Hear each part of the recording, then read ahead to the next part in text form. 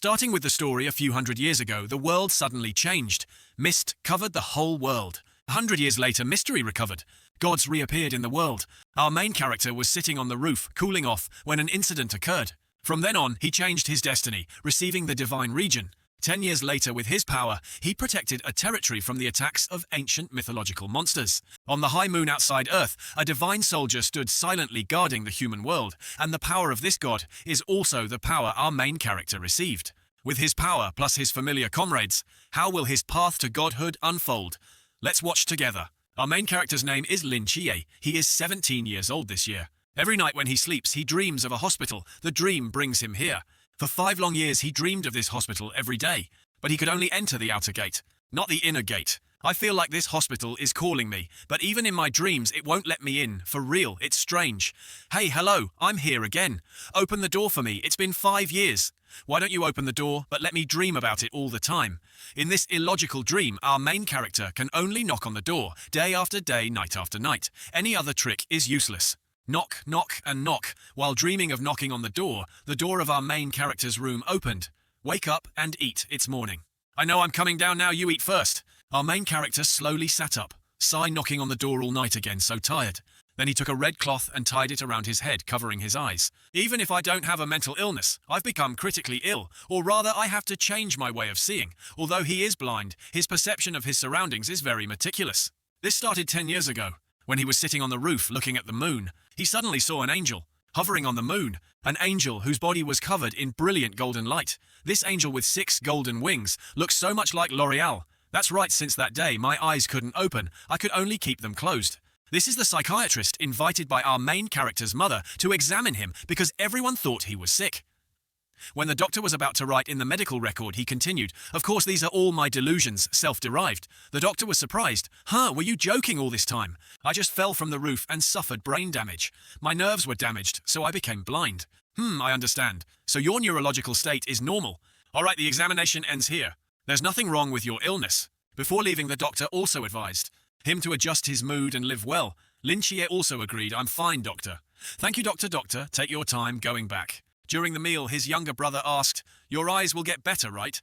He blurted out that he could see a little, just couldn't look at overly bright light. "Damn it, I misspoke. My eyes are not good at all. I still can't open my eyes. Not even a little." That night he tried to open his eyes, but they didn't move at all. But I wasn't bluffing either. Even with my eyes closed, I can see everything around me. At first the distance was only a few centimeters, but over time, the range I can perceive has become farther and clearer, now reaching 10 meters. If a person can only see 10 meters around, then that person is seriously ill, but for me, these 10 meters are everything meaningful. As he spoke, he looked up at the moon. "Are you looking at me? Sigh, let's go to bed early," and go to the door in my dream to start knocking again. That same night, somewhere in the city, a monster was appearing. A utility pole was instantly cut into 3 pieces by something. 3 people in red were chasing that monster. It wasn't just one, there were quite a few. The woman holding a long spear spoke. "You two surround it from behind." "Hello, Lao Zhao. Where is Lao Zhao?" "And this person is Lao Zhao. I've received the order. The 3 markers have been placed." Then with a cigarette in his mouth and his hands forming seals, a strange aura emanated from his hands. What he was about to perform was called a forbidden coup. He placed 3 fingers on 3 points on the ground. A red circle of power light emanated around his body, slowly expanding. "Open for me?" In the city, 3 pillars of light appeared, shining straight into the sky. Those 3 pillars of light spread out and formed a barrier. This was the power of his forbidden coup. Those monsters wanted to escape, but were trapped inside by this forbidden coup, unable to get out. The group in red finally caught up. "Don't look anymore. You can't get out of this formation." Xiaoqing act. Let's begin. Scene changes to the next morning at school. Today, Chie was transferred to this school. The girls couldn't help but be mesmerized by his handsome appearance. Wow, look at him, so handsome. This is the first time our main character has attended high school, but he was mentally prepared early on. "Class, quiet down. Today we have a very special new classmate. I hope everyone can help him. Let's welcome our new classmate." Last semester, classes were formed into small groups. It's very difficult for a new transfer student like me to integrate into the collective. A transfer student with a disability like me will inevitably be ostracized by everyone. That's fine, it's convenient for me to focus on my studies. But things didn't go as he thought. Suddenly, a female student came up and took his hand. "Classmate Chie, let me take you to your seat." Everyone around also came to offer help. Some pulled out his chair. Others offered to carry his school bag very enthusiastically. "Hey, which school did you transfer from?" What happened to your eyes? An accident. Then everyone started introducing themselves. This girl's name is Jiang Qian. She is the class monitor. This long-haired boy's name is Li Yifei. If you go to eat, call me, I'll take you. And the boy sitting below is named Liu Yuan. Jie didn't know why everyone was so nice to him. Not at all like what he had imagined before coming here. The female class monitor spoke up. The teacher told us. Before she could finish, Li Yifei interrupted her. Your aunt came here. That day she stood at the classroom door giving us candy, asking us to take care of you a bit. This Chia kid is cold on the outside but warm on the inside. He's very energetic. Chia now understood what was going on, but the class monitor inexplicably looked at Yifei with that kind of gaze. Then the class began, and he sat attentively listening to the teacher lecture. 100 years ago, there were over 200 countries on Earth, divided into 7 continents and 4 oceans. Suddenly, one day, a mysterious fog appeared at the South Pole. That mysterious poisonous fog spread at an astonishing speed, covering everything in just 1 day and 1 night. It seemed to cover the entire globe. That fog was beyond human understanding. Where the fog-covered people couldn't get out, nor did they know if there were still living people outside. Scene changes to the battle of those mysterious people in red. They were facing several hideous monsters. But those monsters could all be killed easily. Those people in red were very strong. Everyone, don't let a single one escape. Yes, Commander, these people are collectively called Night Watchers. We just need to guard and block this waterway, and they'll have no way to run. As soon as she finished speaking, the girl swung her spear towards those demons. Just one move sent 3 demons flying several meters dead. These are too weak. No matter how many there are, they're no match. As she spoke, she turned her back. This guy's name is Wen Xiaomo. He saw something appear behind her. Hong Ying, behind you. Behind Hong Ying, a demon as tall as a building stood towering. What weren't they all? Before she could finish her sentence, it pierced her stomach with its sharp claws. A flick sent Hong Ying flying far away, critically injured. This made Hong Ying's 2 teammates very worried. Hong Ying, sis, are you okay? Over here, Hong Ying lay dying in a pool of her own blood. She called to report to others. A serious mistake occurred in the operation. The person on the other end, knowing she was injured, shouted, Hong Ying, answer quickly. Hong Ying, answer now. That afternoon, Chie was walking home from school with his classmates. Hey, the perverted killer, is that real or fake? Of course it's real. I heard some friends talking about it. Several people have died in the old city district. Hey, what's wrong with you boys? All you know is how to scare people. Passing by this sewer section, Chie smelled something, a dead body. Meanwhile, his friends were still excitedly discussing the story of the perverted killer. Chie stopped at this moment. Hey guys, the long-haired guy also smelled it. Do you guys smell something rotten nearby? Now that you mention it, I noticed it too. It seems there's a strange smell in here. Let's go in and check it out. Wait for me to turn on the light inside. There was a monster with glaring red eyes eating something. Liu Yuan then turned on his phone's flashlight and pointed it forward. It was the corpse of a girl hovering in the air. They were so scared they wanted to cry. Help save her. She's being... It was a monster with a head like a turtle's, gnawing on the girl's corpse. Seeing someone approach, it threw the girl's corpse to the side. Then it rushed straight towards them, intending to attack and eliminate the witnesses. What are you standing there for? Run, or you'll die. Why are you rooted to the spot? At this moment, hearing Yifei's shout, they snapped back to reality and fled. Chie, however, still stood there, not knowing which way to run. Only then did he sense its position and turned to flee, because his perception range was still very short. The class monitor turned her head back at this moment and was yelled at directly by Chie. Don't turn back. It rushed straight at them. Its claws looked very similar to the one that had critically injured Hong Ying, the girl in red, from before. The terrified class monitor threw her bag to block it. Chie ducked his head. The bag hit it squarely in the face with a thud. The class monitor was just a little bit away from getting out of this sewer, just a tiny bit more. Suddenly, another monster appeared, lunging and snatching her with a chomp. Another one, Chie braked sharply. Behind monster number 1, another was also rushing over. It swiped its claws horizontally very quickly, but thanks to the system, he managed to dodge it. Now I can only risk my life against it. Chie used his stick to slash across its shoulder, then another slash across its body. Suddenly he was sneak attacked by the other one and injured in the back. He tumbled a distance, his blindfold also came off. Damn it, my leg. Classmate Jiang Qian was being devoured by that ravenous monster right in front of him. While the other one was eating, this one went straight to Chie. Suddenly, another one also appeared above his head. Glaring red eyes lunged straight down at him, as if wanting to eat him alive. Why me? So many years injured, blind, treated like a lunatic. I'm so unlucky I've endured it all. It wasn't easy to finally show my face, and when I was about to start a new life, I encountered you ugly monsters. I will not fail, unyielding spirit. The resentment that had been building up inside him for so long suddenly erupted. A flash of energy streaked across the sky. The god protecting Earth from the cosmos sensed the outburst, the appearance of a divine coup. The next one will be the descendant of the god. The blindfold plus a few drops of blood dripped down. His eyes blazed with the power of the divine coup. An orb of erupting power surrounded his body, the winding as if to tear everything apart. Chie roared as if wanting to vent this anger onto the surrounding air. A pillar of light reaching the heavens illuminated an entire city area. At this very moment somewhere else, this person was a teammate of the injured Hong Ying. Hong Ying, how are you guys? The monster sweep operation failed. We were ambushed by several Gui Mian Wang ghost-faced kings. Hong Ying is seriously injured.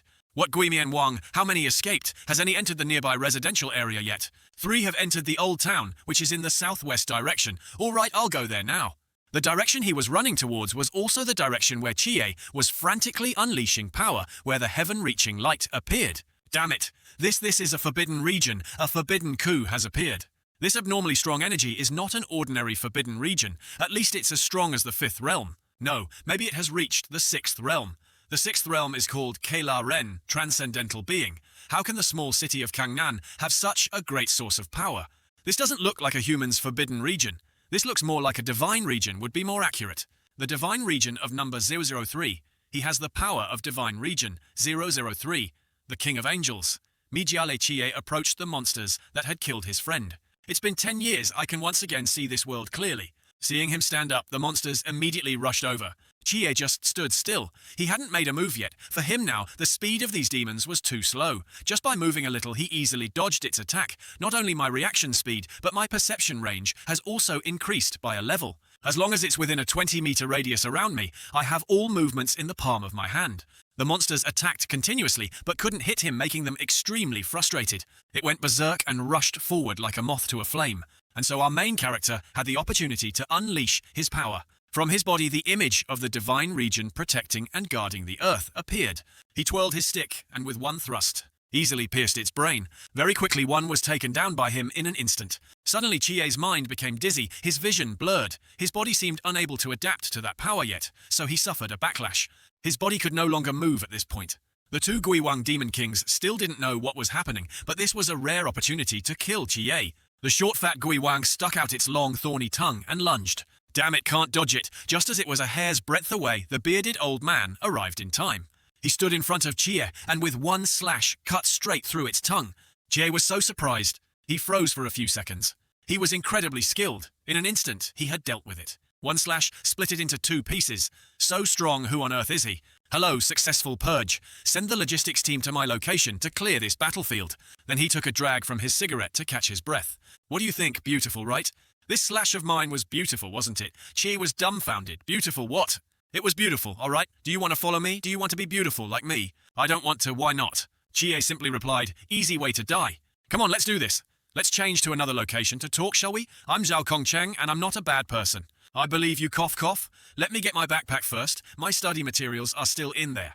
All right, go quickly. Strange, even using all my strength, I couldn't catch this little devil. Chie went to get his backpack and then went straight home instead of meeting him. Brother, why are you home so late today? Nothing, have you finished your homework? Finished it early. After talking, Chie went upstairs. Did nothing really happen to you, brother? Chie just gently waved his hand, signaling nothing, and went into his room. It's nothing. You smelled it too, right? He seems to have the smell of blood on him. Chie entered his room and immediately lay down, thinking about what had happened. That uncle from before was not an ordinary person. Behind him there must be some large organization related to the dark side of the world that no one knows about. I also want to know what's happening, but some secrets once known, there's no way to escape. I don't want to be a hero. I just want to protect my small family. After thinking about all sorts of things, he fell asleep without realizing it. Then he came to the door of that hospital in his dream again. Here again, when awake I fight monsters. When asleep I have to go knock on doors. My fate is so hard. This time, as usual, he knocked on the door, but this time something was very different. Suddenly lightning appeared in the sky, surprising him. Not right, this lightning couldn't be. He pushed the door with both hands, and yet this time the door opened easily. Finally opened it after 5 years of continuous knocking. This dream hospital is called the Divine Illusion Mental Hospital. Chie then entered. It's been 5 years, I can finally go in. This scene, it seems exactly like the mental hospital I was in before. He continued to go inside.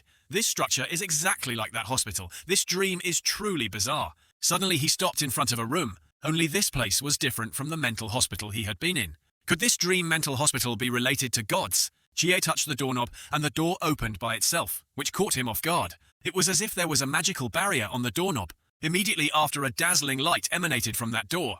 Something inside made our main character freeze instantly. A girl wearing a black dress with a hair clip like a crown. She thought the girl looked very imposing, old. She was only looking in a fixed direction at a space below, not paying any attention to the appearance of our main character. Hello, my name is Lin Chie. May I ask who you are? Suddenly the system displayed a notification. That girl is patient Nit. The system task given to him is to help this patient with treatment at the mental hospital. Current treatment, progress is set at 1%, 50%, 100%. Then one can freely draw a portion of Nit's power. Current progress is 0%. Could this girl be the goddess of the Dark Night Nyx from Greek mythology?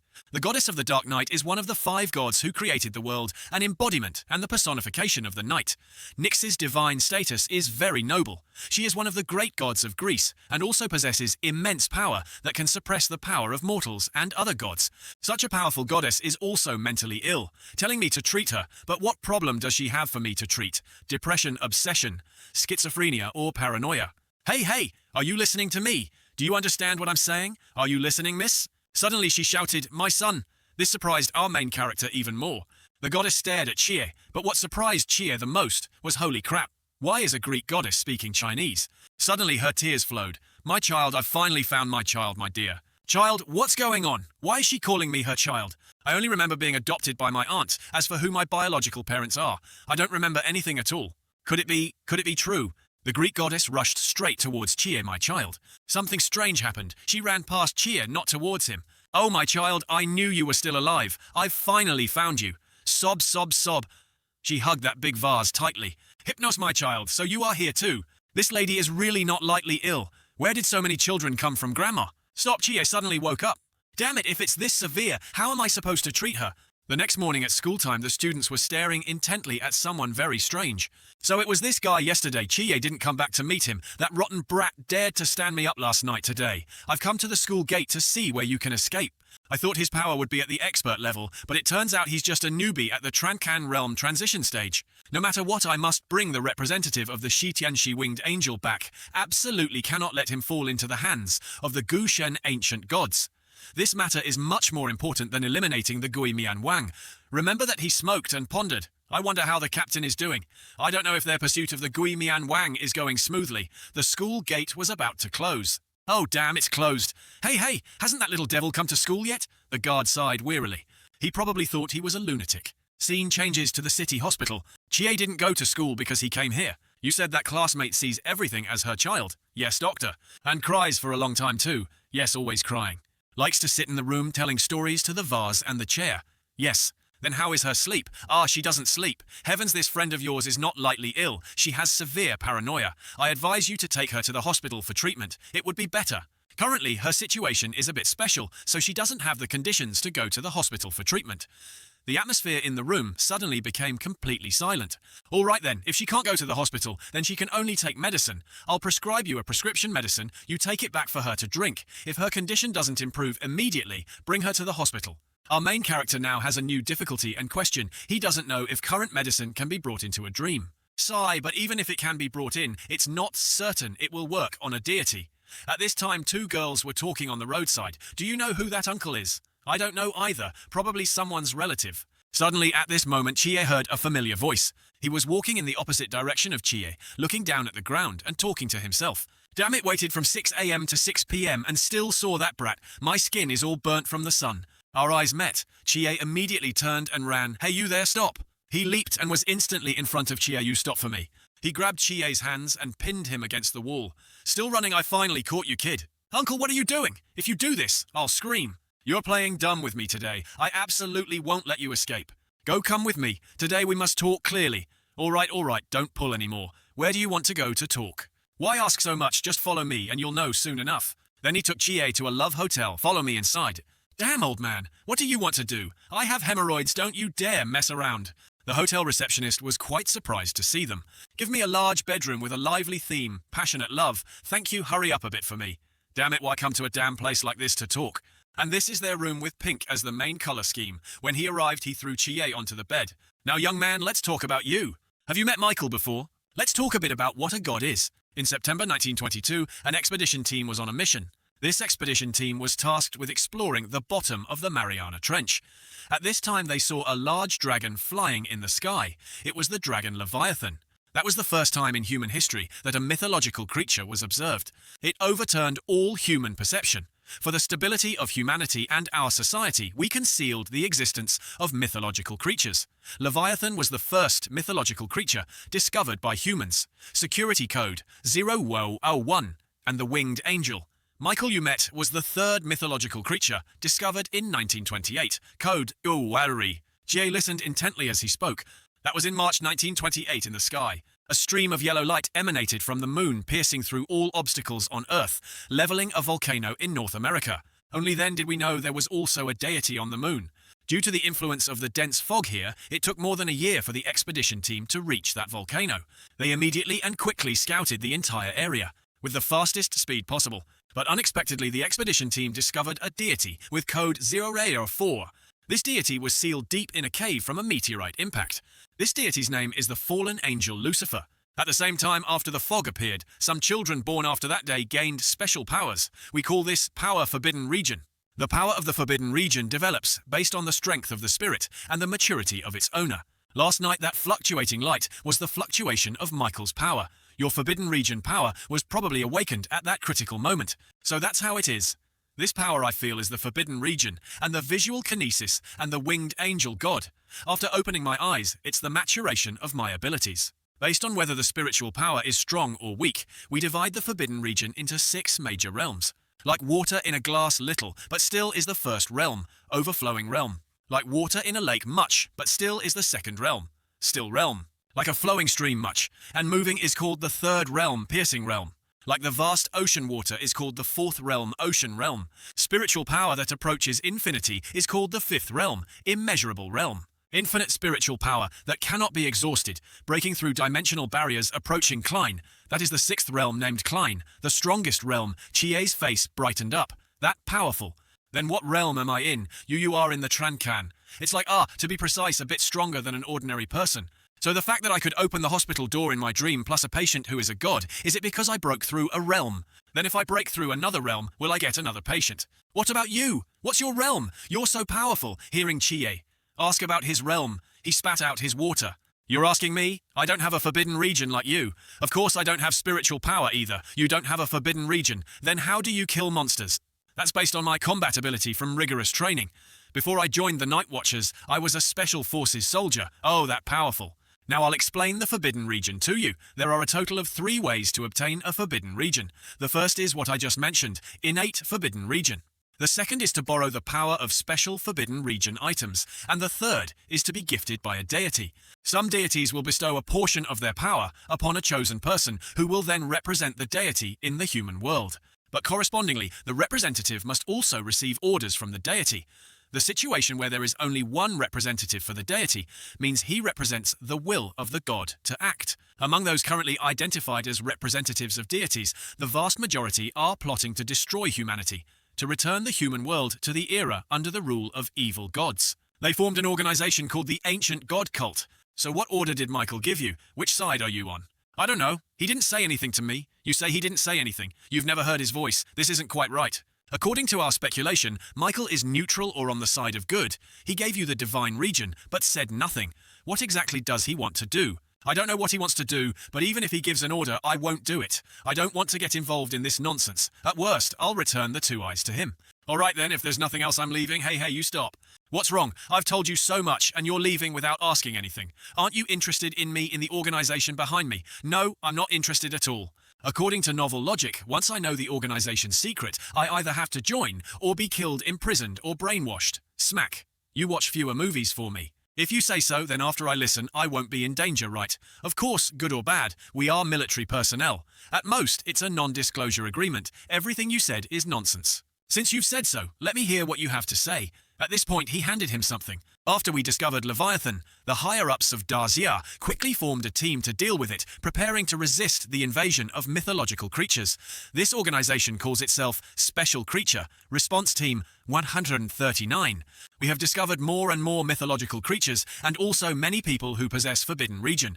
We have also tried to contact the deities among them, training special combat talents. As of now, those people are called Night Watchers. As a soldier, what we must do is protect Dajia from the encroachment of deities and monsters. The existence of us, Night Watchers, is to protect the safety of the people. An organization both noble and elegant, isn't it very suitable for young people protecting this country? So you should come join us. Very noble, very elegant. I respect everyone very much, really, but I can't join. Why can't you? Because I still have an aunt and a cousin. My aunt worked day and night at the factory for a useless person like me for 10 years straight. Her body is about to break down. She is a very resilient person. It's clear she's in so much pain. She's crying, but she never complains. I sit opposite her and she thinks I can't see. She lives too carefully and is too tired. My cousin is very smart and well behaved.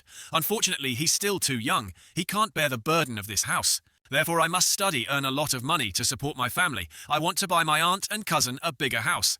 I don't want my aunt to toil hard at the factory anymore. It's been 10 years. For 10 years they haven't abandoned a blind cripple like me. Now that my eyes can finally see again, how can I abandon them? Right now, I just want to be by their side, protect my family. Hearing Chie's words, he just chuckled. Then you go. I thought you were too simple. Thank you for telling me these things. I will sign the non-disclosure agreement. Back home. This world is so complicated with both gods and monsters. Chatted with that uncle all day and now I have to go for treatment at night. Chia then discovered something on the table. On this piece, Jiao Kongcheng was written the name of that uncle. Is this his? When night falls, standing before thousands brandishing a sword, blood stains the sky. Such a powerful saying is this, the teaching of the Night Watchers. Scene changes to the dream hospital. Not here either. Alright, let's start the treatment. Chie wore a full doctor's outfit. Even though I've been to the mental hospital and read Greek myths, why are there still no clues? According to ancient mythology, Nyx is indeed one of the most powerful gods in Greek mythology.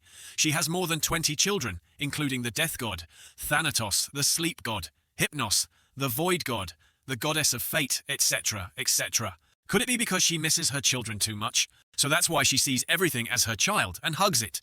What exactly happened to her child? What made Nyx so agitated? She was still sitting there talking to herself. He loved to find trouble since he was little. When he comes back, I'll definitely teach him a good lesson. But it's been 3,000 years and he still hasn't returned.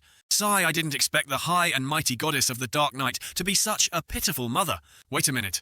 I know how to treat her now. Nyx's longing has become an illness. She imagines everything around her is her child. If that's the case, go along with this delusion of hers. This way I might be able to discover her inner self. Chie sat down and hugged her. Mother, I'm back. Hearing Chie, she dropped the vase and hugged him tightly. Welcome back, my child. Sob, sob, sob. System notification, mission progress has reached 3%. Finally some progress. She now treats Chie like her own child. Here, son, drink this. Reached 3% of reward conditions. Receive a random ability from Nyx. Of course, receive it. Start the system, then displayed a skill board with a needle spinning around. Worthy of being the goddess of the dark night. The name of the ability she has sounds very powerful. Supernatural procreation.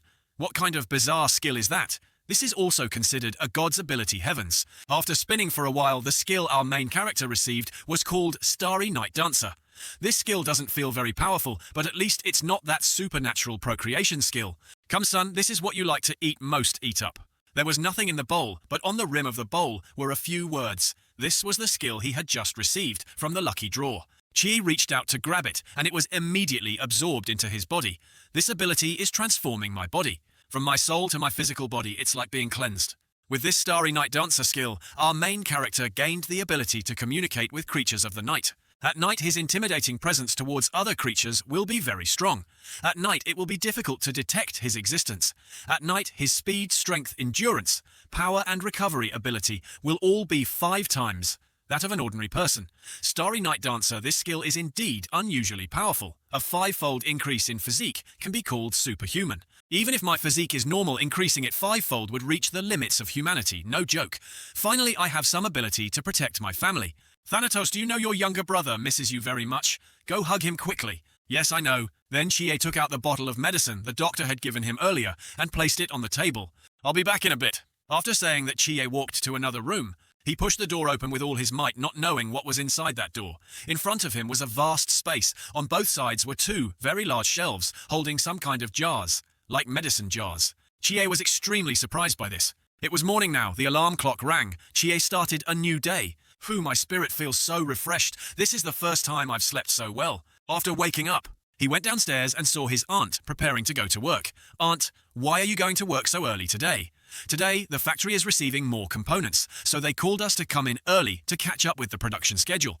I'm going to work first. You and your cousin have breakfast. Chie looked at his aunt with a light that dazzled him. Remember not to be late for school. At this moment, Chie called out to his aunt and she turned back. What is it, son? I can see now. Hearing Chie say, he could see his aunt couldn't hold back her tears. Then she ran and hugged him tightly happily.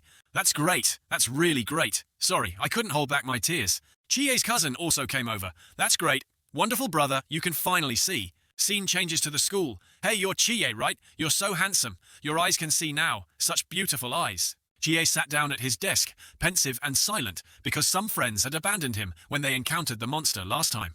His classmates Li Yifei and Liu Yuan were sad after what had happened. Hey Chie, it's amazing, how did you get better? Actually, my eyes had recovered quite a bit before. Yesterday I just went to the hospital for a checkup and was cured. At this time the other two came to see Chie. They were Li Yifei and Liu Yuan. I'm sorry, classmate Chie. At that time I was really too scared. I didn't think much and just ran away. I left you and Jiang Qian there harming you both. Alright, no need to say anymore. Saving oneself in danger is common in this world. If it were me, I might have run even faster than you two. Really, Chi, you really don't blame us. That's right. Have you met those people yet? Did you also sign the contract? Signed it last night. They came to my door and scared me. Li Yifei then spoke up. Actually, I want to join them. You want to join them? Yes, being an ordinary person is not interesting at all. Joining a large and powerful mysterious organization, fighting potential rivals in humanity, isn't this the dream of many men? Yifei, you're thinking too perfectly. You might die on your first mission, and even your parents wouldn't know how you died. You can only silently leave the world if you die. No one will know after saying that Chie skillfully went home. The sky outside was also about to rain.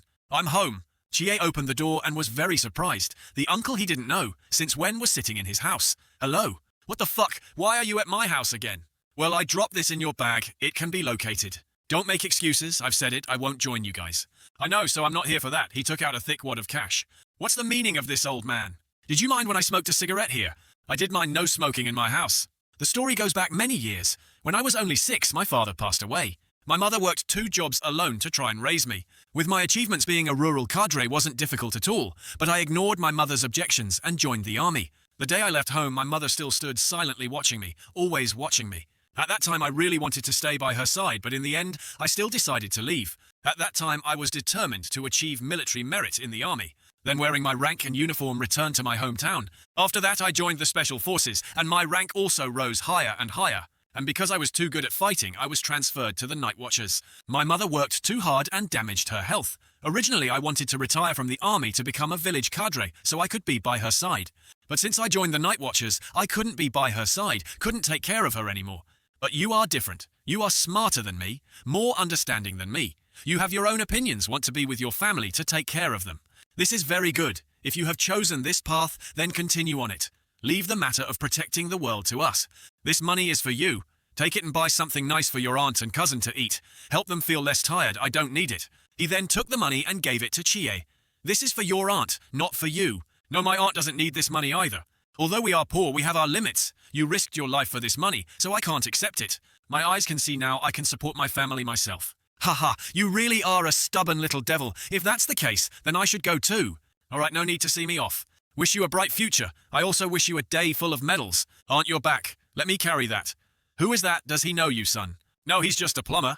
Then he went to a coffee shop under a corner of a house and sat quietly. When night falls, standing before thousands brandishing a sword, blood stains the sky. Suddenly a phone call came in. Zhao Kongcheng, where are you? It's an emergency. What? What happened? The phone call surprised him. The surroundings became tense upon hearing the urgent news. Guimian Wang, has the Guimian Wang come here? Yes, we found traces of the Guimian Wang's blood here. On his hand was fresh red blood. The incident must have just happened. From the remaining traces it shows, his main target is the old district or the city center. Hearing this, he immediately rushed out, running hastily, as it was raining heavily. I'm also in the old district. How should we arrange things now? Currently, Hong Ying has brought people to your location. You guys just evacuate the residents in the old district. Leave everything here to me. The faster, the better. He ran under the heavy rain without any cover. Everyone around looked at him. He still held his phone. Hong Ying, isn't she injured, Captain? It's raining very heavily outside. The more residents go out, the more crowded it gets. The population in the city center is very large. We can't evacuate them. Just then, a soldier came to report. Captain, the company has arrived at the central district. From above, two figures in black appeared aiming at some target. Once the Gui Wang appears in the city center, the consequences will be dire. Beside him, there was a man with a sniper rifle carrying many weapons.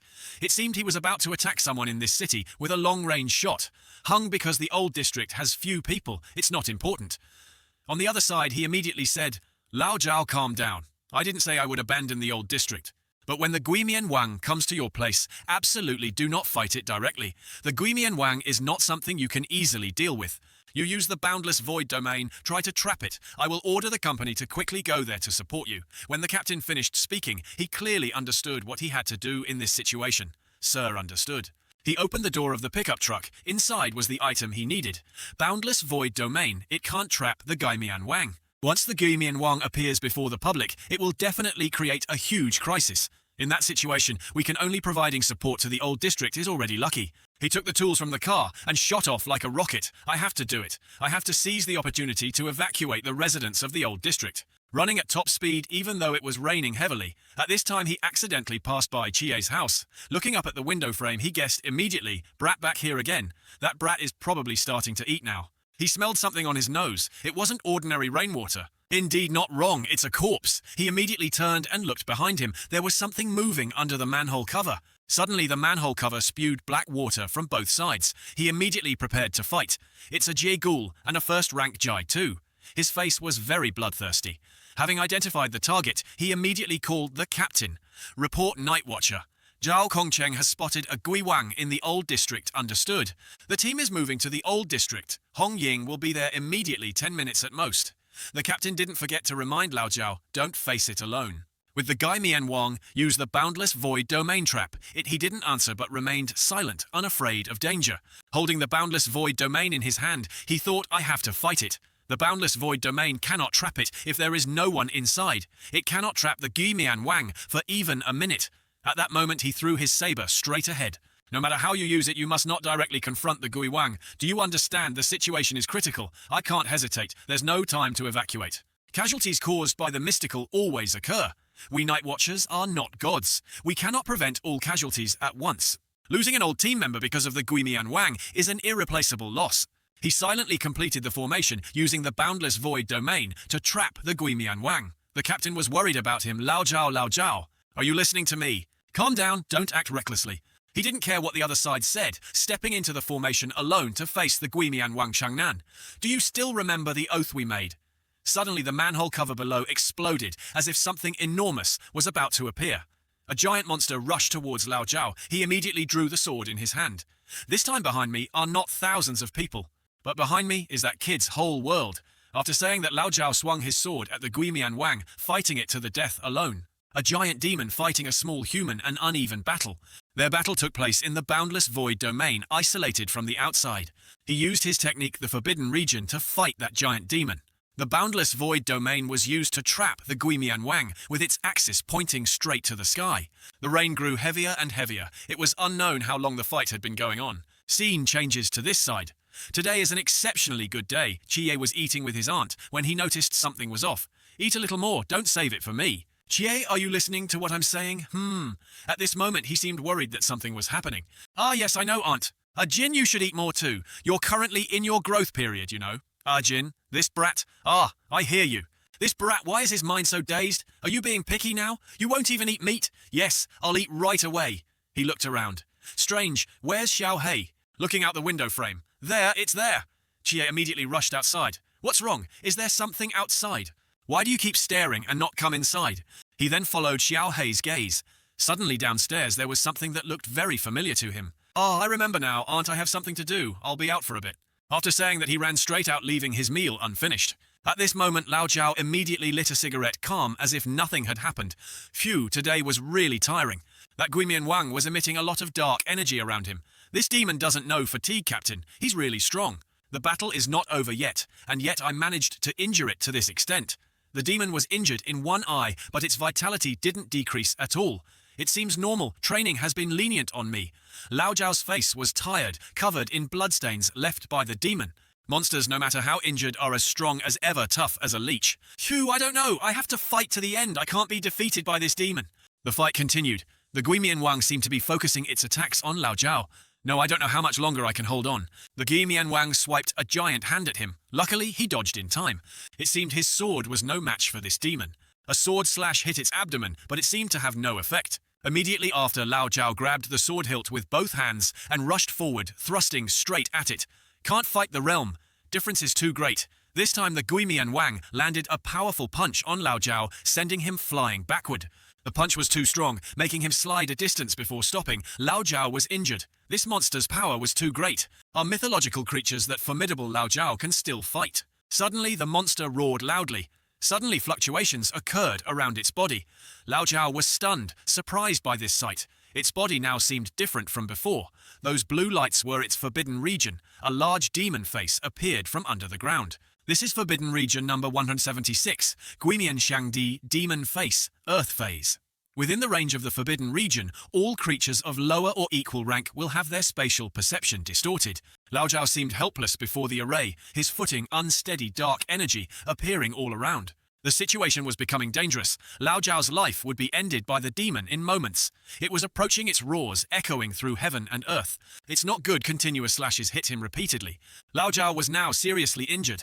Damn it, if this continues, I'm sure to die. I have to think of a new way. Blood gushed from his hand. Though painful, it didn't make him back down or submit to that ferocious demon. Lao Jiao was now completely within its Forbidden Region zone. His spatial perception began to distort. I must calm down. Now is the most opportune moment for it to attack me. But which direction will it attack from? While Lao Jiao was focusing his six senses to judge that Gui Wang had appeared behind him with sharp iron claws. Saw it just as the Gai Wang attacked. He suddenly turned and swung his sword. Clang Lao Jiao blocked its attack. The Gui Wang's power pushed him back hundreds of kilometers. Fun, right? Surprised. Your Forbidden Region is really perverted. Normally I might have died at your hands, Sukana, for you. It's raining today. You can deceive me. But you can't deceive the rain. Just as he finished speaking, Lao Jiao suddenly slashed its navel. It's not like I'm slashing with human strength if I had a Forbidden Region. As he spoke, Lao Jiao spun around, concentrating all his strength into this one sword strike. Damn you, you'd probably have died 800 times already. Lao Jiao's sword strike cut deep into its shoulder. It seemed the sword was stuck, thwack.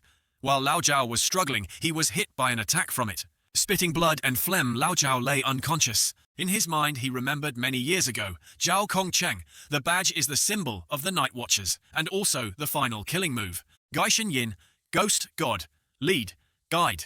The badge can cause all life to dissipate in exchange for a moment of spiritual power, increased to its limit. Even without a Forbidden Region, it can awaken your Forbidden Region in the final moment. Unless it's a desperate moment, do not use it. After the dream, Lao Jiao woke up at this very moment, right? It's now suddenly a voice came from behind Cheng Kong. Jiao Kong Cheng, I know you're inside. Open the door and let me in. Outside the Forbidden Region zone, Chie tried to call Jiao Kongcheng's name. As he spoke, he knocked loudly on the wall of the Forbidden Region zone. He immediately replied to Chie, It's late, not at home, eating dinner. What are you doing running here? Scram for me. Are you managing me? I know you're fighting the Gi Mian Wang inside. Let me in, I can fight it with you. Damn it, you rotten scoundrel. You fight, you dried up monkey. This isn't a Gai Mian Ren ghost-faced person. This thing is 2 ranks above you. What can a high school brat like you fight? Besides, aren't you brat very afraid of death? Now you bring your life here. Go scram home and eat dinner. Just as he finished speaking, the Gai Mian Wang rushed over, with its long claws attacking Lao Jiao. The Gai Wang's body emitted very terrifying dark energy. I've sworn. With Jiao Kong Cheng here, this thing can't touch a single hair on your family. Although I don't want to die. I can't owe someone else's favor. You want to be a hero. I don't agree. Chie used all his strength trying to push himself inside. Thump, thump. He kicked the vortex with his foot, but it was no use. If you want to eat, you have to wait until I kill the Gai Mian Wang. We'll eat together. He resolutely refused to let Chie in. He tried to hold out alone against the ferocious Gai Wang. Don't waste your effort anymore, cough cough. Even the boundless void domain which you can't break. What's the difference between coming in here and offering your life to the Gai Mian Wang? There's only one possibility for you to come in here. Wait for me to die. Hearing this, Chie was angry. His heart wanted even more to go inside to help him. He continuously punching hard at the Forbidden Region zone. But all his efforts seemed to be fruitless. Chie bit his lip, hard tears mixing with the rain. Seeing no more movement outside, Lao Jiao thought he had left. That's right, obediently, go home and eat dinner. Leave the rest to us, Night Watchers. After saying that, he took out his Night Watcher badge. From within the badge, a sharp needle emerged. He stabbed it straight into his neck, gritting his teeth, enduring the pain. It was like some kind of drug. Do you know how long I've waited for this day? As soon as the drug was injected, his eyes blazed. His strength increased rapidly. There was a round mark on his neck. It was the mark from where he had just stabbed himself with the needle. So surprising, I didn't expect that drug to temporarily give him a forbidden region. With the power radiating out, the demon seemed very frightened. With his new strength, he took out a dazzling red dragon-slaying saber. The battle continued. The demon still fought with all its might. Wherever his dragon-slaying saber slashed, sparks flew. Clang, clang. A slash across the demon's leg, severing it in two. The thud. The Guimian Wang collapsed to the ground, its face contorting in pain. Ha, cough, cough, cough. Ha ha ha ha ha ha. See that I Zhao Kongcheng knew I was a genius. At this moment, the Guimian Wang had lost some vitality. Then suddenly, he created a magic circle with dazzling red lights surrounding it. He rushed to attack the demon, concentrating all his strength into the sword, causing the heavens and earth to shake, lightning flashing like high voltage. Shards pierced straight into the demon's body, causing it pain, its face screaming in fear. Lao Chao had lost a lot of strength, so his body was gradually exhausting. I can't give up, even if there's only one last chance.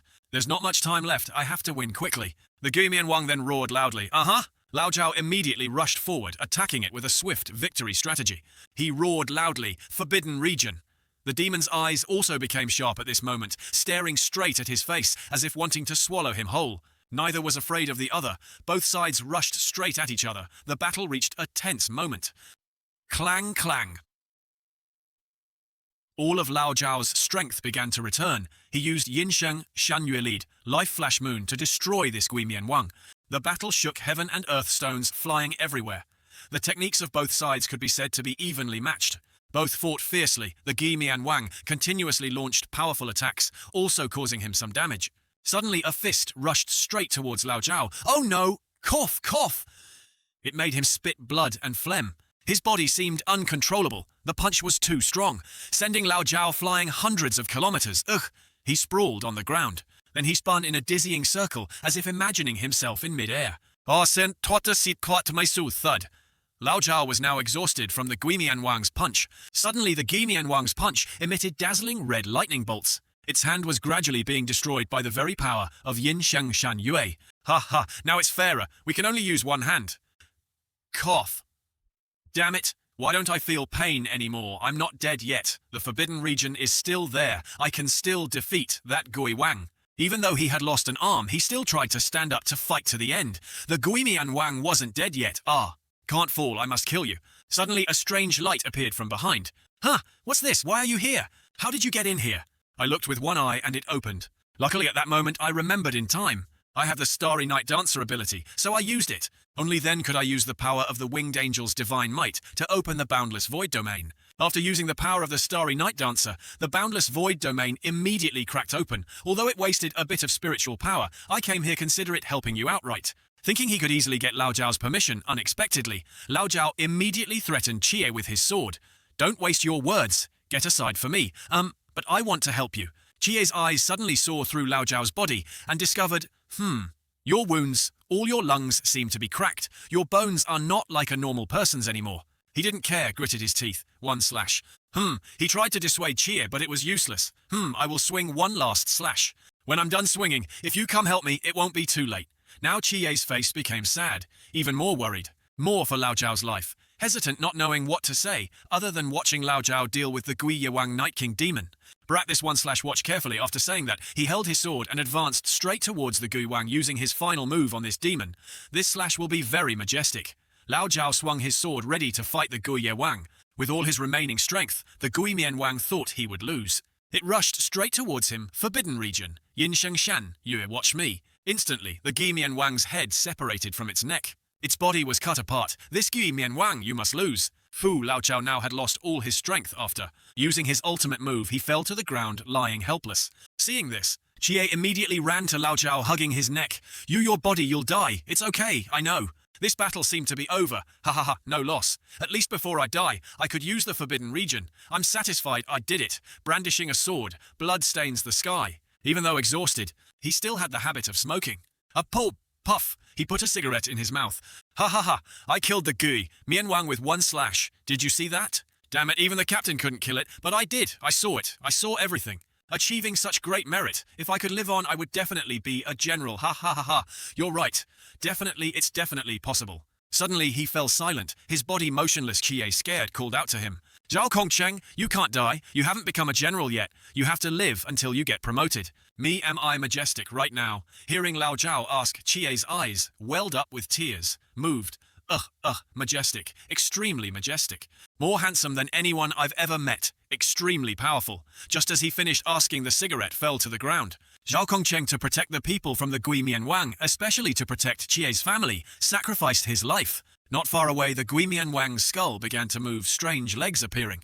A spider spirit emerged from the skull. On its back were sharp teeth, like the mouth of a demon. Chie now blamed Lao Zhao. You were wrong, Death. I'm not scared at all. I remember back then, I was just a blind person. Would a child locked in a mental hospital be afraid of death? I tried many ways to end my own life in the darkness, but light time and time again pulled me back. The ones who brought light to me were my family. Someone like me, what I fear most is owing someone else's favor. You saved my world. Now what can I do for you in return? How can I repay you? Behind Chie, the monster from before suddenly revived. Its body was headless, and one arm had tentacles like an octopus. Seeing something unusual, Chie immediately picked up Lao Zhao's sword. He turned around and looked at the monster with sharp eyes. Before he could prepare, the monster attacked. Swish, swish. Chie used Starry Night Dancer, one of the techniques from his forbidden region, dodging skillfully. Then he counterattacked with a lightning-fast blow. This is the true form of Yu Gui Mian. The sword stabbed straight into its true form, but it seemed ineffective. This was due to the realm difference. One slash couldn't kill it. If one slash can't kill you, then what about 10 slashes or 100 slashes? As Chie spoke, he stabbed it continuously like a sewing machine. That Gui Mian Wang monster then shrieked piercingly several times, and then it shattered. Chie now manifested angel wings. I'll slash you until your soul scatters, that's all. Thrust. A stab straight into its core, blood gushed out. A small human with forbidden region power, not awakened for long. Despite the realm difference, his hatred gave him the strength to destroy it. At this moment, the Gui Mian Wang's body exploded into pieces. The large explosion threw Chie down. Its body was reduced to a skeleton, no flesh left. The sword was still embedded in its body. Its skeleton looked as if it were made of iron and steel. Chie used his strength to pull the sword out of its body. Chie's physical and spiritual strength were now at their limit, too dangerous. If he hadn't risked his life fighting it before, I definitely wouldn't have been able to defeat this Gui Wang. In this life, I'm only ashamed before 3 people: my aunt, who struggled for 10 years for me, and my cousin, who was implicated by me for 10 years. The last person is him, the one who saved our entire family. If you saved my world in return, your world, I will protect it for 10 years. At this time, Lao Zhao's reinforcements also arrived. Everyone found them. The 3 of them seemed to freeze when they saw Lao Zhao's lifeless body. They couldn't believe their eyes. At this moment, Chie shouted loudly, I am Lin. Chie, seeing off. General Zhao Kongcheng triumphant return. His shout echoed through the neighborhood amidst the rain. The rain grew heavier, making the sadness even sadder. Back to Chie's family meal. Mom, eat quickly. Tell me, where did your brother run off to before finishing his meal and still hasn't returned? It's not like something happened, right? Mom, don't worry. Cousin will be fine. He's probably grown up now, so he has his own private matters. Oh right, Chie's aunt smiled cheerfully. Time flies so fast, he's really grown up. Scene changes to the next morning. Are you the person Lao Zhao was looking for? The representative of the winged angel Lin Chie? Yes, that's me. I've already told you very clearly, Zhao Kongcheng opened the boundless void domain. He fought the Gui Mian Wang to the death alone. As a result, he perished with it. When I arrived, everything was over, so you are. This person's name is Wu Changnan, stationed in Shangnan City, deputy captain of Night Watcher Squad 136. Then let me ask you, how did you enter the boundless void domain? Chie confidently replied, I just closed one eye and it opened. This young man then spoke up as if something very important. Can you describe how Zhao Kongcheng killed the Gui Mian Wang? He swung a saber, creating a silver crescent, and beheaded the Gui Mian Wang. You said a silver crescent. The captain then stood up. That's Yin Sheng Shan Yue. Lo Chao used Gi Shengin to activate his own forbidden region. Yin Sheng Shan Yue code 083. That's a high-danger forbidden region. I didn't expect Uncle Zhao to hit it. When he awakened the forbidden region, even he himself couldn't believe it, right? He absolutely looked very majestic when slashing with his forbidden region. Speaking of this, everyone became sad, unable to hold back their tears. That's right, don't just stand there dazed. Let me introduce a bit. I am Wu Changnan, deputy captain of Squad 136, stationed in Shangnan City. The person in black standing behind me is Captain Chen Muye. Night Watcher Squad 136, Vanguard Assault Hong Ying. Night Watcher Squad 136, support 2nd Echelon Wen Simo. and I am in charge of combat and military medicine, Si Xiaonan. I am Leng Xuan, my mission is fire support. Alright, one more issue, the invincible fire mark on the Gui Mian Wang's corpse. Suddenly a voice interrupted Zhao Kongcheng's. Matter is over, Chie. Now let's talk about your matter. Why do you want to join the Night Watchers? I want to repay Zhao Kongcheng's favor. I made an agreement with him. I will join the Night Watchers for 10 years. After 10 years, I will leave. You should remember the Night Watchers is not a place for volunteers. Once you join, you have no right to leave the team. So you say you want to leave. Well, we'll have to see if you have that ability. Alright, if I can't leave here after 10 years, that will be my problem, okay? Ha ha ha, so that's how it is. If that's the case, I will submit your application. Training starts in a month. The Night Watchers is a paramilitary organization. Before officially joining, everyone must participate in 1 year of training. That 1 year is to learn how to fight, use guns tactics, including Forbidden Region and some other skills.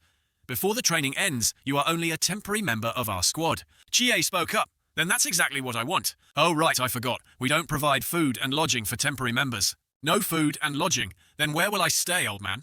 It's okay, you can come to my house. My house is also very big. Chie, rest assured, if you're already a member of our squad, I'll definitely protect you. Ha ha ha, thank you, Hong Ying. Hong Ying, don't bully the new recruit. Come on, I'll take you out to sea. Hong Ying was fuming at this. What are you doing? After walking a bit, he spoke up. Chie, I have something, but I don't know if I should tell you. Can I live with you at Hong Ying's house? I've wanted to go there for a long time. Thought it was something big, I didn't expect it to be this. Ha ha ha, just kidding, don't panic, don't panic. If you have any questions, just ask me. Kidding, I saw that he absolutely wasn't joking just now. His eyes even showed a heart, but to reiterate a bit, why are there only 6 people here? You're sharp, you found the problem so quickly. Before I came here I thought the Night Watch organization was a big one. The restricted military zone has planes and tanks. The Night Watch doesn't have an army. What you're talking about is centralized military management. It has a fatal weakness, which is very poor mobility. For example, today, a mythical creature appeared in Thuongnam City. After confirmation that place will send intelligence to the base, then they have to request new instructions before they can send people to Thuongnam City to investigate. It takes at least 2 days to investigate. Moreover, during these 2 days, many people will definitely die. You're not wrong. So the best solution is to have a Night Watch team in every city. When traces of mythical creatures appear in the city, the team there will investigate and resolve it themselves. Furthermore, our squad 136 is stationed in Thuongnam City, so everyone's work is clearly divided. Each person has their own task. That's right, from combat support to commanding the local bureau. Everyone has their specialty and the ability to coordinate with each other. This is the most ideal formation for each team. If there's an emergency, a special support squad will be summoned immediately, except for the squads stationed in the city. There's also a special support squad. When a squad can't handle something, they'll come to support. But there's one more thing above the Night Watch. There are 5 human elites. Human elites. What's that? These 5 human elites are 1 sword, 1 rider, 1 father-son, 1 void, 1 honored. The next day, Chie held a piece of paper with Hong Ying's address and set off. It seems this is the place. I didn't expect her to be a rich woman. At this moment, Chie remembered what she had said before, that her house was quite large. The words quite large echoed in Chie's mind. Arriving, Chie rang the doorbell and the door automatically opened. He stepped inside. This place couldn't just be called quite large. Hearing the doorbell, Hong Ying in her pajamas rushed downstairs. Come here, come here. Hong Ying immediately grabbed Chie's hand and pulled him inside. Why are you so late? Chie was bewildered, not knowing what was happening. Hong Ying hurriedly led Chie in without hesitation. About this, the house wasn't cleaned today, so it's a bit messy, don't mind it. Follow me. I'll find you a pair of slippers to change into Chi. You put on the slippers. Hong Ying brought. The 2 pairs were identical. My, the size is just right. At that moment, someone called out from the hallway, Sister Hong Ying. Her name is Tu Xiao Nan, nicknamed the Night Watcher. Is Chie here? He turned to look at her. Yes, are you here too? After saying that, Hong Ying pulled Chie upstairs. Xiaonan isn't used to the dormitory, so she usually lives at my house. Come, I'll take you to see the room. Chie's awkward expression showed he didn't dare to take a step. He kept turning to look at Hong Ying. So where are your uncle and aunt? My living here won't bother them, will it? It's okay, they've gone to join the exploration team. Don't worry, Hong Ying then suddenly recalled memories from 5 years ago. They had disappeared in the fog. She forced herself to recover her face, sad, as she remembered the past. Chie understood and sympathized with her at this moment. We've arrived at your room. She opened the door for Chie. This is the room where you'll stay. I've already tidied it up. Your towel and toothbrush are blue. Remember not to take the wrong ones. Chie stepped inside. The room was bigger than he had imagined. I know. Hong Ying instructed Chie. Oh, and if you want to enter my and Xiaonan's room, remember to knock first, then you can enter. Her face turned fierce, her fists clenched. If I find out you have any bad intentions, you're dead with me. Hong Ying then flexed her muscular biceps. Don't forget I'm the vanguard of the squad. My gun here has no eyes. Chi Ye stood frozen, not knowing how to answer. Just stammering, no sister Hong Ying. I just wanted to ask, do you have paper and a pen? She answered blankly. So what do you want paper and pen for? In another development, two people suddenly came to Chi Ye's house, as if for some business. They held a notebook in their hands and arrived at Chi Ye's gate. They rang the doorbell ding-dong. At this time his aunt opened the door, thinking Chi Ye had returned. Xiao Qi, you're back. She then realized it wasn't him, but two strangers. Hello, may I ask if you are Lin Chi Ye's guardian, Miss Wang Fang? She was surprised by the appearance of the two people. Who are you? Why are you here? We are the Thuongnam City military here specifically to inform you. That is the person in charge of new recruits enlisting. What enlist are you mistaken? She invited them into the house to discuss the matter. In her hand was a letter requesting Chi Ye's enlistment. An enlist. How can this be? Why enlist all of a sudden? I've never heard him mention it before. She was shocked by this news. Ma'am, no, he has mentioned it before. He mentioned it before. Next to Miss Wang Fang at this time was Xiao Zi. The boy exclaimed. Yes, he told me privately. His biggest dream is to enlist. It's just that his eyesight wasn't good, so he temporarily gave up his dream. The boy knew this news beforehand, so he wasn't very surprised. Miss Wang Fang was surprised, moved to tears and stammered. But this is too sudden. This Xiaozi, his eyes just recovered. Why the rush? What if something happens? At this time, she remembered being in the operating room, feeling that Chi Ye's eyes would be healed. Rest assured, we've checked Chi Ye's eyes. There will be no problem. She still felt worried and sighed. This Xiaozi didn't even tell me a word. After speaking, he handed over an envelope. Inside was Chi Ye's enlistment allowance. Please accept it, Auntie. She was surprised by the large sum of money. This is too much. Don't worry, Auntie. There's a new policy recently. The benefits for military personnel are substantial, and Lin Chi Ye's allowance in the Special Forces is also a bit more. When she heard their explanation, she wasn't very curious anymore. Even more worried for Chi Ye's Special Forces, won't he be in danger? She grabbed his hand and asked a series of questions, making him uncomfortable having to answer so many questions continuously. So where is he stationed? Is it nearby? Is it cold? Is it safe? Is it comfortable? How long has he been gone? Can he make phone calls? He was sweating profusely as his aunt kept asking, Auntie, yes, everything is possible. Please let go of my hand. First, Auntie. After informing the family, the two left Chi Ye's house. Phew, I'm dead tired. More tired than accepting a mission. At this time, Chi Ye was also waiting downstairs. Auntie is good at believing she also accepted the money. It seems this was a plan devised by Chi Ye himself. So his aunt wouldn't worry. Chi Ye seemed more at ease now, so that's good. His friend turned away, also wondering, but that's your 1 year's salary. Chi Ye froze, paying little attention to his friend's words. You gave it all to them. What will you do? What about living expenses? Don't worry, I've saved a little enough for the whole year, hey. Hearing that his friend comforted him, if there's nothing unusual, you can go to the department office for meals. Chi Ye was surprised. Aren't meals not included? After saying that, the two turned and left. Chi Ye, indeed, meals are not included, but you can cook your own meals. Suddenly, Chi Ye immediately thought about what he needed to do. Suddenly, a strong gust of wind blew past Chi Ye, causing leaves to fly everywhere. It turned out to be a supercar speeding past. Suddenly, there was a phone call. Ring. Hello, Auntie, it's me. This boy going to be a soldier on his own and didn't even tell me beforehand. You want to go? I won't stop you. Chi Ye also felt guilty towards his aunt for not saying a word. I'm sorry, Auntie, it's my fault. Scene changed to the hospital in the dream. At this time, the goddess Hak Da was sitting alone on a swing in the courtyard. Suddenly someone came and she turned to see who it was. A young man in white appeared. It turns out to be the doctor bringing me medicine. It's you, have you come to visit me, my son? She was happy to have a visitor. He smiled and handed over the medicine bottle in his hand. Yes, it's time to take your medicine. Then he took out 2 pills and gave them to the goddess. After you finish taking the medicine, I'll take you home, mother. After saying that, she took the medicine and put it in her mouth. Her face was happy, without any hesitation. After giving the queen the medicine, he sat on the swing next to hers, sighing, his face sad, alas. She turned to look at Chi Ye, holding a teacup, intending to ask something. Son, do you have something on your mind? He looked bewildered, seemingly unwilling to answer.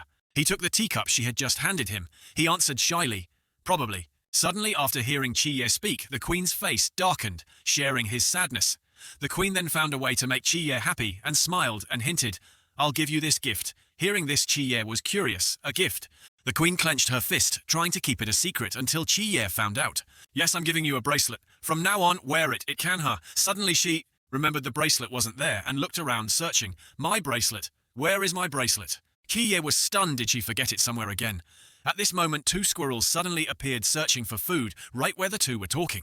The queen suddenly remembered where she had left it. Ah, I remember now. The queen then remembered her bracelet had been taken by someone else. Kiye was surprised and thought to himself, could someone have come here? Kiye shouted, who took it? He then took out a Greek mythology book from his bag to search for the secret behind the queen's lost bracelet. Which god took it? While he was searching, the queen was holding a porcelain vase. Remembering the old story, it wasn't a god. That girl was just like you. Kiye was even more surprised that it wasn't some god but a human. He turned around looking annoyed at the speaker. Did someone come here before? Suddenly the two squirrels heard a loud noise and also turned to look at them. They were happily eating chestnuts. Kiye was curious who that person was that could take the queen's bracelet. He recalled his memories in the mental hospital. Could it be that I'm not the sole master of this place? It seems the story is gradually unfolding. Kiye isn't the only one who knows this place. There's a second person who also knows. It's a woman similar to Kiye. Could someone have existed here 5 years ago? He was restless and turned to ask the queen to quickly find out who that person was. Do you remember what she looked like? She then recalled a dream memory. A 12 or 13-year-old girl with long hair, very beautiful. The queen pointed, signaling to Kiye that there was a strange design on the other side. It was still the two squirrels, but now only one macadamia nut remained. They were fighting over food. Neither was willing to yield to the other. Kiye was tense at this moment, constantly asking the queen, and she calmly answered Kiye's questions one by one. It seemed her memory had improved. The girl wanted to compete in creation with me. If I won, she would return you to me, and if I lost, I had to give her the bracelet. After hearing this, Kiye was puzzled. He wondered how a little girl could defeat the goddess Tinda, who created the world. Do you remember her name? While the two were talking, the two squirrels were fighting over food. Finally, one got it, and the two were about to bite each other. The queen spoke while recalling that the girl's name seemed to be Kai. After hearing that, he immediately returned to the hospital to find traces of that girl. Kiye searched everywhere. He searched from drawers to cabinets, rummaged through papers, searching desperately. If a little girl had ever been here, she would definitely have left a trace. He thought for a moment, turned to the desk. Where could it be? He fumbled around, searching everywhere, looked under the table, and suddenly found a piece of paper lying there. Indeed, this is it. He took the paper from the table, read what was inside. Hey, why is this handwriting so squiggly? He slowly read each word in the letter, addressed to someone. I don't know who you are, but I know you are the true master of this place. By the time you see this letter, a few years might have passed. Don't criticize my bad handwriting. Anyway, I'm still younger than you. Also, I took a few things from your patient's place. Wait until I find them. Then the girl signed her name. Kiye continued to search in the dark room where he was alone, searching to see if there were any traces left by the little girl. Indeed, this mental hospital still hides many secrets that I don't know. He walked in the room and suddenly his feet stepped on something, making a thud sound. It turned out that under this cloth was a basement. Surely there will be many interesting things inside. Kiye then slowly descended the stairs, step by step. It was pitch black around him. Thud, thud. Stepping down into the large basement, Kiye was surprised to see a prison cell in front of him. He slowly walked deeper inside. He observed each cell. None of the rooms contained anyone. Is no one here? He slowly advanced towards a large basement he had never known. It was just an abandoned prison cell. Suddenly he discovered something unusual about another room. He observed, approached, and stared intently ahead. This was approaching. He realized he had seen this face somewhere before. Indeed, it was the Demon Face King locked in an iron cage, a monster I had once killed.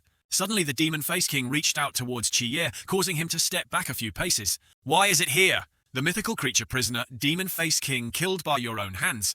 You have the right to decide its soul and fate. Option 1. Directly eliminate its soul, making it disappear from the world completely.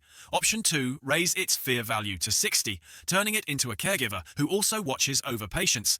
It can be your protector at a certain level. Its current fear value is 1.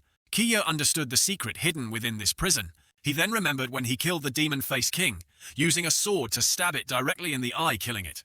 Come on, he understood that in this mental hospital, besides the 6 sick deities, there was also the ability to possess souls. With his power, any mythical creature he killed would be imprisoned here and could even become a protector for the hospital.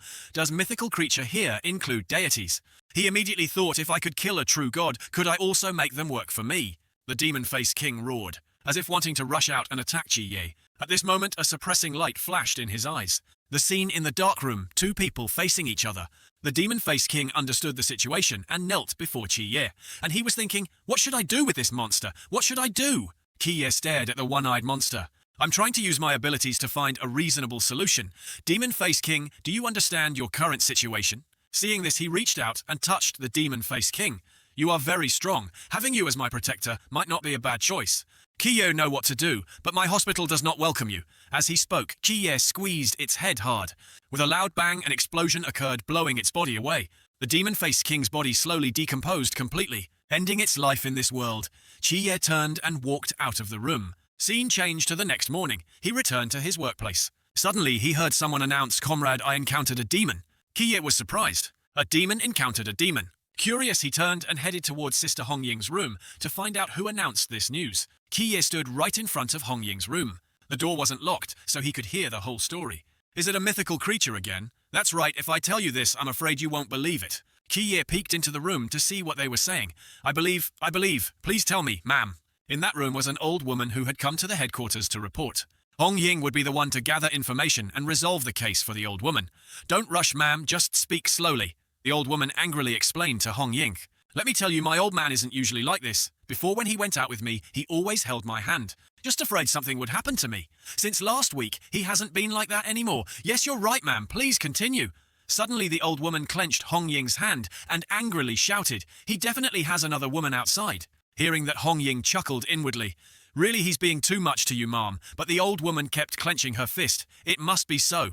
I'm sure Chiye stood frozen, listening to the old woman's story, finding it both funny and not knowing how to handle it. Suddenly, the old woman turned, stood up and approached, taking the young man's hand. Giggling. Hey, can you walk me to the gate? Hong Ying saw this and assured her. All right, rest assured, ma'am, we will definitely handle this matter. He walked the old woman out, waving goodbye to her. Walk slowly, ma'am. The old woman also turned her head to say goodbye. I'm leaving now. Curious, Chiye stepped into the room and asked Hong Ying, what's this situation? Huh, so you don't know. This is our daily work. Just then, he also returned to the room. Hi, hello, Chiye. You're new, so you don't know. In Thuongnam City, truly mysterious cases only happen 5 or 6 times a year. So normally we help people investigate small matters. We can find things to do and also earn extra income. Isn't that better? If we're lucky, we might find traces of the mysterious. That would be great. Chiye was stunned by his joyful expression as he proudly recounted what he was doing, including investigating extramarital affairs of old folks. Hey, Hong Ying patted Chiye's shoulder. It's nothing, just a common thing. It's a common thing, all right? Hong Ying then forgot that the captain had called him to the martial arts training ground to meet him. Chiye's eyes showed surprise. Why would he call me? I know. He left the room, slowly walking down the hallway. He opened the door. In front of him was the captain, sitting cross-legged, meditating. His face looked fierce, his expression cold, his eyes sharp. You're here. Chiye seemed afraid of something when he met him. Yes, I'm here. As he spoke, he suddenly threw a sword to Chiye. He caught it, not knowing what he meant. He still had a cold expression. Your saber uniform and badge will be issued after training. Use this saber for now. Chiye observed the sword and saw the name Zhao Kong Chung inscribed. So this is Lao Zhao's saber. He slowly stood up and said, Are you the one he chose? You will keep his saber. There's still over a month until training time. During this period, I'll teach you a few things to avoid losing face during training. At this moment, Chiye pondered what he had said. After speaking, he approached the 2 swords. He picked up a sword and said, From now on, you'll practice saber with me in the morning. In the afternoon, you'll learn forbidden techniques with Wen Chi Mo, and in the evening, you'll learn guns with Leng Xuanqi. Ye was bewildered by the captain's arrangements. After saying that, he told Chiye to come over. Let's begin. His face looked at Chiye as if at an enemy he wanted to fight. Surprised by the order, Chiye said, Captain, this is a real saber. Chiye's eyes flashed and he began to fight his captain. His hand gripped the sword tightly, but there was still some hesitation. It's okay. It's all the same. I have to fight. His eyes flashed and a fire burned within him. No more hesitation. Chiye drew his sword. Then, I'm coming. Chiye rushed forward like a rocket, facing Chiye, but he didn't budge. Boom. Suddenly things flew everywhere. Chiye suddenly lay on the ground, seemingly having missed him. Suddenly he approached and pointed directly at Chiye's face. A fierce captain, his eyes blazing, ordered Chiye to stand up again. After the fall, he still tried to get up, gritting his teeth. I'll go again. He continued to fight, but seemed to be constantly defeated by the captain. Again, accidentally, his friend passed by the room and heard sounds of pain. Chiye's continuous falls echoed from the room. And so he stood up and fell, stood up and the captain struck again, and so on. Continuously, Chiye clenched his fists, thump. Dissatisfied with this fight, his friend took Chiye to the infirmary to bandage his wounds. Chiye's body was covered in scratches. The continuous falls made him dizzy and still not fully conscious. Are you okay? It seems your talent is still good. His friend sighed. That year, the first time I fought the captain, I was beaten and bedridden for a day and a night. At that time his friend remembered and still felt the pain. The captain's saber was too fast, too strong, too dangerous. Moreover, it was clearly training. I still remember the captain's very fierce face. He continuously attacked. I couldn't defend at all. Kiye also remembered the fight just now. The captain struck very hard. The sword flashed with a brilliant light. The strike was very deadly. He used the sword to attack continuously. I couldn't withstand it at all. Luckily the fight ended early, otherwise Kiye now had a pained expression. Both arms were bandaged. He wondered why he, the captain, had struck so heavily, without any mercy at all. His friend then told Kiye that currently the only one who could fight the captain was Hong Ying. Kiye then asked, even Zhao Kongcheng can't. Zhao Kongcheng He and the captain fight reluctantly, evenly matched, oh worthy of his reputation. His friend then joked with Kiye, patting his shoulder with a thwack. Don't worry, you're only lightly injured. Sleep a night, and you'll be able to fight again in the morning. After speaking, his friend took out a notebook from his pocket. Holding it, he turned to Kiye and said, if you're done practicing, let's talk a bit about forbidden techniques. So what level of the mortal god realm have you reached now? Kiye stood up, raised his hand to the sky. With me as the center within a 20-meter radius, I can sense everything. Hearing this, he was stunned and surprised by Kiye's ability. Oh, so that's how it is. Just then, Hong Ying arrived. Her face was cold, her eyes not looking at Kiye. He stared blankly at Hong Ying, but she didn't seem to care much. At this moment, both their eyes were glued to Hong Ying's attractive buttocks. They were silent for a moment. Then their four eyes met, as if there was something between them. Kiye uttered two words, white. That friend gave a thumbs up in agreement with that statement. Then they shook hands, happy that they shared the same opinion. The friend holding the notebook continued the conversation. Next, I'll tell you a bit more clearly about the list of forbidden techniques. Kiye also listened seriously as his friend explained. The friend coughed. Ahem, that list of forbidden techniques is... It's the classification of the danger of humanity's forbidden techniques. The smaller the number, the higher the danger level. Forbidden technique number. Techniques numbered 600 and above are called harmless forbidden techniques. The effect of these techniques is very small. At most, they can only kill insects. Techniques numbered from 400 to 509 are called low-risk forbidden techniques. This type has damaging power, but isn't dangerous. Proficient use will have wondrous effects. Techniques numbered from 200 to 399 are called medium-high-risk forbidden techniques. They can pose a risk to humanity and have the ability to fight. The mysterious techniques numbered from 90 to 199 are called high-risk forbidden techniques. They have strong combat power. Owners of such techniques are 1 in 10,000. The captain is like that. Kiye listened attentively as his friend thoroughly explained all the numbers related to forbidden techniques. The remaining techniques, numbered 89 and below, are called super-risk forbidden techniques. Not only do they possess immense destructive power, but they also have transcendent special abilities. This type of forbidden technique surpasses human capabilities. Just a small mistake can destroy an entire city. Suddenly, Kiye remembered the fight between Zhao Kongcheng and the demon-faced king. The friend holding the book suddenly remembered Zhao Kongcheng. He felt regret for him. If Zhao Kongcheng could have awakened forbidden technique number 83, life-guiding flash moon, he would have become a general long ago. At this moment, hearing his friend speak, Kiye began to think. His friend flipped through the notebook, searching for Kiye's ability section. Then his friend turned to look at Kiye. And your forbidden technique is number 003, Mortal God Realm. Kiye thought Mortal God Realm don't get happy too soon. Number 003 is the forbidden technique of the Seraphim. It's not Lin Chiye's in the hands of a new recruit like you. At most, it's only considered high risk, so my current ability isn't complete yet. Currently, your ability leans towards perception and prediction. Although you can use the divine might of an angel, the true power of divine might is not just this.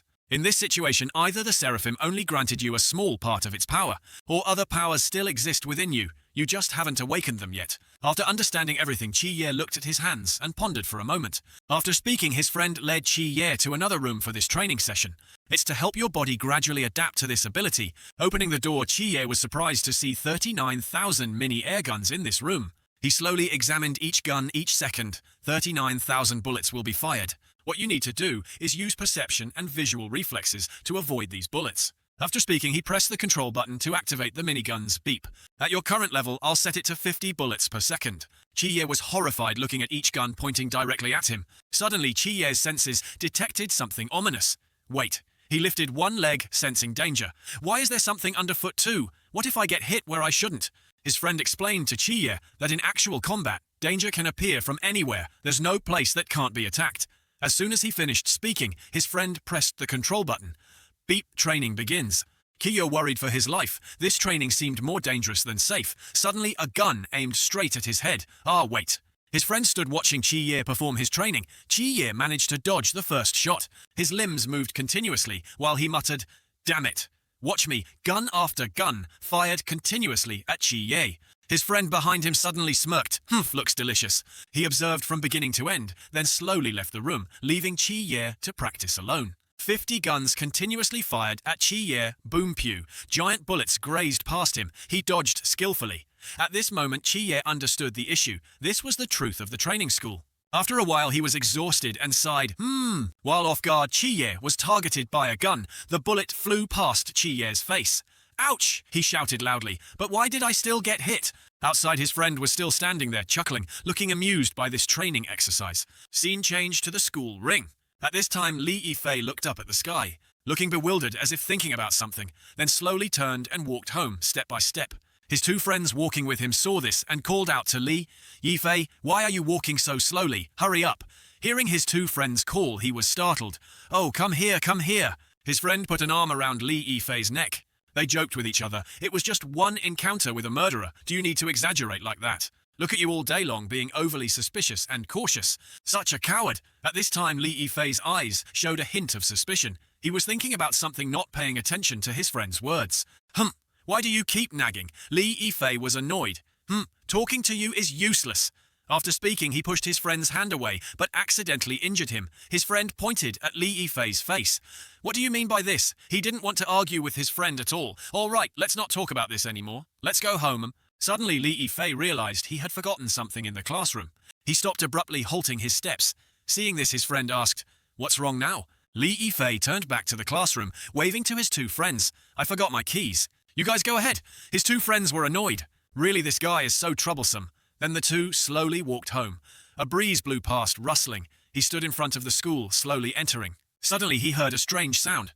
He slowly listened to where the sound was coming from. He approached each room one by one. He opened the door of a room and looked inside to see if there was anything. Looking in, there was nothing but desks and chairs with a poetic twilight scene outside. Then, as Li Yifei was about to leave, there was another strange sound. He detected someone approaching and quickly hid under a table, concealing himself. Then he slowly approached the door and looked out. He saw a man and a woman walking together. He tried to spy on who they were. What were they doing sneaking around together at this hour? After spying for a while, he discovered it was the head teacher and the literature class representative. They were talking intimately, unaware that Li Yifei was nearby. Suddenly, she grabbed the head teacher's hand, acting intimately, staring at the head teacher. "Come here with me." He showed displeasure with her behavior and turned to refuse. Li Yifei spied furtively, but suddenly they approached the room where he was hiding. Why are they entering the classroom? Could it be? He turned to find another hiding spot. They slowly opened the door. They looked around the room, saw no one, and thought it was completely safe. The head teacher then turned to ask her with a displeased face, "What's wrong?" In contrast to the head teacher, she acted friendly, smiling intimately. "Head teacher, actually, I wanted to tell you." While they were talking, Li Yifei was surprised by the truth he heard. He trembled with fear, afraid of being discovered. Liu Xiaoyan actually has feelings for the head teacher. The head teacher is almost 50 and is also a dry person. Does she have such strong tastes? The head teacher showed no signs of being swayed. What exactly is going on? She stared at the head teacher with a pitiful expression. "Actually, I've always wanted..." Liu Xiaoyan stuck out her tongue and licked her lips, as if craving something. Curiosity made Li Yifei peek out, no longer afraid of being discovered. Suddenly, Liu Xiaoyan's eyes turned blue. Suddenly, her head transformed into a snake demon's head. She opened her mouth, revealing sharp teeth, and stuck out her tongue. Now Liu Xiaoyan had transformed her head into a giant snake. "I want to kill you." She grabbed and pulled the head teacher closer to her. He screamed loudly upon witnessing this horrifying scene. Chomp! The snake lunged and bit the head teacher. Blood splattered everywhere. In just a flash, the head teacher became its meal. Truly terrifying in one go, the snake swallowed the head teacher into its belly as if nothing had happened. Yifei was frozen at this moment, his limbs trembling, clenching his fists, not knowing if his life was safe. Gulp, gulp. A human life was now entirely inside this snake demon. Its giant belly could hold many bodies. Afterwards, Liu Xiaoyan returned to her normal state, then turned and left the room. The scene still had bloodstains left behind. It was pitch black now, and the surroundings became even more mysterious. Darkness enveloped this school. Notably, no one was here except Li Yifei. At this time, the street scene at night was very beautiful. Shops had flashing lights on, bustling. People were out strolling the streets. At this moment, Chi-Ye was still practicing. He held a diagram of a gun's parts in his hand. He praised guns as the culmination of human intellect. At each different training location, there would be someone with Chi-Ye to guide his practice. For new soldiers, a gun is essential to save one's own life. Below were all the parts of the gun. Chi-Ye compared them with the diagram to observe, although its effect on high-level mythical creatures is very small. But against low-level creatures, guns are more effective than bladed weapons. Here, show me your talent. As soon as he finished speaking, he held a stopwatch button, ding begin. Chi-Ye then used his intellectual power to continuously assemble the gun parts into a complete firearm. He closed his eyes, squinted, and forced himself to calm down, disassembling each part. Finally, Chi-Ye finished assembling the gun, loaded it. Click, clack. He raised the gun, aiming at a 3-point target with one shot. Boom! The shell casing flew out. Finally, it was completed. On the target, bullet holes were scattered. The blue-haired guy then came to observe Chi-Ye's results. Is this your talent? Missing at this range. Even a blind person has more talent than you. In response to his words, Chi-Ye just smiled lightly and removed the magazine from the gun. I really was blind before. Finishing the shooting practice, Chi-Ye put on his coat and left. This morning he was beaten by the captain and moreover, beaten black and blue. Gun practice isn't tiring, but I really don't have a talent for it. As he was walking, someone called, Chi-Ye, you're here. Chi-Ye turned to see Chen Shu carrying a really big bowl of broth. He invited him to eat. It's like finding a mat when you're sleepy. When you're hungry, someone brings food right to your mouth. How could Chi-Ye refuse during the meal? The deputy captain and Hong Ying fought over a piece of meat. Chen Shu said, Chi-Ye, if it's not to your taste, I'll cook something else for you. The whole squad ate happily. The deputy captain and Hong Ying were now fighting fiercely over the piece of meat, as if they wanted to pounce on each other. Seeing them arguing loudly over the piece of meat, Leng Xuan drew his gun. Seeing this, Chen Shu spoke up. Leng Xuan, next time, don't draw your gun at the dinner table. After that, the atmosphere in the room suddenly quieted down, and the meal continued. In another scene, Chi-Ye had returned to Hong Ying's house to rest. After a clean bath, he lay on the bed sighing. It seemed he was quite tired from this training session. Chi-Ye thought today really was full of all sorts of things. He closed his eyes and dreamed of himself training with the captain. He advised me, don't cling to the saber for dear life, otherwise you fundamentally won't have a chance to turn defeat into victory. Suddenly, Chi-Ye picked up the sword beside him. Looking at the sword, he thought, don't cling to the saber for dear life. Suddenly, he jumped up and slashed, creating a hazy circle. He looked out the window, still holding the sword. A stream of air appeared around him. Chi-Ye's determined fighting eyes lit up. All right, let's try again. The next morning, Chi-Ye continued to the training school. Dark circles appeared under his eyes. It seemed that last night he had trained a bit too hard. It looked like Chi-Ye didn't get a good night's sleep last night. Chi-Ye was now standing in front of the agency. Then suddenly, Hong Ying called Chi-Ye from above.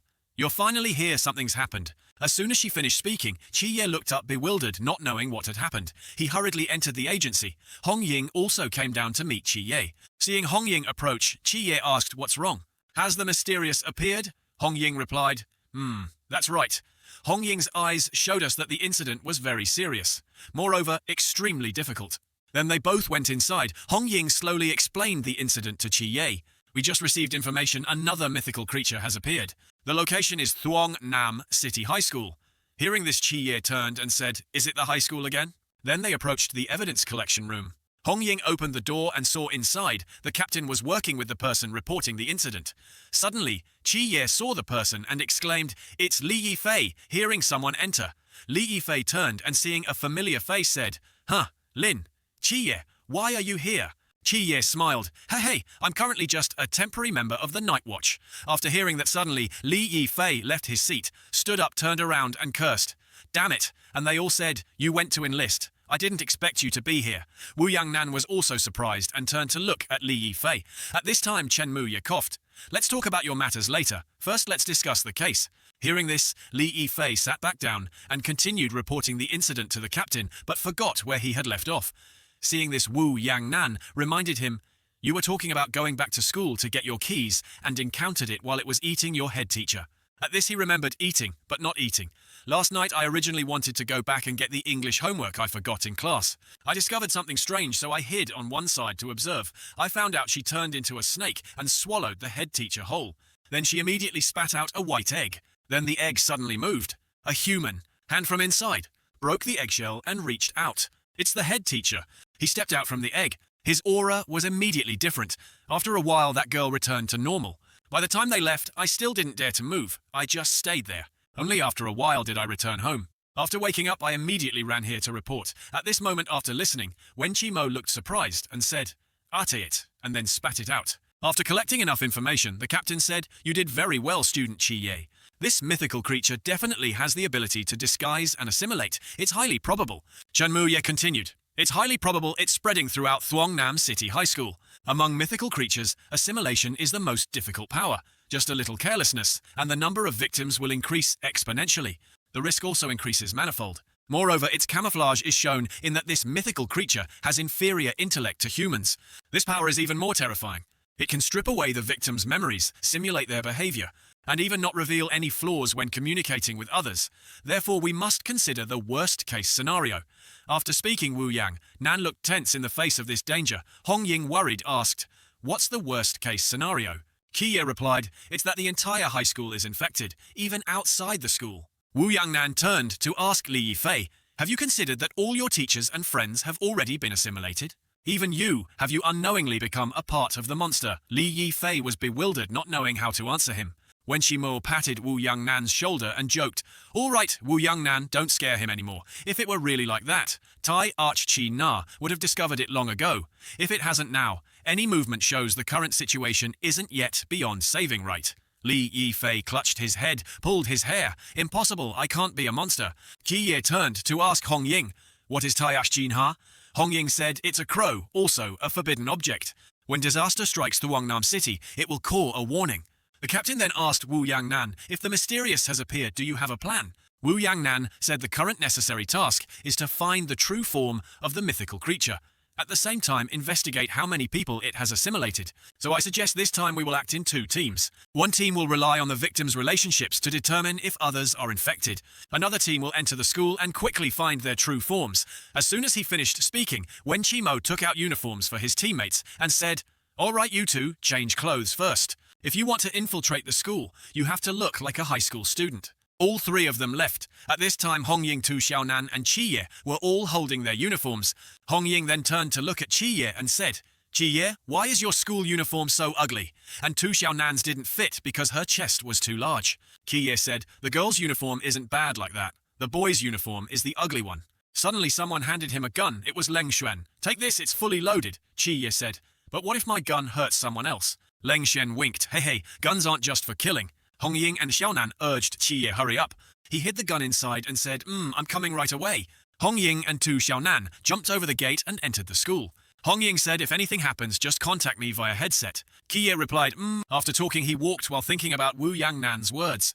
Hong Ying and Tu Xiaonan went to the head teacher's office to investigate. Qiye entered the class to interact with Liu Xiaoyan. "Your ability is very important in identifying infected people. You need to use it to check as many as possible. The infection situation will determine the next steps." Qiye walked past the classrooms, looking to see how many people were infected. Room 1 hasn't changed at all the quadrant symbol. He slowly went deeper inside and found 1 person. Then 2, then 3, 4 people, and still more. The captain on the other end contacted Qiye and asked Lin Qiye, "What's the situation?" Qiye said, "Not good. Just on the first floor, there are more than 6 people." The captain and Wu Yang Nan were surprised that there were 6 people just on the first floor. Wu Yang Nan said, "If these mythical creatures go berserk and attack, all the students won't be their match." Qiye continued to search for more victims in other classes, running while thinking just the first floor alone had 6 victims. "If I look at the whole school, I don't know how many will die," Chenmu. Ye said, "Stick to the plan. Continue observing, don't alert the enemy." Lin Qi. Ye just ran swiftly past the classrooms. Suddenly he stopped in front of a classroom door. He opened the door, stepped into the class and said, "Reporting." At this moment, the teacher saw Qiye and shouted loudly, "Lin Qiye, why are you so late? Where have you been these past few days?" Qiye replied, "Sir, I had some eye problems, so I had to stay in the hospital for 2 weeks." After he finished, the teacher told Qiye to quickly return to his seat. Continue the lesson. As Qiye walked down, he accidentally passed Li Yifei and suddenly remembered. He said to the captain, "I've seen that monster before. I can lead everyone. I want to go too. Actually, I've wanted to join for a long time. I also want to be an unsung hero protecting the people of Thuongnam City." The captain said, "If this operation goes smoothly, I can give you a chance." Qiye continued down to his seat. That girl's eyes were very strange, just staring at Qiye. Then the class continued to listen to the teacher's lecture. Meanwhile, Li Yifei passed a note to a female classmate. Kiye's eyes looked at their actions. Why was the girl smiling? Ring school's out. Li Yifei went to Lin Qiye's seat and said, so what's up? Qiye replied, I need a chance. A chance to see all the students in the school. Hearing that Li Yifei asked, what do you mean? Qiye said next is the flag-raising ceremony. At that time, I can clearly see the entire school situation. Back to Hong Ying and Tu Xiaonan, they were breaking into the head teacher's room. Xiaonan couldn't open the door and said the door is locked. It seems no one is here. Hong Ying took out 2 sharp chopsticks and joked with Xiaonan. The next thing to do, we'll get suspended, huh? Then Hong Ying used tools to pick the lock from the outside. After a while, the door was opened. Hong Ying, taking advantage of no one being there, said, good, this is much more convenient. Seize the time and finish before the department head returns. They entered the room. Seeing a glass of water, Xiaonan said, this cup is still warm. Perhaps he just left. Hong Ying hurriedly hugged a pile of documents and said, in short turn, this whole place upside down wants to see if there are any clues. Suddenly Hong Ying smelled something strange. She put the documents on the table, turned to look at the ground, and detected a foul odor. Hong Ying discovered something stinking under the table. She used a knife to open the lid. Suddenly, Hong Ying screamed, ha, is this human skin? A layer of human skin was hidden under a brick. Suddenly, the school announced for all students to gather in the yard for the flag-raising ceremony. One by one, they went down. At this time, Qiye and Li Yifei were standing by the red flag, supervising the students. This was a chance for Qiye to see the number of infected people. Li Yifei turned to ask Qiye, tell me the truth, how many people in our class? Qiye said 2 people, Liu Xiaoyan and Han Ruoruo. So what about now? How many people in this group? There are 5 people in front. That female student is also one of them. Li Yifei said, she's Tianli, from the class next door. Same dormitory as Liu Xiaoyan and Han Ruoruo. After hearing this, Qiye thought most of the infected are female students. Could they have been infected from the girls' dormitory? After hearing Qiye, Hong Ying and Tu Xiaonan also guessed that the source of transmission might be the girls' dormitory. Hong Ying replied to Qiye, Roger, we'll go to the girls' dormitory to investigate now. At this time, Lin Qiye and Li Yifei went to the flagpole. 2 young men were standing there. Suddenly, Li Yifei grabbed Qiye's hand, pulled him back and asked, the music is about to end. We'll be discovered. Qiye calmly replied, not yet. I have my own way. Huh, what are you planning to do? Qiye approached his friend holding the flag with one hand. With the other hand, he pushed his friend away and said, you're dismissed. His friend was bewildered, not understanding what Qiye said. The school leadership urgently announced for the student representative to raise the flag and give a speech. So temporarily change the flag bearer. I am the second-year student representative, Li Yifei. Just give me the flag. If you have any questions after the flag raising, you can find the teachers to ask. After speaking, Qiye took the flagpole while his friend stammered, not knowing what to do, but. Then the flag-raising ceremony began. Qiye and Li Yifei stepped forward towards the flagpole. Below, everyone was surprised by Qiye's appearance. Someone said, everyone look at the flag-bearer. A female student praised Qiye, so handsome. He looks like Lin Qiye, doesn't he? Her friend next to her, looking annoyed, said, stop being noisy, the teachers on duty are nearby. At this time, Li Yifei looked at Qiye, thinking, damn it, what does he want to do? Qiye then closed his eyes and began to sense the aura of everyone below. At this moment, he had a bad feeling. The glowing aura on them proved they were infected. The number was not small. He had reached the flagpole, but Qiye still didn't stop, but continued straight ahead. Li Yifei found it a bit strange. What exactly does he want to do? He's gone too far. Quiet! Everyone quiet! That student, you're going the wrong way. Where does he want to go? I don't know. Maybe it's his first time raising the flag. Qiye ran from the flagpole. As he ran, he informed the captain. You need to be mentally prepared. The captain asked, speak slowly, Qiye. Report your situation. Qiye said, I've sensed all the teachers and students in the school. At least 60 people are infected. To solve all of this is harder than reaching the sky. Their numbers are too large. If any slip through the net, once we threaten their true forms, the infected might attack teachers and students. It will be a disaster for the entire city. At this moment, the captain's side was engaged in a battle with the infected. Qiye, calm down. We've already infiltrated outside. We investigated the residences of Liu Xiaoyan and head teacher Li. Suddenly, the snake opened its mouth wide, spitting out a purple poison aimed at the captain. Fighting, dodging the poison, and listening to teammates' reports. All their family members are infected. The poison splattered on the photo of the head teacher and Liu Xiaoyan. Just looking at it was terrifying. At this moment, the snake lunged, attacking the captain. He calmly slashed, thwack, severing the snake's head. We are purging both sides to prevent leaks. The captain kicked its face with a thwack. With his right hand, he used the sword to stab its eye directly. It was now severely injured. The situation is more serious than we thought. So we will investigate the relationships of the infected to prevent spread from them. After hearing this, the captain said, we temporarily cannot send support to your side. The school matter will be handed over to everyone. After dealing with the snake, he used a cloth to wipe his dragon saber. He thought this time the enemy is very difficult to deal with. No need to hold back, no need to hide. Find their true forms in the shortest time possible. After speaking, he left. Li Yifei then heard someone say, "Kill," but just stared blankly without responding. As for Leng Xuan, I will deploy the Boundless Void Realm. Second, a separate building will be established. Everyone can focus all their efforts on fighting. Li Yifei rushed to the target and said, "I understand." At this time, Wu Yangnan and Chen Mu Ye continued to the next unit.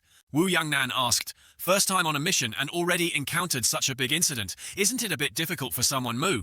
Ye said that Xiaozi is not like you and me. He has potential, a good mindset and resilience. What we need to do is clear a path for him to an arena.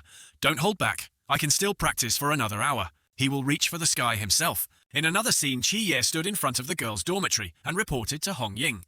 Hong Ying, the flag-raising ceremony is over. A large number of female students are returning to the dormitory from here.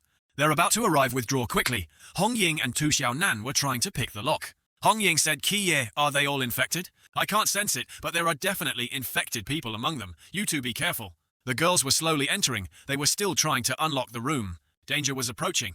They were being eyed by the female students. Who are they? I don't know them from another class, huh? Hong Ying then tried to show off her huge bust to attract attention. A female classmate approached and asked, "Hello, may I ask which class you two are in?" Hong Ying replied, "I'm here to find classmate Wang Nan from class 6, but I forgot to ask where her room is."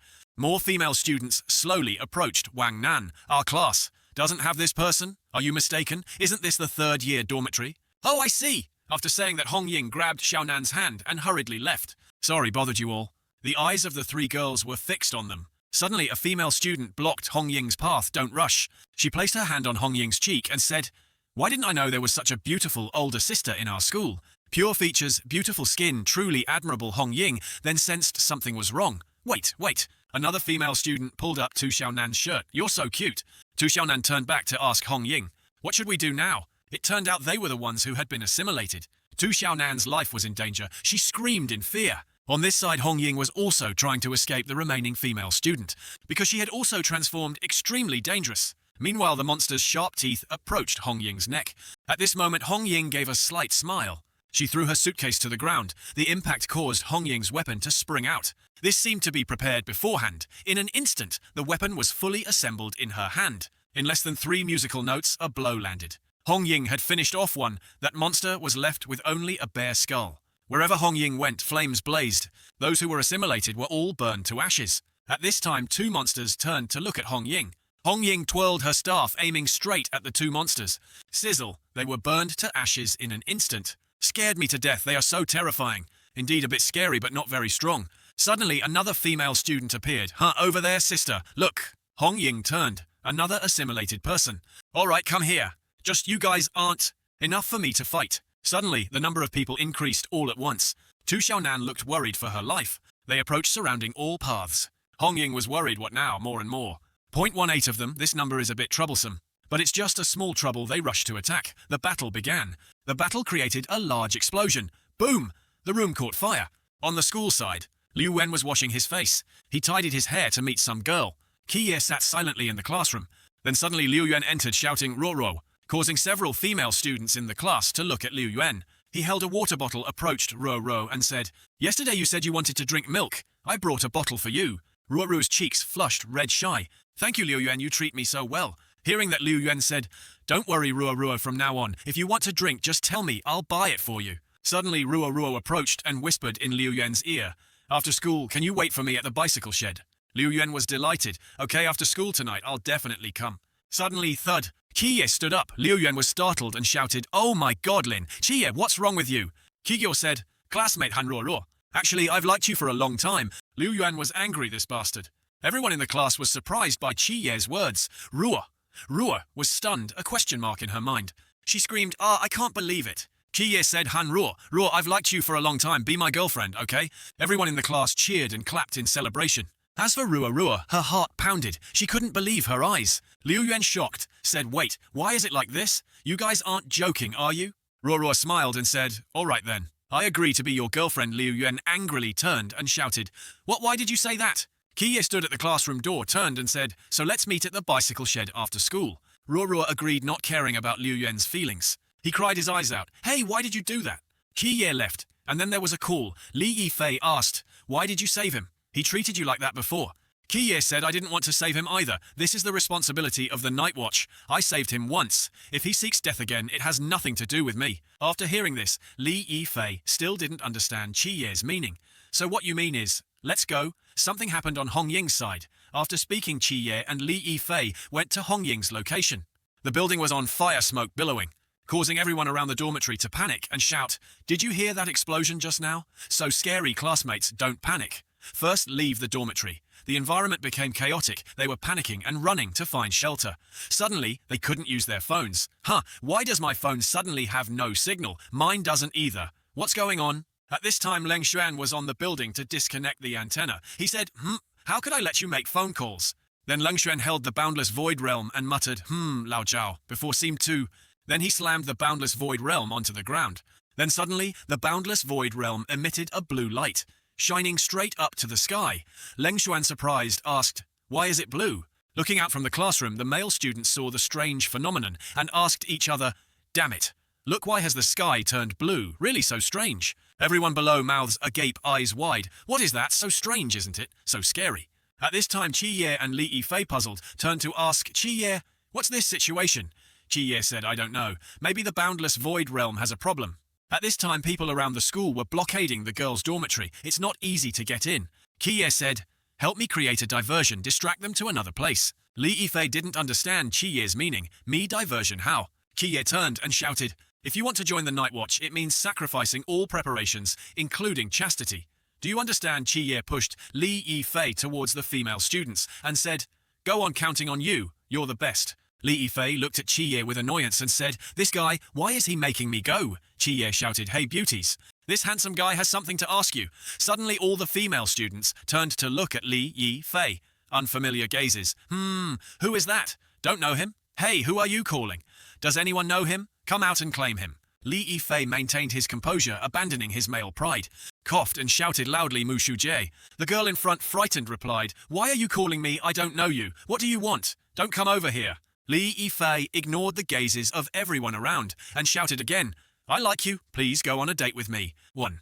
Suddenly the girl fainted and fell sideways. Seeing this, her female friend next to her supported Shujie. What's wrong with you? Everyone around focused on Shujie. This was a chance for Qi Ye to act. After opening the door, Qi Ye went inside. But he thought of Li Yifei. This Xiaozi is skilled, huh? Does he have a talent in this area? But never mind, first I need to find Sister Hong Ying. As for Li Yifei, he was enduring the curses of the female students. His heart felt like it was being torn into 100 pieces. At this time, Hong Ying and Tu Xiaonan were still fighting against the assimilated people. Hong Ying asked Xiaonan, what's happening outside? What's the commotion? Xiaonan replied, it seems the boundless void realm has a problem. Many people are gathered outside. Hearing this, Hong Ying immediately thought, then I definitely can't let you escape.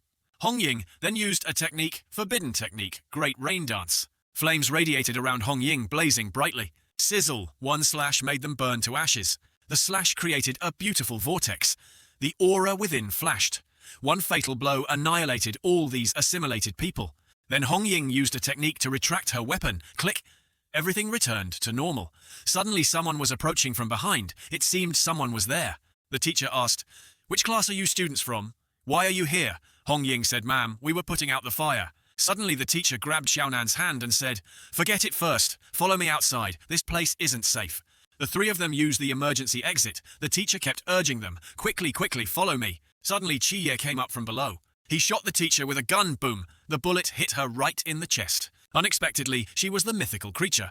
Being shot made her reveal her true form. At this point, she stopped acting. She turned to attack Xiaonan, and Xiaonan drew her sword. Qi Ye then rushed up from below. She raised her sharp claws to pounce on Xiaonan. Xiaonan screamed, get away, don't come here, stay away from me. Qi Ye rushed forward and shot its abdomen. Then another shot to the head, and it was gone. At this moment, Qi Ye turned, extended his hand to Tu Xiaonan and asked, are you okay? Just then, Hong Ying came down. They looked at each other bewildered and asked, Qi Ye, why are you here? I heard you two were fighting, so I rushed here. Qi Ye asked, but where's the other monster? Hong Ying proudly replied, I've killed them all, haha. Where's the true form? I eliminated that too. About this. Qi Ye thought, logically this place is its lair. Could it have released bait and then escaped? Hong Ying replied, is it that smart? This mythical creature can perfectly simulate human behavior and personality. It definitely possesses intelligence, no less than humans. The way it infects shows its intelligence. It chose the girls' dormitory as the infection site, then lured male students to a secret location, causing the infection to spread. If Li Yifei hadn't discovered it, perhaps, even after a few years, its existence might not have been found. A creature with such high intelligence, this is the first time I've encountered one. Suddenly Tu Xiaonan saw something and pointed, saying, "Hey, what's that?" That figure again was a mythical creature appearing. Seeing this, they chased after it. But it ran too fast. It wanted to go to the rooftop. It ran so fast that the three of them couldn't keep up.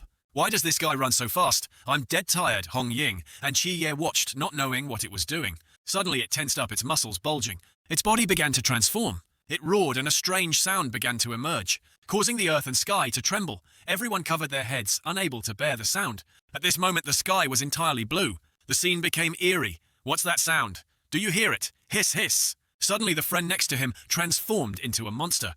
Baring its fangs, it lunged at the male student as if to swallow him whole. It turned out that sound was the call of the horde. Those assimilated would become vicious demons, attacking people around. The atmosphere became chaotic. At this time, Qi Ye aimed his gun straight at it. It jumped down, the shot missed and hit the wall. It ran. "What should we do?" "Not good, all the infected are exposed. I'll go protect the students. You chase after it," after saying that Hong Ying jumped down and chased it. Everyone was in chaos, not knowing which way to run. Qi Ye then shouted loudly, "Don't run, follow me. You can't leave the school now. Quiet, quiet, listen to me." No one paid attention to Qi Ye's words. Everyone continued to move chaotically, according to their instincts. Qi Ye tried to shout loudly but failed. At this rate, they would die. The students were still screaming in despair. In the crowd there was a very strange and suspicious person. Perhaps he was the one who triggered the appearance of the mythical creature. Qi Ye then remembered Leng Xuan's words. Guns are not just for killing. Qi Ye gritted his teeth, raised his gun to the sky, and fired. Boom, boom, quiet, everyone. People started to stop, quietly looking at Qi Ye. Perhaps it worked. They looked at Qi Ye with fearful eyes. The students turned and asked, "Who are you? Why do you have a gun, police? Are you the police? Save me, there's a monster in the school." Qi Ye looked over the crowd and discovered something strange. The monster was scared, but it seemed Qi Ye had discovered him. Qi Ye slashed its face with his saber. Blood splattered everywhere. The mythical creature finally revealed itself. It died on the spot. Qi Ye successfully found the monster among these students. The students' mouths were agape in surprise upon seeing this scene. The monster slowly revealed itself from under its human disguise.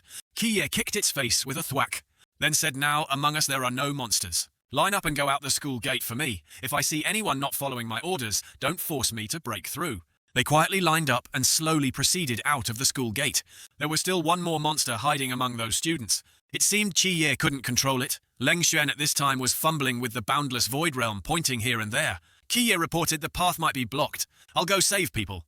Leng Xuan, hearing this, said, Okay." Qi Ye heard a strange sound and asked, "What's wrong?" Leng Xuan replied, "I'm not familiar with this boundless void realm. It seems I've encountered something strange." "Is there any effect? I'll research more," Qi Ye said. "It's okay, but it's still blue, a bit familiar. Now it looks like the apocalypse." At the same time, in the student building on the 5th floor, they were resisting in the classroom. The male students used desks and chairs to block the entrance, preventing the monsters from getting in. "Hurry, hurry, add more, don't let them have a chance to get inside." "Where are the female students?" "Stop screaming, go and bandage the injured." By now, everyone was quite tired. The male students tried to encourage the female students. Li Yifei spoke up. "There are still a few people trapped on the 3rd floor. Male students who still have strength, follow me to save them." All of them grabbed whatever was left in the classroom to use as weapons to fight the ferocious monster. Li Yifei quickly made a sturdy rope. He lowered the rope down and said, "Okay, let's get ready to go." "About that, we won't be in danger this time, right?" What a stupid thing to say. How could it not be dangerous? Li Yifei tried to reassure everyone, saying, "But someone has to step up anyway, to show everyone the way, so don't worry." Li Yifei successfully got down to the 3rd floor classroom. He looked around inside the classroom, then shouted, "It's safe, come down quickly." Li Yifei then led everyone outside. "How is it outside? Is it okay?"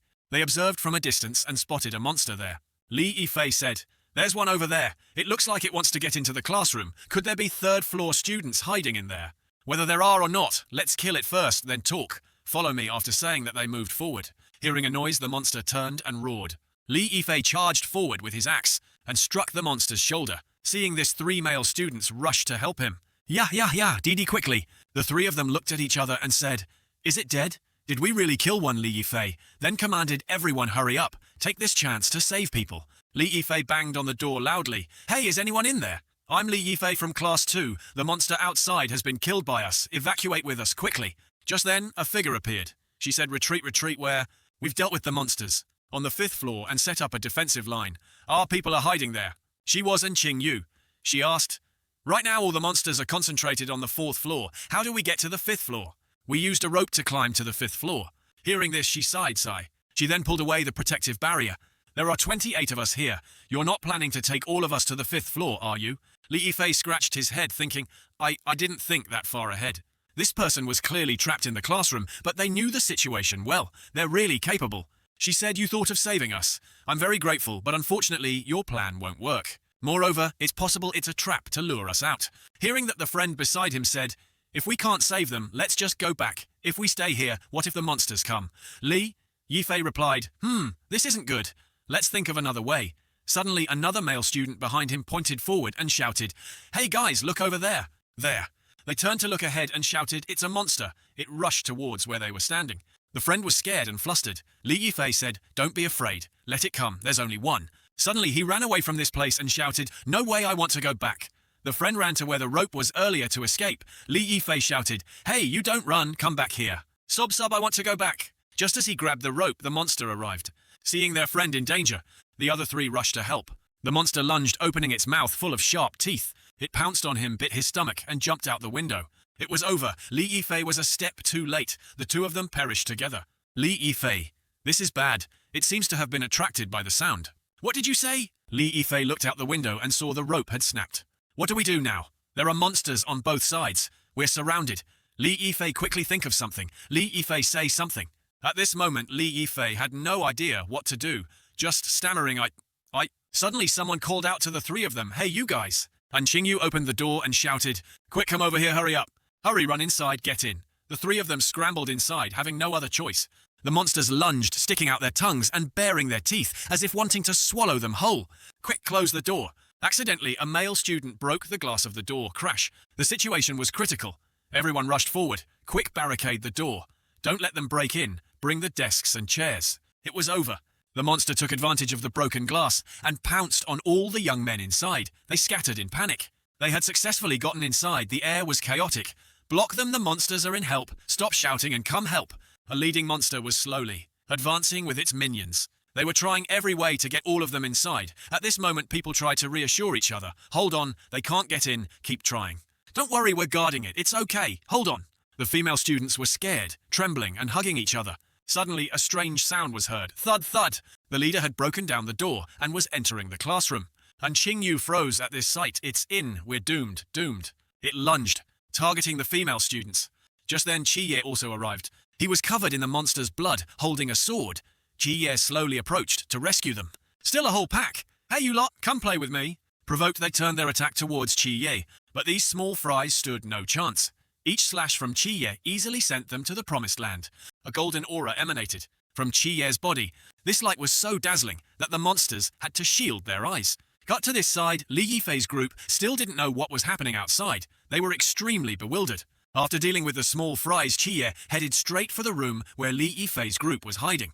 Along the way, he didn't know how many more monsters he had defeated. This caught the attention of the leader, who stared intently at Qi Ye with eyes full of killing intent. The noise Qi Ye made was so loud that their group peeked out to observe. Before them, Qi Ye was confronting the leader. Qi Ye's aura was like he wasn't afraid of anyone. Before Qi Ye could react, the monster leader lunged to attack. Qi Ye quickly dodged successfully and also conveniently slashed its body a few times. But these slashes weren't very effective, only scratching its skin. Its skin was really tough. Qi Ye continuously slashed at it multiple times. Many consecutive slashes left the monster heavily injured. With a growl, the monster collapsed at Qi Ye's hands. Yita, thud. The monster lay on the ground. Qi Ye aimed his sword straight at its head. A stab. One sword strike to send it to the afterlife. The leader was dealt with. Everyone stared at Qi Ye, all surprised by his talent. Indeed, the training with the captain was not in vain. Li Yifei ran out. Qi Ye, you're finally here. I thought you'd abandoned me. He hugged Qi Ye tightly, crying like a child. Me and everyone held on until now. We almost fell for the monster's trick. Friend, your classmate came to save us. Qi Ye said, you could say that. Right, what's your name and Qing Yu? Qi Ye exclaimed, and Qing Yu. You're the An Qingyu who's top of the city, An Qingyu replied. Some achievement not worth mentioning. An Qingyu picked up some of the monster's blood, examining it, as if studying something. This world is more interesting than I thought. Suddenly he stood up, shook hands with Qiye and introduced himself. Hello, I'm An Qingyu, and I'm Lin Qiye. Li Yifei put his arm around Qiye's shoulder, showing off to An Qingyu. This is my brother Lin Qiye, who specializes in exterminating demons and monsters. Qingyu just hummed in acknowledgement repeatedly. Those people might not be monsters. How do you plan to handle them? Li Yifei said, I'm talking about Han Roro and Liu Xiaoyan. I don't know why those two haven't gone crazy. Moreover, they're still mixed in the crowd. I found a reason to isolate them in another classroom with guards. You did well. Luckily you were here, otherwise the casualties would have been much higher. Li Yifei was pleased and asked, my performance was that good. Can I join the night watch, right? No problem. Now is not the time to talk about these things. At this moment, Qiye and Li Yifei led all the students out. Just take everyone to the auditorium first. It's safer there. Scene changed to the auditorium area. They brought all the students inside. Qiye asked Sister Hongying, how are things on your end? Hongying replied, couldn't catch it. I chased it halfway across the school, then it ran into the forest behind the school and disappeared. The main body isn't dead, so this won't end. Even if we kill all the monsters, we can't catch the main body. Xiaonan is searching for the monster's whereabouts. As long as the Boundless Realm is still active, it won't be able to escape the school. That's right, the vice-captain has found out the monster's origin. Oh really? It's called Nanye Yaoshe Wilderness, Demon Snake. The vice-captain searched through all the mythology books and only found a few lines in an ancient text. This demon snake has incredibly strong camouflage abilities and extremely high intelligence. It can infiltrate humanity. After it swallows a creature, it will implant a snake parasite into that person's body to manipulate their actions. Eventually, it will control all of humanity, allowing its demon snake offspring to continue its lineage. The infectivity of the demon snake also has limits. The main body can produce one snake parasite a day, so that's how it is. Qiye talked as he walked forward, and Qingyu was always following behind him. At this moment, he called Qiye back. Is something wrong? I want to ask you something. If you're asking if I'm a Superman or a cultivator, then definitely not, and Qingyu replied. No, what I want to ask is, these monsters have always existed, right? Right before our eyes. In our lives, have they always existed? Qiye said yes, but anyway, memories will be erased after this, and Qingyu was dejected. Then why do we live without knowing anything? Because someone watches over you every night in your stead. So that's how it is. Qiye turned and asked, aren't you scared? He gritted his teeth but said, scared? Why should I be scared? I just find it interesting. So besides science, humanity also has such magical creatures. I recently finished my master's in biology. Next year, I'll definitely start studying for a doctorate, mainly researching genetics and the origin of mutations in organisms, and I've also studied medicine. Just let me take some samples for analysis. Qiye refused, waved goodbye to him and said, sorry to bother you, goodbye. I have to go. The 5th floor isn't resolved yet. Suddenly, from behind a group of people called out Qiye. Li Yifei said, you want to go save people? We'll go with you. Don't worry, we absolutely won't be a burden to them. Qiye thought to himself, using divine power continuously has brought my spiritual energy close to its limit. With them coordinating, it might be easier to deal with the enemy. Okay, let's go together. I'll go too. And Qingyu said I can help you strategize and I can also analyze the monster's habits. Let me go with you. Li Yifei turned to Qiye and whispered, this kid is very smart. I think we can let him come along. All right then. But I can't guarantee your safety. And Qingyu was excited. Great, it's okay. I'm not afraid of dying. A voice echoed, calling Liu Yuan's name. Is anyone there here? It turned out to be Liu Yuan trying to unlock the door to save Roro. I'm here. I'll save you right away. Inside, Roro looked scared, tears welling up in her eyes, and said, Liu Yuan, I'm scared. I'm so scared.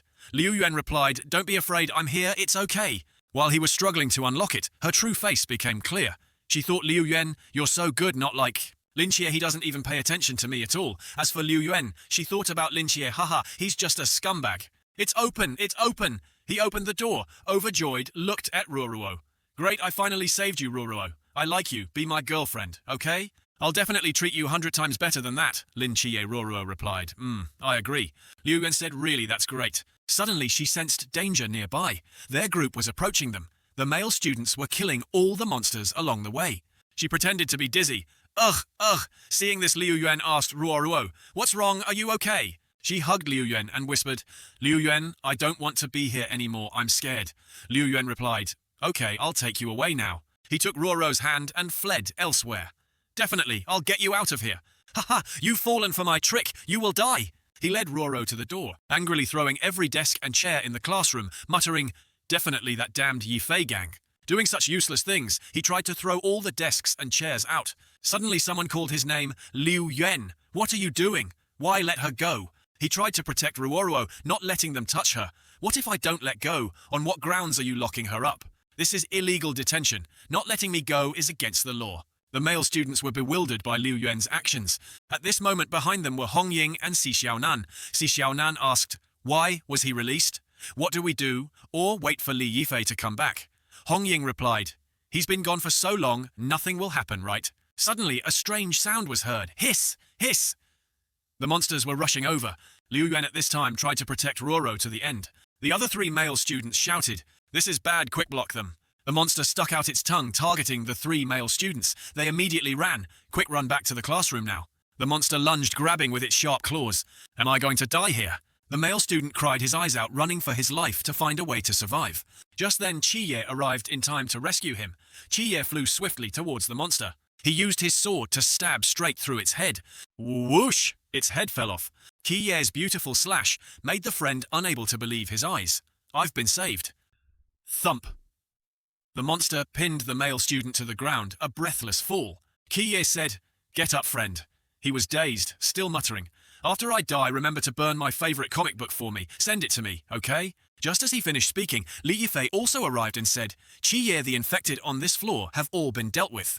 Qiye said right. He was about to pull out his sword, but he turned to see Liu Yuan still attentively protecting Ruoro. Qiye sheathed his sword and said, "You want to take her away, right?" Liu Yuan angrily looked at Qiye with jealous eyes. "Yes. Let me tell you, don't even think." Qiye replied, "I'm not stopping you." The two of them were surprised by Qiye's decision to agree. "You can go, hey, don't regret it." "I won't, I wish you two happiness. Everyone living on the 5th floor is here," Qiye said. "No, I've sensed it. Take them to the auditorium. When everything is over, you can leave." Li Yifei set off. "All right, I'm going." At this moment, An Qingyu whispered into Qiye's ear, "Qiye, I've discovered something." Qiye turned and asked, "Are you sure?" And Qingyu replied, "Not sure, I don't understand these creatures very well. I can't make an accurate judgment. So I need this." He pointed to the gun Qiye was carrying. He took the gun from Qiye's pocket. He asked, "Only 3 bullets left. Do you know how to use it?" And Qingyu drew the gun, click, clack, loaded it. "I've seen it on TV. That's enough then, perhaps your skill level could be even better." And Qingyu said to Qi, "Yeah, you go back to the auditorium first. I'll go find the main body of Nanya Yaoshe." He held the gun in his hand. "Hopefully I won't need to use it." Wherever he went, Li Yifei would show off boasting, "You guys don't know, right? My brother Qiye killed those monsters with 1 slash." They asked, "Really, that's amazing." Someone saw Qiye running in another direction and said, "Yifei, where is your brother going?" As he ran, he contacted his teammate Leng Xuan. "Did you see that?" At this moment, Leng Xuan was in the building opposite their school. He used a sniper rifle to observe the situation inside the school from afar and said, "I see it." 2 students ran north, then entered a nearby construction site. North. Hearing that, Qiye ran quickly to Liu Yuan's location. He stood in front of a building. On it were 3 characters, Mei Yu, Lu Charm, Jade Pavilion. It seemed he had found the main body. Scene change to Liu Yuan. He was led by Ruoro to a room full of musical instruments. Liu Yuan turned and asked, "Ruoro, aren't we running away from here?" She signaled to Liu Yuan, "Come here. What's the point of going out? It's better here. We can still do a few more meaningful things." She hugged Liu Yuan passionately. He was timid. This isn't right." "What's not right? Could it be you don't want to be eaten by me?" Surprisingly, she revealed her true nature as a monster, but she was different from the others. She had green skin. Qiye at this moment was standing outside, observing the situation, when he heard sounds coming from inside the room. Thud, thud. He approached that room. "Is it over?" Suddenly Liu Wen had been assimilated by that monster. He rushed out, accidentally startling Qiye, who hadn't had time to regain his composure. Qiye then stabbed him multiple times in the stomach. "Tisk, scared me. Go die." He kicked the bucket, went to heaven. Inside, the monster was hiding, keeping quiet, so Qiye wouldn't discover it.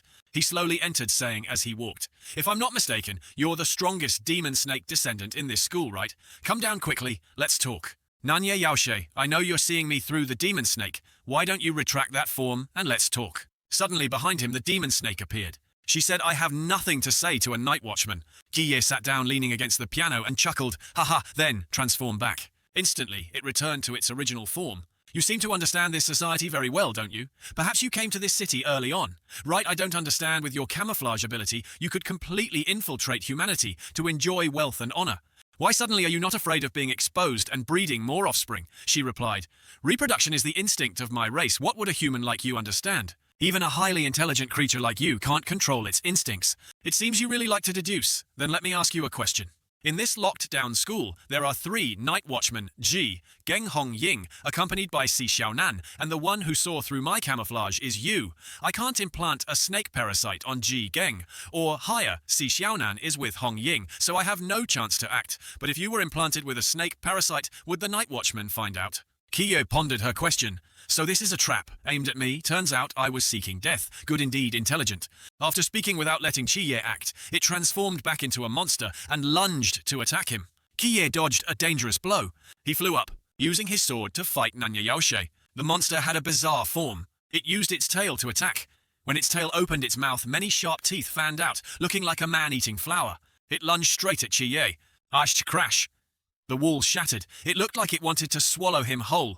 Qiye said, you call this the main body, not a very high strategy. Outside, Hong Ying and Si Xiaonan suddenly heard a noise coming from the school side and turned to look. Qiye at this moment used all his strength to defeat it. The demon snake formed a circle around itself, chasing Qiye. He stumbled and fell. The demon snake kept coiling its body to attack, but couldn't trouble him. Qiye's eyes lit up. He had a little bit of spiritual power left. He created a dazzling vortex, using his final move on it. The demon snake used its bizarre tail to lunge and snatch his life. Whoosh, whoosh. The battle was endless, evenly matched. He slashed, zip hitting its tail. The demon snake shrieked in pain, growling. It then used its tail to attack Qiye. At this moment he was at a disadvantage. Something wasn't right. Boom! He flew out of the wall. A strong collision occurred. The demon snake flew out to continue taking him down. Qiye shouted, it's ruined. Surely I'm not about to die gloriously, am I? The demon snake spat out poison, roaring, go die. His life was hanging by a thread. Would Qiye be saved? It's not good. It's getting close to his body. Suddenly, Hong Ying's blade appeared.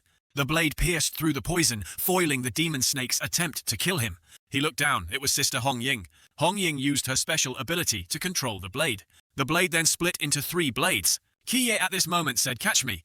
Hong Ying caught the blade in her hand, successfully rescuing Qiye. Qiye fell from a height, landing right in a bush, shouting, oh, I'm dead. From thud, he fell flat on his face. His eyes were bruised black, his mind dazed when Hong Ying asked, hey, are you okay? He replied, I'm fine, not even a scratch. You sisters should still focus on dealing with the demon snake. Nanya Yaoshe, right? A minor character. In front of them, the demon snake was staring at them with eyes full of killing intent. Suddenly, it returned to its previous spot and disappeared. Hong Ying turned to ask, Qiye, where is it? Qiye replied, the classroom at the far left of the 2nd floor. It's about to flee. Very good, I hate runaway pests. The most. Runaway pests all deserve to be killed. Whoosh satukao, whoosh whoosh. After speaking, Hong Ying flew up, creating a dazzling golden whirlwind. Hong Ying at this time aimed for the 2nd floor, using her blade to kill the demon snake. Goodbye, Nanya Yaoshe. Just as she finished speaking, she threw the blade straight into the room. Wherever the blade went, it created a dazzling golden line of light. Boom, boom, the room exploded. Qiye was sweating profusely at this moment, seeing how incredibly skilled his sister was. No wonder it didn't seem to have high combat power in your eyes. Seeing Qiye sweating, Xiaonan asked, you're breaking out in a cold sweat. Do you really not need to go to the hospital? Qiye said, I'm fine, no need. Nanya Yaoshe was finally killed. The blade slashed horizontally, severing its body in 2. Hong Ying said, I'm dead tired. Today I always had to use my brain. If I could just go fight bosses, finish work after that, how great would that be? Qiye looked at Hong Ying thinking, where did you use your brain, sister? Work's done. Little brother Qiye, let's go. I'll treat you to a meal. Congratulations on completing your first mission. Hong Ying turned to look at Xiaonan and noticed, what are you taking pictures of with your phone? Xiaonan replied, oh, nothing at all. Back towards the auditorium, everyone was still safe here. And Qingyu turned to ask Li Yifei, right, what's the name of Lin Chie's organization? He replied, the Night Watch. It doesn't matter if I tell you, your memory will be wiped later anyway. And Qingyu wondered, wipe memory, what's that? Yes, they have something that can wipe memories. If someone really revealed this to the outside world, it would be very troublesome. And Qingyu asked, what about you then? Do you need it? Li Yifei replied, of course not. After this incident is over, I'll be a member of the Night Watch. Are there any conditions to join them? What you want to join too, yeah? It's not that easy. Their standards for recruiting people are very high. Suddenly the 2 of them turned and saw Qie Li Yifei asked, "How did it go?" He replied, "Success. We've killed the main body of Nanya Yaoshe. Everything is resolved." Everyone burst into cheers, overjoyed. "We're saved. No more monsters. Amazing. You really killed it." Li Yifei grabbed Qie's hand and said, "Qie, this time I've made such a great contribution. Joining the Night Watch won't be a problem, right?" He replied. "Perhaps." Suddenly behind him, a gun was pointed straight at his head. Bang! The bullet went through Li Yifei's head, and Xingyu seemed to have understood the hidden meaning behind Li Yifei's words and shot him dead. He screamed, "Ah, I'm dead." Li Yifei turned to see An Xingyu. "Why did you shoot me?" "That's not right, I've been shot. Why am I not dead yet?" He turned to look at Qie and said, "Qie, why am I not dead? Have I awakened an ability?" "No, you didn't awaken an ability. You are Nanya Yaoshe. Or rather, you are a part of Nanya Yaoshe." Li Yifei shouted, "What are you saying? Impossible. How can I be a demon snake? I'm..." "Li Yifei, this is impossible."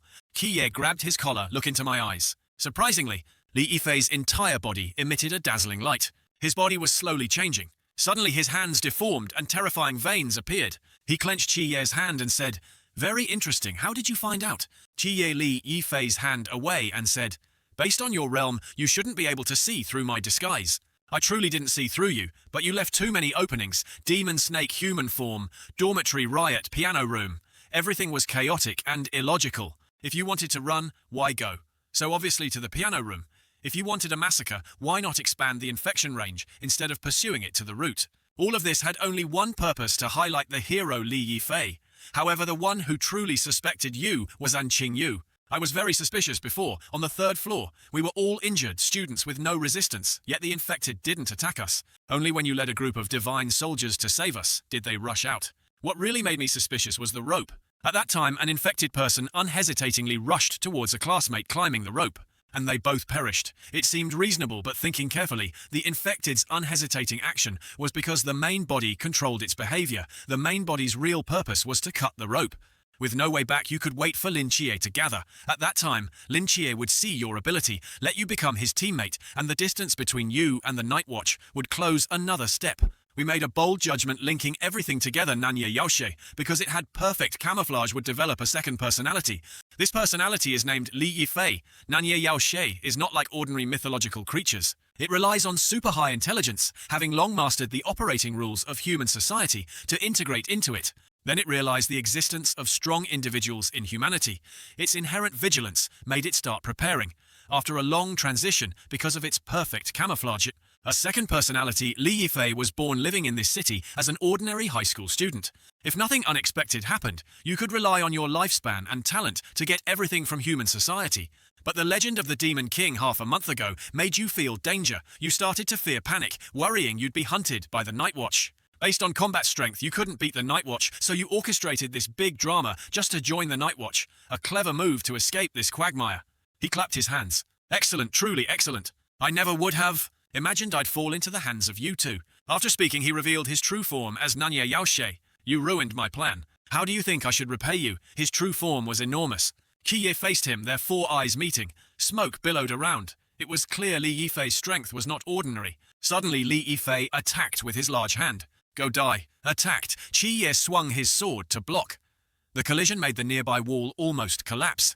The ground under Qie's feet also cracked from the pressure of the punch. "Haha. Sorry, it seems you don't know that for me, when night falls, strength and weakness reverse."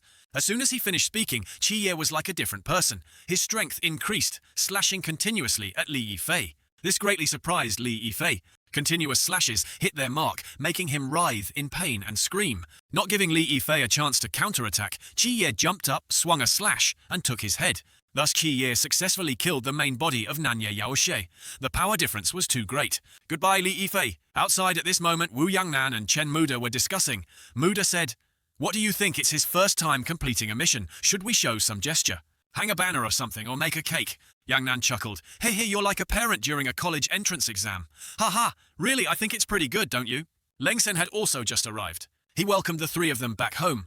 Hong Ying was excited and happy for completing the mission with her teammates. Chen Muda came and put his arm on Qie's shoulder, saying, "Are you injured? How do you feel?" Qie replied, "Not as simple as I thought." "Okay, get in the car, quickly, we should go back." Hong Ying was jealous and shouted, "Hey, Captain, why didn't you ask me?" Yang Nan said, "It's good enough you didn't smash the school. What's there to ask you?" Hong Ying was even more annoyed. Hey, why are you asking me? You're not the captain either. Suddenly someone ran up to report. Wait, Captain Chen Muda. Something happened. He was flustered, his report. Unclear, stammering. That thing I don't know anymore. What happened? Just speak slowly. When we were cleaning up the scene, we found that Nanya Yaoshi's head was missing. I searched everyone who came out but found nothing. It's possible someone took its head and hid it. You've broadcast the dream whisper throughout the school campus, erasing his memories. Once he loses his memories, he'll fall into the net himself. Then they got in the car to go home. At this moment, Chi-Ye immediately thought of one person. Could it be him and Xing-Yu? Suddenly he refused to line up to go out. It seemed he was hiding something in his backpack. He observed everyone looking at the surrounding situation. The music kept echoing on the school campus. He ran away trying to tell himself, I can't sleep. He found a hiding place for himself, opened a manhole cover, and struggled through every last minute. After getting down, he also avoided the sound of the dream whisper so he wouldn't forget his memories. He hurriedly took out something from his backpack. Suddenly, Nanya Yaoshi's head emitted a dazzling green light that shone straight into his eyes. After contact with that light, he could actually see through his skin, even the bones in his palm. At this moment, he seemed to understand something and couldn't help but laugh out loud. And Xing-Yu frantically used a paper cutter, continuously cutting Nanya Yaoshi's head. His purpose was still unknown. He held Nanya Yaoshi's head high, starting to study it. So this is how it works. Truly interesting, truly interesting. Scene changed to Jushin All Gods, Mental Hospital. This is a room in the dungeon. The person locked up is Li Yifei. He recalled that just a moment ago, he was still in the school's main hall. Suddenly, he remembered the scene where An Qing-Yu shot him in the head. He looked at his trembling hands, unable to believe he was Nanya Yaoshe. I killed them. He was haunted by the screaming souls. No, impossible. Suddenly, someone came and said, we meet again. How do you feel? Li Yifei remembered Chi-Ye's contemptuous words, calling him a weak waste. Suddenly his body began to change, fangs appearing. He screamed in hatred and bitterness, his eyes turning green. The monster reverted to its true instincts. Chi-Ye said, I think you already know your own destiny. Sinner, Nanya Yaoshe. You chose to be a mythological creature, killed by your own hand. You have the right to decide the fate of its soul. Option 1, directly destroy its soul, making it disappear completely from the world. Option 2, let its loyalty value with you reach 60. You can turn it into a hospital caregiver. While caring for patients, it can also protect you to a certain extent. Loyalty value is Euro 85. Chi-Ye thought, 2 loyalty values. Does that mean dual personalities? You know your situation now, right? The monster said, if you kill me, Li Yifei will also die. Chi-Ye turned and smirked. Do you think I care if he lives or dies? I think you've misunderstood something. Chi-Ye angrily slammed his hand on the iron bars and shouted, now you should show me your value, otherwise don't blame me. Why not give you a chance? The monster was terrified by his threat. Sharp eyes stared at the monster. It immediately surrendered, no longer fierce or arrogant, as before obediently listening to Chi-Ye. I'm good at camouflage, can implant snake parasites. Hiding and infiltrating are the skills of our clan. I haven't seen enough, continue. He showed his attitude, gritting his teeth and frowning. I'm good at planning, I can devise strategies for you. Chi-Ye remained calm. Not enough. My combat power isn't strong now, but after I mature, he hadn't finished speaking when Chi-Ye interrupted. Not enough. He roared, I can shed my skin, very hard to kill. Still not enough. He fell silent, is that all? The monster presented all its best abilities, but it still wasn't enough to convince Chi-Ye to spare its life. Chi-Ye sat down and whispered to him, do you know how to take care of mental patients? Do you know how to make old ladies happy? He was bewildered. What I don't know.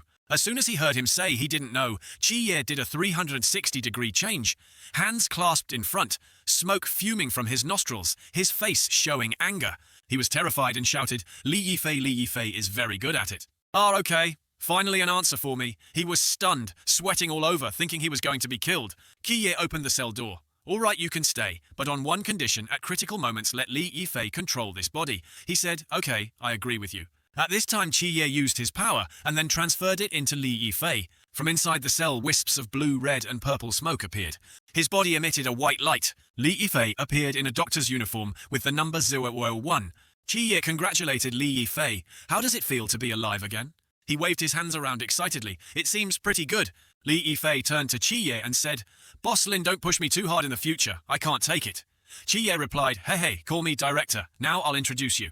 Chi-Ye then led Li Yifei to another place. There was only one patient here. Her name is Niz. As for her condition, come see the medical records with me. If there's nothing else, take her to watch TV play chess. Don't let her keep hugging the vase. He looked around, bewildered. This place, I don't know where this is. One mental illness isn't cured. And now, there's Alzheimer's too.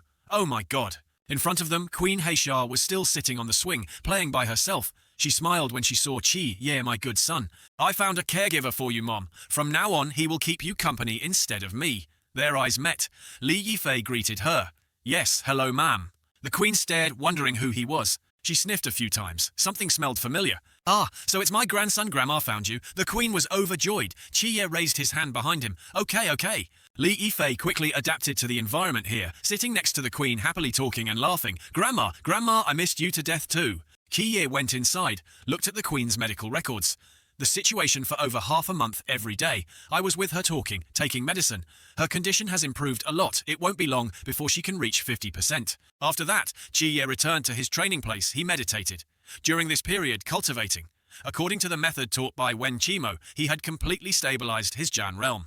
Breaking through to the next realm probably won't take long. After experiencing a life and death battle, I become more proficient in controlling the mortal divine realm. The acuity of my senses has also increased quite a bit. My reaction force has also gradually adapted to a speed of 100 shots per second. If we're talking about the biggest improvement, it's still my shooting performance. Continuous practice until now, I can barely hit an internal target within 30 meters. Unconsciously, the day of rookie training arrived. Chen Muda informed Chi Ye. In a few days, rookie training will begin. As usual in previous years, we have to gather in Shangjing City. Hong Ying later asked Hong Ying to take you to buy some daily necessities. I'll cover the costs. Hong Ying immediately obeyed the captain. Scene changed to a massage parlor. Several long-legged women in revealing clothes were massaging a fat man. He was holding a piece of paper discussing with his servant Kangnan. Where is Kangnan? The servant replied. Young master, Kangnan is a small city in the southeast. The young master asked, wasn't it in Shangjing before? Yes, sir, it seems the policy has changed. He sat up abruptly. No more massage book, a flight for today. I'm leaving today. The servant obeyed. I'll go adjust the itinerary right away. The young master put on his coat and left the massage parlor. A few men followed behind as guards. In another development, the scene of a temple on a mountaintop. In the temple, a person was meditating, chanting scriptures, and striking a wooden fish every day. The surrounding air was serene, the fragrance of incense smoke wafting around this person. Suddenly, while meditating, he was haunted by some event. He thought of blood, his hand still continuously striking the wooden fish. Then a monk came and called him Patron Chao Yuan. Suddenly, he woke up from his terrible dream. The monk handed him a letter. Your letter has arrived, sir. He held the letter, then mentioned Kangnan Great Master. Do you think I should go or not? The Great Master replied, Patron, you have been meditating in the Buddhist temple for 5 years. The demonic nature in your heart has been suppressed. This old monk thinks you should go. He turned and said, but the sin's on my body. Killing is karma. Saving the world is merit. When merit and sin are balanced, you will surely attain freedom. After listening to the Great Master's guidance, he took his bag and said, Thank you, Great Master, for your advice. The monk then said, Patron Chao Yuan, before you leave, this old monk has something to remind you. This trip to Kangnan, perhaps you will meet a benefactor. If you seize the opportunity, not only can you cleanse your sins, but you can also cultivate to achieve true fruition. He was surprised. A benefactor. Is this benefactor special in any way? The Great Master just smiled and didn't reveal any more about the benefactor's identity. After speaking, he left Jingshin Temple, setting off for Kangnan. In his mind, he thought, Shuangmu Lithan Bashen, Kui Ruye Shizai, Duwo Shiren Amitabha. Twin Woods establish the body, 8 gods, remove 1. Enter the night for 10 years. Save me, people of the world, Amitabha Buddha. Scene change to a supermarket, Hong Ying Si Xiaonan and Chi Ye. The 3 of them were heading to the shopping center. Hong Ying excitedly led Chi Ye around, making him pant. They were choosing items for him. Hong Ying, holding a pink suitcase, turned and asked, A pink suitcase? Shall we buy one for Chi Ye? Xiaonan replied, Okay, that's good. Wow, a snow-white princess backpack. Shall we buy one for Chi? Ye Xiaonan said, Okay, sister. Wow, look at this dress, it's so beautiful. Buy one for Chi. Ye covered Xiaonan's mouth, not letting her speak. Stop it. He turned and said, Sister Hong Ying, this doesn't suit me. Let's go somewhere else to buy things. Then let's buy this one, okay? Chi Ye was stunned looking at the tight-fitting dress. He didn't know who the 2 of them were buying clothes for anymore. At this moment, Cao Yuan had arrived. Young Nan turned to ask Chi Ye, Have you brought enough things? Yes, I've brought everything. Hong Ying gave Chi Ye more things to carry, little brother. Chi Ye sunscreen, hair removal cream, moisturizer I bought for you. You must remember to use them. Chi Ye was flustered. Yes, I'll use them. Don't worry, sister. Then Chen Muda instructed, Chi Ye Shangjing is not like our Kangnan, it's too far. When you get to Shangjing City, you can only rely on yourself. Chi Ye replied, Don't worry, I can take good care of myself, then I'm off. Then everyone said goodbye to Chi-ye. Take care, little brother. They watched Chi-ye from behind. He's grown up now. Suddenly a phone call came. Hello, what? Surprisingly, Chen Muda shouted, damn it, quick, stop him. This training session has been moved to Kangnan. Despite shouting loudly, Chi-ye had already boarded the train and left unable to hear what they said. Scene changed to Chi-ye. He had now arrived in Shangjing. That evening at the pier where yachts were gathered. This was a luxurious playground for the aristocracy. Suddenly the yacht shook violently. Then came terrified screams. The scene became chaotic. Outside the yacht, the tentacles of a monster were tightly wrapped around it. This sea monster was an incredibly large octopus. It easily lifted the yacht out of the water. Suddenly, a beam of light appeared shooting straight at its tentacle. Someone had taken action. The tentacle was severed, falling and causing the water to churn. The yacht was free-falling towards the water at high speed. Everyone on the yacht was now in mortal danger. The sea monster was still there. The danger had not been eliminated. It opened its blazing red eyes, looking towards Shangjing City. A moment later, it swung its tentacle, intending to smash the yacht. In that critical moment, a beam of light appeared again. One strike directly split it in two. It was unknown who had acted, killing it so easily in an instant. 888 meters away, someone was observing that sea monster from afar. Here the boss's swordsmanship is getting more ruthless. A mysterious sea realm creature dead in one slash. The balance isn't bad either. Such a heavy ship actually stopped completely. Why didn't you say how timely my explosion was earlier? The masked people were named Chiang Wei Rose and Xuan Wo Vortex. All right, enough talk. Finish the job quickly. We still have to go to the barracks for rookie training. He was Captain Wang Jian. Calling us to the barracks is too much of an exaggeration. It's just a group of rookies. Do we need to intervene? It's a direct order from above. This batch of rookies, I'm afraid it's not simple. Scene changed to Chi-ye. He was now approaching his rookie training school. In the school, someone observed from afar and reported, someone is approaching the gate requesting instructions. Report his situation. He's a young man, looks like a high school student, unarmed. He only has a pink suitcase in his hand. Pink Chi-ye stood in front of the school and said, there's really a training camp in this desolate place. I almost thought the captain was playing a trick on me because I didn't return the goods. He stood in front, observing. The gate was sturdy with a protective fence on top. After a while, the gate opened. A person came out and asked him, what's your name? I'm Lin Chi-ye. You're a rookie. Yes, that's right. He was surprised to learn his name was Lin Chi-ye. It's me. Is there a problem? No, you're the first one to arrive this year. Come in, training doesn't start for a few more days. It's a good time to show you around this place. After speaking, he led Chi-ye inside. My name is Hong Hao. I'm the instructor of this rookie training camp. You can call me Instructor Hong. This place that looks like an airport runway is the training ground. Most of the physical training is conducted here. Physical fitness is the focus of our first half year of training. You look average in build. It might be a bit tough for you then. After that, the two of them went deeper inside. Hong Hao introduced each place to Chi-ye. The canteen, a place you'll both love and hate in the coming year. The classroom, I don't need to say much. After half a year, you'll be taught theoretical knowledge here. The abandoned buildings on this side of the schoolyard are for mobility training, teaching you combat climbing and rope swinging. This is the shooting range. Proficiency in using firearms is also a necessary skill for a night watchman. This training camp is much larger than I imagined. Moreover, these buildings aren't tents or temporary structures. They look very sturdy. The ground where the buildings meet is also extremely flat, as if they grew out of this land. I remember this place was a wasteland, but this training camp looks like it took at least a few years to build. How on earth did they do it? Chi-ye looked at the two of them. Their eyes kept staring at him. Chi-ye asked, why are they looking at me like that? Representatives of the gods are rare. It's normal for them to be curious about you. Haven't there been representatives who participated in rookie training before me? As far as I know, the representative of the gods who came out of the previous training camp is now the captain of the Mask Squad. The Mask Squad is one of the 4 major special operations squads. The strength of these 4 captains is second only to the commander-in-chief among all night watchmen of the Great Xia Nation. This Lin Chi-ye arrived really quickly. I originally thought the representative of the Angel of Death would be arrogant, but he seems like a decent person. I like him. But this year, what kind of demonic team is this? Besides this representative of the gods, Lin Chi-ye, there are also 3 people with super high-level forbidden domains. 1 person. Among them is even in the top 50. Luckily we found the Mask Squad to help, otherwise we might not have been able to suppress them. Sir, there's also this one, Bailey Dooming. Could it be that name from the Bailey family? Back to the dormitory. Chi-ye was in his room. He was arranging his things when he paused, holding the blanket the captain had bought for him.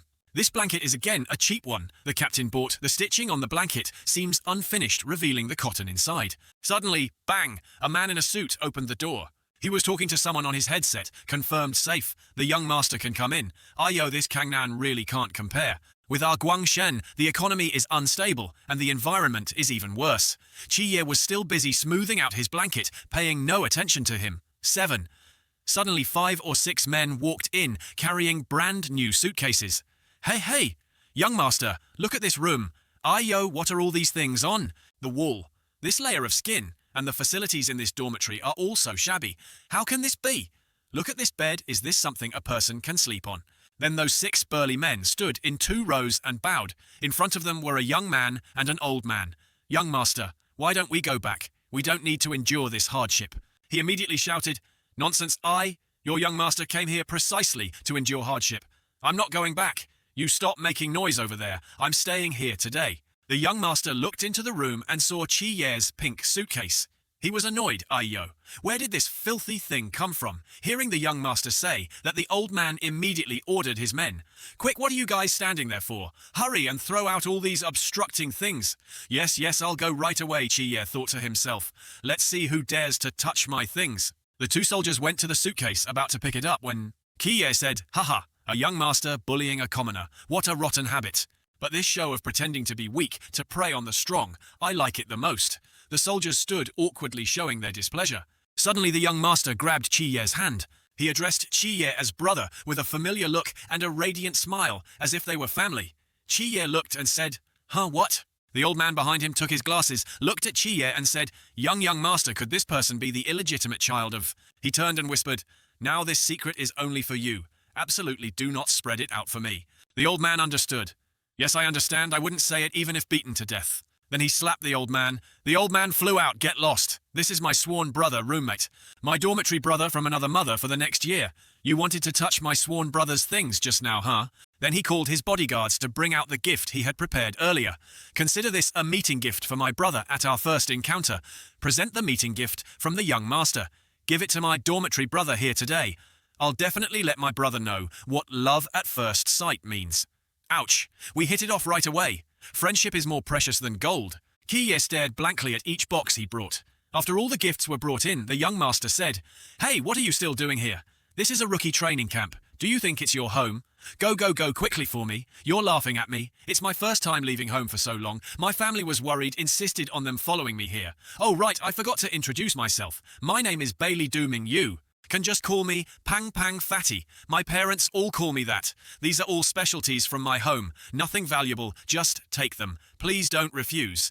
Chiye looked at the dazzling watchbox, coughed a few times and said, My name is Lin Chiye, Bailey classmate, Pang. Does your family sell watches? Our family does a little business, but don't misunderstand, I'm just from an ordinary family, really not some young master from a noble house. I'm very approachable. No, I'm very down to earth.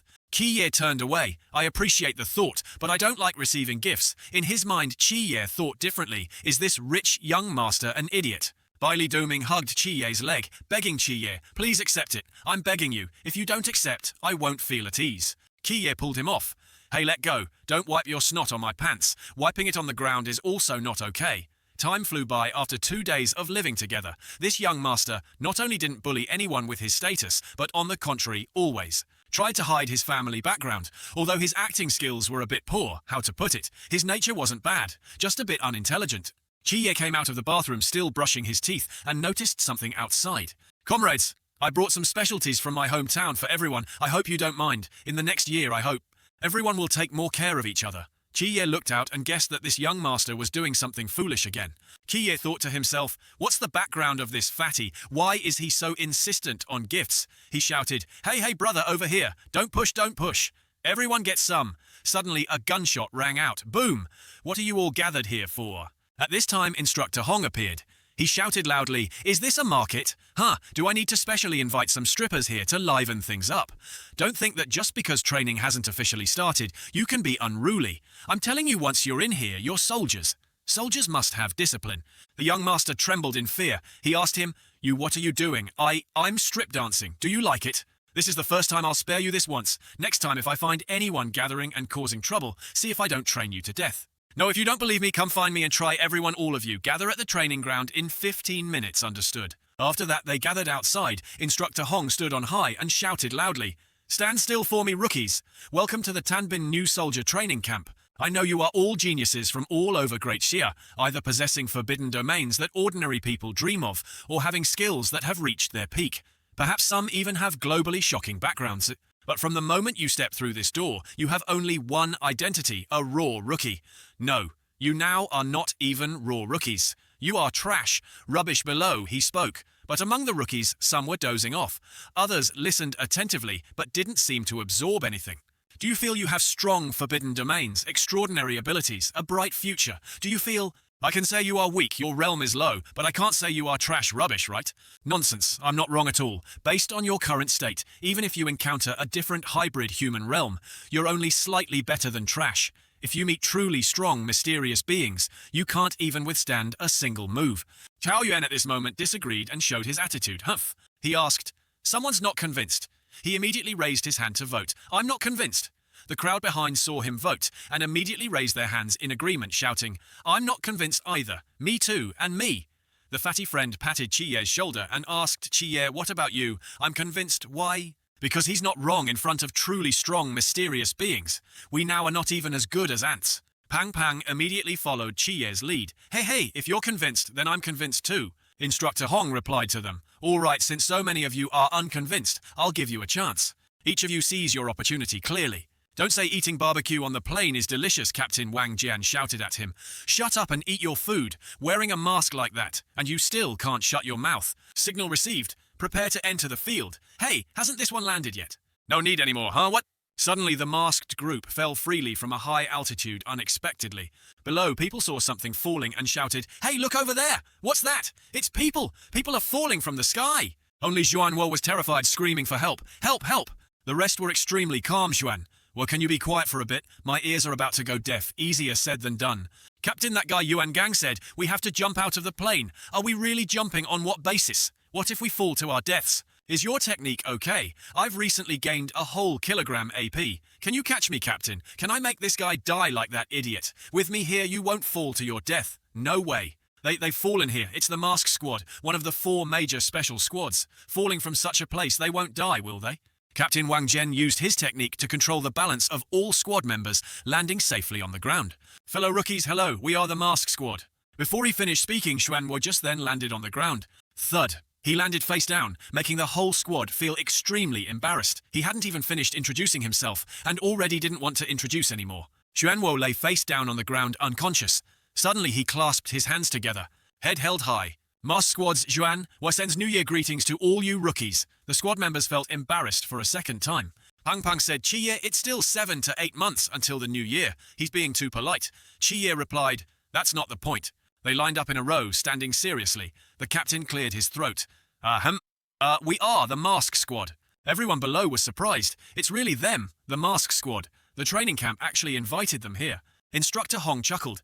"Seeing you all so unconvinced, I could only invite the Mask Squad to teach you a few moves, help you understand yourselves clearly, and know what truly top-tier experts are. It's now 2:00 p.m. before 9:00 p.m. All 239 rookies present. No matter what tricks you use, as long as you can remove the mask of anyone in the Mask Squad, you win. If you win, it proves you are truly formidable. This year's training won't need to proceed. Tomorrow I'll file for your graduation. I keep my word. But if no one can do it before 9:00, then it proves you are truly rubbish. From now on, throw that ridiculous arrogance and conceit into the toilet. Do whatever the instructor tells you to do. Do you all understand?" Suddenly, a rookie raised his hand and spoke. "This isn't fair. The people in the Mask Squad are all Transcendent Realm experts. Some even Sea Realm, while we are only Zhan Realm. How can we fight? What's fair or unfair on the battlefield can?" Wang Jian stepped forward and shouted, "This time all members of the Mask Squad will suppress their own realm to Zhan Realm. 5 people fighting 239 people of the same realm. Do you dare? Damn it, so arrogant, all at the same realm. Then there's basically no meaning in distinguishing strong from weak. What's left is just a battle of cultivation effort. Even if the Mask Squad is more heaven-defying, over 200 of us piled up can crush them, right? That's right. We can't lose this time." The rookies shouted, determined to fight to the end with the Mask Squad. "The weapons you need can all be found in the warehouse. Don't worry about how much equipment is damaged. No matter how much you mess this place up, we can restore it, so just fight without worry. The next 7 hours belong to you. Let me see your abilities." Chao Yuan boldly asked the captain of the Mask Squad, "Excuse me, when can we start?" He replied, Wasn't the instructor clear enough just now? It has already started. A rookie used his technique to create a blazing red flame and threw it straight at the mask squad. Boom, boom. It created a large explosion, sending earth and sand flying. The rookies used all their abilities, unleashing their forbidden domain techniques. Just waiting for this, everyone charge. Let's crush them. While their group was fighting the mask squad, Chi-Ye pulled Pang Pang's collar and ran away with him. He asked Chi-Ye, "What are you doing? They're fighting. We should join too." He turned and cursed him. "Join my ass. How can a special squad be defeated so easily? We don't even know their strategy completely yet. Under the circumstances of not knowing their forbidden domain abilities and fighting methods, rushing forward recklessly is just seeking death." The stubborn Pang Pang still refused to go and looked back saying, "But look, the mask squad is probably done for." The rookies caused a massive explosion, filling the entire training ground with smoke. They panted heavily, thinking they had blown up the mask squad. What mask squad? They really lowered their realm to our level. Against us, they still can't withstand our numbers. Do you think the mask squad will be destroyed by us like this? Then wouldn't it be better to just admit defeat and lift the realm limit? After all, facing so many of us losing isn't shameful. Suddenly, the friend saw something, At this time, the mask squad began to act against the rookies. Zhuan used his technique to create a shocking vortex. Are all the rookies in this batch so reckless? If I hadn't reacted quickly, I would have really been hit by them. Chang Wei, it's your turn. After Xuanwu finished speaking, she also attacked. Suddenly, a giant hammer flew past the rookies' heads. They gasped, screaming. Oh my god. The hammer slammed down in the middle of them. Boom. The rookies were sent flying hundreds of meters. Chang Wei looked at them and said, "Tian Ping. Libra, come pick them up. These rookies are all unconscious. They're really in the way. Oh right, the captain said earlier to finish the fight in half an hour. Otherwise the barbecue will get cold and won't be good." The three in the squad heard the signal and replied to their teammate received. At this time, the captains were inside observing the situation. He said, "This is more like a knockout meeting. It seems we've overestimated this batch of rookies. It's still the mask squad that's too strong to have a top-tier squad that has killed countless mysterious realm beings come to pressure the field. For rookies, it's a complete crushing blow. That's right. Even though the mask squad suppressed their realm to Zhan realm, like them in terms of combat experience and teamwork, they still completely suppress these rookies." Instructor Hong stepped forward, interrupting the two of them. Not necessarily, they turned, "Sir." Instructor Hong said, "The rookies seem to have suffered serious losses, but some people truly have hope of resisting. Those who could fight the mask squad have all escaped. Now that the teammates disrupting the rhythm have been eliminated, it might be a good thing for them. But it's truly a pity. No matter what method they use, as long as Wang Jian is here, they can't win." The captain of the mask squad, Wang Jian, was standing above, looking down at the rookies. A signal came from his teammate captain. "Just as you said, those rookies have all run towards the armory. There are still smart ones. Yuegui Moon Ghost, you go block the door, we'll attack from behind." Roger received. Yekwe used his technique, creating beautiful blue light beams to block the doors, then counter-attacked. As for Chi-Ye and the young master, they ran away not fighting the mask squad. Members Pang Pang ran until he was out of breath and said, "Chi-Ye, slow down, I can't keep up." Finally made it. Otherwise your young master, would definitely have collapsed here today. We're here. The two of them stood in front of the armory, but Pang Pang couldn't open the door and turned to ask Chi-Ye, "Wait, why is this door closed?" "No, should we say what weapons are we using?" Chi-Ye replied. "It was said we could use whatever we want. It didn't say they'd open the door directly for us to take them." Chi-Ye stood thinking of a plan while Pang Pang knocked on the inside to see what was there. "What material is this? It seems quite sturdy. How do we break it?" Suddenly he turned to stare at Pang Pang. There must be something for Pang Pang to do again. "Chi-Ye, why are you looking at me?" Chi-Ye pointed at the door. "My forbidden domain doesn't have large-scale destructive power. I can't open this door. Try using your forbidden domain." Pang Pang replied again, I don't have a forbidden domain." Chi-Ye was stunned. "Then how on earth did you get into the Night Watch?" "But if it's this door, it's easy to say. Actually, He hadn't finished speaking when someone came and told them to move aside. A girl with long, strikingly red hair looked very charming. She approached, extending her 5-fingered hand towards the door. "Out, out!" As she DATJ'd her hand onto the door. Suddenly a terrifying whirlwind occurred, sending both their hats flying far away. Crash! The door was now just a pile of scrap metal in front of her. The door had been successfully destroyed. Now the three of them could go inside to get weapons. The girl led the way. At this moment Chi-Ye observed her and thought, such strong destructive power, she used her hand to touch the door. Just now, is this a large-scale destructive forbidden domain of the contact type? Pang Pang turned and whispered, "Chi-Ye, Do you think her voice is particularly pleasant to listen to? Chi was helpless with Pang Pang, thinking, your ability to grasp the main point is also very formidable. While she was choosing a sword for herself, Chi approached and asked, the thing you used just now was a super high-risk, forbidden domain, right? She turned and said, why should I tell you? Chi replied, don't you want to win? She showed her dislike for Chi's way of speaking and said, telling you means I can win, who do you think you are? Chi's eyes changed color. Angry, Chi drew his sword and slashed across. The tip of the blade came close to her neck, making her unable to react in time. She angrily intended to draw the sword on her back to attack Chi. How dare you? Clang, clang. Something wasn't right. Pung Pung standing behind. Saw another sword appear but no person. What's going on? An automatic sword.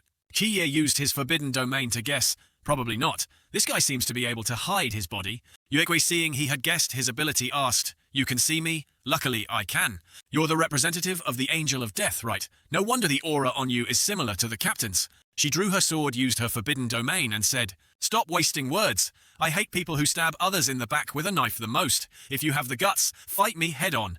Zip, zip. A purple beam of light appeared. That beam of light passed by his arm, but Yue seemed to know beforehand and split his arm in two to avoid this slash, able to control the vibrational frequency of objects. Another dangerous forbidden domain. Pang Pang was happy for her. Succeeded. Chi observed and understood the problem. It's not that simple. Then Yue used his forbidden domain to restore his arm.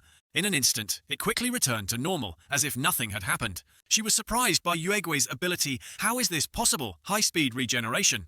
Qiye explained to his friend, it's not that when your sealing ring touched his body, he disintegrated his arm into moonlight, avoiding your attack. Representative of the Angel of Death, indeed you are the most dangerous one. Then I can only deal with you first. Yue heard a strange sound coming from behind him. Rumble, rumble. Another explosion occurred.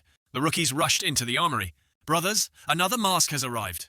We can't miss this opportunity. As long as we can destroy his mask, we'll win. Let's open fire. Bullets flew through Yue's body. He just charged straight ahead. The bullets were nothing to him. Crescent moons appeared around Yue, surrounding his body. The more they shot, it was just like a breeze blowing past Yue. The rookies were surprised by his ability. What's with this guy? We can't hit him. Yue charged straight at Qiye. His target was him. Clang! The two swords clashed. The light from them made the rookies squint. Brother, don't do this to me, okay? Qiye's eyes turned yellow. The forbidden domain in his body began to activate. Divine pressure. Jan Realm actually has such suppressive power. Is this the strength of a god's representative? It's ruined. The forbidden domain is suppressed. I can't moonify anymore. Taking advantage of Yue being suppressed, Qiye rushed up and slashed wildly, making him unable to react in time. That Da jumped back and shouted, now open fire. The new recruits understood, but they still hesitated due to fear. But before they could fire, their guns were all controlled.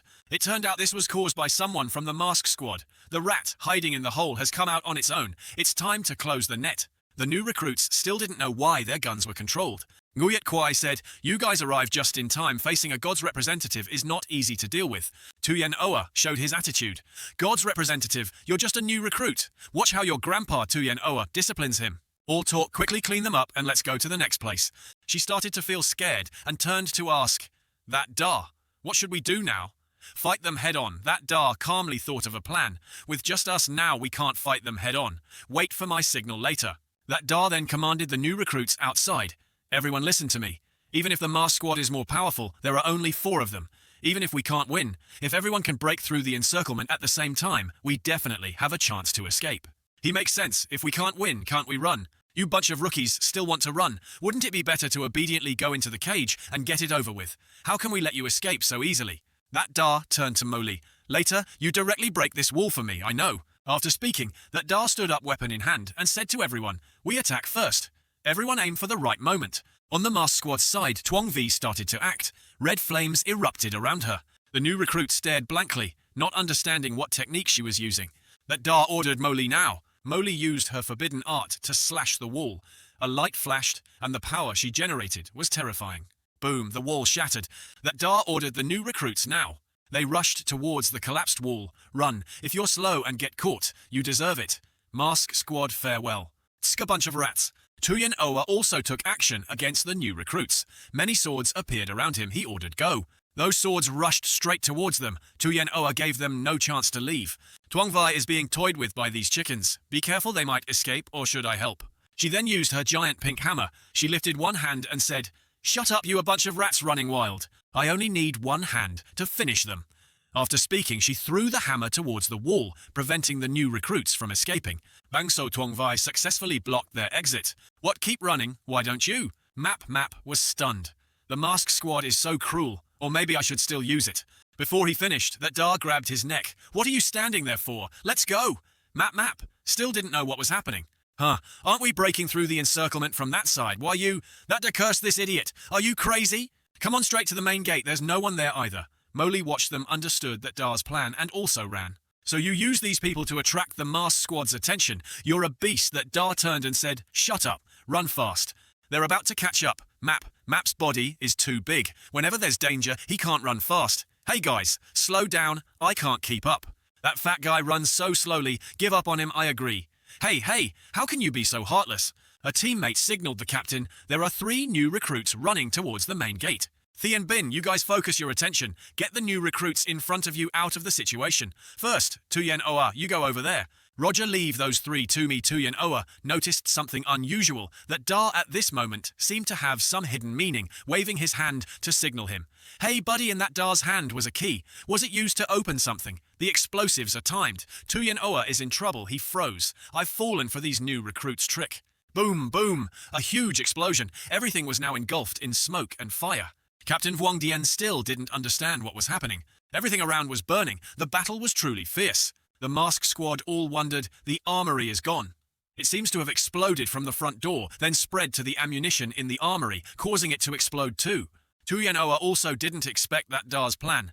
"Damn it, this kid's heart is really dark. If I hadn't reacted quickly and opened the devouring vortex in time, I would have been done for." He then touched his face. "Phew, the mask is still here, not torn off yet." The captains praised that Dar's ingenuity. "This guy is good. He could break through the encirclement like that, and he almost blew up Tuyen Oa's mask. Right without some skill. How could he be a god's representative? But why hasn't Lam that Dar used Su Thian Su's divine might yet? That's worldly divine might, ranked Ero 3. If he had used it earlier, he could have easily rushed out without needing explosives, right? He's waiting for an opportunity." That Dar informed Molly and Map. "It's safe. They're not chasing us anymore." Map didn't look happy, but was dejectedly worried about Tuyen Oa. "That Dar, you were so ruthless. He wouldn't have been directly blown to death, right?" That Dar said, "If he died like that, then he couldn't join the special squad. It's just a pity that this time we couldn't blow up his mask. Otherwise, we would have won." She understood that Dar's talent and introduced herself. Molly, forbidden art. Myriad phenomena. Frequency fluctuation, rank 076. I can control the vibrational frequency of all objects, directly or indirectly in contact with me within the forbidden arts range. That Dar turned to shake her hand. Lam.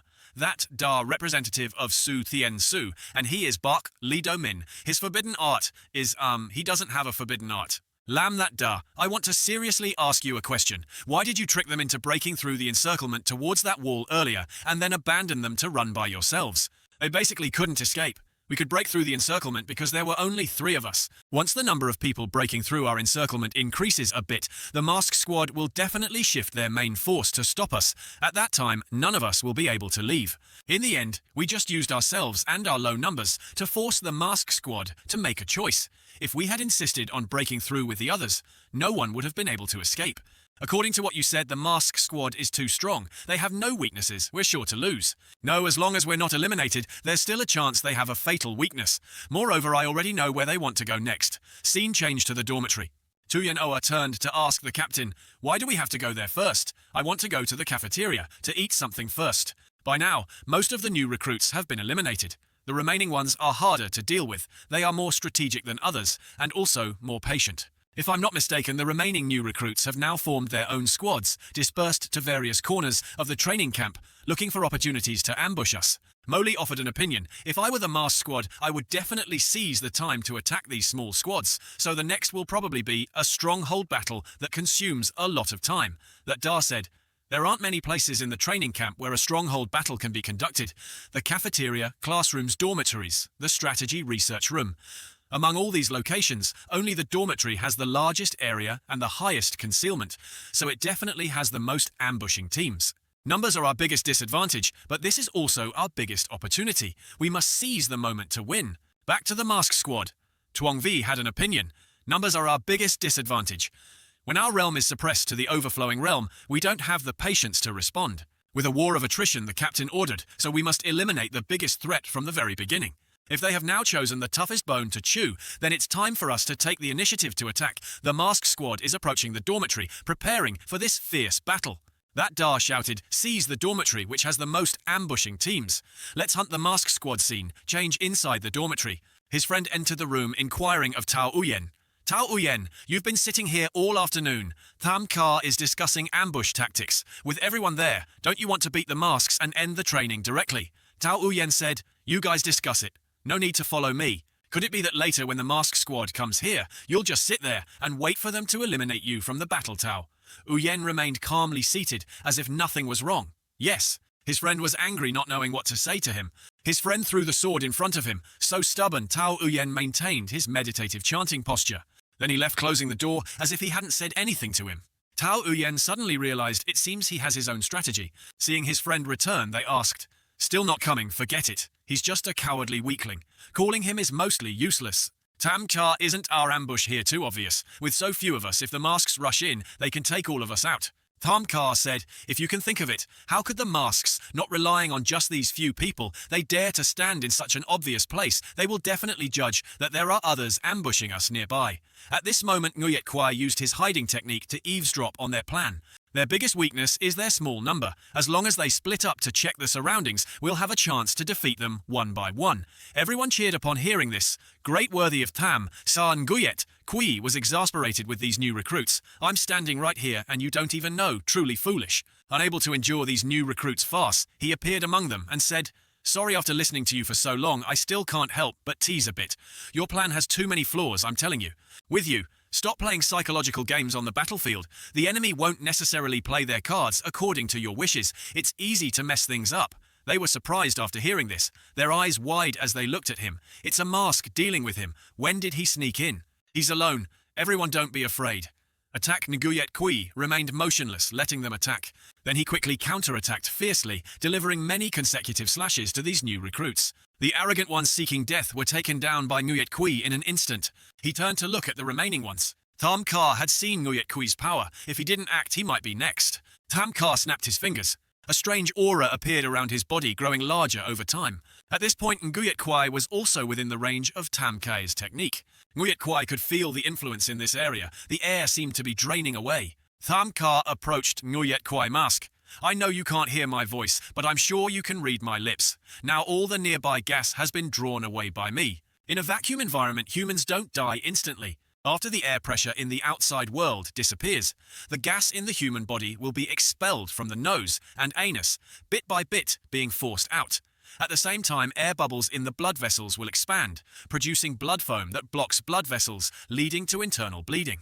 16 seconds. In this vacuum environment, everyone except me can only live for 16 seconds. 7 seconds have passed. Now you'd better take off your masks yourselves. Otherwise I wouldn't mind killing you and them here." As soon as he finished speaking, a sword was rushing straight towards Tham Kai. The sword attacked continuously. He used his technique to control this power. "Not right, something's wrong." A surprise for Tham Ka. Nguyet Kwai attacked a powerful kick to his chest. He was sent flying, and the circle also disappeared. The new recruits sighed in relief. "There's air, I thought I was going to die just now." That kick was terrifying, turning the situation around. "No, it can't be like that. How could he be forced out?" The ring on his hand was likely being suppressed. "Crazy, a competition and you act so ruthlessly." Just as he finished, boom boom, another explosion occurred. From afar, that Dar observed the situation. "This chaotic commotion is about to catch up to you." That Dar. Just as I thought, the mask squad dispersed in the dormitory area to search widely first. After one person approaches the enemy, everyone will quickly close in on him. It's the person. His name is Tam Than Truck, right? Although the commotion this guy caused is big, his mask still hasn't exploded. But now the mask squad has started to focus in his direction. That Dar, didn't you say earlier we should actively hunt the mask squad? So why are we still standing here with our arms crossed? Moley turned. This idiot. He's waiting for the mask squad's captain to make a move. Until now, only his abilities are still unknown. Before hunting, one must clearly understand the intel of the prey. This is basic knowledge. Not only that this person named Tham Than Truk is probably not that simple, he still has a hidden card. Suddenly, a sound from inside shattered the glass. A sword flew through, grazing Nguyet Kui's body. Tam Ka returned, rushing straight towards Nguyet Kui to fight him again. Many consecutive slashes attacking him from behind Nguyet Kui was no less skilled, dodging continuously. Tam Ka flicked his fingers, faint lightning bolts appeared around. Nguyet Kui observed and noticed something was wrong. Boom, boom, a series of explosions occurred. Nguyet Kui didn't expect Tam Ka's counterattack. Damn it. Why does this group of new recruits like to play with explosions so much? Are they all art graduates? When the nitrogen and oxygen content in the air is compressed to a certain ratio, it will meet the conditions for combustion. Just a few small sparks can create an explosion. Tam Ka continued to signal with his fingers. My indiscriminate large area damage ability is your nemesis. But you can only manipulate the air within a 10-meter radius, right? Based on your current realm, you're still 108,000 miles away from indiscriminate large area damage, Nguyet. Kui, seeing the situation was bad, used his hand to hold his mask, not wanting to be defeated by this weak Tam. Tam Ka rushed forward, pressing Nguyet Kui to the end. As Tam Ka was rushing, something appeared above his head. Then it fell straight down with a bang. He used all his strength to block the impact. It turned out that object was Tuong V's hammer. She said the forbidden art Tam Ka was using was forbidden art rank 068. Ki M. Note: Ki Man might be Ki Man, meaning agile chi, or a specific name, Yu, super high danger. No wonder the instructor wanted us to act. This is really hard to do. Attacked unexpectedly. Tam Ka, after blocking their attack, stood opposite and stared intently at the mask squad. I heard that in this group of new recruits, besides one god's representative, there are 3 super dangerous stars. The girl who was holding the blade, this boy who controls air. Where is the other one? Captain Vuong Dian spoke up. We've fallen into a trap. Hearing the captain speak, they were very surprised. Just then, from the windows of the building, guns loomed, aiming straight at them. Thien Bin discovered a group of new recruits approaching from behind him. They placed their hands on the ground and summoned giant vines. These vines formed a wall, trapping them inside. Tuyen Oa scratched his head, still not understanding what was happening. Tam Sea's teammates had all arrived. Checkmate mask. Surely you don't think that the intel about someone hiding in the mask we've been fighting until now, and still don't know, the battle deployment was actually completed long ago. The plan just now was to tell the hidden assassin the moonlight mask. It's normal though. After all, on a real battlefield, the opponent won't necessarily play their cards, according to your thoughts, right? Nguyet Kui thought this kid is indeed not ordinary. Thien Bin spoke up. This deployment is very smart. They know they can't win in a direct fight, so they set up a net here. Circular firepower in a closed formation, fully utilizing the numerical advantage. This is to crush us. It's a bit difficult. Tuyen Oa turned to ask the captain. This time you should also make a move, right? We have to go back early for BBQ, you said so. Without hesitation, they began to counterattack with firepower, all aimed straight at the 5 members of the mask squad. Tuyen Oa quickly created a purple vortex that absorbed all the bullets aimed at them. Tam Seah quickly reassured everyone, then said, "This trick again. All attacks are absorbed. It's ineffective. Continue attacking. Only the overflowing realm's spiritual power. This purple vortex won't last much longer. Captain, I can't hold on much longer." The captain ordered Tuyen Oa stop. Receiving the order, Tuyen Oa immediately removed the protective barrier. Seeing the protective barrier disappear, the new recruits thought they had succeeded. When the barrier disappeared, Captain Vuong Dian started to act. He created a circle that slowed down time. The speed of the bullets decreased visibly. At this point, Tam Ka also felt it. Movements were slowing down. Bullets were also affected. Time has slowed down. Captain Vuong Dian had just used his ultimate move to slow time and drew his sword to counterattack. Tam Ka, seeing he was being attacked, used his forbidden art to block. Looking at his attitude, it was clear he wouldn't succeed. Beams of swordlight continuously slashed towards the new recruits. The new recruits were horrified by this power. Is this the power of the overflowing realm? Both buildings shook violently, seemingly about to collapse. This scene made Mo freeze for 5 seconds. This captain's power is too terrifying. Scene changed to that Da. He was very surprised at this moment. He was actually still maintaining realm suppression on himself. Just now, he was still in the overflowing state. Realm, but this power is truly a bit beyond common sense. One side slows time, the other slashes out. Such absurd light blades. What exactly is his divine art? His friend Map spoke up. The deity behind Vuong Dian is the god of time. Kronos, serial number 0017. Actually, his divine art is just time control. As for those unusually strong light blades, we can understand it as him cheating. The black blade in his hand is a forbidden item that can deploy the forbidden art, Jiak Uyen. Rank 301. Its effect is to condense one's own speed into a blade aura. The faster the speed, the stronger the blade aura. Although this forbidden item itself is not of high danger level in Wang Dian's hands, it has a damage power comparable to high-level danger. Just using the speed of the overflowing realm, he can unleash a blade aura comparable to the transcendent realm. Listening to Map's presentation, that Da and Mo Li couldn't help but be surprised by his abilities. "Hey, why are you looking at me like that?" That Da asked curiously. "Not right. How do you understand the weapon in Wang Dian's hand so well?" Map looked nonchalant. The Jiak Uyen blade in his hand was originally because my family wanted to recruit him. They specially gifted it to him.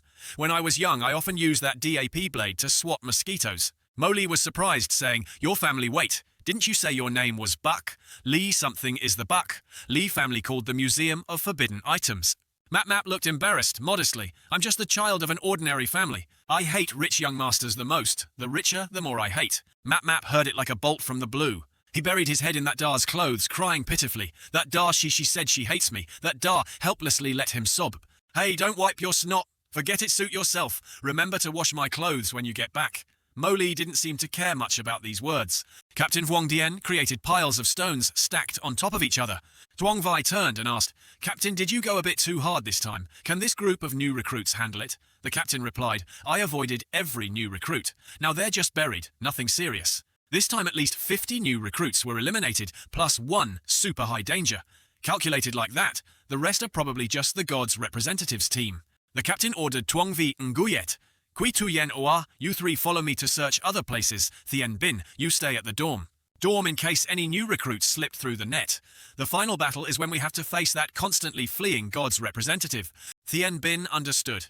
"Yes, Captain." Thien Bin hummed leisurely. He controlled the floating debris ready to fight at any time.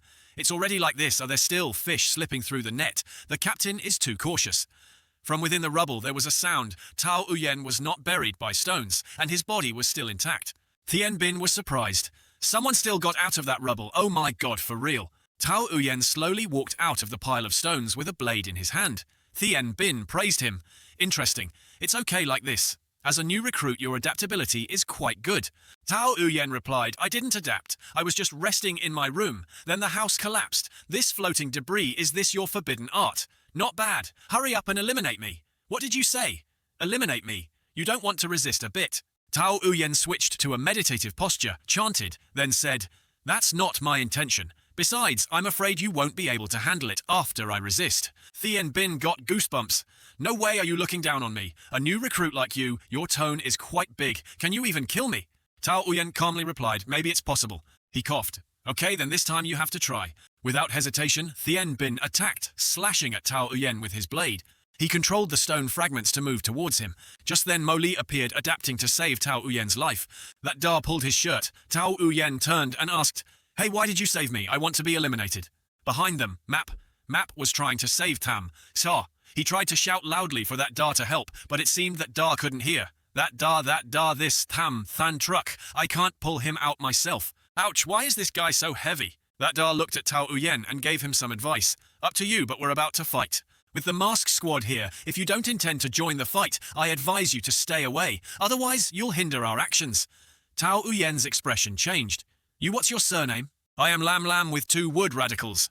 Goodbye to you." He recalled what the abbot had told him before he left the temple benefactor on this trip to Thuong Nam. "You will meet a noble person. If you seize the opportunity, not only can you cleanse your sins, but you can also achieve true enlightenment. I can only give you these 16 words. Song mok lap than bat, than ku, nhat hap, dathap, taido, nga than han, amitabha Buddha. Note, these are cryptic phrases, roughly. 2 woods stand tall, 8 gods, 1 departs, enter night, 10 years, save me, worldly people." Tao Uyen shouted, "Song mok lap, than bat, than ku, nhat hap, da thap, tai." "So it's you," as he was speaking. Someone behind him called out. Thien Bin said, "Hey, I had a hard time escaping that swordswoman. It was precisely to find you. Hurry up and make your move. I'm really curious. Don't worry, you can't kill me." Tao Uyen thought, "It seems he also considers me a deserter now. This bad impression, I have to turn it around," he muttered to himself. Thien Bin was bewildered, not knowing what he was saying. Tao Uyen drew his sword, and a dark purple aura appeared. His expression changed. "I want to confirm one last time.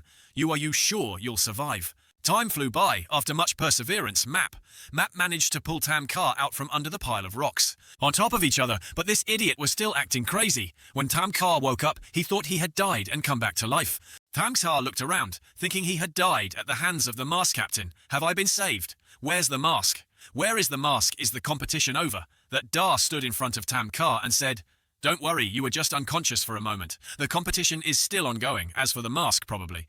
They're about to return. I suggest you rest and recover for a bit now. We still have to fight later." Tam Da looked at that Da and guessed, "Are you the god's representative? Are you not going to hide and keep running anymore? Still about to fight? Didn't you see the mask captain's attack just now? Where do you get the confidence to fight him?" Tian Bin was beaten badly by Tao Uyen and Map. Map, hearing the noise, thought the mask squad had arrived and was in a state of fear, talking nonsense. He didn't expect such an ordinary new recruit to have such terrifying power, damn it. Tao Uyen was now a completely different person. He used his forbidden art, causing his body to change. His eyes were bright red and a purple aura radiated around him. He looked like a giant monster. After observing for a while, Tam Sa noticed he was wearing a Buddhist prayer bead bracelet and remembered the guy who meditated all afternoon in the dormitory. What's with him? Tao Uyen suddenly rushed forward, slashing straight at Thien Bin.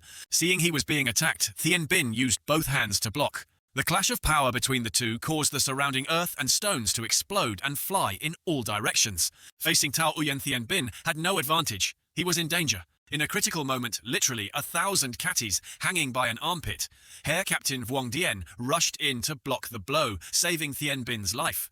Tao Uyen was knocked back by the captain. The impact on the ground caused the surrounding earth and stones to crack. Thud, thud. Tao Uyen was once again buried under the rubble created by Vuong Dien's own hands. Thien Bin awkwardly propped himself up. "Captain, why are you here?" He turned and said, "The others are all here? Of course we had to come back. Thien Bin, you underestimated the enemy too much. You still don't know what power Tao Uyen has inside him.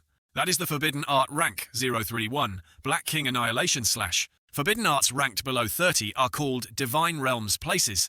Humans cannot set foot in, and this Black King Annihilation / rank 031 is truly below. Gods above mortals. This power is too monstrous, and he is too weak, leading to a complete loss of consciousness after using the forbidden art relying on instinct. Fighting by controlling the body, this is truly indiscriminate attack so crazy that he even slashes his own teammates. Hearing the captain explain his abilities, Thien Bin realized he had truly underestimated the enemy earlier. "Now I will fight with all my strength. Slowly understand this madman first." Just then Tao Uyen also jumped up from the rubble. Thien Bin, seeing Tao Uyen escape the rubble, immediately flew to attack. Tao Uyen was no pushover either. His eyes flashed with a deadly light, a demonic smile accompanied by the murderous aura of a demon king. Thien Bin's forbidden art is really good. He can fly if he wants to. Tuong Vi, standing there, gave him a slap. "Idiot, the captain told you to stay. This isn't for watching Thien Bin fight. He told you to find the god's representative we saw when we first arrived. Don't make a fuss, the mask must be dropped by you." Tuyen Oa noticed something unusual. Moli was rushing to attack them from behind. Tuyen Oa stood up and used his forbidden art to create a retracting vortex, hindering the impact force of Moli's sword. Tuong Vi reacted, dodging her sneak attack from behind.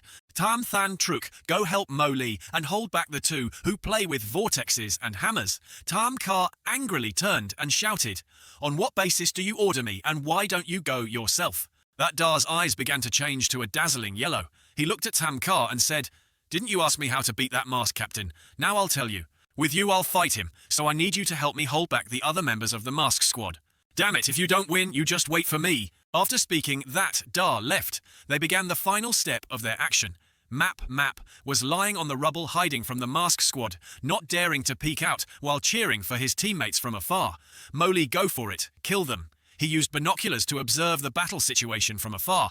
Why is Tam Than Truk so slow? Reinforcements are too slow. Behind him, Nguyet Kwai was secretly watching what Map was doing. He held a blade intending to slash but seemed to hesitate. Was something wrong? Just as Nguyet Kwai slashed down, a shield appeared. Hearing the sound, the fat guy turned around. The two of them stared at each other. Discovered by the fat guy, Nguyet Kwai once again thrust his sword hard, trying to break the protective barrier. He didn't see it break, only that the sword had snapped in two. Nguyet Kwai looked at the sword, feeling depressed. "So embarrassing. I have this protective light aura. Physical attacks can't do anything to me." Conveniently reminding you it can also be used to attack rank 1 to 71, belongs to the high danger forbidden art category. Just as he finished speaking, boom, an explosion occurred. Tuyanoa tried to resist Moli's power. Both fought fiercely. Just then, Tamthan Truck arrived to help Moli. She suggested switching with Tamka, but Tamka refused switch. What? Don't you see, I'm just a little bit short of the end. Nguyet Kwai called out to Tuong Vai for help. Can your hammer see people? I'm still down here. Map took the opportunity to show off all the forbidden arts he had. Hey, don't run. I still have one more Treasure wants to try. He scared Nguyet Kwai into running away. Don't come over here. Is this batch of new recruits all so strange? Captain Vong Dien turned around and saw that Da approaching. I've been waiting for you for a long time. That Da asked the captain, are you just going to stand here and watch? He coldly replied, not as you think. Suddenly an earthquake occurred beneath the base room. Everyone suggested, should we move to another place? They wouldn't collapse this place, would they? Probably not. This place is 10 meters underground. How could a group of overflowing realm like them? Instructor Hong carefully observed every scene happening on the ground. Do you think a battle at this level is something a group of overflowing realm can fight? This batch of new recruit training has produced so many geniuses. Perhaps in a few more years, the still vacant 5th Special Squad will emerge. Sir, do you feel that they can become the 5th Special Squad in the future? Your assessment of them is so high. In the past 2 years, more and more powerful mysterious beings have descended upon our great nation. Except for the Night Guardians protecting the cities, the 4 special squads have gradually encountered difficulties. 5 years ago, after the Lamvu squad was annihilated, the 5th Special Squad has had no candidates and has always been empty. Now I see hope in them. Something like fate can never be predicted. Children like them, perhaps in the future, some will die on the battlefield, perhaps some will retreat, but there will definitely be those few who can become true pillars of the nation, bringing about a new era. At this time it was starting to get dark. The battle between that Da and Vuong Dien began. Vuong Dien advanced, preparing to draw his sword, and said, I know you are the new god's representative, and you have many doubts. Wait until this battle is over, regardless of victory or defeat. You can. Come find me to talk. That Da also quickly rushed forward, no longer hesitating. Vuong Dien created an orb that emitted a dazzling golden light. The light enveloped him. Time Divine Domain. Deployed the divine art as soon as he came up. However, it's nighttime now, that Da must use the Starry Night Dancer. Clang! The 2 swords collided. The captain couldn't believe it was so fast. Your worldly divine domain also has a speed-up ability that Da was no less skilled. After all being ranked 003, his power was normal. He leaped high, then leaned back, slashing once. A few strands of that Da's hair were cut. He didn't expect the captain's speed to be so fast. That Da continuously jumped back to dodge. Too dangerous? Although using Starry Night Dancer to block reduced Vuong Dien's own speed, it was still terrifying, plus the blade in his hand. If I hadn't fought with Tranmuk Da's poisonous blade before, and also had bullet-dodging training, I'm afraid I wouldn't even be able to last 5 seconds now. The captain continued to attack, slashing repeatedly. That Da still didn't give up, dodging the dangerous slash from the captain. Seizing the opportunity, that Da rushed forward, his sword aimed at his face. Clang. It wasn't as easy as he thought. Many consecutive slashes came from both sides. It seemed this battle was between 2 evenly matched opponents. The battle was endless. They created an explosion. Every time they attacked, it was like a flash of lightning. From afar, these 4 observed their teammate fighting. Map, looking curious, asked, the fighting speed of these 2 is too fast. I basically can't. See, clearly you say they fight like that and don't get tired, Nguyet Kwai replied. Whether they're tired or not, I don't know. Conversely, I've been fighting all day. I'm really tired. Thien Bin thought. This is still the first time I've seen someone who can fight within the captain's divine art. With him for so long, this god's representative is indeed not simple. Tao Uyen said, yes, that's my benefactor.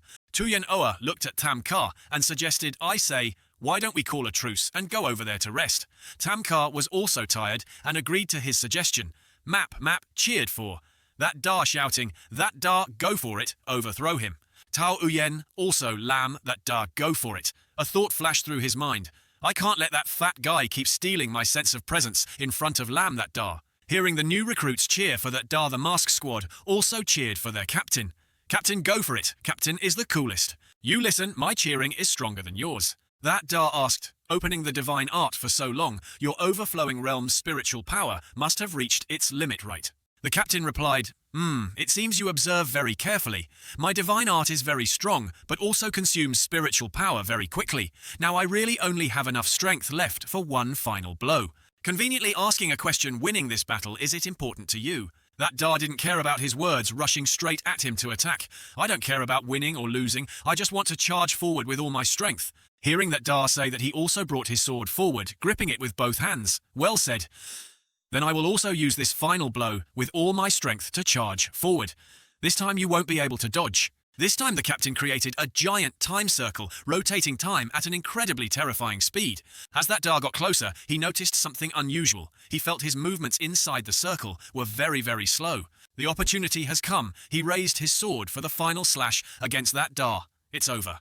That Da's eyes flashed with a light. His power hadn't stopped there, not yet. The two sides created a counter-circle. The match wasn't over yet. Two beams of light were very close to each other.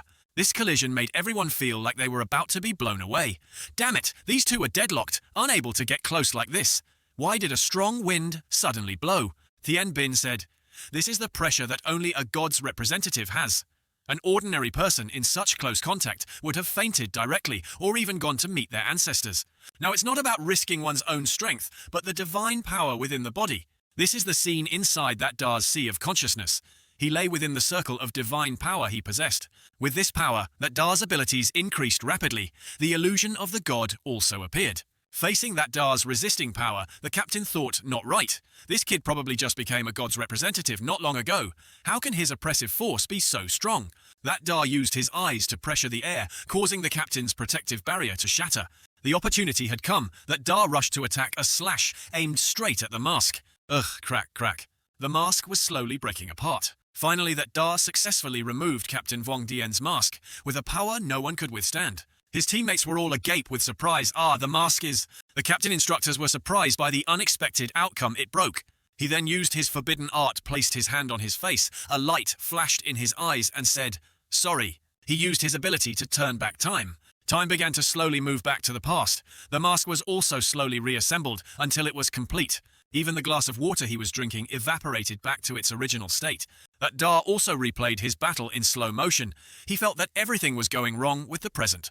The mask was also complete as if nothing had happened to his mask. That Da froze, not understanding what the hell he was doing. Earlier, I released my realm using the time divine art to make all things within a 2,000-meter radius return to 3 seconds ago. Except for you who have divine might, everyone's memories returned to 3 seconds ago.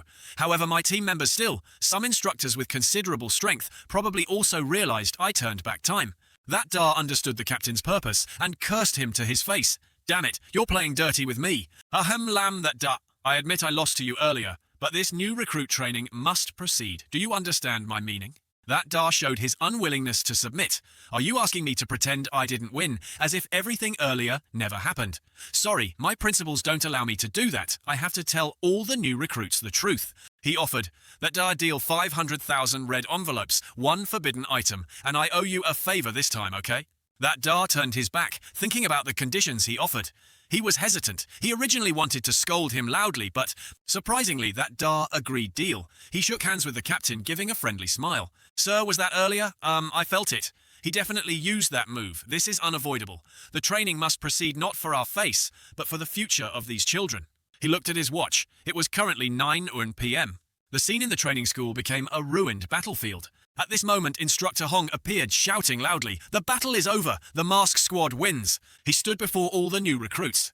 "I am very disappointed in you all. Everyone was seriously injured." The battle left the new recruits with a memorable lesson. A battle of 239 people against 5, excluding a few scattered individuals. The vast majority of others didn't even touch the hem of the mask squad's clothes. Slow actions, chaotic thoughts. No strategy at all. I wasn't wrong before. You are all trash. Like this, you will only get your teammates killed in the future. Since you've lost then, according to what I said before, give up all your pride and arrogance, forget your past, and focus wholeheartedly on training. This training session will last for 1 year. The first half year is purely physical training. During this half year, we will use a forbidden item. To suppress the forbidden art in your bodies, you will lose the special power you've always been proud of and become completely ordinary people. During this time, we will use various methods to torture you, exhausting you mentally and physically, keeping you always on the edge of collapse. You will despair, suffer, even want to die, but unfortunately in this place you can't even find death. As for the second part, we'll talk. After you can get through this half year. Map, foolishly shouted. That's right. That Da Wang Dian used a divine art to turn back time. You clearly broke his mask. Why didn't you say so? That Da quickly covered his mouth. Shh, keep your voice down. That Da put his arm around Map Map's shoulder and asked, "How did you know Map Map took out his powerful weapon? This forbidden item of mine can see everything that truly happened and record it." Bach lie Map. Map, then let me ask you, what do you think of these new recruits? In my opinion, except for you and the others, including me, are all quite weak. Why are you asking about this? So even if I won, I have to pretend I didn't win because I can't let these new recruits truly not participate in the training. I can't let them enter the truly brutal battlefield without any preparation. I'm not doing this for myself, but for the future of these more than 200 new recruits. It's absolutely not for the 500,000 red envelopes. Map didn't expect that Da to be not only smart in combat, but also to have such a high level of thinking. Compared to you, I'm truly too insignificant. Night scene. Suddenly there's a change in time. The ruined battlefield is no more. The dormitory has also returned to its original form. Everyone marveled looking up, the dormitory perfectly flawless. Tam Kar shared the same thought as everyone. It's only been a little over half an hour since the competition ended, yet it can be completely restored. How is that possible? That Da immediately thought of Captain Wang Dian. Perhaps that guy acted again. Map standing behind asked, "Who that Da? Why have you also become a riddle player?" Back to the masked squad. At this time, Thien Bin and Tuyen Oa were helping the captain home to rest. He was panting heavily. Thien Bin, puzzled, asked, "Captain, why did you have to do that? For the dormitory building, just call the logistics team to fix it. Why did you have to use time reversal to rebuild the dormitory? This is too great a burden on your spiritual power." The captain pushed Tuyen Oa's hand away, showing his displeasure with his soldiers. "You can't say that I destroyed 3 buildings. One person takes responsibility." Tuong Vai, looking puzzled about something, also conveniently asked her captain, "Actually, we've wanted to ask for a while. Today you used time reversal once, we lost, right?" Tuong Vai, "Why are you? But yes, we lost. The younger generation is formidable. They are much stronger than we were at that time. I believe they can complete this training easily." Scene changed to the training school. The weather was hot. Tam Kar looked like he was about to throw up. The training session just started, and the new recruits already can't stand the instructor's pressure. Just 50 laps, and you can't do it anymore. "I remember at the beginning, weren't you very arrogant? Said 100 laps was very easy. What now, scared?" Tam Kar stood up and ran forward. His legs were unsteady, but he still tried not to give up. Who said I can't?" "The captain said so." "That's right, 50 more laps. Speed up." Map was already in the infirmary lying down panting. His endurance was very poor. The doctors turned and said to each other, "This fat kid, his physical fitness is really not good. Only 20 laps and he's like this. However, his spiritual power is really something else. He's the first one to run until he fainted." On the track, the new recruits all wanted to give up, unable to run anymore. But one person was still running normally, swishing as if gliding on water. "So that 100 laps, you meet the standard." He only showed a little sweat, not at all tired like an ox. The guys behind him were agape. "Damn, what kind of monster is this? 100 laps without panting. A human Gundam." A moment later, someone came looking for him. "Lam, that Da, come here for a moment. Someone is looking for you, Captain Lam." Vian waved at him. They went behind the racetrack to talk. The captain answered that Da's question. Essentially, the relationship between humans and gods is actually 2 words: contract. That Da turned contract, yes. Gods, for various reasons, usually don't directly appear in human society. If they want to do something, they must find a suitable person to help them accomplish it. At this time, the person. And the god will form a kind of contract. The essence of the contract is exchange. The god will grant a portion of their divine power to the representative in exchange. The representative must help the god complete certain tasks. Of course not. Everyone can become a representative, only if the god acknowledges you can. You qualify to be a representative, and thus fulfill this part of the contract. He made a connection contract. Why don't I have any impression of it? Could it be Su Thien Su? Gave me a portion of his divine power actually for another purpose. Captain Wang Dian recalled. That day I was crossing the road. A drunk driver in a truck was rushing towards me. At the moment I was about to be hit, time around me suddenly paused. Then the god of time pulled me into the void, signed a contract with me, and bestowed his divine art upon me. It was roughly 8 to 9 years ago. At that time I was still an ordinary person, and in exchange in the future, I must enter Cao Tien Guyen and help him retrieve something from there. That Da stood up and asked Cao Tien Guyen, the homeland of the gods in the island nation's mythology. Does that place really exist? If the god of time says it exists, then it definitely exists. It's just that I haven't found it yet. Back at the new recruit's physical training area, some young man was using a magnifying glass to peek at Mo Li from afar. Found her, so Mo Li is in class 4. Before he could see everything, the instructor came from behind and hit Map. Map on the head with a stick, brat peeking at female soldiers training. Ouch!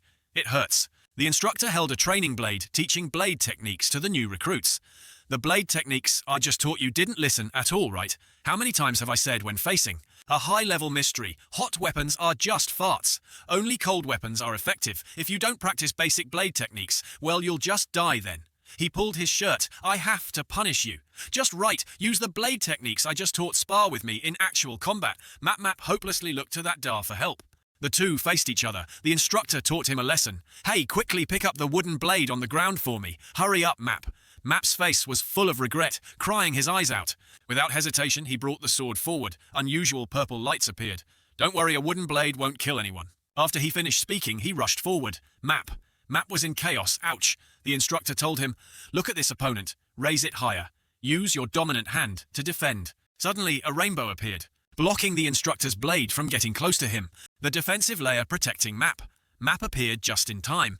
He couldn't help but wonder, why is it like this? He stood up and chuckled. So embarrassing, instructor. Now I will turn off the automatic defense of the light aura. Click, click. Something was wrong. He pressed the wrong button and switched to attack mode. The instructor stood still like a stick. A flash of light cut the blade in two. Map apologized to the instructor, scratching his head. Yes, sir. Next time I'll definitely turn off the instructor's automatic defense. He was stunned, not remembering anything. All right, you can go down. This fat guy, he looks like that, but he's quite powerful, huh? Tao Uyen couldn't endure the long training session and had dozed off for a few seconds. He was noticed by the instructor. Hey, you napping over there, you've gone too far. Come here and spar with me in actual combat. He immediately woke up, his eyes still hazy. Sir, he scolded, I've led so many batches of new recruits like this, and you guys are the most abnormal, in class peeking at female soldiers, training and some even nap. Today I must cure this ailment of yours. He threw a wooden blade to Tao Uyen. Hey, take it. Tao Uyen refused. Sorry, instructor, I can't use a blade. A wooden blade is also not okay. I'm afraid you won't be able to control me. The instructor showed his irritation. Pick it up. This is an order I'm giving you. Tao Uyen hesitated, but couldn't refuse the instructor's words. He knelt, took the blade with his hand, and a dark purple aura slowly began to emanate. That aura had now spread throughout his body. The instructor still didn't understand what ability he was using. His eyes were no longer the same. Two dazzling red lights emanated from them. He rushed straight forward, attacking immediately, without hesitation. A slash across his body. Luckily he dodged in time, or he would have been split in two. The speed was truly fast. Clang, clang! Both fought using the power of their forbidden arts. Swish! He attacked with lightning speed, causing the instructor's blade to break in two, leaving him no time to react. The battle created a huge gust of wind, blowing away earth and stones. The instructor immediately ordered all new recruits retreat immediately. This is not a drill. This is a real battle. He took out the sword beside him, his eyes full of killing intent, looking towards Tao Uyen. Just as the instructor finished speaking, Tao Uyen rushed over with great speed, a sword slash accompanied by purple lightning. Blocking this blow sent the instructor flying backward. Tao Uyen's aura was incredibly terrifying. He lay on the ground, still not understanding what was happening. He didn't expect this new recruit to be so strong. The surrounding new recruits also couldn't believe this could happen. One blow could defeat the instructor. Tao Uyen had lost control of himself earlier. He advanced. Turning towards the new recruits behind the instructor, could no longer hold on. He took out two blades forming the number 10. Grabbing it, preparing to attack innocent people, his killing intent had reached its peak. The instructor struggled to get up. Hey, don't look at those new recruits. Come fight me. As soon as he finished speaking, he quickly changed direction, roaring like a monster as he rushed to attack him. Seeing the instructor in danger, Map used his forbidden art to create a defensive rainbow, saving the instructor from a terrifying situation. Instructor, we're here to help you. He reprimanded the fat guy. Didn't I tell you all to retreat? Why are you still here? Not good, Map. Map's defensive layer can't hold on and is showing signs of shattering because Tao Uyen's sword is too strong. That Dar rushed over in time, kicking him hard in the side. That Dar asked for Map's help. Give me a blade, otherwise I can't fight back. Map stared blankly. What do you think we should do? The instructor crossed his arms, hindering the two of them. Map hurriedly rummaged through his bag. Got it. We can use this wind thorn. Before Map could mention the sword's weakness, that Dar grabbed it and rushed towards Tao Uyen, not letting him run rampant anymore. The battle between the two was fierce. Tao Uyen still maintained the spirit of a monster, determined to kill any opponents who hindered him. The sword suddenly glowed. That Dar hesitated for a moment, then boom, an explosion occurred. Map scratched his head, looked at them and said, That's precisely what you need to pay attention to. This blade will store the impact force it endures, so it releases it in the form of an explosion. The instructor was bewildered, asking where he got so many miscellaneous forbidden items. That Da was caught off guard. Damn it! The explosion was too sudden, no time to defend. Probably broke a few bones. In the thick smoke, Tao Uyen rushed to attack that Da. Unexpectedly, that Da's eyes lit up. He thought of a way to deal with this crazy Tao Uyen. That Da's entire body emitted a dazzling golden light. That Da's power was now fully engaged in fighting this madman. The light emitted, creating a circle that hindered Tao Uyen from getting closer. He could now also feel the power of that Da's forbidden art, controlling his own power. That Da hurriedly signaled, "Map, map, quick! Get me something that can seal a forbidden art." He fumbled through his bag. "But wait a minute, I'm not sure I have this. Let me look. It seems my divine might is surprisingly effective." Got it, sealing scroll. It's a forbidden item. It can temporarily seal forbidden arts, generated by a human body or a forbidden item.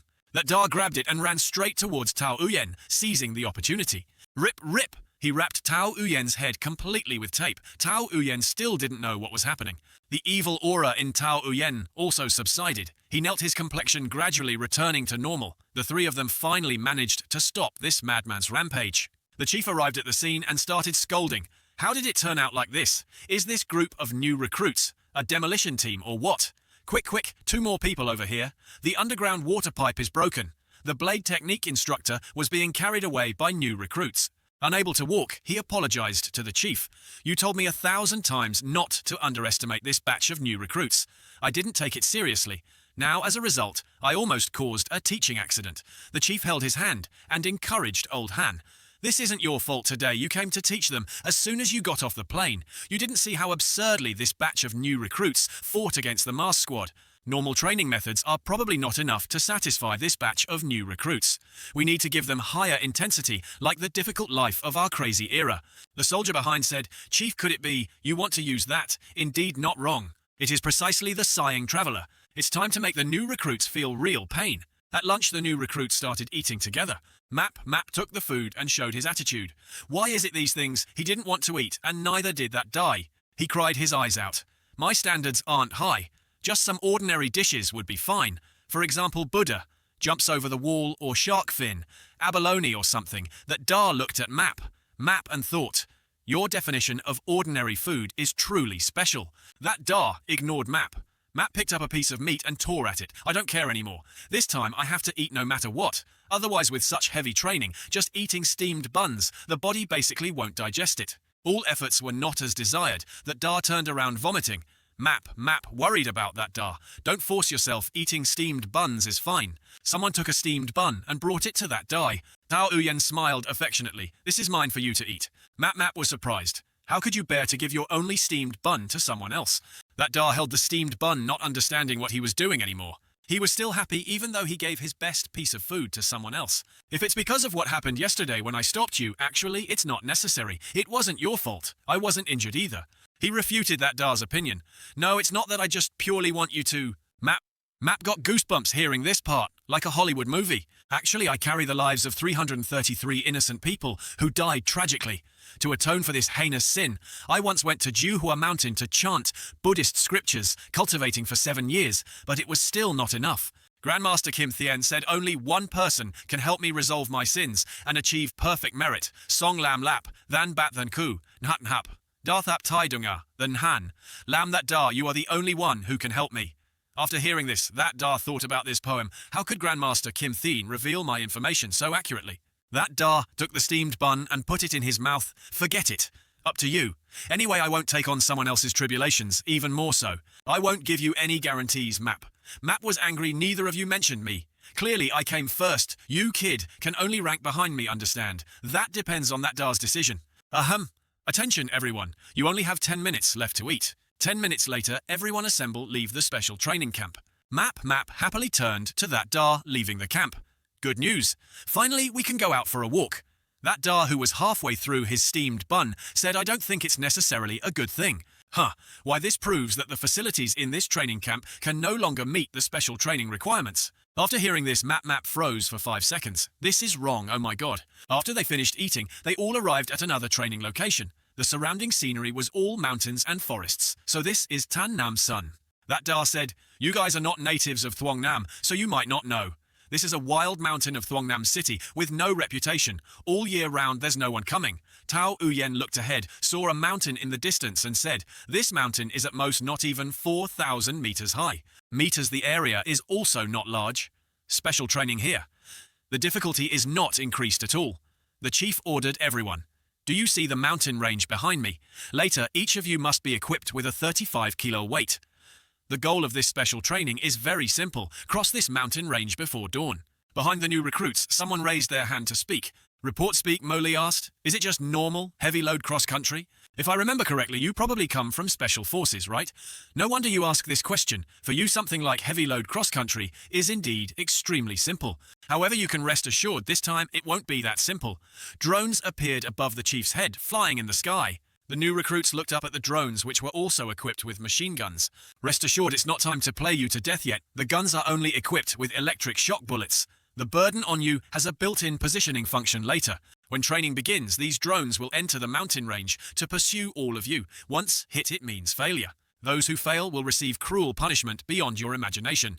There are also 3 rules I emphasize. First, you cannot secretly remove the weights. Second, you cannot use any method to touch the drones. Third, you cannot attack each other. Violating any of these rules will be considered an immediate failure. Now, special training begins into the mountains. The mountain ahead is quite rugged. It will probably be a not-so-great day for these new recruits. There was a person on the mountain. He was using his umbrella. It's unknown what its effect was. Who was he? His purpose was to not let anyone leave this Tan Nam Sun. They were entering the forest. Map with his huge weight couldn't keep up with that Da and Tao Uyen. "You guys can't. I'm too tired. Wait for me." Tao Uyen turned and said, "Don't you have quite a few small props? Just take one out and use it. Wouldn't that be fine?"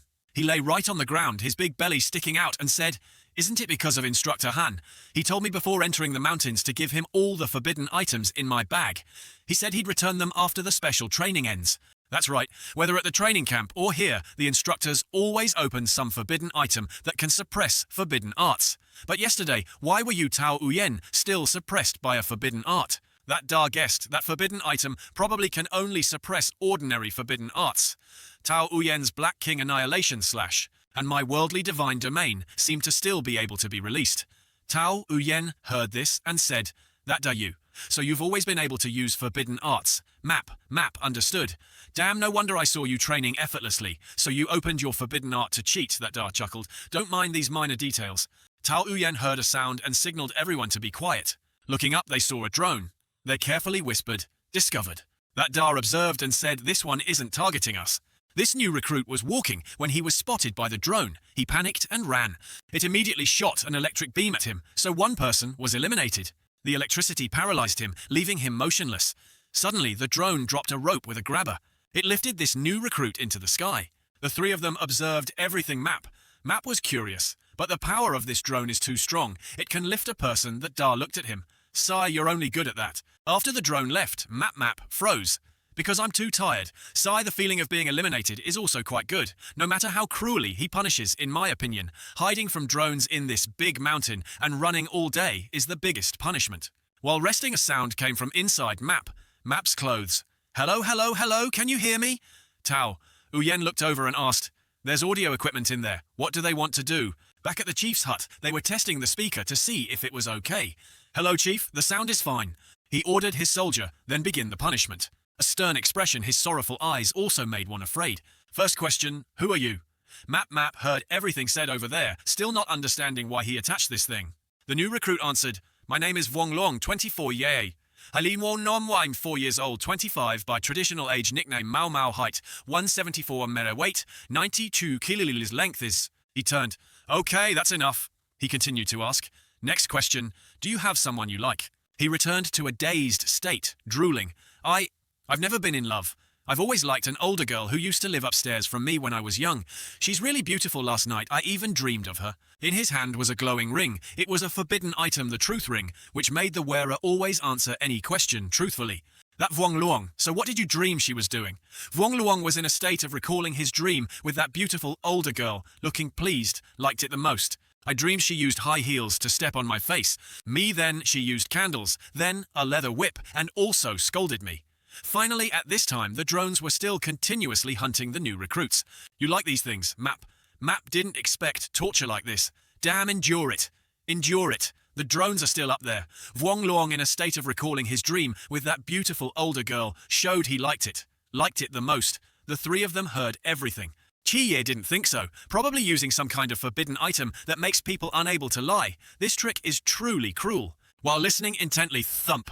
Pang Pang patted his shoulder and said, Chi-Ye, you absolutely must agree to one thing with me. Pang Pang's eyes held some hidden meaning, constantly reminding Chi-Ye, you absolutely must agree to one thing with me. If I get hit immediately right away, kill me on the spot. His absurd proposal made Chi-Ye break out in a sweat. What an idiot. After speaking, he stood up and eagerly urged everyone, what are you waiting for? Let's go quickly. The sooner we get down the mountain, the sooner we're safe. Cao Yuan and Chi-Ye didn't understand what on earth he was doing. Did he have some earth-shattering secret? They started when the sky was still bright, the wind blowing fiercely. Now it was dark, night began to fall. Pang Pang encouraged himself, I absolutely cannot fall.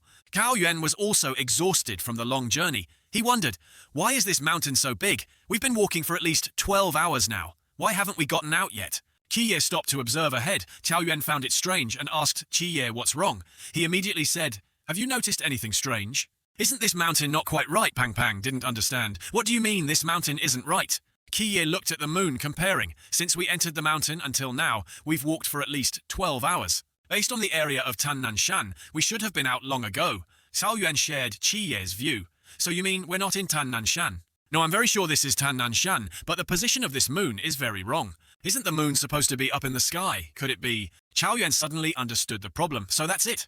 It's roughly between 7 and 8 p.m. now. At this time of this season, the moon should have just risen not long ago. It should be in a position not too far from the eastern horizon. But the moon is now at its highest point, where it only is in the early morning.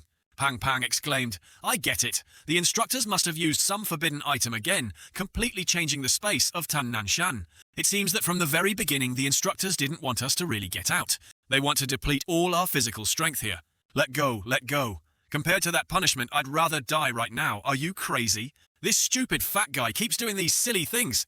Chi-Ye, come here and help. This kid's magic power is too strong. I'm about to lose my grip on him. Pang struggled with Cao Yuan. Let me go.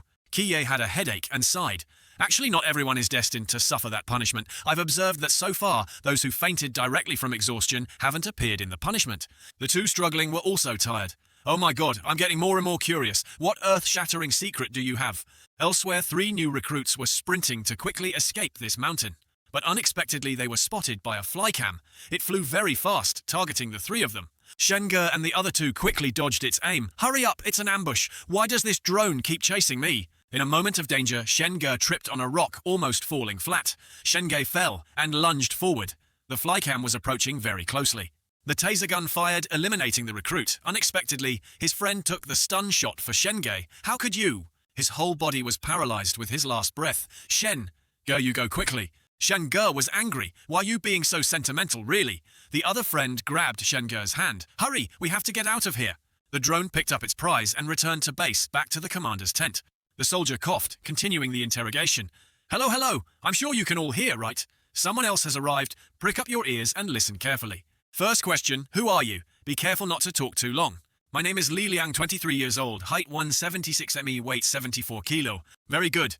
Then the second question, have you ever liked anyone? Yes, I like Shen Ge. He was surprised. Who is Shen Ge? Every recruit shot and brought to the base for interrogation was made to wear a truth-telling ring. My big brother Shen Qingzhe. Shen Qingju is him? Seriously, we are undergoing professional training. No matter how ridiculous it is, we will not, cough cough. In short, why do you like him? He recounted. Back in 10th grade, my younger brother Li Jia was tricked by someone and ran into a bunch of bastards in our area. Every day after school, they would block him at the school gate. If he couldn't give them money, he would be beaten. Then Shen Ge, who was 1 grade above us, couldn't stand it anymore. He alone fought those 10 bastards and even beat them until they were hospitalized. Because of this, he was expelled from school, couldn't take the promotion exam, and could only work in the fields at home. From that moment on, my brother and I swore to follow Shen Ge for life. Although Shenge seems to have a bad temper, if you live with him for a long time, you'll find out he's actually the gentlest person in the world. Sometimes I even hope Shenge can be stricter with me, for example, whipping me, and also in another scene, Ji Ye Kao Yuan and Pang Pang. The three of them hiding in the bushes couldn't help but laugh after hearing the whole story. Shenna rushed over from somewhere, heard them laughing at him, and angrily shouted, "Hey, that's enough from you three. You've been laughing non-stop since the beginning, haven't stopped once. Damn it, it's clearly that kid who's being punished. Why am I the one being embarrassed?" That commotion caused the drone to spot them. Pang Pang looked up and saw, "Oh no, it's the drone is coming." Shenge didn't expect them to be discovered. It immediately fired its taser at them. Chiye quickly kicked him. He flew out, the taser shot missed. Shenge was safe. "No thanks." Shenge turned to scold Chiye. "Why, how dare you?" Chiye pointed at the taser beam and said, "If it weren't for this kick of mine, you'd have been eliminated already." Pang Pang, worried about everyone's situation, spoke up. "Chiye, let's scram. This drone recharges quickly, very quickly." Chiye looked at Shenge and suggested, "Shen Qingju, let's split up. That way the chance of us being chased will be halved. Be good to your friends. They are all sincere to you." After speaking, Shenge and his friend left. "Do I need you to care? Let's go." "Yes, Shenge." Shenge walked a bit, then thought angrily about Chiye. "When I fought with the mask, I already found this guy displeasing. Isn't he just a representative of a deity arrogant? What the hell? Just you wait this time. I'll definitely get first place to let him know who is ultimately the strongest." His friend behind him accidentally tripped on a rock. But thud, he fell to his knees. Shenge turned and saw. He had a pained expression. "Shenge, I really can't go on. You go on your own." Shenge slowly knelt down to ask his friend. "What happened?" He recounted. "I sprained my ankle at the small stream earlier. It's getting worse and worse now. I can't move it anymore." At this moment, high above, two drones had spotted the two recruits below. "Shenge, don't worry about me. You are the one who has to do great things. This time you must get first place for us to see." His eyes hesitated, unwilling to leave. But he tried not to look back, gathered his motivation to move on, leaving his friend behind. "Shenge, hang in there. You can definitely do it." Shenge continued step by step, calming his spirit, thinking, "That's right, Shen Qingju, you are the one who must become strong. A strong person must be ruthless enough. You must get first place. Let everyone know how strong you are." He lay flat on the ground, ready for the drone to eliminate him. "Come on, eliminate me. Just don't ask me weird questions later. Otherwise, if Shenge hears, he'll be very embarrassed." It then fired a shockwave directly at him. Suddenly, Shenge returned, using his jacket to block the drone's taser beam. He was surprised, not expecting Shenge to come back and save him. "You Shenge, the rules say you can't put down heavy objects." "Why are you?" he replied casually. "Rules my ass. A truly strong person will not be bound by any rules." As soon as he finished speaking, Shenge threw a rock at the drone. Boom! The drone exploded. He smirked, looking like "I told you so." "Do the rules also say you can't hit a drone? I just wanted to hit it." Shenge extended his hand to help him up. "Useless, can't even stand up. I, Shenge, am here to save you." After discovering a recruit had broken the second rule, the commander ordered his soldiers, "Prepare for an abnormal target to appear. Drill using charged missiles into position." The vehicle aimed at the position, its missile-laden barrels, ready to attack target locked. The commander ordered, "Fire all missiles." Boom, whoosh, whoosh. The missiles launched and were approaching the target. It flew past where Chiye was standing. Everyone wondered why there were so many missiles, what was happening. Shenge saw it approaching him. Missiles. These instructors really know how to work. But I'm afraid they've forgotten missiles need oxygen in the air for propulsion. I just need to use my QI to suck out all the surrounding air, and these missiles will just be scrap metal. He looked eager to win without a hint of fear. His friend behind him said, "Shenge, have you forgotten you can't use forbidden techniques?" Now Shenge was stunned. "Oh crap, I forgot." Boom, boom. An earth-shattering explosion occurred, blowing away a large patch of forest. The two of them were caught. Shenge prepared himself for torture. The soldier saw him and praised his talent. "Catching you wasn't easy, top dog. Shen Qingju, you took down one of our missile squads. Speak, how dare you break the rules and destroy a drone?" Shenge knew he had done wrong and repented. "I'm sorry for being arrogant. If that's the case, your punishment time will be doubled. Let me think where to start questioning." As soon as he finished, Instructor Han arrived with an urgent announcement. "Suspend punishment, there's an emergency. The forbidden item space has been discovered by a recruit." Near the forbidden item space, an observation bird appeared. The bird was very strange, seemingly controlled by someone. It turned out to be Chiye. He was using the bird to observe the situation on the mountain. Pang Pang heard him and wondered found what. Chiye turned and chuckled. "I've found the way out. My forbidden technique gets stronger at night. It can turn all creatures into guides. Starting from a while ago, I've been observing our tracks through them." Hearing him, a thought flashed in Cao Yuan's mind. A forbidden technique, stronger at night, is the deity Chiye represents related to the night. I've discovered that we've actually been walking in circles. Pang Pang wondered, walking in circles? Impossible. If we kept going back and forth in the same place, we would have reacted long ago. Kiye pointed at the moon. What if the scenery around us is all fake? Kiye used a tree trunk to draw a map for them to understand. Our judgment of the scenery is mainly based on sight. We basically don't pay much attention to the path under our feet. So when the visual environment around us changes, even if the path under our feet is identical, we will feel like we are in a different place.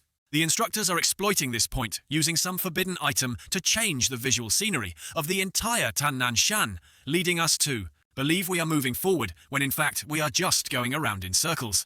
This is also why the moon's position is problematic, because the sky's scenery has also been altered. Perhaps they're afraid someone among us knows how to use constellations for navigation. Chao Yuan offered an idea. Qiye, don't you have nocturnal creatures as guides? Can they help us find the way out? Qiye was dejected. No, the visual illusion created by this forbidden item is constantly changing. Even nocturnal creatures can't escape it. Getting lost. Pang Pang was sad after hearing this. Then even if we know we're going in circles, it's useless, we still can't get out. Kiye stood up thinking of a way. No, although we can't directly find the way out, I have found the location of that forbidden item. As long as we neutralize the forbidden item, we can naturally get out. However, I believe the instructors definitely won't let this be so simple. Do you want to go with me? Qiye extended his hand for their opinions. Cao Yuan was the first to reach out to Qiye. Wherever you go, I'll follow. Pang Pang hesitated, hand on his forehead, thinking and pondering, scratching his head. What if we fail and get punished? Damn it, I don't care anymore, count me in too. He also extended his hand, sharing Cao Yuan's view. Cao Yuan looked at Pang Pang's hand. Hey buddy, your hands are really sweaty, a bit gross. Pang Pang shouted, that's enough from you. In the instructor's base tent, Lao Han was handing something to the commander, noticing something unusual. It was a purple cotton cloth. He then said, Hai Shen San can not only alter the visual scenery of the surrounding space, but can also sense approaching forbidden items through the umbrella that issues warnings. Now the entire Tannanshan area has been cleared out. Besides us, it's that group of recruits. It can only be them approaching Haishen San. The secretary beside him, scouting the situation, reported, but the CCTV near Haishen San shows no abnormalities. Moreover, we also brought the forbidden item that suppresses forbidden techniques. This time, no one here should be able to. Lao Han wasn't so sure. The commander thought that forbidden item can only suppress forbidden techniques with a serial number after 40. Don't forget our recruits this time have a few anomalies. The commander means Lin Qiye. He ordered the release of all backup drones. All electromissile groups aim precisely at Haishen San. The journey of size has existed since we started as recruits in training. It's been over 20 years now. In these 20 plus years, not a single recruit has made it out. I hope this record isn't broken on our watch. The three of them heard the whirring of engines, looked up, and saw a dozen drones flying by. Wow, so many. Cao Yuan sensed something was wrong. The instructors have so many backup drones. Qiye, it's really as you said. It seems they are determined not to let us out. Now we just Qiye turned and didn't see Pang Pang, huh? Where did he go? Pang Pang rushed out, drawing the drone's attention. Qiye shouted, Pang, are you crazy? Pang Pang held his head high. Qiye, if one day danger comes, would you be willing to be a hero for a minute or a coward for a lifetime? Pang Pang no longer looked timid or scared, proudly saving his comrades. Qiye was stunned, never expecting Pang Pang to have such a brave day. Pang Pang raised his hand, shouting, Hey, I'm here! If you've got guts, come at me! Seeing the recruit spotted the drone, immediately swooped in, firing its taser repeatedly at Pang Pang. A boom, boom! The explosion sent the fat guy flying several meters, his face ashen. Pang Pang turned to look at them and shouted, What are you two waiting for? Go quickly, if all three of us go together, none of us will make it. Qiye and Cao Yuan didn't decide immediately. They hesitated, unable to abandon Pang Pang. After a moment of thought, Qiye pulled Cao Yuan's hand and ran further in go, while all the drones are distracted by Fatso. Let's go quickly. Wait, what about him? Pang Pang was left alone to face the drones. He gritted his teeth, trying to recall what he had said earlier. Are you willing to be a hero for a minute? Or a coward for a lifetime? He finally managed to say it. I must have looked damn cool just now. All the drones were focusing their aim on Pang Pang. He still wasn't afraid, even though he was trembling inside, sweating profusely. Boom, boom, zap, zap. Wherever the shockwaves shot, Pang Pang dodged, trying to draw all attention to himself. As he ran, he thought he was so cool, but he had to pay the price, damn it. The secretary, observing the situation on her laptop, saw everything happening. She then reported to the commander. He's here, CCTV, near Hai Shensan, shows a figure. It's probably Lin Qiye. Indeed, that fat guy was luring the drones to create an opportunity for Lin Chi-ye to approach Hai Shen-san. However, he certainly didn't expect us to be prepared so soon. The commander ordered his soldiers, all electro-missiles fire, all of them, target Lin Chi-ye. As soon as he finished, dozens of projectiles flew straight towards Hai Shen-san. The figure was standing in front of Hai Shen-san. He looked up and saw dozens of missiles approaching him. This is damn insane, guys. On this side, Pang Pang also saw dozens of missiles heading towards that person. He wondered why the instructors had so many missiles. Pang Pang had run a long distance by now. He was exhausted, fell to his knees. Can't hold on anymore.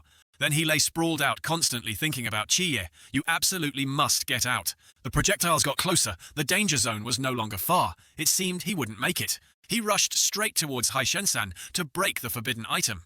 Boom, boom. The explosion shook the entire Tannanshan forest. Everything was engulfed in flames, all exploding, sending him flying some distance. Had he broken Hai Shen-san or not? Was he affected by this explosion? It looked like he was injured. Seeing his figure on the ground, she turned and said, Commander Lin Chi-ye has been hit. He's lost the ability to act. But suddenly something wasn't right. Wait, Hai Shen-san, it's ineffective now. The domain of Hai Shen-san had shattered, breaking into pieces. Everything around was gradually changing.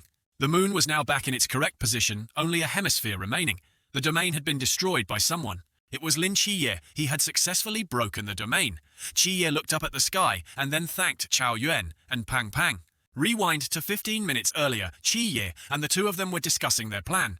What you're saying, you'll go neutralize the forbidden item alone. Chao Yuan spoke up. Yes, the instructors must have set up strict defenses around the forbidden item long ago. Right going, they would be walking into a trap, so it's better if I go. You'll be responsible for getting out of this mountain after neutralizing the forbidden item. Chi-ye was worried about him. If you just want me to help you clear your sins later, there's really no need to curry favor with me like this. Chao Yuan immediately said, So that's how you see me. If not, then what? Is it that you don't have friends? Since I was young, I've been an outcast. Coincidentally, me too. Chao Yuan recalled the battlefield he had been through and recounted. The first time I was controlled by my forbidden technique, I personally killed everyone in the village, where I grew up. From then on, I was an outcast, a monster. No one dared to approach. So I'm not currying favor with you. I sincerely want to be friends with an outcast like you. As friends and in the same situation, I hope you can represent me and Fatso to get out of this place. After Chi-ye finished speaking, he gave Chao Yuan a forbidden item, which was the Fengsanji Ken, the only treasure that Fatso secretly brought into the mountains. Just stick a piece onto that forbidden item, and it will temporarily lose its effectiveness. At that time, I will control the crows to guide you. I promise you I will definitely carry your share and Fatso's, and leave this place before tonight ends. So the anonymous person was Chao Yuan. He had done the important task for Chi-ye. He was recalling everything he and Chi-ye had promised. Back at the instructor's base, the secretary observed the positioning and found out. This isn't Chi-ye, it's Chao Yuan. The commander holding a watch said, We've fallen for their trick, but now there's only half an hour left until midnight. In this half hour, no matter what, Lin Chi-ye can't reach the exit. As soon as it's midnight, this journey of size will be declared over. The record of no one leaving the mountain within the time limit will be maintained. He used a loudspeaker to announce the current situation to everyone. All students currently still in the mountains, listen up. There's half an hour left until the end of this training module, I repeat. Half an hour left. Chi-ye, after successfully breaking the forbidden zone, was standing opposite a cliff. In his mind, he was visualizing the terrain of Tannanshan, figuring out a way to escape this place. Chi-ye's eyes lit up. He was using his forbidden technique to increase his strength, quickly climbing over the mountain in the shortest possible time. Chi-ye slowly climbed up, clinging to every nook and cranny of the mountain. Suddenly, he grabbed a loose rock on the cliff face. The rock moved. He fell into the void. Would Chi-ye succeed or not? Scene change to the training base. The three of them were waiting for midnight to see who could complete this training session.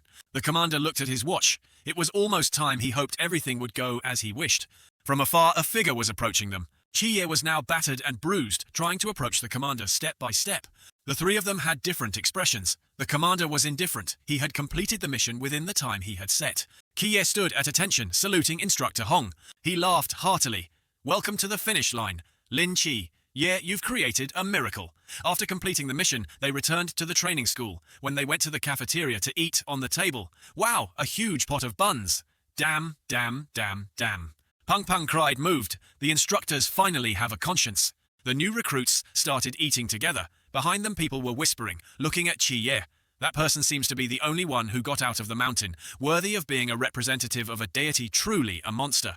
Shenge was also sitting nearby. Hearing them whisper, he felt resentful and uncomfortable, just stuffing food into his mouth, eyes closed, not listening to them. Yuka. His friend next to him comforted Shen. Gay, in my heart, you've already gotten out of that damn mountain several times. Shenge immediately said, the glory has been stolen by that kid again. Chao Yuan congratulated Qiye. You're the first person to complete this module in decades. Qiye, you've really won face for us outcasts. Pang Pang was greedily eating a bun and said, wait, you said us outcasts. Besides you two, who else is there? Qiye and Chao Yuan turned to look at the bewildered Pang Pang. What on earth is he talking about? I'm just a normal person. Shut up, Scene changed to inside the commander's room. He ordered his soldier to talk and exchange information. With Qiye, Wang Mian already told us. At that time he agreed to give you benefits and you really didn't reveal the matter of breaking the mask. This is a bank card on the left with $500,000. The password is 68. In the box on the right, there's a forbidden item. Speaking of which, you kid are quite something. There really aren't many people who can get benefits from the commander. Qiye still didn't understand the issue and asked, did the instructor give these things himself? Yes, calling the mask squad was the commander's idea. I didn't expect you kid could actually take off the mask, so he himself, the commander, took responsibility, giving you these conditions. We wanted to help him, but he didn't agree. After hearing this, Qiye raised his hand hesitantly, unsure whether to take both or leave them. He placed his hand on the bank card and said, forget this one. The soldier frowned. Actually, you don't need to be like this. The commander is the deputy leader of the Night Watchman squad in Shangjing City and also holds a high-ranking position. Do you think he lacks this 500,000? Oh, it's not a matter of lacking or not. I won't accept money from a military man. He stood up, laughed heartily, and extended his hand to shake. Qiye's excellent. I wasn't mistaken about you. Qiye also shook hands, chuckling. The two looked at each other with forced smiles. Didn't you say you didn't need it? Give it back to the commander then. It turned out the two were trying to get the forbidden item box. I don't need the money, but this thing is very useful to me. Your strength is quite considerable. Hey, it's all right. Then Qiye opened the box, holding a diamond-shaped jade forbidden item in his hand. He explained the forbidden item to Qiye. It was salvaged from the East Sea over 20 years ago. Within a 1-meter radius around it, it immediately activates forbidden zone number 278, Weilan Shou Hu, which can resist most mental-type attacks. Qiye clenched the jade, looking interested. A thought flashed in his mind. Both my divine techniques are not inclined towards mental abilities. In a fair fight, I might be okay, but if someone uses mental attacks on me, unless I directly use the divine power of Shi Tianxi to counter, there's no other way. This divine power consumes a lot of mental energy and is specialized in attack, not defense. With this, it can just make up for my shortcomings in mental defense. Qiye thanked the commander, leaving the bank card. Good stuff. Thank the instructor for me. Hey, things from the commander's hands. How could they not be good? Stop with the pleasantries. Hurry back. The commander found out Qiye refused the money, not taking money from a military man. Indeed, I wasn't mistaken about him. The soldier reported, Commander, even so, isn't giving him Weilan Ji Xin a bit much? That's a rare mental defense forbidden item. The commander replied, actually, even if Wang Mian didn't reach an agreement with him, I would have found a way to give Weilan Ji Xin to him. Why is that? He showed an angry attitude. Lao Hong, you don't understand. A storm is brewing, and it's the eye of the storm. Scene changed to the mental hospital. The goddess was eating. Li Yifei was taking care of her and said, Grandma, we can't eat with our hands. We have to use chopsticks. The goddess felt wronged. I didn't do anything wrong. I don't know. Then picked up a rice ball with her hand. Li Yifei said kindly, So I didn't. I teach you last night. Forget it. I'll teach you again later. Wait for me to clean this place up first. The goddess stood up, held Li Yifei's hand, looking at him affectionately. Grandson, you said you've eaten. When will your father return? Thanatos, child. Hey, how long has it been since you came home? Did you cause trouble outside again? Li Yifei replied awkwardly. Lin, your father might just be too busy outside. Behind Lin Qi waved at everyone. Speak of the devil and he shall appear. I'm back, mother. The goddess turned. She missed Qiye every day. Thanatos, my son, you're finally home for a meal. Li Yifei was crying his eyes out, overjoyed that Qiye had returned. So you know how to come back. Do you know how hard it's been for me alone? The goddess turned and pulled Yifei's ear, scolding, Is that how you talk to your father? Ouch, ouch, ouch. Qi. Ye saw that the goddess's condition was gradually improving, reaching 48%. Qiye recalled, That's not right. I remember Nikkei's treatment progress last time just reached 20%. Why is it now straight up to 48%? Qiye met Li Yi to get to the bottom of it. During this time, what did you do with her? Li Yifei whispered in Qiye's ear. Nothing I just talked with her taught her to play chess and cards. Sunbathed acted like a puppy to coax her. That's all. What's wrong? So that's it. For Nikkei, having family living beside her is the best therapy. Li Yifei, you're truly a genius at caring for patients. Hey, what? After talking, the three went to the table to eat together. Qi Ye was surprised by the menu Li Yi had cooked for the goddess. How can you cook so many dishes? Where do the ingredients come from? Right, I grow quite a few vegetables in the empty plot behind the yard, so I picked somewhat about the fish. In the small pond next to the hospital.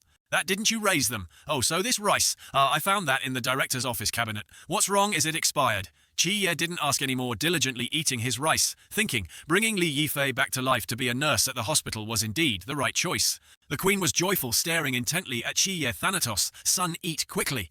Li Yifei then asked Grandma how come, as soon as father returned, you knew how to use chopsticks again. Qi Ye looked at the queen. She was attentively caring for Qi Ye. What's wrong? Thanatos, is it delicious? Qi Ye was bewildered. So this can increase the progress? Yes, it's very, very delicious. The queen looked at Qi Ye, constantly smiling. Quick, my child, you're hungry, right? Eat more. To the point where Qi Ye's rice bowl was piled high like a mountain. Li Yifei silently and diligently ate, pretending he saw nothing. Qi Ye had a delicious meal, his stomach full and bloated, sighed, no, I can't eat anymore. Why isn't the treatment progress changing anymore? Qi Ye looked at Li Yifei, who seemed to want him to do something, pondering. Qi Ye shouted, Li Yifei, quickly, perform your talent for Grandma to see. He was bewildered. Huh, what, me? Li Yi scratched his head, thinking, well, since Grandma is here, then I'll go big. As soon as he finished speaking, he did a few somersaults. This somersault didn't seem quite right. The goddess looked delighted, giggling. Ha, sprained his waist. Our house hasn't been this lively in a long time, has it? Yifei, seeing things weren't right, pleaded for help. Lin Qi Ye, come over and save me. You children, after growing up, one goes further than the other. I clearly have so many children, but in the end, I'm still left all alone. The goddess was sad at this moment, remembering her children. Qi Ye helped Yifei up, turned to the goddess and said, at least now you have us right. Yes, we won't leave. Qi Ye saw that the goddess's treatment progress had significantly increased, now reaching 51%. Qi Ye's mind raced. Nikkei's treatment progress of 51% had met the condition to obtain a reward. He could randomly draw Nikkei's divine power. Qi Ye was standing in a domain. In front of him was the box containing the reward. It flashed, revealing 7 rewards. 值安青时，暗夜降临星空，陨落黑夜，捐树超翻生玉，夜空闪烁烈星数。Qi Ye stopped and looked right at the Chao Fan Shengyu panel. Qi Ye was hesitant, his hand still reluctant to press the button. He pressed the button, thinking, don't let it be, Chao Fan Shengyu, don't let it be, Chao Fan Shengyu. The wheel started spinning. Qi Ye focused, watching the wheel to see where it might stop. The wheel stopped at Zhi'an Qinshi. Suddenly light flashed across the entire sky. Qi Ye reached out to take his prize. Ji'an Qinshi is Ji'an Shenshu, relying on the most primitive darkness to corrode everything around oneself, including physical objects. All creatures covered by Ji'an are all under your control. The range and intensity of Ji'an Shenshu's control increase as your own mental power increases. Qi Ye held his reward firmly. Ji'an Shenshu, he'd drawn a big prize. This must be the core divine power of the goddess of darkness. Nikkei's treatment progress had surpassed 50%. She could leave the mental hospital. The gods operate for a short time. Back in the room, Qi Ye was still sleeping. He suddenly woke up, awakening from a long dream. He realized he had left the hospital operating for a short time. This meant Nikkei could leave this place and go out into the world for some fresh air. Pang Pang also suddenly woke up and turned to ask Qi Ye, it's so late, where are you going? Qi Ye turned and said, you sleep, I can't sleep, going out for some air. Qi Ye stood on the rooftop. He confirmed there was no CCTV here, so he started testing Ji'an Shenshu. Soon after, a dark sphere created by Qi Ye gradually grew larger. It enveloped everything in a wide area. Not far from where Qi Ye was standing, someone had sensed his aura. He said, finally awakened. Back at the dormitory, Qi Ye had completed his dark sphere. He used his power to control his body to touch a corner of the wall, causing it to crumble. Then he lifted it and controlled it towards himself. In Qi Ye's hand was a fragment. Indeed, my current realm is too low. My control over objects in the void is still limited. I can only perform simple cuts and movements. I wonder after my realm increases if I can tear apart atomic nuclei. Qi Ye punched the stone, shattering it. He looked up at the space with this divine void in the future. Whether day or night I can activate Xing Ye Wuja. Unfortunately, my mental power is still too weak now. I can only maintain the divine void for 2 minutes. That's right, there's something I'm very curious about. How about I try it now? Qi returned to the mental hospital. He immediately met the goddess, who was drinking tea. She saw Qi and asked Thanatos, "Why are you back so quickly?" Qi chuckled. "Mother, would you like to go out for a trip?" The goddess was surprised. "Go out where to?" "Out of the hospital to the real world with me." Suddenly Qi returned to the beginning. "Didn't you say you could leave the hospital? Why?" Suddenly the goddess appeared behind him. "Thanatos, is this your divine kingdom?"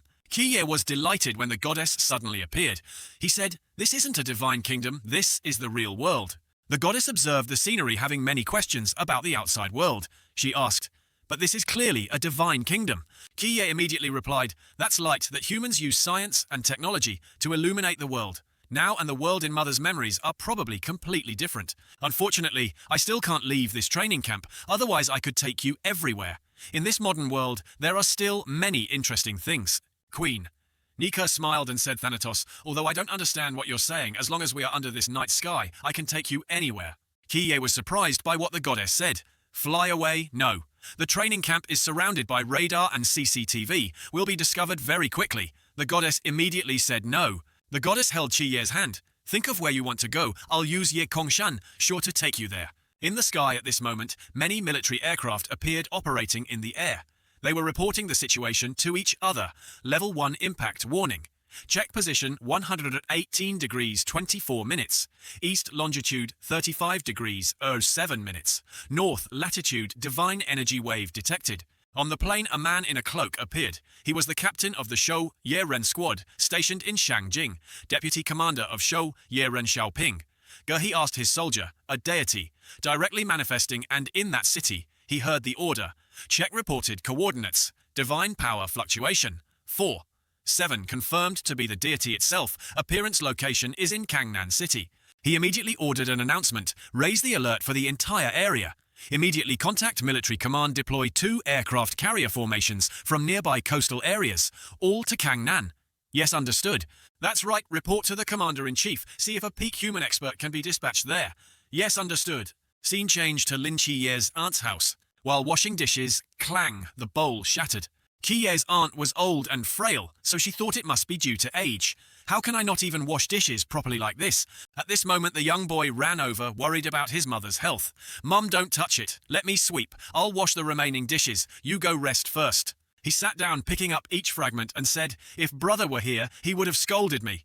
Mum, you come home so late from work. Don't do housework anymore. Resting early is more important than anything." Mentioning Lin Qiye, the aunt looked out the window, missing her son. "I don't know how your brother is doing now." "Mom, don't worry, don't you know your son? He's very quick-witted. He's definitely doing great in the squad, like a kite in the wind. Sigh, this child just talking nonsense. What's the use of just using your brain in the squad?" It turned out the place Qiye wanted to go was his own home. He stood opposite the building looking at his aunt from afar. The queen observed intently and then asked, "Thanatos, are those 2 mortals opposite you? Your friends? Why do you have to stand here looking from afar? Why not go to the door and greet them?" Qiye replied sadly, "They are not friends, they are family. Actually, sometimes not meeting family is the best way to keep them from worrying." Qiye turned to look at the goddess. "Let's go back. Being away from the training camp for too long isn't good either. This time was too rushed. Next time I have time, I'll take you to other places." The goddess wondered why it was family. The dog in the house sensed that the boy's older brother was nearby. It woke up, pricking up its ears. Then it looked at the opposite building, barking non-stop. Woof, woof, woof. The boy had finished helping his mother, went to where she was sitting and said, "Mom, I've finished washing the dishes." "Oh, are you asleep, Mom?" He ran to the dog, patting its head. "Hey, Xiao! Hey, stop barking or you'll wake Mum up." He looked out the window and discovered a Western deity in the opposite building. Why is older brother next to her? Scene changed to the dormitory rooftop. The instructor was now standing opposite the world of the goddess Nikkei, holding a sword, waiting for something to happen. Whoosh, whoosh! The figure of a woman appeared, emitting a radiant light. The goddess revealed herself standing opposite him. The instructor introduced himself as the deputy captain of Squad EU06, stationed in Shangjing City, belonging to Shou Ye-Ren. Da Xiaoyuan Gang asks, "What is the esteemed name of your excellency, the deity?" The goddess appeared surrounded by a mystical light, wearing a magnificent dress, her hair long. She introduced herself as Nikkei. Standing before the goddess, Lao Yuan was sweating bullets. His mind tense, trying to calm himself. The oppression from a deity is truly too strong. "No, I must persevere." At that moment, a signal. The military side reported, "Lao Yuan, 2 aircraft carrier battle groups have reached you. There's also a peak human expert on the way. You absolutely must hold on. He maintained his composure and continued. So it is Your Excellency, the Goddess of Darkness. May I ask why Your Excellency has come to my daxia? She said, I've come to find my son from behind. Qi Ye appeared chuckling. Hello, Lao Yuan. She means she's here to find her representative. Lao Yuan was surprised by his appearance. Lin Qi Ye, why are you here? Qi Ye scratched his head. It's a long story. In short, the representative she's looking for is me. Lao Yuan asked again, aren't you the representative of Shitian Shichi? Ye chuckled embarrassedly. I'm playing both sides. The military aircraft were now slowly approaching the military base. They reported to Lao Yuan Commander Yuan. We are the Air Garrison Company of Aircraft Carrier Team 004, have arrived in Kangnan airspace reporting. To you, we can launch an attack at any time. Then he said to the goddess, Ahem, Your Excellency Goddess, since you found your representative, please leave the daxia area. Thank you for your cooperation. On the military line, they signaled the commander. Repeat, can launch an attack at any time. Qi Ye kindly turned to speak with the goddess. Yes, you found your representative. You should go home too. The goddess agreed. All right, Thanatos. After speaking, the goddess slowly faded away, not forgetting to remind Qi Ye, remember to come home often. Then the goddess disappeared. He signaled the military. I am Yuan Gang. The deity has left cancel attack operation. Repeat, cancel attack operation. Yes, received. They checked the signal waves. The goddess had instantly disappeared from the Kangnan area. Received news from Commander Yuan. He said the deity has left. The signal wave disappeared on the spot. Does this goddess of darkness also have the ability of instant spatial teleportation? Xiaoping Ge ordered him. In short, report to the commander-in-chief. You can tell that peak human expert not to come anymore. Yes, understood. After the goddess left, Lao Yuan lit a cigarette. He sat down to talk with Qi Ye. I've turned off my earpiece. Speak, what exactly is going on with you, kid? Qi Ye immediately said I was peacefully sleeping in bed. Then suddenly she pulled me to this place, and then we talked for a while, and she made me her representative. Is it that simple? So why did she call you Thanatos? She called me that thinking I'm like that foreign god. Calling me by my Chinese name wasn't smooth, so she gave me a new name, so she let you be her representative. What mission did she give you? The mission is that I will visit her often. Sigh, kid, can you be a bit normal? Forget it. If you don't want to talk, I won't ask anymore. However, you kid to actually become the representative of two deities. This is unprecedented. Go back to sleep, leave the rest to me. Then Lao Yuan stood up, not forgetting to ask Qi Ye. That's right, Lin Qi Ye. I want to seriously ask you a question. Qi Ye replied, huh? He asked, are you still on the side of humans, on the side of our daxia? Qi Ye answered him, I once made a pact with someone to protect daxia for 10 years. Scene changed to a remote mountainous area. A horse-drawn carriage was speeding across the water surface. Oh no, I haven't talked to my treasure yet. It seemed they had traveled quite a distance, so the girl outside had fallen asleep. What is treasure doing? Moo, are you still there asleep? The carriage driver was hit on the head with a cup, startling her awake. Then a phone call came. Oh, is that so? All right, I'll tell the master. She lifted the curtain and said to her master, the commander said, the deity in Kangnan has left telling us not to go there anymore. That thing you call a phone, why does it make a different sound each time? Master, you don't understand. This is called a ringtone. After a certain period, if it doesn't change, it's no longer fashionable. October 12, 2021, Recruit Training Camp. No, 039, Sangnan City. Daxia, observed, Goddess of Darkness. Nika suspected divine persona loss. Added to deity list, serial number 043. Shou Yeren, deity file, serial number, top secret. Back at the training school, the recruits are currently doing physical training. Pang Pang lamented. It's winter and we still have to wake up so early for training. It's really torture. I've lost several dozen pounds recently. Bai Li Tuming, while running, rubbed his face. Are you very cold? Being cold means you haven't run enough 10 more laps. Yes, I know. Stop rubbing. If the instructor sees, you won't finish running even by the end of the year. End of the year. That's right. It's almost the end of the year. You guys say, look at the end of the year. They'll probably let us rest, right? We're training in a sealed-off method. How can we get a break? You're overthinking it. Scene changed to Lao Yuan's room. Lao Xiao appeared. He said, you just said the training camp gets a break. Lao Yuan immediately answered him, Captain Chen. I once said we are doing sealed-off training. No break after the new year. You also came from here, so you should know. It was you who unilaterally gave Lin Qi Ye a holiday to let him come with me for the New Year's Eve dinner.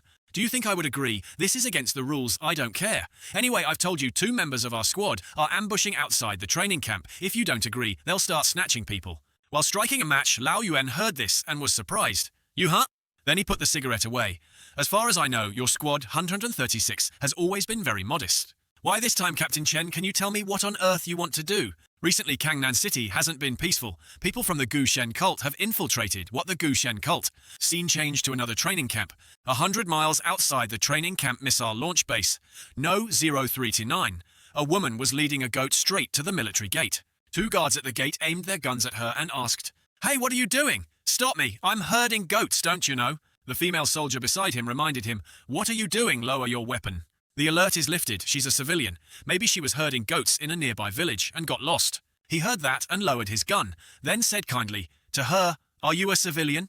You can't go that way. If you want to go down the mountain, you have to go back this way. Turn right at the fork at the foot of the mountain, and you can return to the village." She bowed her head.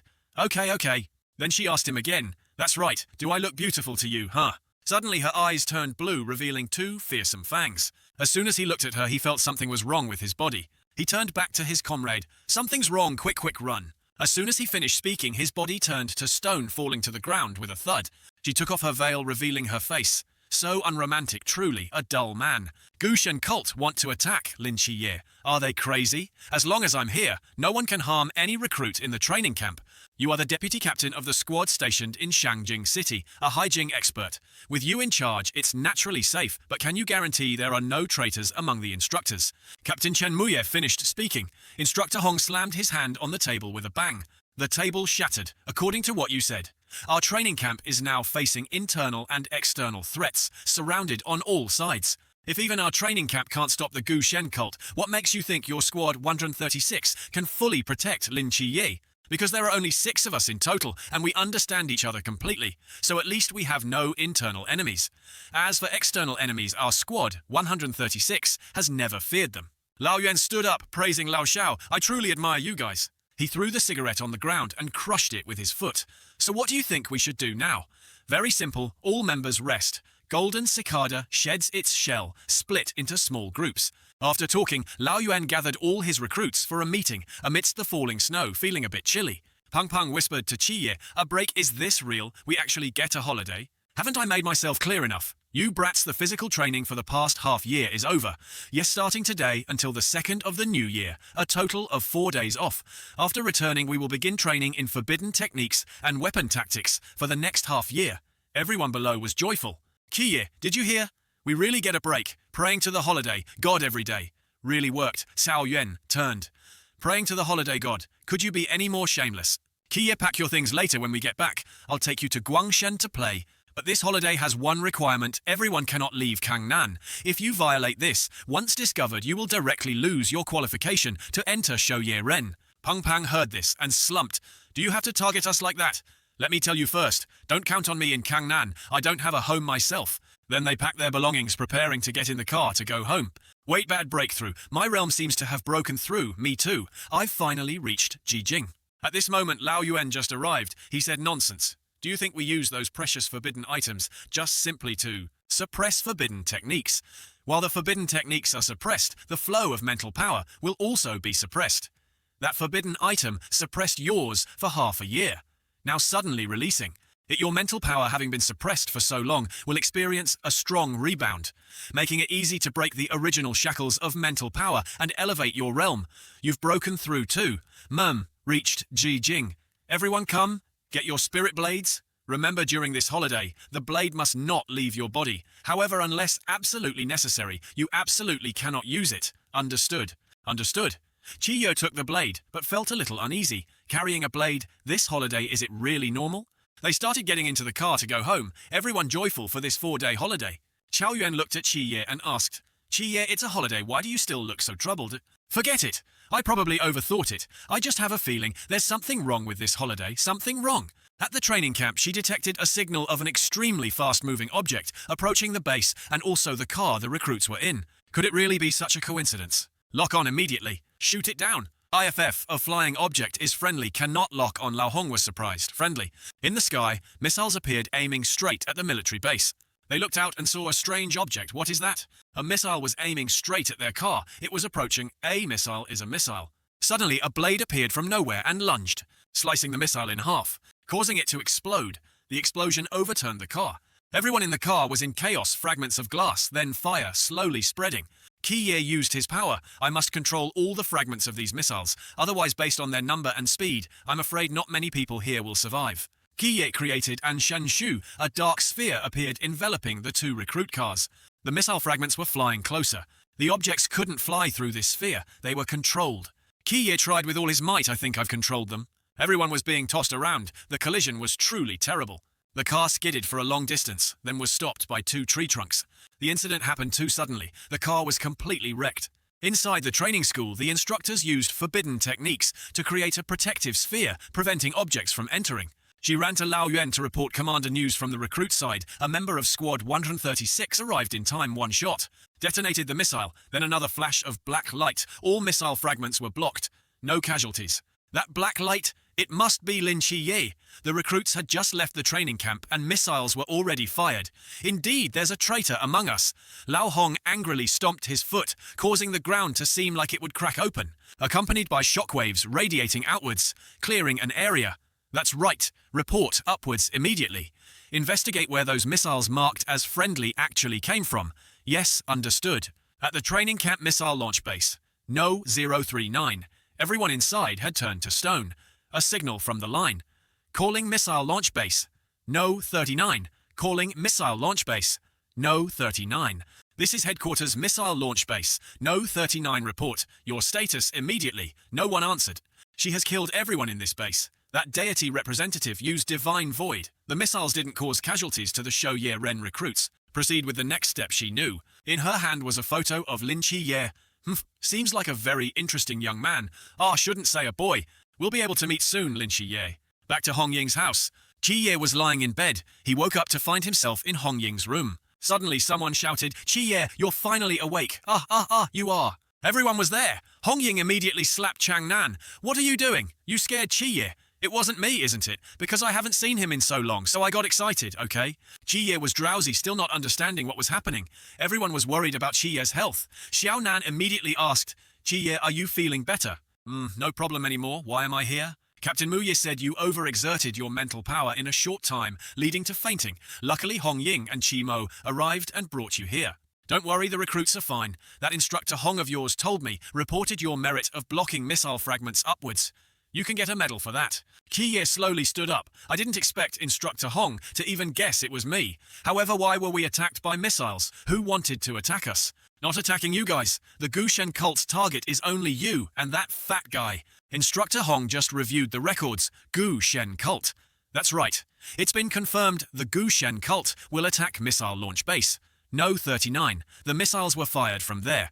Moreover, according to intelligence, their target this time is Lin Qiye and Bai Li too, being the first dual deity representative in history and the sole heir of the Bai Li family. Indeed, their target is these two. However, I really didn't expect the missile launch base to fall without a single warning. Lao Honghao held a photo of the soldiers from missile base. No 39 utterly shocked, she reported. When our people arrived, they found many fragments of stone statues and flesh. There was also a snake eye drawing made with fresh blood. It must have been done by the representative of Medusa from the Gushen cult she knew. Commander, should we cancel the holiday and protect Lin Qiye and Bai Li Tuming? No. Not only can we not cancel the holiday, but we also have to act as if we have no defenses against the outside. We're not afraid of sneak attacks, only afraid of being remembered. Remember, we can't protect them for a lifetime. So that's it, Commander. You want to use them as bait to lure out the Gushen cult, to solve it once and for all. Scene changed to Hong Ying's house. Xiao Nan asked, "Are you okay?" Wen Qimo, while vomiting, replied, "I'm not wretch.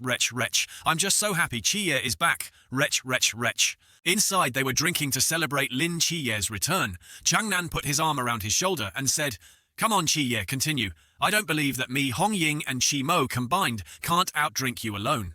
Both clinked glasses, 2-3 cheers. Gulp, gulp, gulp. This toast was the one that knocked out Chang Nan, making him fall backwards. Chen Moye helped Chang Nan up and said, "Qiye, you go back first. Recently, it's been an unusual time. Just stay at Hong Ying's house and don't go out. If anything happens, contact me immediately." "Captain, I kind of want to go visit those two friends of mine. Besides, I'm quite good at fighting now, no problem. Whether you fight well or not, I don't know. More confident, that's true." The captain recalled his conversation with Instructor Hong. "I'm very grateful you agreed to the holiday, but to let Qiye be bait, it's too dangerous. I don't agree. People still have to grow up, Captain Chen. You can't protect Lin Qiye forever. There will come a day when he leaves this place and becomes a strong person, handling one side on his own. Giving him too much protection now might not be a good thing." Chen Muye was worried about Qiye's life, his face thoughtful. He threw the blade and a bank card to Qiye and said, That fat friend of yours is at a five-star hotel in the city. He asked me to tell you. To you, the room number is 9039. He said if you're free, go find him. That's right, remember to bring the blade. After speaking, he helped Changnan home. Ji-ye saw the captain off and thanked him. On my head I have horns. Behind me I have a tail. No one knows how many secrets I have. I won't tell you, Sai. Suddenly Chow Yuen had been waiting for Pang Pang. Huh? How did you get here? Didn't I rent a private room for you at the small hotel next door? That private room isn't as comfortable as your presidential suite. It's okay. I'll pretend I didn't see your jump. Go. You being here affects my enjoyment of life. Tonight I must enjoy my private space alone. Not a single living thing can appear. Chow Yuen pointed. What about that mouse, then? Cut it out. This is a five-star hotel. Where would a mouse come from?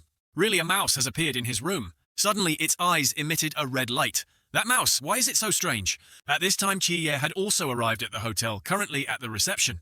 So sorry, if you don't have a reservation here, you can't go up. A friend of mine is staying here. I'm here to find him. Room number is 9039. Here's the room card. Presidential suite. All right then, esteemed sir. I'll take you up there now. That or perhaps you should revert. I'm used to your initial appearance. Suddenly, an explosion occurred at the hotel building. Chi-ye was surprised, not knowing what had happened. From above, two objects appeared, plummeting down. It turned out to be Chow Yuen and Pang Pang. Indeed, there was a mouse. Damn Chow Yuen. Stupid. Chow Yuen. Idiot. Chow Yuen, mother firm. After getting out of the car, everyone else avoided me like the plague. Why are you still coming to me? Do you know how many people in this city want to take my life right now? Aren't you afraid of death? I'm not afraid. Pang Pang was bewildered you. Then Pang Pang pulled out a weapon from his clothes. Crazy. Luckily I was prepared early, otherwise you can wait to die with me. Pang Pang took out the forbidden item, Yao Guang using it to protect himself. It created a ring of light, helping the two land safely. You even carry forbidden items with you. Of course I carry them all. They are all in my free space. That's not right. Where is that free space of yours kept? Do I need you to care? The two of them looked up at the upper floors. The fire hadn't been extinguished yet. Indeed, quite a few instructors have always been ambushing around me. Now that they've acted, they must be fighting. With the assassin. They all followed you here. Has the life of the young master of the Bai Li family always been this exciting? Since I was young, I've encountered many assassination attempts, but haven't I lived peacefully until now?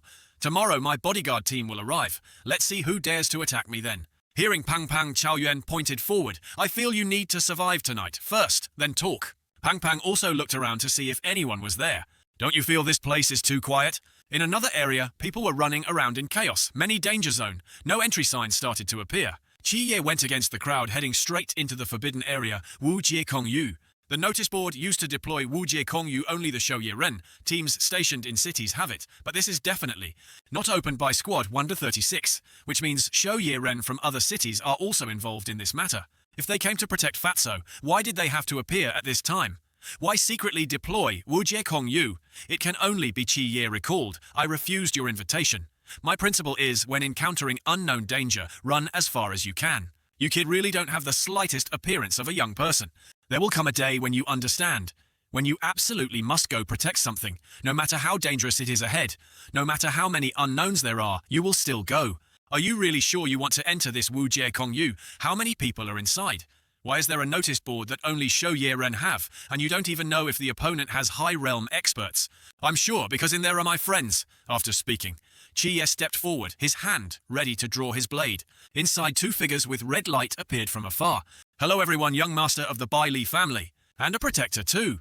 Of the two of them, one is skinny as a stick, the other is tall and muscular, with bulging muscles. Two people in total. No, there's probably at least one more person outside opening Wu Jie Kong Yu. Since when did Wu Jie Kong Yu, did Shou Ye Ren also resort to assassination? We are from Jiajiesuo. We haven't been Shou Ye Ren for a long time now. Jiajiesuo, that name sounds strange. Chow Yuen answered for him to understand. Jiajiesuo is a place where criminals who possess forbidden techniques are imprisoned. It seems half of them are former members of Shou Ye Ren who committed crimes and were expelled.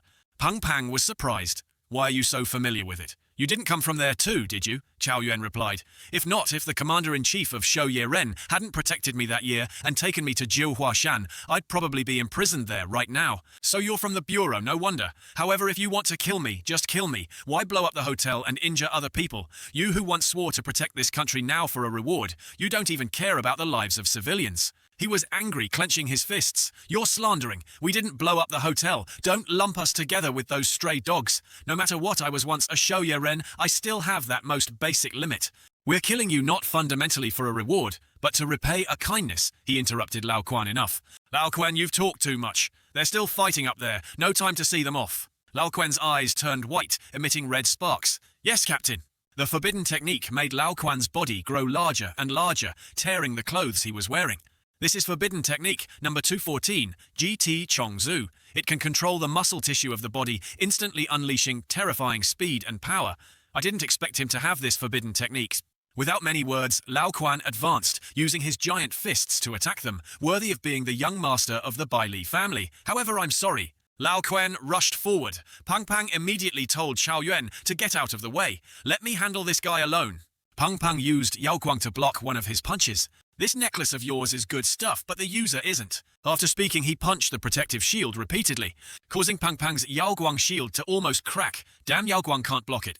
He shouted, "Pang Pang, save me!" Xiao Yuan was busy ignoring him. That guy rushed over with many blades attacking Cao Yuan. His punch shattered Pang Pang's Yao Guang. The punch grazed past Pang Pang. He didn't expect Pang Pang to dodge this blow.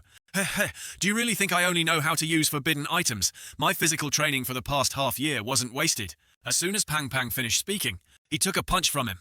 This punch sent Pang Pang flying straight into the wall, making a hole in it. Damn it. Luckily there's automatic defense, otherwise I really would have died here this time. Automatic ultra-high temperature defense. This necklace really has many functions. Pang Pang immediately stood up, pulling some treasure out of his pocket. You wait, I'll definitely teach you a lesson." Suddenly a beam of light shot out from Pang Pang's pocket, straight into the sky. "Ayo! I forgot to turn it off after using it last time, almost caused trouble."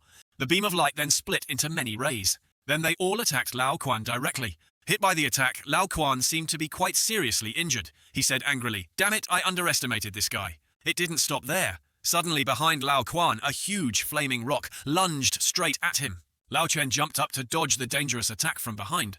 He turned to look, not knowing what this was. Qiao Yuan's killing intent billowed, his eyes blazing red, holding his sword advancing straight to Lao Quan. His opponent had been defeated. He said to Lao Quan with a dazed expression, "He's a demon, not a human." Suddenly at this moment, an arrow shot straight at Xiao Yuan's head, but he had already detected it. In an instant, he used his sword to strike it. The collision caused an explosion. Xiao Yuan flew into the wall. High above the figure of a woman appeared who had shot Cao Yuan with an arrow. She was angry. "Dare to block my arrow. This is seeking death." As she spoke, she drew an arrow. Then she aimed straight at him and shot. Whoosh, whoosh! They flew straight towards him at great speed. Rumble, rumble. Successive explosions occurred. Cao Yuan managed to dodge successfully this time as well. Before he could compose himself, another arrow shot straight at him. Would he be able to dodge it this time? This time he didn't dodge, but directly used his blade to cut the arrow into two pieces. Cao Yuan, after dealing with it, continued to advance his momentum, undiminished. She was very surprised at this. "That works too. Forget it, attack the main target first." Suddenly Chie appeared behind her, asking who her main target was. Without many words, she drew an arrow and shot at Chie. Chie used his forbidden technique, gently blocking the arrow with his hand. He held the arrow and said, "The arrow is nothing special, so is the problem with your forbidden technique?"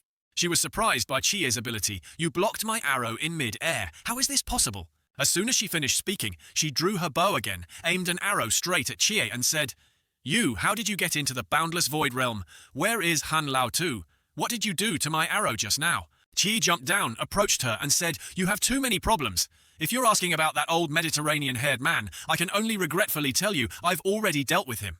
Knowing her teammate had been taken down by him, she was extremely surprised. Immediately after, she took out a dagger from her sleeve. Then she attacked Chie unexpectedly. But how could her level succeed? In an instant, Chie grabbed her hand. She tried to resist and said, I know now. You are the representative of the twin gods." Finally revealed, Chie heard her and couldn't help but be curious. "The representative of the twin gods. How do you know? Is there someone from your side in the training camp?" "Do you think I'll tell you?" Suddenly her eyes changed. This was caused by Chie. She collapsed in pain, screaming. Chie said, "It seems you're not willing to answer my question. If that's the case, then be my experiment." Her screams were heard by her teammates. They looked up at the upper floor, wondering, it's Xiao Liang's voice. What happened to her? Do they have other people? "What are you talking about? Both of us are here." "Oh, right, there are more upstairs." Hearing Pang Pang talk about upstairs, they remembered Cao Yuan. At this moment, Cao Yuan, with one sword, appeared above them. Cut to Chie. She was kneeling. What did you do to me?" It seems this mind erosion is very ineffective against intelligent creatures. Moreover, the higher the intelligence, the harder it is to erode. Based on my current realm, I might not even be able to control cats and dogs. Xiaoliang now began to resist Chie's mind erosion. Just as she was about to resist, the image of the Nvshen Haye appeared in her mind, suppressing her. Is this the power of the god's representative? No, the mission isn't complete yet. She stabbed herself in the thigh with the knife blood splattering everywhere. Though in great pain, she suppressed herself. I must stay sober. Chie felt the difference in realms. He didn't expect the opponent could not only use mental power to struggle free from mind erosion, but also create a backlash against him. The higher the realm, the stronger the backlash. Luckily, she was only at the Qi realm of mental power. Otherwise, she might have knocked him out. He'd have to be careful using mind erosion on humans in the future. After waking up, Xiaoliang aimed her bow and arrow straight at Chie. Don't think you're invincible just because you're the representative of a god. She shot 3 arrows straight at Chie. With a wave of his hand, he destroyed the arrows in an instant. She was extremely surprised, but the surprise didn't end there. A figure flashed past her at great speed. In an instant, she was killed by Chie. If he couldn't subdue her, he could only send her to the afterlife. Not far away, someone was using a sniper rifle to observe their every move. It turned out to be Leng Xuan. This kid isn't bad. Cut to Pang Pang, who was being ferociously attacked by old Guan Bastard. He covered his right eye with one hand and used his other fist to attack Pang Pang's light blade. One of his eyes was injured. He was furious, putting all his strength into this punch. I don't believe it. I can't do anything to that monster, and I can't do anything to you. The building continued to explode. Pang Pang turned to Cao Yuan and said, "See that? Hold on a little longer. After the instructors finish fighting, they'll come to reinforce us." Pang Pang spoke, but Cao Yuan didn't react at all. He was continuously slashing the other guy, as if chopping meat into hundreds of pieces, blood splattering everywhere.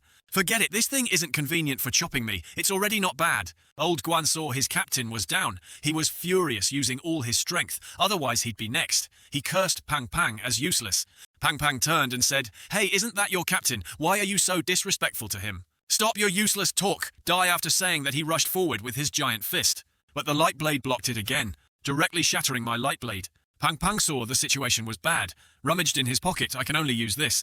He took out a mirror, aimed it straight at old Guan. "Hey, look at my invincible great treasure mirror."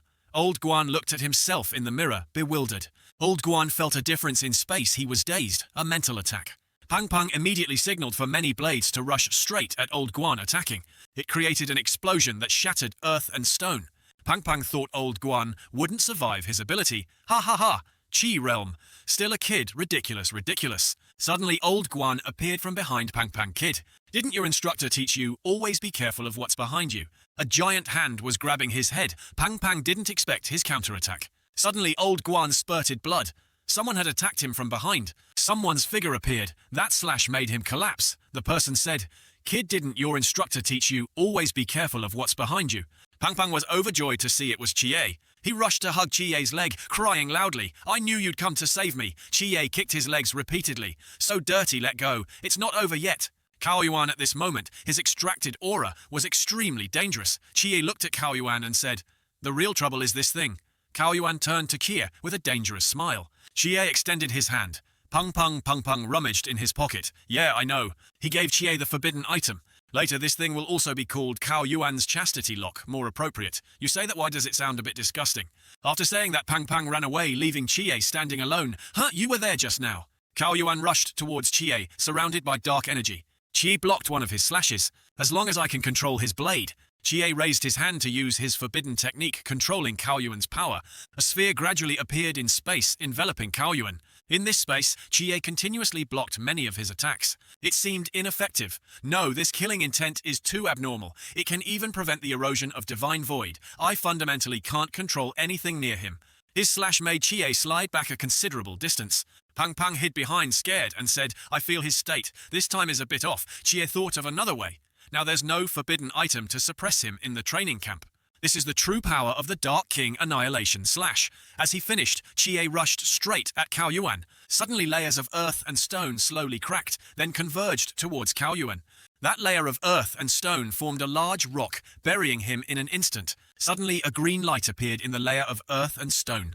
Cao Yuan had broken through them, his power extremely formidable. Then he continued to target Chie. He looked around searching for his opponent. Unexpectedly, he saw Pang Pang cowering behind a trash can. He smirked, his face full of danger. Hey, he found the target. Suddenly, someone's figure appeared behind him. Cao Yuan turned around to see Chie right in front of him. Their eyes met. At this moment, standing opposite, staring intently at Cao Yuan, Chie's eyes glowed. He used the Starry Night martial art to suppress Cao Yuan's ability. Movement in space stopped. Cao Yuan also felt the change in time. Chie seized the opportunity, took out the forbidden item scroll, and countered Cao Yuan's forbidden technique.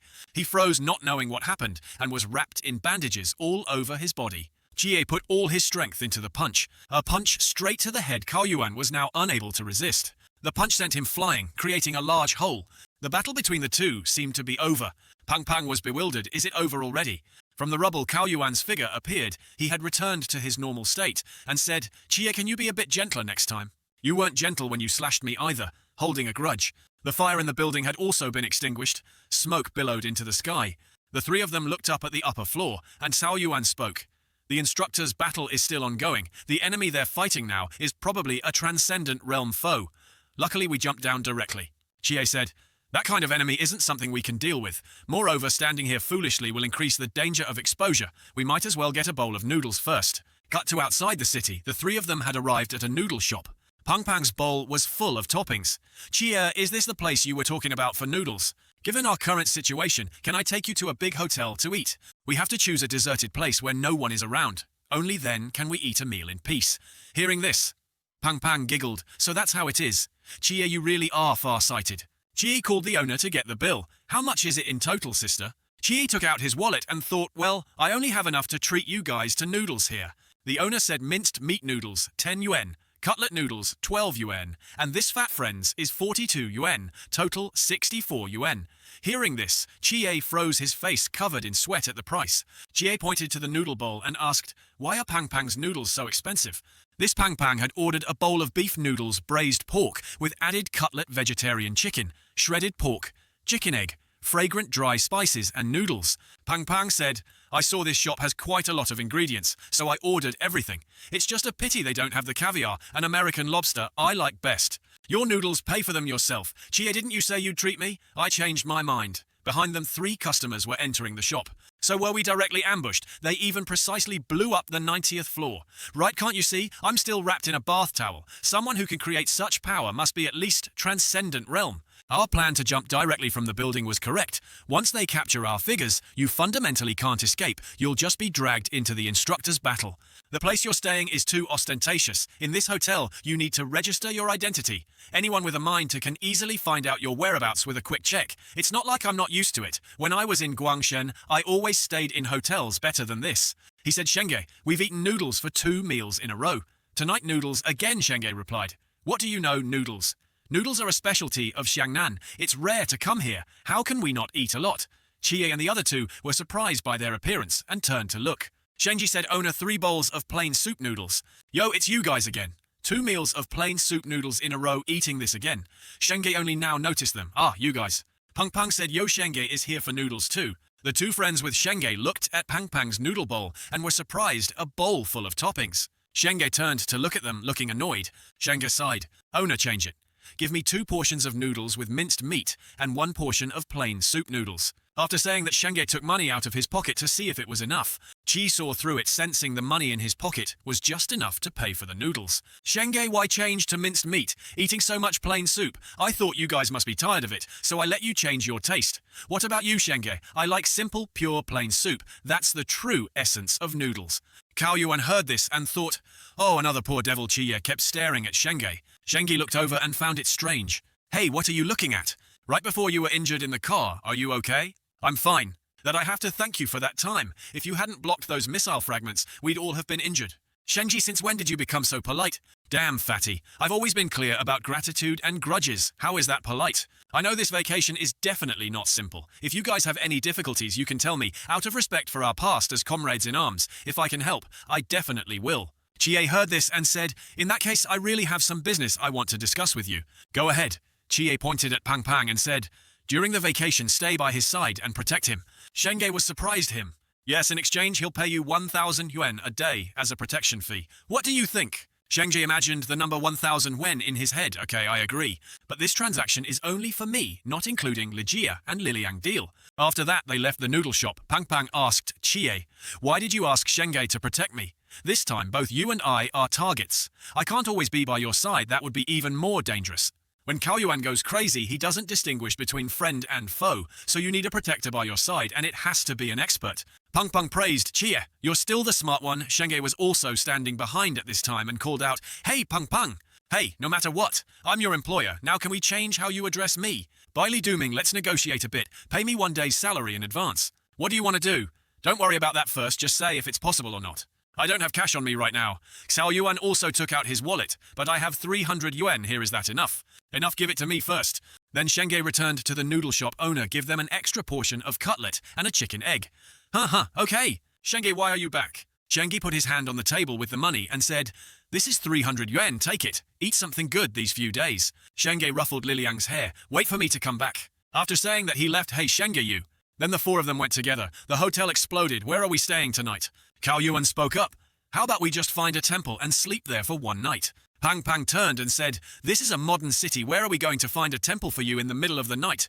True. I know a place. Follow me." The four of them stood in front of the hotel. "Chie, are you serious? In Xiangnan, there aren't many places you can stay without an ID. This place is considered to have pretty good conditions. If you don't agree to stay, you can only sleep under a bridge." They entered the hotel. Chie went to the reception. "Hello, give us 3 rooms. I'll share a room with you." What? Shengge suggested.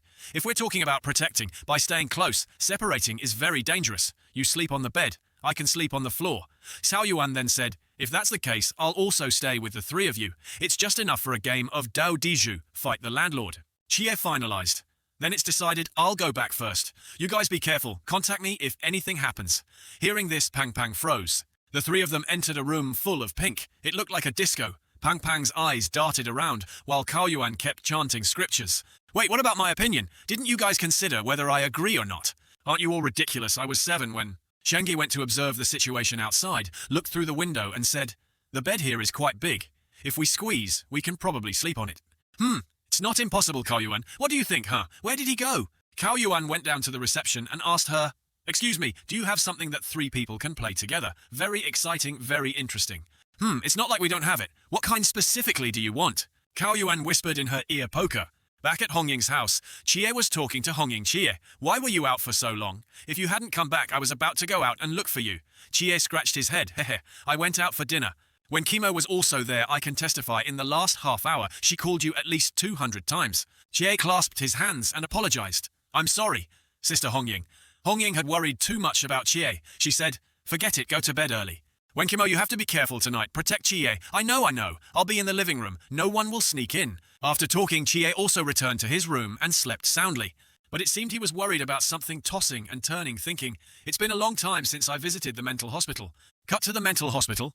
Chie was inside the hospital, standing thoughtfully, when Lia Fei walked by and saw him. "Hey, Chie, what are you doing here? Weren't all the doors there unable to be opened?" Chie said, "That was before. Now I've broken through the mental realm. Maybe I can open this door." What's behind the door? This hospital building might very well welcome a second patient. Hearing this, Lia Fei extended his hand and said, "Oh, Director, another patient, so we can increase." Chie refused. "Impossible." After saying that, he turned and placed his hand on the door, using the forbidden void mind erosion to sense inside. This ability made the door create a magical vortex. It seems my guess wasn't wrong. The 6 doors here correspond to the 6 realms. Zhan Qi Chuan Hai Wuliang Hei Ren. Every time I advance a realm, I can open another door. After using his forbidden void ability for a while, the door began to slowly open. Inside was a man. He said, "You're here. You knew I would come." He stood up and looked at Chie. "I know he is patient number 2. Mail-in mission. Help. Mail-in treat his mental illness. After the treatment, progress reaches certain values, 1%, 50%, 100%. You can randomly draw a part of Mei-lin's abilities. Current treatment progress is 0%. An image appeared in Chie's mind. Mei-lin is a legendary magician who helped King Yase ascend the throne in English mythology, the founder of the wizarding world. It said he not only mastered all kinds of magic, but could also predict the future. However, the Mei-lin here is probably not the historical figure, but a god created by embodying the English people's longing for the unknown. A god of magic and wisdom, Li entered and asked Chie, "What is it?" "So it's a man. As soon as Li Fei spoke, Meilin showed his talent. Green firefly-like particles appeared on his hand, looking very interesting. Suddenly those firefly particles slowly spread over Meilin's body. Chie didn't know what he was doing. Suddenly he transformed into a girl with seductive lips and said, "Gender for me has no meaning." Before their eyes he was no longer a young man, but a beautiful girl with a hot bust, very sexy. Chie said, "He is Meilin, the legendary magician skilled in shapeshifting. Don't just say turning into a woman, even if you ask him to turn into your father. It's possible, Your Excellency Meilin. Why don't you change back? Let's talk slowly." Li Fei was surprised by his magic, just babbling nonsense, unable to form a sentence. As soon as he finished speaking, he changed back to his original form. "You are Lin Chie, right? I predicted it 10 years ago. You would open this door." Chie then said, "So can you help me see what my future will be like in 10 years? Prophecy is not omnipotent. When you just opened this door, I tried to see your fate, but I don't know why your past and future are very vague. I can only see a little. You are now in a dangerous vortex. One wrong step, and you'll be torn to pieces. Moreover, it will implicate everyone around you." Li Fei spoke up. "No wonder you came straight here to open the door as soon as you returned. It turns out you encountered trouble outside. However clear the information is, I can't see it anymore. The me now doesn't have the ability to predict accurately because I lost my crystal ball." Chie heard Meilin say this, looking confused. "Lost it? That was 10 years ago. A little girl came to this room wanting to compete in prediction with me. She said if I won, she would let me go. But if I lost, I had to give her the crystal ball. We started with a falling leaf, deducing and predicting the changes in the forest from 50 years ago now and 50 years in the future. No winner or loser. Then we deduced about rocks, water droplets. We found that with external objects, no matter how we competed, we couldn't determine a winner. Then she decisively suggested taking the opponent as the target, deducing and predicting everything about the opponent. I agreed. But her existence was completely outside my data. Whether past, present or future, there were no traces to find. Oh, she was like a phantom not belonging to this world. No matter what method I used, I couldn't see a corner of her fate. So I lost. She took the crystal ball, so fierce. Then who was that little girl? I don't know either. This little girl must be Jinian, who took Nike's bracelet and left a letter in the director's room. But a 12 to 13-year-old girl. How could she beat the goddess of darkness in creation and beat a great prophet like Meilin in deduction and prediction? If I knew what kind of person this girl calling herself Jinian was, perhaps the origin of this mysterious god's mental hospital could also be revealed. But it's too early to research this now. The important thing at hand is... Chie approached Meilin, put his hand on his shoulder and said, "What illness do you have?" He replied, "You're the one who's ill." What I mean is, hey, do you have a mental illness? If not, why are you here?" He turned to look out the window and answered Chie, "I don't know either. I'm just a scholar trying to discover the true face of the world. For the fish in a fish tank, the fish tank is their world. They wouldn't know that outside the fish tank there are existences like continents and oceans. The things they consider their world, is it the real world? No. So how do we know if what we consider the world is the real world or not? Are we fish in a fish tank, created by a higher dimensional existence? Do you have proof? Mythical beings like us suddenly appearing in your world, isn't that proof?" Chie thought, if it's really as you say, we live in a false world, then what is the real world? Like, have you found it? "Found it? I used magic to contact a mysterious plane. Though I don't know exactly where it is, I can predict it. That is the real world. It's at the bottom of the sea. Inside there are all sorts of small rooms, some shaped like pineapples, some like human heads, shops selling strange foods, and a strange yellow block." Chie heard this and hid behind Li Fei in fear. "The real world, I've seen the real world. Don't be afraid, it's okay. I am not afraid." Before their eyes he was using his magic, and many pink things appeared around him. They stared intently at him. Meilin had now turned into a starfish dancing 500 brothers. "Let's go catch jellyfish." Outside the campus, the goddess was playing on a swing by herself. Chie and Li Fei chased after him. Meilin kept running and singing about catching jellyfish. He ran past the goddess, turned to look at her and said, rogue shopkeeper, you're here too." The goddess was bewildered, trying to remember who he was from her memories. "So you're my grandchild too?" The two of them joked with each other. Rogue shopkeeper, grandson, I'm here." The two of them played like that while Chie and Li Fei stood by bewildered. "I think I know where his illness lies." Looking at it this way, it's a bit inexplicably touching. Meilin, I don't know what magic he used, connected to a place called the real world and transmitted his consciousness there, but that real world had some strange influence on him, eventually leading to mental instability. In short, we need to give him a sedative first, see if he can change back to his original state. This is too torturous. Li Fei heard this, asked Chie, "A sedative? Who will inject it?" Chie was silent. Li Fei volunteered, took the syringe and approached him. Chie was actually afraid of the tiny syringe. Liu Fei pinned him to the ground using his hand to block his. The goddess was held back by Chie. Seeing her grandchild in danger, she said, "Xiao Fei, that's your brother. You can't be so cruel." The syringe successfully pierced Mei Lin's butt. The sedative was slowly seeping in. This work was really tiring. The goddess was busy looking for her grandson. Chie approached Mei Lin. He had returned to his original body state, but he had just fainted, probably an after effect, a consequence of confused consciousness. The goddess was hitting Liu Fei repeatedly, scolding "Naughty child. Naughty child. Ouch. Ouch, it hurts." Back at Hong Ying's house, Chie had woken up.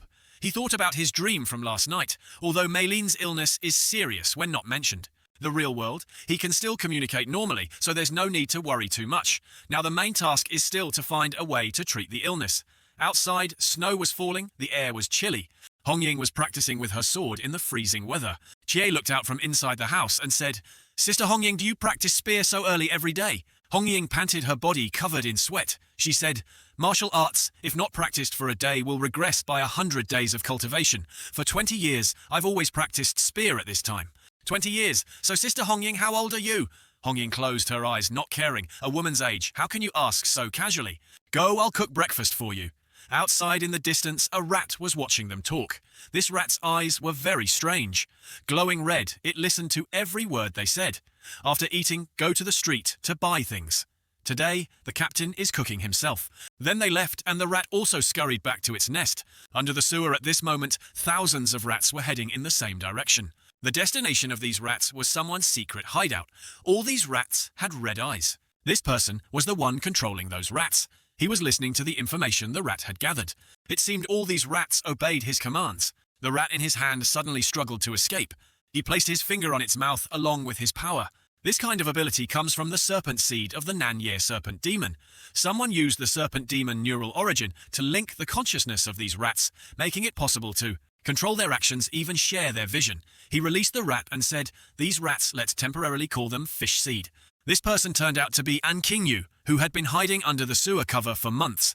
Now he had appeared. He said, "With this fish seed, I can completely control the situation in the entire city of Xiangnan." However, the current situation in Xiangnan City is very delicate. First, the Shou Ye Ren, mercenaries, the ancient god cult, and even two deeply hidden high realm experts. The position of these chess pieces is too dangerous, should I remind Lin Chie? An Qingyu slowly stood up. He stepped forward with thousands of rats at his feet.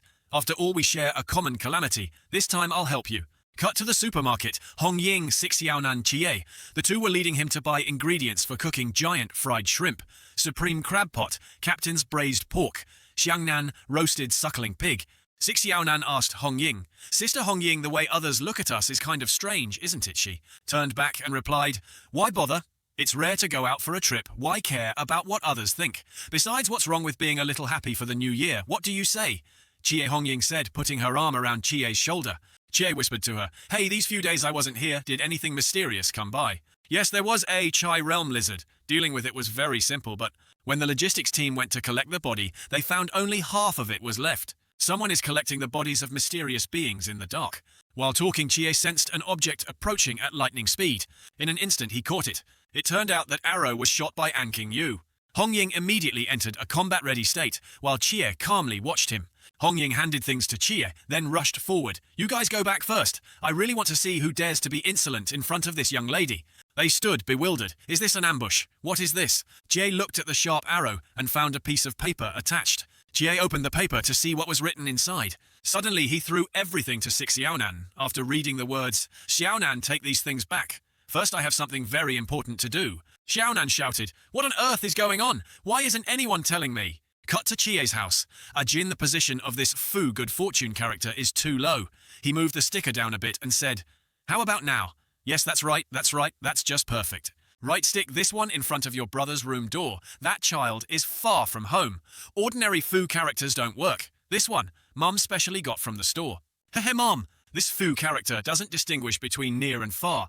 What do you know, this is called better to believe it exists than not. Your brother living outside must be very tough. After having this foo, I hope those things the gods can take better care of him. Seed 3 reporting target shows no abnormalities, recently report complete. Seed 9 reporting female target is in the kitchen, chopping vegetables.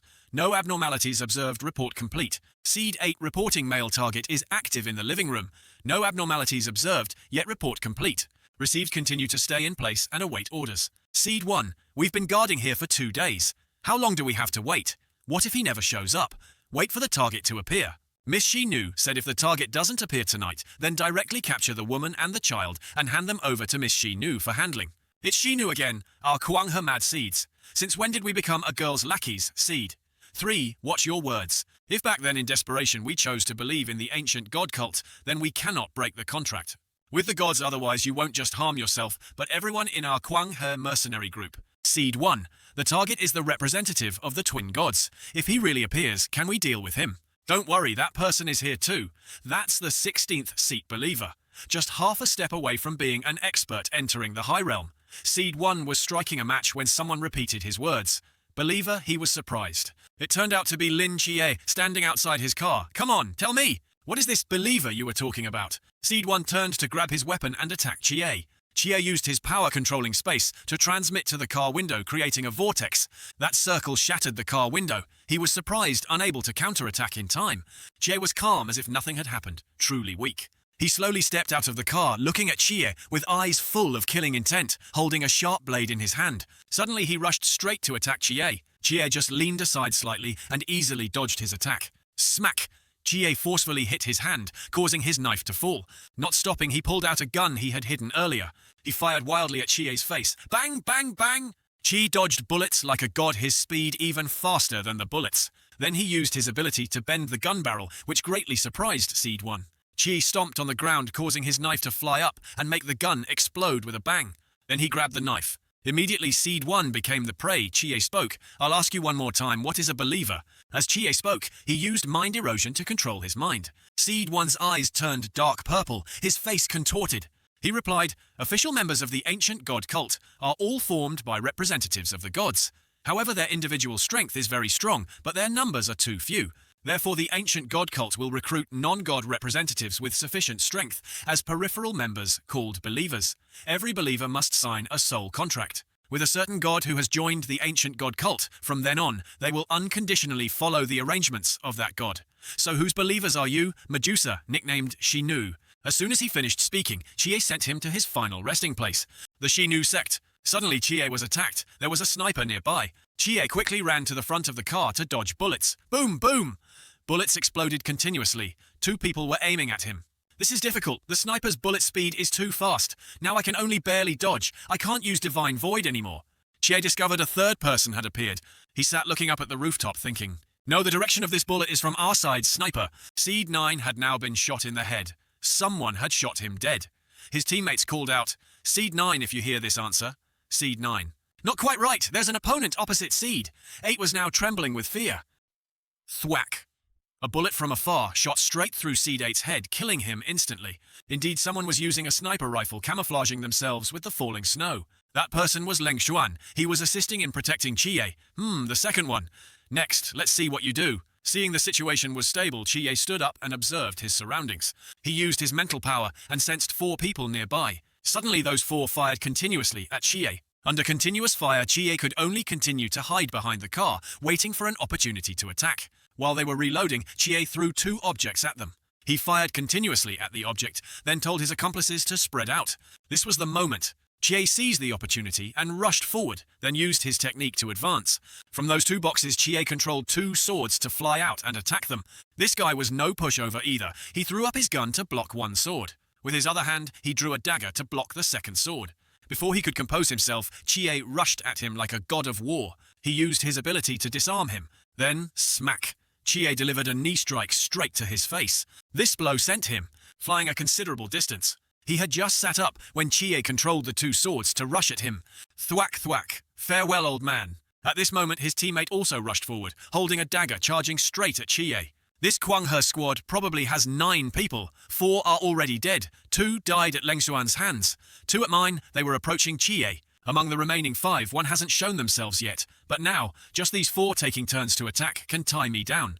In another development, he was striking a match. Someone was watching them fight, he cursed. This bunch is a bunch of idiots. He said this level is worthy of being a believer of Miss Shay Nu. Truly disgraceful. He was Lilvliang the 16th seat believer, transcendent realm. Then he threw away his cigarette, walked up the stairs, saying as he went, to subdue these monsters, just capture the girl and the child upstairs.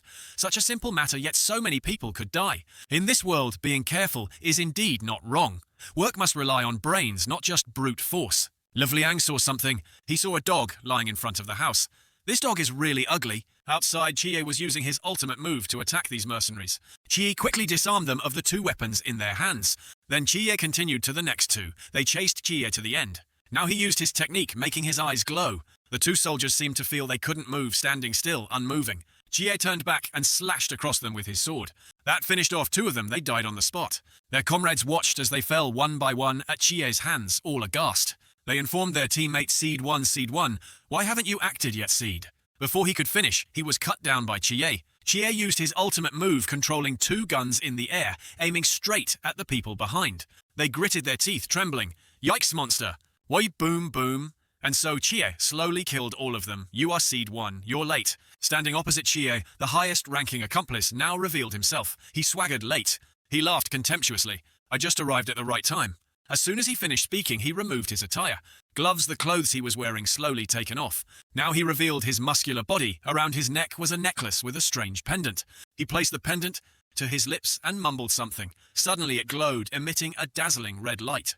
It is the Immortal Bloodvine Forbidden Technique, number 209. In a short time, it absorbs the blood of all dead creatures, around seizing their power when they were alive and accumulating it. He said, "This is a treasure I dug up from Wulin. These fools don't know I have this.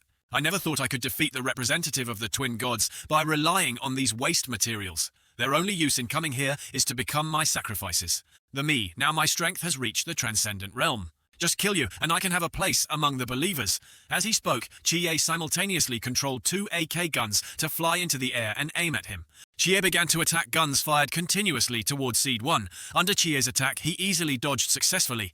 While dodging, he rushed forward at great speed. In an instant, the 2 were face to face. A fierce battle was unavoidable. He ferociously attacked Chie. His speed was very fast. Chie could only manage to raise his sword to block. Chie was extremely surprised by this. He didn't expect him to completely suppress him in speed and strength. This was the first time Chie had encountered an enemy of such a high level, able to fight him on equal terms. Their weapons clashed, sparks flying. Suddenly he swung a slash from below, forcing Chie to jump back. Wussy smacksy, Chie was kicked right in the chest. He crashed into the nearby wall with a thud. How will he deal with Seed 1 now? Chie stood up after taking that kick. As he was approaching him, Chie's phone rang. It was his aunt. While Chie was looking at his phone, he attacked. Thanks to prior preparation, Chie dodged.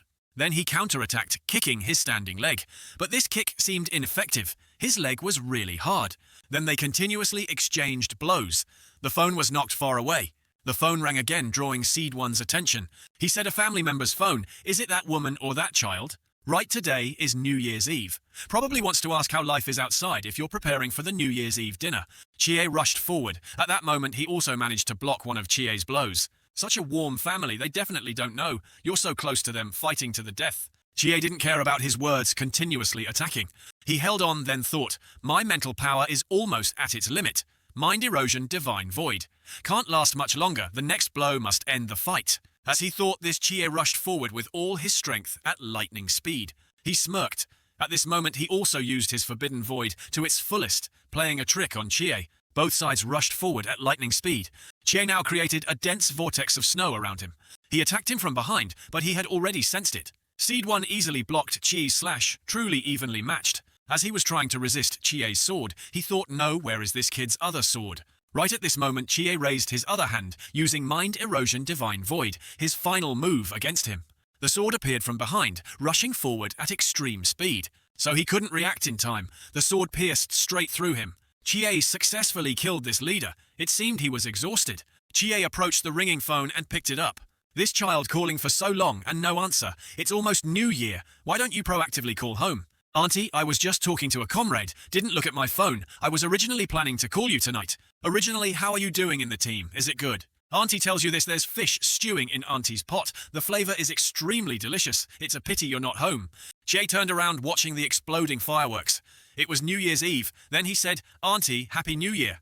Chie went to the balcony, sat alone watching the scenery of Xiangnan. Everywhere was welcoming a new year. Ling Xuan also came over at this time, saying to Chie, regret it. No regrets. You won't be able to go back for a short while. The more frequently you return, the more people will notice this place. I know. Actually, even if you didn't come today, nothing would have happened to them.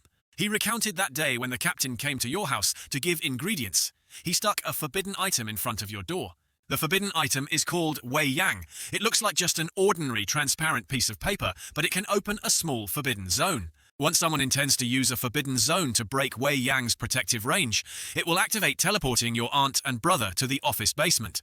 The price of this thing is not cheap. However, in our squad 136, every family member has this for protection. Chie asked, how is this possible? Otherwise, why do you think the captain is so poor? Let's go. You can't have New Year's Eve dinner at this house anymore, but there's another house that will always welcome you. Cut to the Squad 136 agency. They had prepared many delicious dishes on the banquet table. Hong Ying held a chicken leg and ate it first, praising.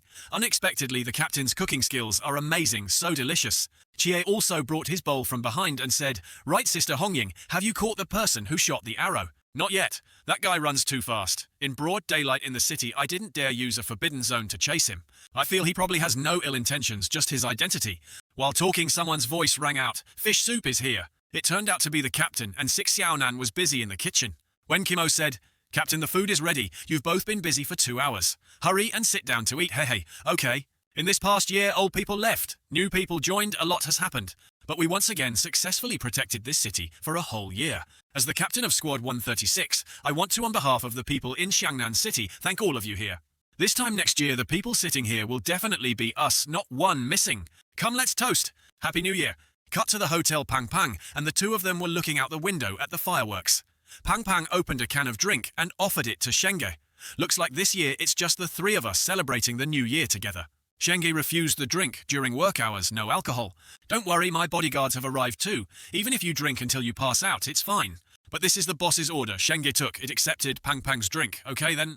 All three of them raised their drinks. Come, let's toast. Tonight we don't go home until we're drunk. Xiao Yuan spoke up. We don't have a place to go back to anyway, so if we're not drunk, we don't sleep here. Chie had also woken up by now after a night of heavy drinking with his comrades. Xiangnan and Hong Ying were both dead drunk. They were sleeping at the table. Hong Ying was still sleep-talking, mumbling. Chie continued, good tolerance. Drink up. Crack, crack. The sound of firecrackers celebrating the new year was everywhere. Chie now took out a broom and swept the yard. He thought tomorrow is the second day of the new year, the last day of the holiday. But until now, among the attackers, there hasn't been anyone with a high realm, especially the representative of Medusa, that mysterious Shi Nu. Chie heard the sound of gunfire mixed with fireworks. Chie turned to look. He had a bad feeling. Smoke was rising from that direction. That direction was from the hotel where Chie's three friends were staying. They were jumping out of the window emergency exit. They quickly got out. All three ran forward, escaping this place. Shenge used his technique and turned to look at the window. Immediately, the explosion in that space was extinguished instantly. Pang Pang shouted, you two run slower, wait for me. Cao Yuan saw Pang Pang running, too slowly, picked him up onto his shoulder and ran. Cao Yuan said, last night I told you to drink less. Today the enemy attacked and you're still not sober. While running suddenly in the thick snow, 4 figures appeared in front of them. All three stopped, slowly observing who they were and where they came from. Why were they waiting here? Pang Pang panted, then said hi to the 4 strangers. We are the Earth, Fire, Wind, Water, 4 forbidden item envoys, paying respects to the young master. So these were the bodyguards sent by the young master. Pang Pang slowly stepped down, placing his feet on the ground. Then he pointed at the 4 and said, let me introduce, these are the 4 great forbidden item envoys of our Bailey family, and also my bodyguard team. Cao Yuan and Shenge scratched their heads, bewildered forbidden item envoys. High danger level forbidden items. Only a suitable master can bring out their greatest effect. These people are called forbidden item envoys by our Bailey family. These 4 forbidden item envoys have peak transcendent realm combat power. The 4 of them together can fight a high realm expert, so we are very safe. She approached holding a blood-soaked bag and said, young master, the 3 transcendent realm enemies have all been eliminated. Please rest assured. Also, according to your instructions, we surrounded the LV Inn first, so no one was injured. Well done. Young master, there are still enemies approaching nearby. Please wait here, we will be back shortly. Pang Pang ordered them to go, and so the four of them quickly flew off, disappearing in an instant. Cao Yuan asked, "Is this the true power of money?" Shenge spoke up. "So what do you want me to do?" Pang Pang thought for a moment. "Gather 3 people to play Do Diju." Cut to the training school. The instructors were eating in the cafeteria. Sigh, don't say anymore. After this group of new recruits left, life feels a bit dull. Speaking of which, it's been a long time since I saw Han Lei. Where did that kid run off to? Don't know. Not just him, several instructors in the camp are also nowhere to be seen. Said they went out on a secret mission. Secret mission? Could it be related to the enemy from the last attack? As they were talking, 2 figures appeared approaching. They stood still, saluted Chief. "Hello, Chief." He approached with a face hiding anger within. Eyes full of killing intent, stared intently at someone. He looked scared, sweating. "I wonder what's wrong." The soldier below spoke up. "Chief, what do you mean by this?" he replied. "When the 3rd batch of new recruits left the camp for extreme training, you disappeared from the camera for 2 hours. Where did you go? The day the training camp was attacked, you used a satellite phone to send encrypted messages twice." Suddenly he screamed, "Stop talking!" He was frantic, rebelling, holding his head in his hands, because he couldn't bear the pressure. "I didn't want to, either. I didn't want to. They captured my parents back home, After saying that, he banged his head on the table in front of everyone. The chief said, "You don't need to say these words to me. Wait until the Shou Ye Ren in Shangjing City come to consider the decision. Naturally, someone will ask, 'And you two, Wang Gui Wurotong, I didn't expect that in the recruit training camp, this kid of mine would have underground pillars planted.'" Wang Gui was hiding a dagger behind his back. Then he rushed to attack the chief, along with his friend Wurotong. A circle emanated from around the chief, forming a barrier, preventing them from getting close. That circle slowly expanded, sending these 2 flying back a distance. Suddenly their bodies emitted strange lights. Their limbs began to deform as if lumps were growing on their bodies. Wang Gui said, "Hey Yuangang Lord, Yeyu told us to bring gifts to you." Suddenly a sphere enveloped both of them. Yeyu. So they were brainwashed. This group from the ancient god cult, when did they finally act? The sphere then slowly diminished. Blood flowed from each gap, looking truly disgusting. Then the sphere gradually disappeared, leaving a round hole below.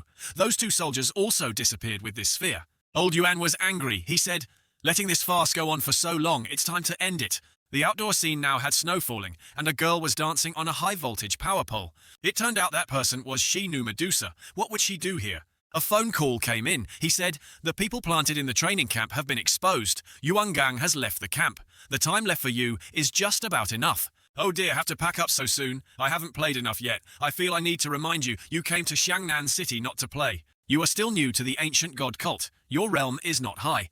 This time interacting with Lin Qiye is mainly to recruit. If you really can't recruit, then directly ask Han Xiaoyun to act. You must kill him. Based on Han Xiaoyun's combat power, in this Xiangnan City, only Yuangang can defeat him head-on. However, someone will hold Yuangang back. Besides Han Xiaoyun and Yuangang, is there another hidden high realm expert in the city?" Then she released the photo in her hand, letting it fly in the vast space. Then she said, "It's time to meet representative of the twin gods."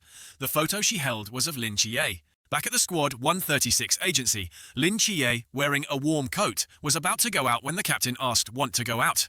Qiye replied, "Yes, consider it going to wish a happy new year." In his mind, Qiye was thinking of something else. He was worried about Pang Pang's group and didn't know how they were. Still better to go and see. The captain agreed, letting him go out. He closed the door. Now only 3 people were left in the room. They looked at each other as if they had some understanding. Xiangnan called Wenkimo to wake up.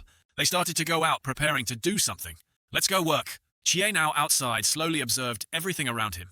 Then, under the snow, he discovered the shape of eyes imprinted deep in the road. Qi sat observing for a long time, trying to see which sect's symbol it was. He stood up, observing everything around him for anything unusual. Jie closed his eyes and used his technique to sense everything around him.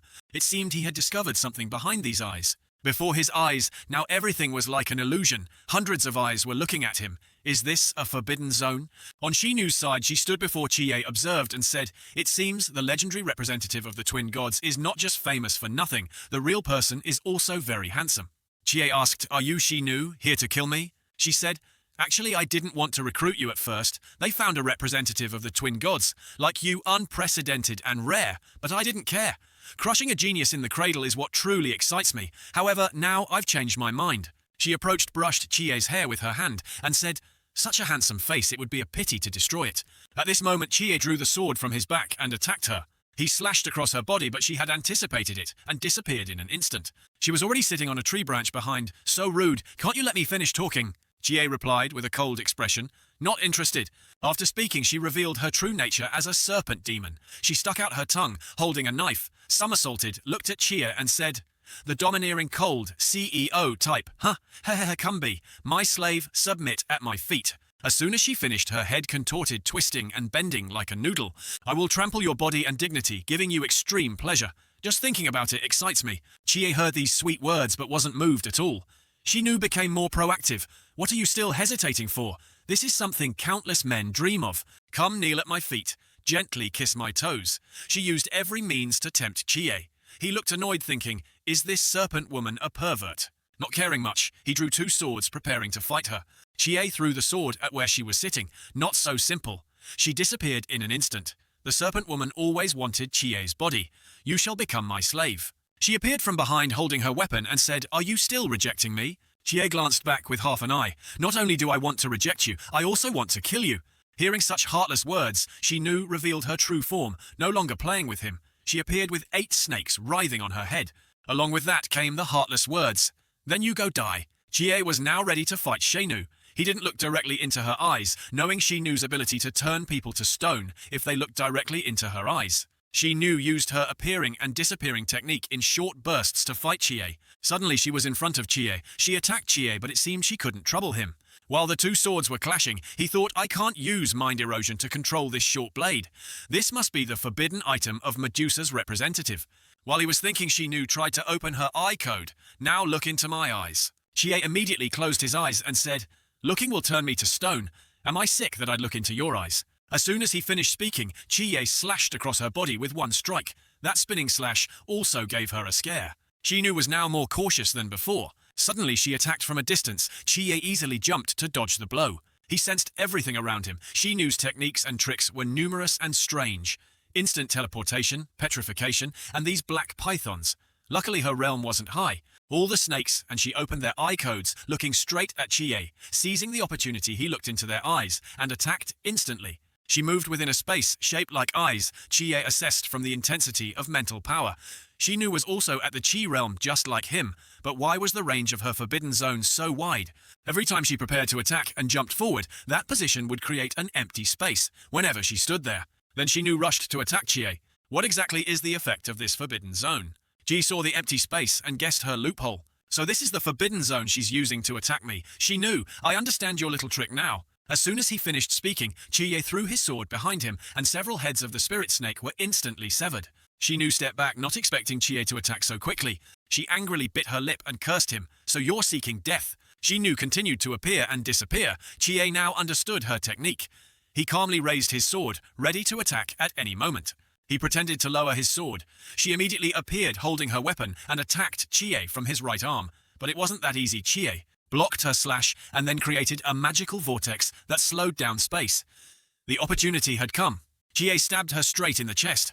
Now she felt the space was suppressed. In an instant she moved away from the knife's range. Shenu was in pain, not expecting him to have such strong abilities. "Initially I thought those strange snake eyes on the road were just a trick you used to scare people. Only just now did I react in time. They are your innate ability. Your divine void ability is to use these snake eye patterns to determine movement positions, creating a false phenomenon of instant teleportation. Without the secret of instant teleportation, relying only on those poor combat skills, you are fundamentally no match for me. As for the petrifying snake eyes, you can try. After we look at each other, will I turn to stone first, or will you die first, instantly?" Chie's eyes showed 2 colors, blue and red, symbolizing darkness and light. Their eyes met. She was unexpectedly controlled by Chie's technique, regarding her eyes. She screamed in pain. Her eyes were bleeding. She covered her eyes with her hands, pain searing through her. At this moment, Chie rushed forward like a rocket. The opportunity had come. The sword was in his right hand. 1 slash would kill her. But someone blocked Chie's slash. She wasn't dead yet. This obstacle made Chie slide back a considerable distance. The strong counterattack seriously injured Chie, partially damaging his abilities. Someone had come to save Shenu, holding a sword. Looking very scholarly, he introduced himself as Han Xiaoyun, the 13th seat believer of the ancient god cult. Considering what just happened, this person is at least peak transcendent realm, maybe even high realm. He ordered Shenu to retreat. "You go." Shenu had a memorable confrontation with Chie. The battle almost sent her to meet her ancestors. She left in defeat. This battle was now only between Han Xiaoyun and Lin Xie. Xie looked at him and asked, "Are you also here to recruit me?" Han Xiaoyun replied, "Unfortunately, I'm not here to recruit you, but to kill you." After saying that, he used a technique that made everything around emit white light. A tornado suddenly appeared in the sky. Xie looked up, wondering what it was. Han Xiaoyun knew where this light came from. He said, "Shu Ye Ren, boundless void realm." The tornado in the sky created a beam of light shining straight down to the ground. Inside the boundless void realm were all of Xie's comrades present here. The captain spoke up. "All members of Squad 136 are here. Who is seeking death?" Cut to the 4 forbidden item envoys sent by Pang Pang Boom. They were attacked by the opponent, causing shui water to fall into the icy snow. A giant monster with orange hair was attacking the 4 of them. Continuing, Huo, Fire and Feng Wind approached from behind to attack him, but it seemed he knew everything in advance. Boom! He created an explosion that Huo and Feng couldn't anticipate. After the smoke and dust, he rushed forward like a firepower, approaching the 2 of them at extreme speed. Rip. He passed by her like a tornado, accompanied by an extremely fast fist. Wherever he went, he created an extremely strong wind that blew up her skirt, revealing her big buttocks and sexy stockings. Whoosh! The punch was very fast and powerful, not missing a beat. Feng rushed to attack, but was also detected by him and received a strong punch. The punch to her stomach injured her significantly. Feng flew back a considerable distance. This guy was indeed not ordinary. Thud. Feng's fall also showed. Pang Pang, the strength of this guy, fighting 4 forbidden item envoys of the Bailey family together, was impossible to win.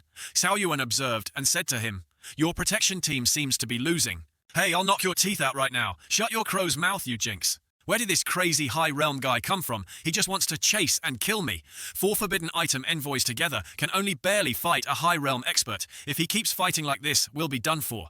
Zhengji pointed at himself and said, "Or how about you settle the debt from these past 2 days first, and then we'll see." From under the water, a dragon appeared, coiling around them. Huo and Shui were seriously injured. The dragon was their protective barrier against the formidable opponent. Not stopping the fight, he rushed to attack the 2 of them. Suddenly, under the snow, someone had created a crack that was approaching him.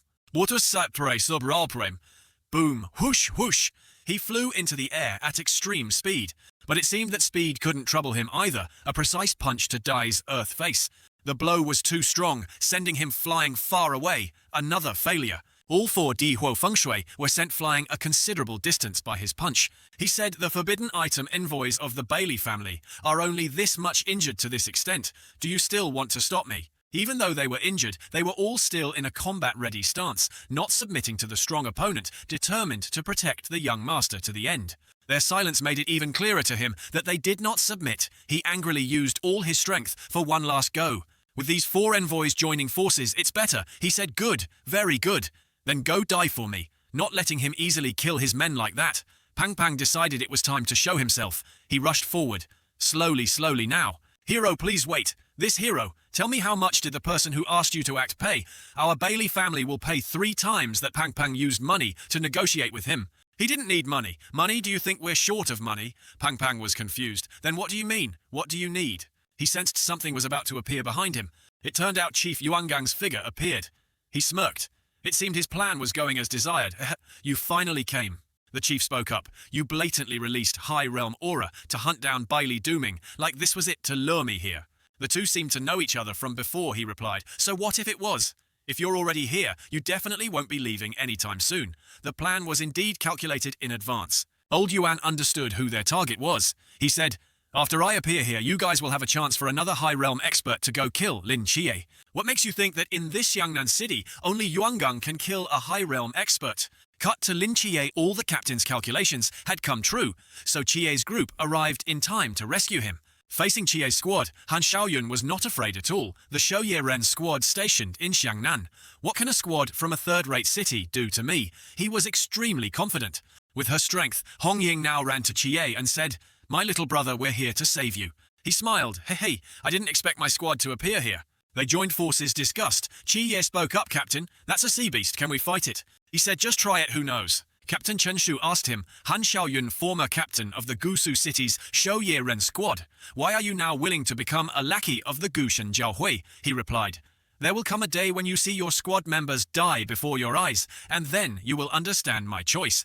My target is only that young man. Now if you all leave, I won't make things difficult. Don't sacrifice yourselves uselessly for this kid.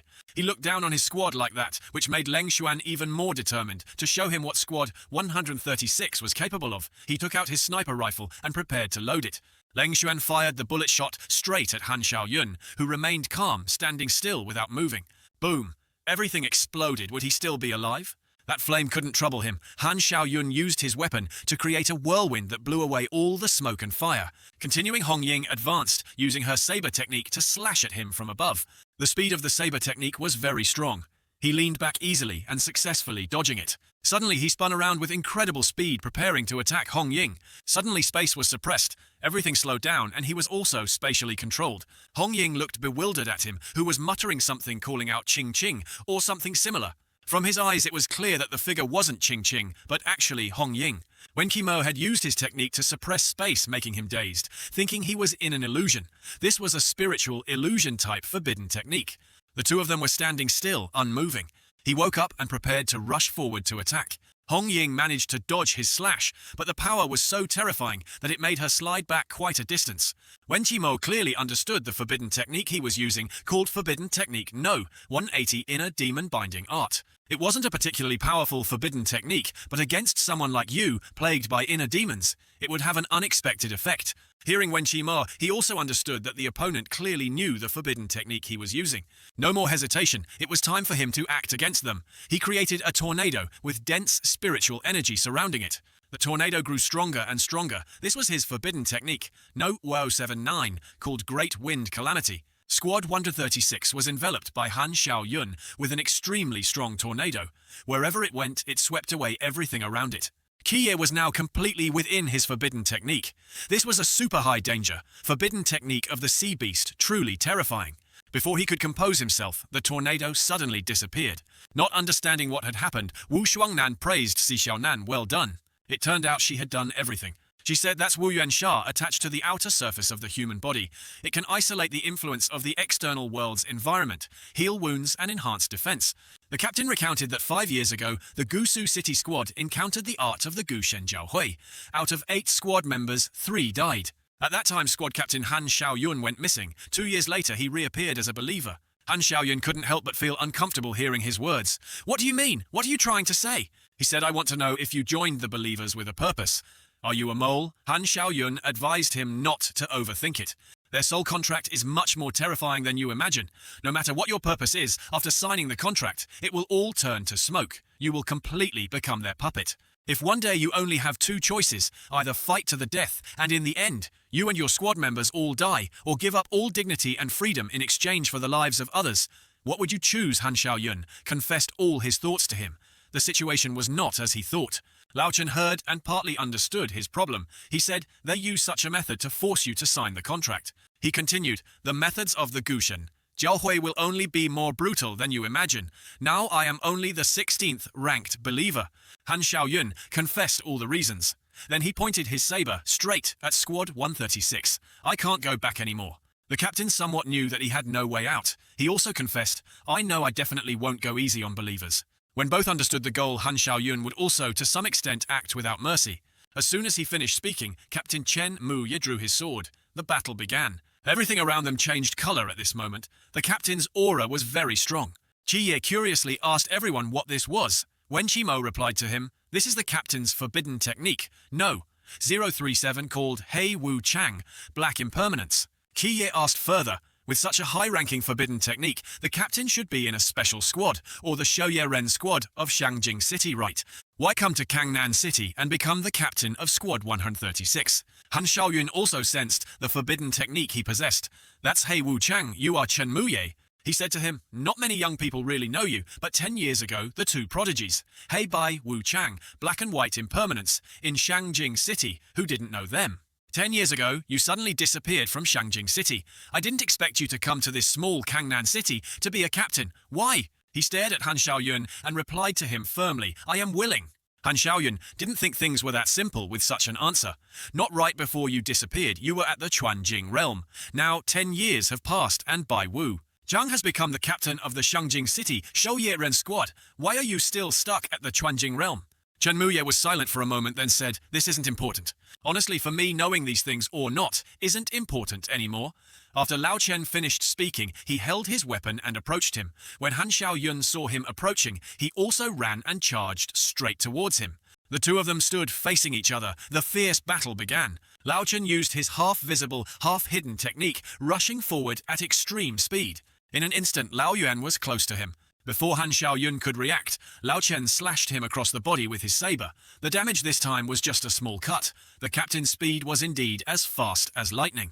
At this moment, Han Xiaoyun also began to counterattack. But before he could strike, Lao Chen slashed again. The slash went across his shoulder. The strike was too fast, too dangerous. Lao Chen's slash shook an entire street. Suddenly, the building behind Lao Chen collapsed. Unknowingly, he had been wounded on the face by a slash. Han Xiaoyun said, "You are very strong, but in terms of realm, you are still not my equal. This is a flaw." At this moment, Hong Ying was also preparing to join the battle. A spear flew straight over Lao Chen's head at great speed. "I know your realm is higher than mine, so I don't plan to defeat you alone." Hong Ying's spear flew towards him, but he successfully dodged it. An explosion occurred immediately after. Han Xiaoyun showed contempt for them. He said, "With this kind of attack, you still can't defeat me." Leng Xuan was now quite far away. He used his sniper rifle for a surprise attack. He fired. The bullet flew straight towards Han Xiaoyun. The bullet unexpectedly flew past his face, almost blinding one eye. He didn't expect this squad to have so many tricks, daring to use specially made bullets for a sneak attack. Before young Master Han could figure out who it was, the captain and Hong Ying didn't give him time to think and rushed forward to attack him. Outside, Wen Qimo and Lin Qiye had not yet joined the battle. Qiye turned and asked, "Aren't you going up?" Wen Qimo replied, looking at his hands, "My forbidden technique is quite special. It must be used at a critical moment. Besides, I can't even hold a saber now." Hearing Qimo say that it was time for him to fight, so he said goodbye. "Then I'll go first." The two sides fought fiercely. He was indeed very strong, his saber technique extremely formidable. He could block the attacks of both. Suddenly his body was controlled by some forbidden technique. Purple rays of light were converging on a focal point, immobilizing him so he couldn't move. It was the inner demon binding art. He tried to resist but seemed helpless against the controlled space. It turned out to be Wen Qimo. He had used his inner demon binding art to control him. His power was too great, and it also drained some of Qimo's strength at this moment. He had tried his best to help the squad get a chance to attack him. He thought clearly, using the power of the Qijing realm to influence. A sea beast expert was still too much. This spiritual power backlash was truly terrifying. However, he managed to seize this moment, which should be enough for the captain. The opportunity had come. The captain rushed forward and slashed him hard from behind. Lao Chen's slash actually emitted a strange aura. Han Xiaoyun was stunned and bewildered by this. "What is this?" Lao Chen spoke up at this moment. "Under Wu Chang's impermanence, saber, one can slash the body, slash the soul, and also slash lifespan." It seemed that fatal slash also made him realize that the aura emanating from his body was He Wu Chang. While Han Xiaoyun was standing there thinking, Qiye immediately rushed forward. He threw his saber straight at Han Xiaoyun with extreme speed. He tilted his body, smiled as if for the last time, and said, "Perhaps I might really die here today." He said that, but was still determined to fight to the end. He performed his saber technique, clashing with Qiye. Qiye rushed forward, swinging his saber, getting closer to him. Qiye observed that the opportunity had arrived. He slashed, but the other wasn't worried, deflecting the blow as lightly as a feather. Then he created a whirlwind that pushed Qiye back quite a distance. Without stopping, L slashed through Qiye's body. At this time, the captain and Hong Ying also advanced, joining forces to attack him. The three of them split up to deal with him. The captain moved instantly and quickly attacked him from behind. A slash from the captain was blocked by him. He was not simple at all. This time it seemed he was on high alert. Next was Hong Ying's attack. He already knew she was behind him, so he immediately counterattacked, creating a whirlwind that sent Hong Ying flying far away. From behind, someone was approaching him. It turned out to be Wen Qimo. He embraced Han Xiaoyun. His ability was truly strange. Suddenly, the captain grabbed both of them by the hand and ordered them to run. The three of them rushed forward. It turned out the secret behind it was that under Wen Qimo's clothes there was a bomb. It could make everything explode, and Han Xiaoyun would be no exception. The explosives planted on him detonated. The flames shook the entire Kangnan city. Lao Chen, Hong Ying, and Lin Qiye all looked in the same direction, not knowing what would happen. Only Captain Chen understood everything. Hong Ying turned to ask Lao Chen, "Captain, this is," he replied. "Don't worry, Xiangnan's forbidden technique is rebirth. At the Chuanjing realm, he has 20 chances to revive. He won't die. Qi Ye listened intently to Lao Chen, curious about his ability rebirth. In this world, there's such a fantastical forbidden technique, no wonder one must seize the perfect opportunity to act. So had he always been using such a self-destructive fighting method before? Lao Chen said, "No. A long time ago before he was injured, it wasn't like that. Then he must have been very strong at that time." In the dense smoke and fire, a hazy, incomplete human body appeared peeking out. It turned out to be Xiangnan. He was still intact and alive after the explosion. Lao Chen said, "The last chance for rebirth has been used up. Still can't kill him." As soon as he finished speaking, someone else appeared in the smoke, still alive. He said, "Are you the immortal of the Lan Yu squad?" Before he could live for 3 seconds, someone used a technique to stab him straight in the shoulder. He was in pain, but it was nothing, just a tiny wound. He said, "Just a little bit more, and you could have killed me." This statement somewhat showed that the explosion only made him lose a little strength. He threw his saber, embedding it in the ground, accompanied by a warning, "What a pity next. I will let you know what the great wind calamity truly is." As soon as he finished speaking, he used his 2 hands to create a tornado. That tornado gradually grew larger. A fierce storm began to rise. Qi Ye's eyes widened as he witnessed a truly spectacular sight. Qi Ye spoke up. "This is the eye of the storm. The power hidden within it is the most terrifying. Once formed, the boundless void domain will be torn apart. By then, the raging storm sweeping through would likely be enough to flatten half of Kangnan City. If you want to solve the problem fundamentally, the time left for you is not much." Qi Ye suddenly thought differently. Had he been overthinking? He felt like Han Xiaoyun was hinting at something. Suddenly, a bullet appeared from nowhere, rushing straight ahead. But then it was blocked by the fierce wind, unable to get close to him.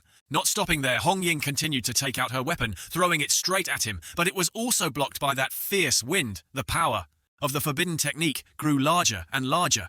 It was showing Squad 136 that it could sweep away everything, even things more powerful than itself. Xiangnan, seeing it wasn't safe, spoke up. "Around him is such an invincible wind domain. Nothing can penetrate inside. We can't stop him," the captain ordered. "We solve the problem from the root." Back outside the boundless void domain, Kaoyuan Shenge and Laoyuan were outside observing the situation. Chaoyuan wondered, "What's wrong? Can you see something in the boundless void domain in front of you?" Shenge was thinking about something and didn't pay attention to Cao Yuan's words. Him. Shenge sensed something unusual in the boundless void domain. The wind was stronger than usual. He said, "Impossible from the outside. Of course you can't see what's in the boundless void domain, it's just..." His intuition told him he didn't know why he suddenly wanted to flick his fingers towards the inside. Inside the boundless void domain, the fierce storm suddenly disappeared after Shenge's finger flicker. Something miraculous happened. He also seemed to understand why everything changed so quickly. Who could possibly interfere with my forbidden technique? Hong Ying still didn't understand why the eye of the storm had disappeared. Why did it suddenly disappear so quickly? The group inside the boundless void domain couldn't have guessed that the one who stopped the eye of the storm was Shen Ge. Han Xiaoyun smiled. Well done. Whether it was praise or criticism, it was unclear. Lao Chen wondered what had happened just now. Qi Ye thought he might have guessed who it was. Scene changed to outside the boundless void domain. Talked to Shen. "Go, why did you flick your finger just now?" Shenge replied concisely, not elaborating. Maybe it was instinct. Qi Ye wondered if the eye of the storm created by Han Xiaoyun was ultimately just extremely compressed air, and if Shen Qingju's qi manipulation could control air. If you just remove the air around the eye of the storm, creating a vacuum, the eye of the storm will naturally cease to exist.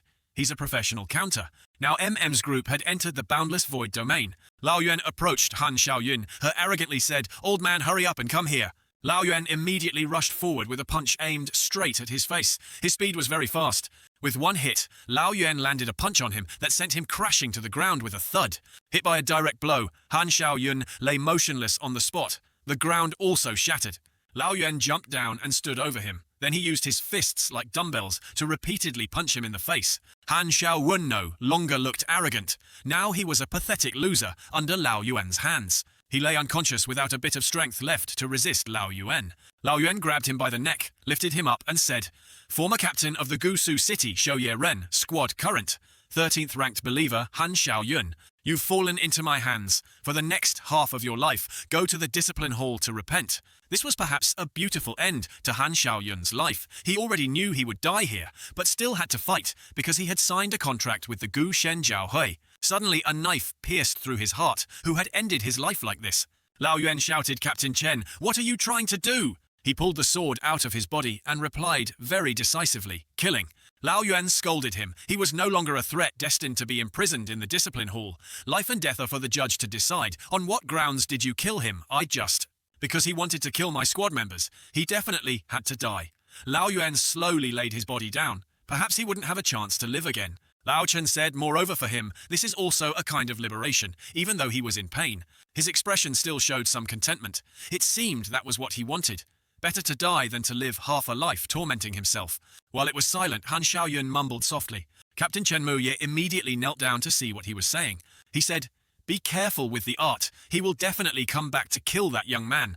After saying that he stopped breathing, Lao Yuan was angry with what he had done. "Captain Chen, no matter what you say this time, it's against the rules," Lao Chen replied. "If you think I'm not following the rules, then go complain to Xiaoping Ge." He turned his back to look at his comrades and said, "In Kangnan, I Chen Mu Ye am the rule." Lao Yuan heard those words and grumbled, "Why is this person so hot-tempered?" After he had left for a while, Hong Ying turned to ask Lao Chen, "Captain, what exactly is the deal with that Han Xiaoyun?" He said, "Just a pitiful person controlled by the Gu Shen Jiaohui. But I saw that he really seemed to want to kill Qi. Yet can the Gu Shen Jiaohui control people to such an extent, completely like that?" "How so?" Shangnan spoke up. "Once you sign the contract of the Gu Shen Jiaohui, it's like binding your soul. It starts to take effect from your own thoughts. That is to say, even if they are dissatisfied with the orders, they cannot refuse or prevent the execution of orders in any way. Then wouldn't it be like a puppet? Yes, it's just that some people are willing to be puppets and even enjoy it, while some others are in so much pain they don't want to live." Xiangnan thought, "That's right, it's the new year. Let's not think about these things anymore. No matter what, this battle can be considered a complete victory. Qi Da tomorrow. Call your friends over for dinner. Yes, that's right. Little brother, Qi, Ye has to return to the barracks tomorrow night. The next time I see you will probably be half a year later." Lao Chen agreed with Xiangnan's words. Right before both of you were targets of the Gu Shen Jiaohui, so it wasn't convenient to gather. Now that things have settled down, you are the host in Kangnan. Inviting them over for dinner is also the right thing to do. Hong Ying raised her hand to volunteer. "My house. Come to my house.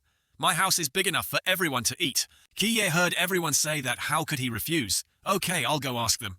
Scene changed to Hong Ying's house. After asking everyone's opinion, Qiye now led them to stand in front of Sister Hong Ying's house.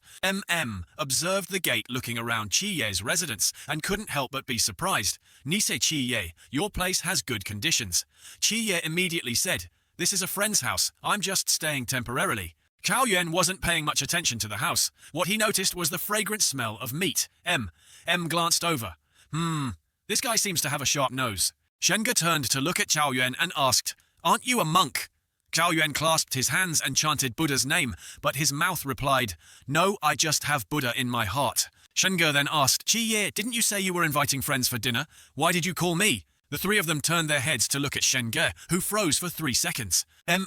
Acted like someone who understood, put his arm around Shenga's shoulder and said, "Arrogance should have its limits. Calling you, of course, proves that. We feel you've been a very good tool these past 2 days." It turned out was teasing Shen.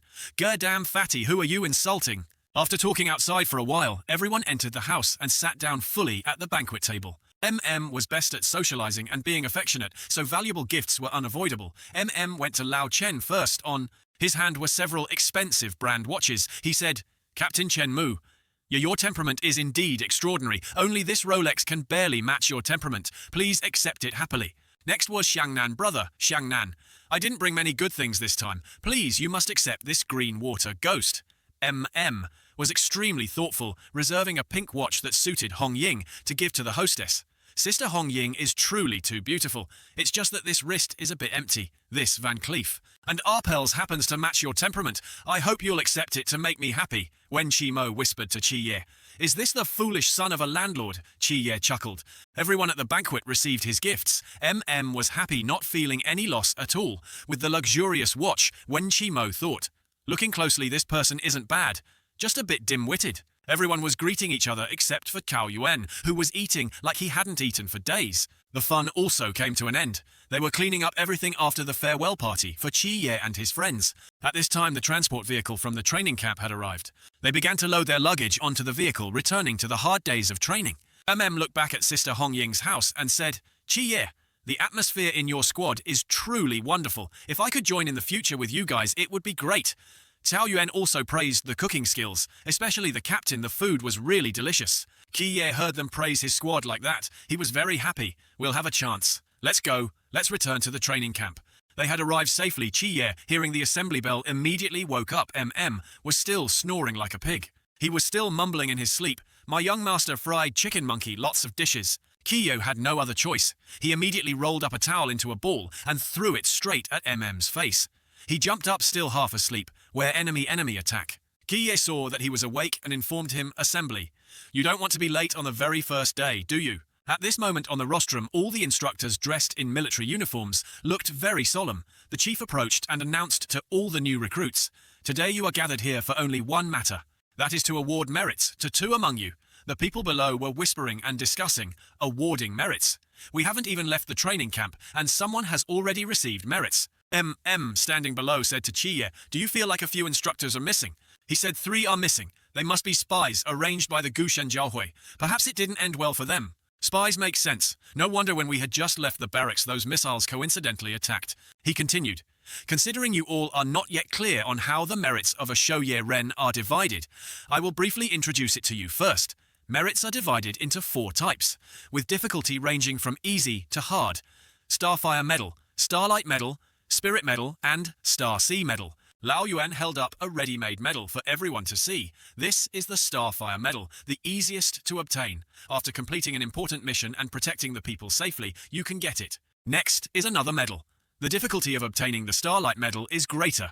Only by killing a super high-danger, mysterious entity or pacifying a large-scale disaster can one obtain it.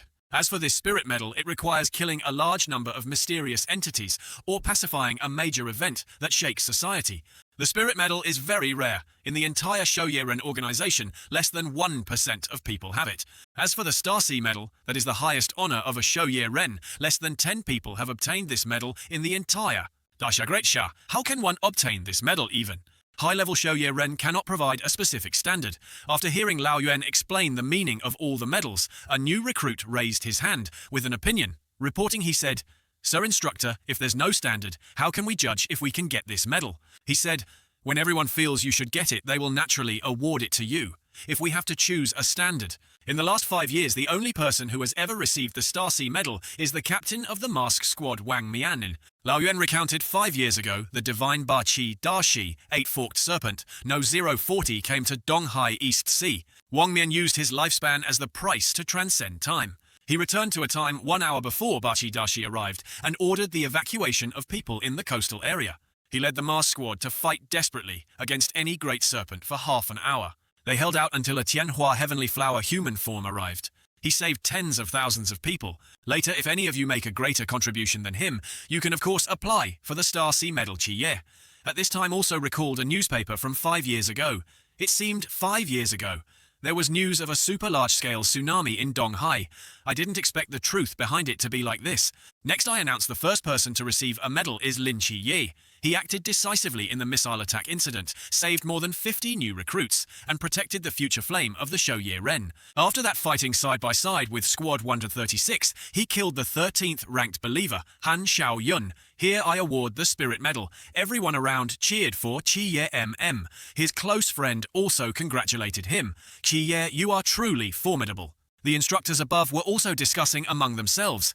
Even the chief only has 3 Spirit Medals. This newcomer hasn't even left the training camp yet. He already has 1. Lao Hong winked and whispered to him.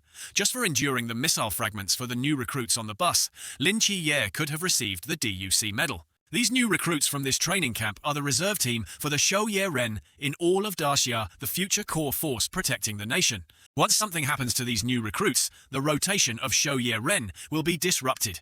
By then, the nation's protective strength will be weakened.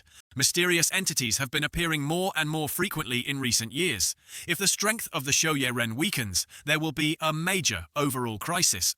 Therefore, Lin Qiye's action of protecting the new recruits this time truly stabilized a major situation, creating a shock to the social fabric. Lao Han said to Lao Hong, "You're right, but there's actually a deeper meaning to it. That is the attitude of the higher-ups. Seriously injuring the serpent woman participating in killing Han Xiaoyun proves that Lin Qiye has rejected the Gushen Jiaohui and firmly stands with us." The representative of the twin gods resolutely confirmed his stance like that. In the eyes of the higher-ups, if they don't give a reward, there's nothing more to say. Lao Han continued, There's one more person, that's Shen Qingju, for eliminating the destructive Eye of the Storm, protecting Kangnan City from disaster. I award the Starlight Medal. Shenge didn't expect his instinct to have such an impact. I eliminated the Eye of the Storm. MM's mouth hung open, not understanding what was happening. Holy crap, when did Shenge protect Kangnan? He must have done it when he flicked his finger, that guy. Shenge stepped forward onto the podium to receive his medal. This commendation ceremony is over. Everyone can dismiss. They began to disperse and return to their lodgings. Li Jia and Li Liang went with Shenge. He turned to ask him, "Weren't you out earning money? How did you also get a medal?" Shenge is still my Shenge in the end. Too formidable, number one. Shenge, hearing the praise, puffed out his chest. Look at you guys acting like you've never seen the world. Isn't it just a Starlight Medal? In the future, I'll get an even more formidable medal. Walking behind and hearing everything, pouted. Hey Chi-Ye, look at that. Shenge is starting again. No, I have to counter his overly excited attitude. Coughed loudly. Chi-Ye is the strongest. Chi-Ye is the coolest. Chi-Ye is the most formidable. Chi-Ye is embarrassingly countrified. Hey, are you a kid? Let's go. Let's go eat. They entered the indoctrination classroom. The teacher stepped down from the podium and approached Shenge's seat. He was asleep in class. The instructor asked, "What is physical spiritual power?" "Shen Qingzhe, did you hear me ask you?" He startled awake. "Answer this question." Shenge stood up and replied bluntly, "I don't know." The instructor punished him with 10 laps, but his expression wasn't sad at all. He even seemed more excited. Yes, it seemed he didn't like sitting in class like this. The people below kept whispering, "Lin Chi-Ye, why don't you answer?" Chi-Ye stood up, and in place of Shenge answered the instructor's question. Physical spiritual power is a supernatural force, generated when consciousness operates under certain special circumstances. Ahem, the teacher heard.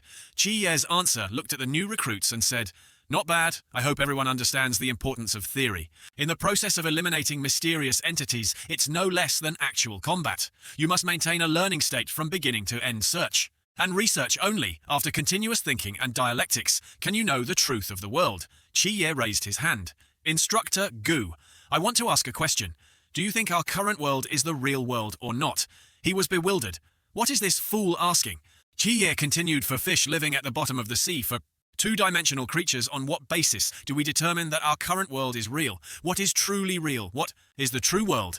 What is beyond this heaven and earth, under the observation of higher-scale creatures? What are we? Is there a possibility that we are things created by those higher-scale existences?" The instructor replied quickly and concisely, probably not muttering, "I don't understand anything. How can I answer him?" Chi-Ye asked further, "Why do you have evidence to refute the theory I just mentioned, to prove the authenticity of this world?" When cornered and forced to answer, the instructor was now sweating profusely on his forehead, no longer speaking as clearly as before. Proof, well, due to excessive tension, he slammed his hand on the table. "Lin Chi-Ye, this question of yours is very good, but I right now cannot give an answer. However, rest assured, I will not avoid this issue. Give me time to research, and I will definitely give you an answer in the end." Then the instructor returned to his seat and announced to the new recruits, "Our theory class for today ends here. For the remaining time, everyone study on your own." Perhaps this was the most standard answer at this time. Chi-Ye was sad indeed. Merlin's illness cannot be solved so simply. Peeked his head over the table. Chi-Ye he praised admiringly. "Amazing. Chi-Ye, you can ask questions that even Instructor Gu can't answer."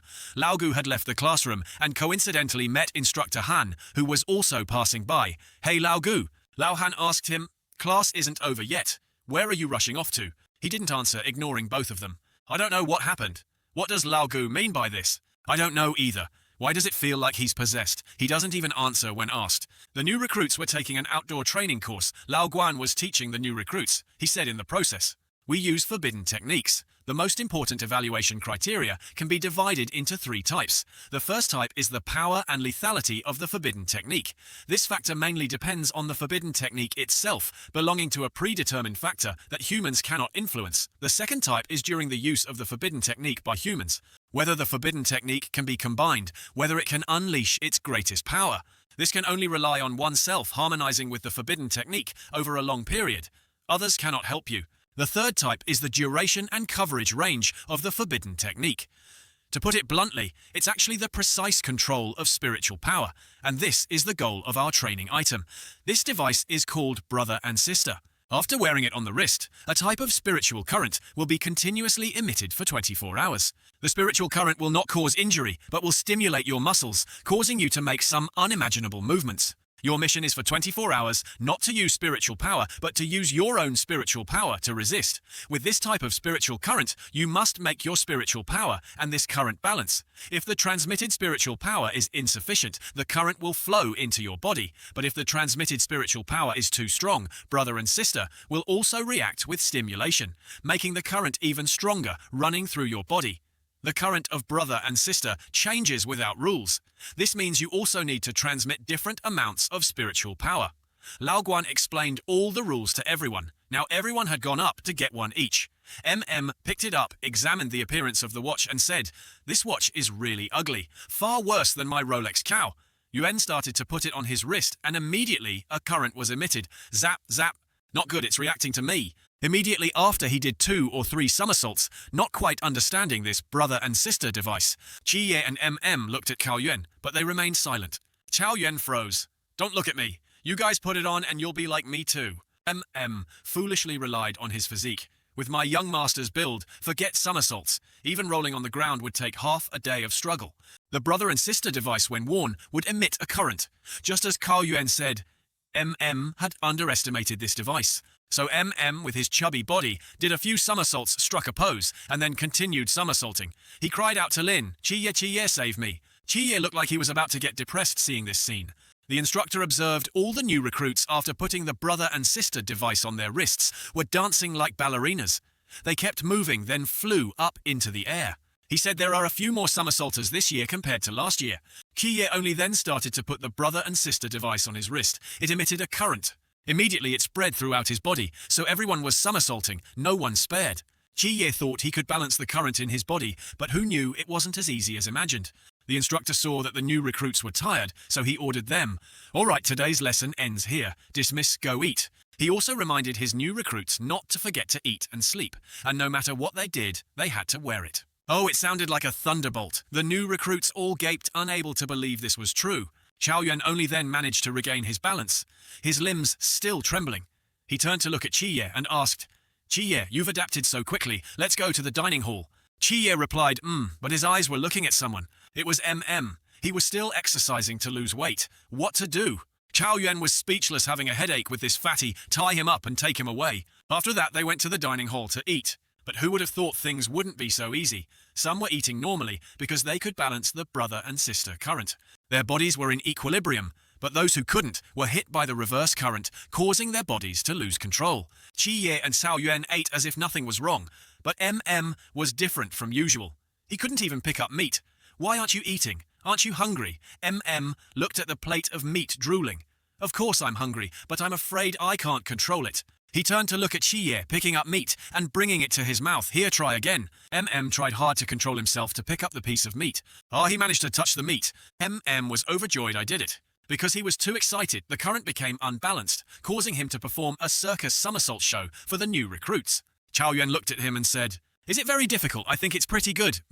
Today's meat is really delicious." He lay on the ground crying his eyes out. "Qi Ye, feed me." Qi Ye froze. "Sigh, it's me again." So pathetic, he couldn't even eat. Poor He was moved. "Qi Ye is still good to me." Cao Yuan turned to look at another table, and everyone was reacting to the current. He said, "It seems our table isn't the only one doing this. Shenge hungry, Shenge, I want to eat too. Nanny here, behave for me. Stand properly one by one." Qi Ye and Shenge were tired from feeding everyone one by one. The two sighed. When will today end? After the meal, Qi Ye went to the chief's room and gave him a box. Qi Ye said, "This isn't a forbidden item, but spoils of war from when I fought a believer. It seems to be a forbidden technique called Jian Shui Fei Teng, boiling blood." He held the necklace in his hand and said, "Jian Shui Fei Teng, no 209. You want to hand this over?" Kigyo made a deal with him. "If I hand it over, what can I get?" Lao Yuan put the necklace down and said, "Although Xian Shui Fei Teng is not considered a high-danger forbidden technique, under special circumstances, it can have an effect that cannot be underestimated. If you hand it over, you can exchange it for some merits, or about 2 million in cash. Specifically what you want depends on you." Hearing him say that, Qi Ye immediately chose, "Then 2 million it is. However, I also want to know some news." "What news?" "News related to Chen Mu Ye and Wu Xiangnan. I want to know what exactly happened to them." He said to him, "Indeed, you should still give up. The matter of those two is not considered a secret. Experienced Shou Ren all know a few things. It's okay to tell you. Do you know of a special squad called Lan Yu? I don't know. He recounted 5 years ago. The great calamity of Bachi Da Shi invading Donghai. After the battle between the Mask Squad and Bachi Da Shi, a Tianhua human form arrived in time, and with him came a branch of the special squad, which was Lan Yu. Wu Xiangnan was one of the people in Lan Yu. He used to be a member of a special squad.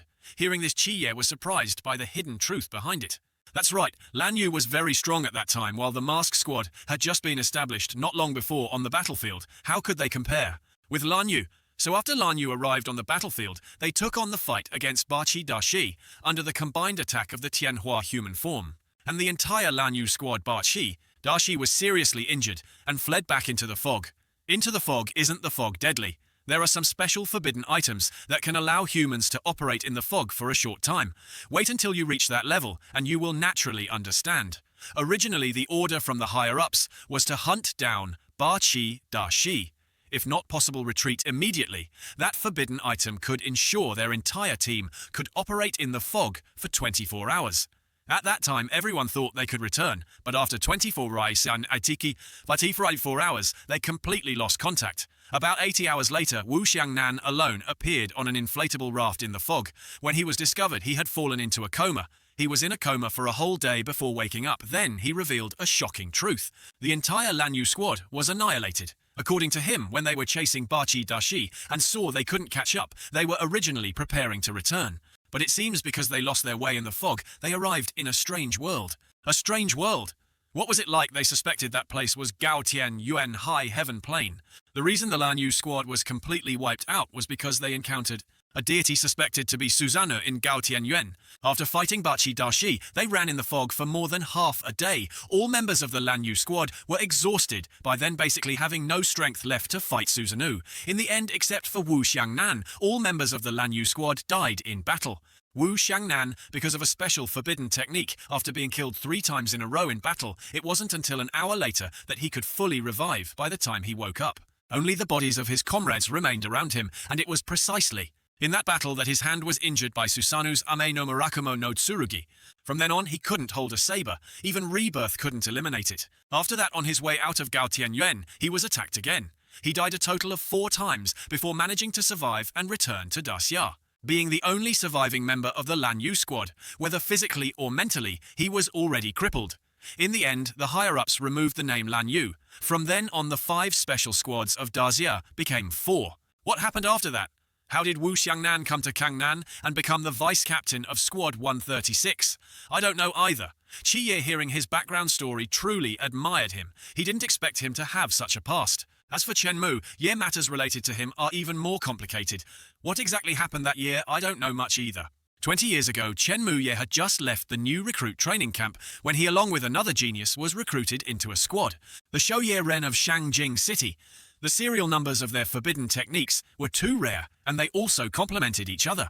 Chen Muye's forbidden technique was Hei Wu Chang, No 037, and the other person was the captain of the city squad. Former Shangjing captain Xiaoping.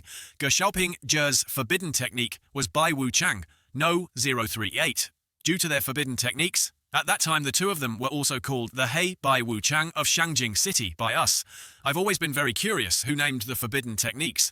Is there a connection with Hei Bai Wu Chang in Daxia mythology? The origin of these 2 forbidden techniques is too profound. Moreover, this is a top secret. Based on my authority, I cannot know. I only know that later, suddenly one day, Chen Mu Ye seemed to have received some special order. After that he disappeared from Shangjing City. Even Xiaoping Ge couldn't find him. Therefore Xiaoping Ge even went to the Commander-in-Chief, but the Commander-in-Chief only replied with 1 sentence related to top secrets and refused him at the door. At that time, everyone was busy with a world-destroying calamity. A long time later, Xiaoping Wu took action to investigate Chen Mu Ye's whereabouts and discovered he had actually run off to this Kangnan city to be a captain. Later I heard Xiaoping Ge say he had been to Kangnan several times asking Chen Mu Ye to return, but he was always refused by the other party. In the end, Xiaoping Ge could only completely give up return to Shangjing City and step by step become the captain he is now. What is the world-destroying calamity you mentioned, sir? It's a forbidden item, the most terrifying forbidden item in history. Its name is Shiva's Grudge. Shiva, if I remember correctly, is the god of destruction, one of the three main gods in Indian mythology. That's right, the true form of Shiva's grudge is an ancient sheepskin scroll, a terrifying, world-destroying void god. No, 008. Just by writing a name on Shiva's grudge, the concept it targets will be directly destroyed. For example, if you write Dacia on it, it will directly from this conceptual level destroy all of Dacia, which is to say destroy the nation. How can such a fantastical Canadian forbidden item exist? However, to activate this forbidden item, an extremely large amount of spiritual power must be consumed. You think it's just writing a person's name on it? Killing these ordinary people would directly drain a Chuanjing realm expert, let alone a fantastical level like destroying a nation. Chiye thought, if that's the case, its threat is almost not very great. Why is it called a world-destroying calamity? Humans can't do it doesn't mean gods can't. If divine power is poured into this forbidden item, it's not certain it can reach the level of destroying a nation.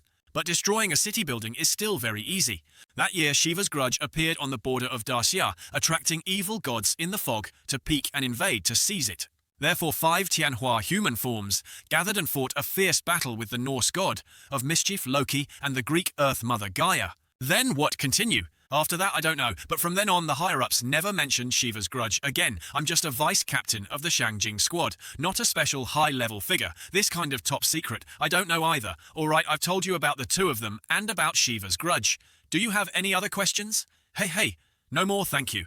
Instructor Yuan, The 2 million will arrive in your account in about 2 days. This forbidden item will be handed over. Scene change to a skyscraper instructor. Gu was searching for something in his books. He muttered, "The authenticity of the world, is it real or fake?" He rummaged through the books on the shelf searching for some truth, as Chiye had asked. "Not right, this isn't right. Forget it, or should I sleep first?" He was acting crazy, but his mind wasn't disordered. Before he could sleep, the alarm clock rang. It was 4:15 a.m. Eyes that hadn't slept all night made the dark circles under his eyes clearly visible on his face. Ayya! Damn it! Truly deserving of death. Is this world real or not? What's going on? Is it real or not? Instructor Gu was trying hard to find an answer for Chiye. This showed it was very important to him. Scene change to the training camp. The group of new recruits was now practicing shooting, aiming at the target's bullseye. Bai Li Tuming aimed straight at the bullseye 3 shots, achieving a perfect score of 30 points. He turned to talk to Chao Yuan. "That's right. It seems it's been 2 months since I last saw Instructor Gu. Where did he go?" Xiao Yuan got 28 points in 3 shots. After finishing his exercise, he told I don't know. Next was Lin Ye. He missed 3 times. It seemed he wasn't good at shooting. Kiye, your shooting skills really need diligent practice. Among our more than 200 new recruits, not many can continuously miss 3 times. Listen to me, just directly take me as your master. I'll teach you a bit of my superb shooting skills, Chiye said. All right then, later during close combat training, you be my opponent, After hearing that, immediately recoiled. Sorry, it was my rudeness. However, Instructor Gu's disappearance for 2 months is really strange. I was originally hoping he could give me an answer. While sitting and drinking water, Lao Hong came looking for him. "Lin Chiye, come here for a moment." He stood at attention. "Instructor Hong, what do you need from me?" He rubbed his head. "What have you done? Aren't you clear about it in your heart?" Kiye was surprised. "Me, what did I do? What kind of demonic topic did you give Instructor Gu? It made him mentally chaotic. Now he is still receiving treatment in a mental hospital. What exactly is his condition? He was acting crazy for a few days. Before he would stare blankly at the wall, constantly muttering something. Then occasionally he would suddenly lock his legs, wave his hands, saying he wanted to find some real world. However, after 2 months of treatment, his condition has improved. Now he can basically live normally." Hearing Lao Hong describe Lao Gu's illness, Chiye quickly thought of Merlin. Isn't this a copy of Merlin? Wait, does this mean that Instructor Gu's treatment plan at the mental hospital can also be used for Merlin? I came to find you because in 2 days, Instructor Gu will come to the training camp to pack his things, preparing to go home to recuperate. If you meet him, absolutely do not mention anything about the real world anymore. Or if you meet him, take a detour directly, don't let him meet you. Do you understand? Kiye scratched his head. Instructor, rest assured I understand. After the conversation, Chiye found his friends to discuss something. "I want to ask you all for a very important favor." "What is it? Go ahead and say it." "These 2 days, if you see Instructor Gu in the training camp, you must immediately inform me." They agreed to that condition, but they had to know why. "I want to ask him something, it's very important." Outside the training camp gate, the figure of a person in black appeared lurking behind a tree. He observed everything around him, not knowing his purpose. Was he targeting someone? Suddenly, the instructor discovered someone lurking and spying on their base. He shouted, "Who is it? What are you doing?" It turned out the person in black was Lao Gu. He told his comrade to speak softly. "It's me." He was about to draw his sword, but realized it was his comrade, so he asked Lao Gu, "Why are you dressed like this?" He covered his face so no one could see and said, "I came back to get some things." But the doctor advised it's best not to meet people directly related to my illness. In short, it's best if I'm not recognized by others. So that's it. You quickly go inside. Right now those new recruits are still eating in the dining hall. You can go around them. But Lao Gu, unexpectedly someone was already waiting for him. They were using binoculars to observe the situation outside, waiting for Lao Gu to appear. It was Li Jia recognized him. It's Instructor Gu is back. Had made Li Jia his lackey. The walkie-talkie started ringing. Li Jia was reporting the situation to "Brother, you've worked hard. When you get back, I'll give you 2 Rolexes. At this moment seemed quite clever, using material possessions to order his brother around. Indeed, no one else but could do this. Heard the news about Lao Gu and informed Chi Ye, but who would have thought he had already left before spoke? Chi Ye, how about this trick of mine? Very reliable, right, Instructor Gu? Where did you go? You were just here, Chao Yuan said. As soon as your walkie-talkies rang, he rushed out. Indeed, Chi Ye had discovered Lao Gu's appearance. He stood opposite him and said, "Instructor Gu, long time no see."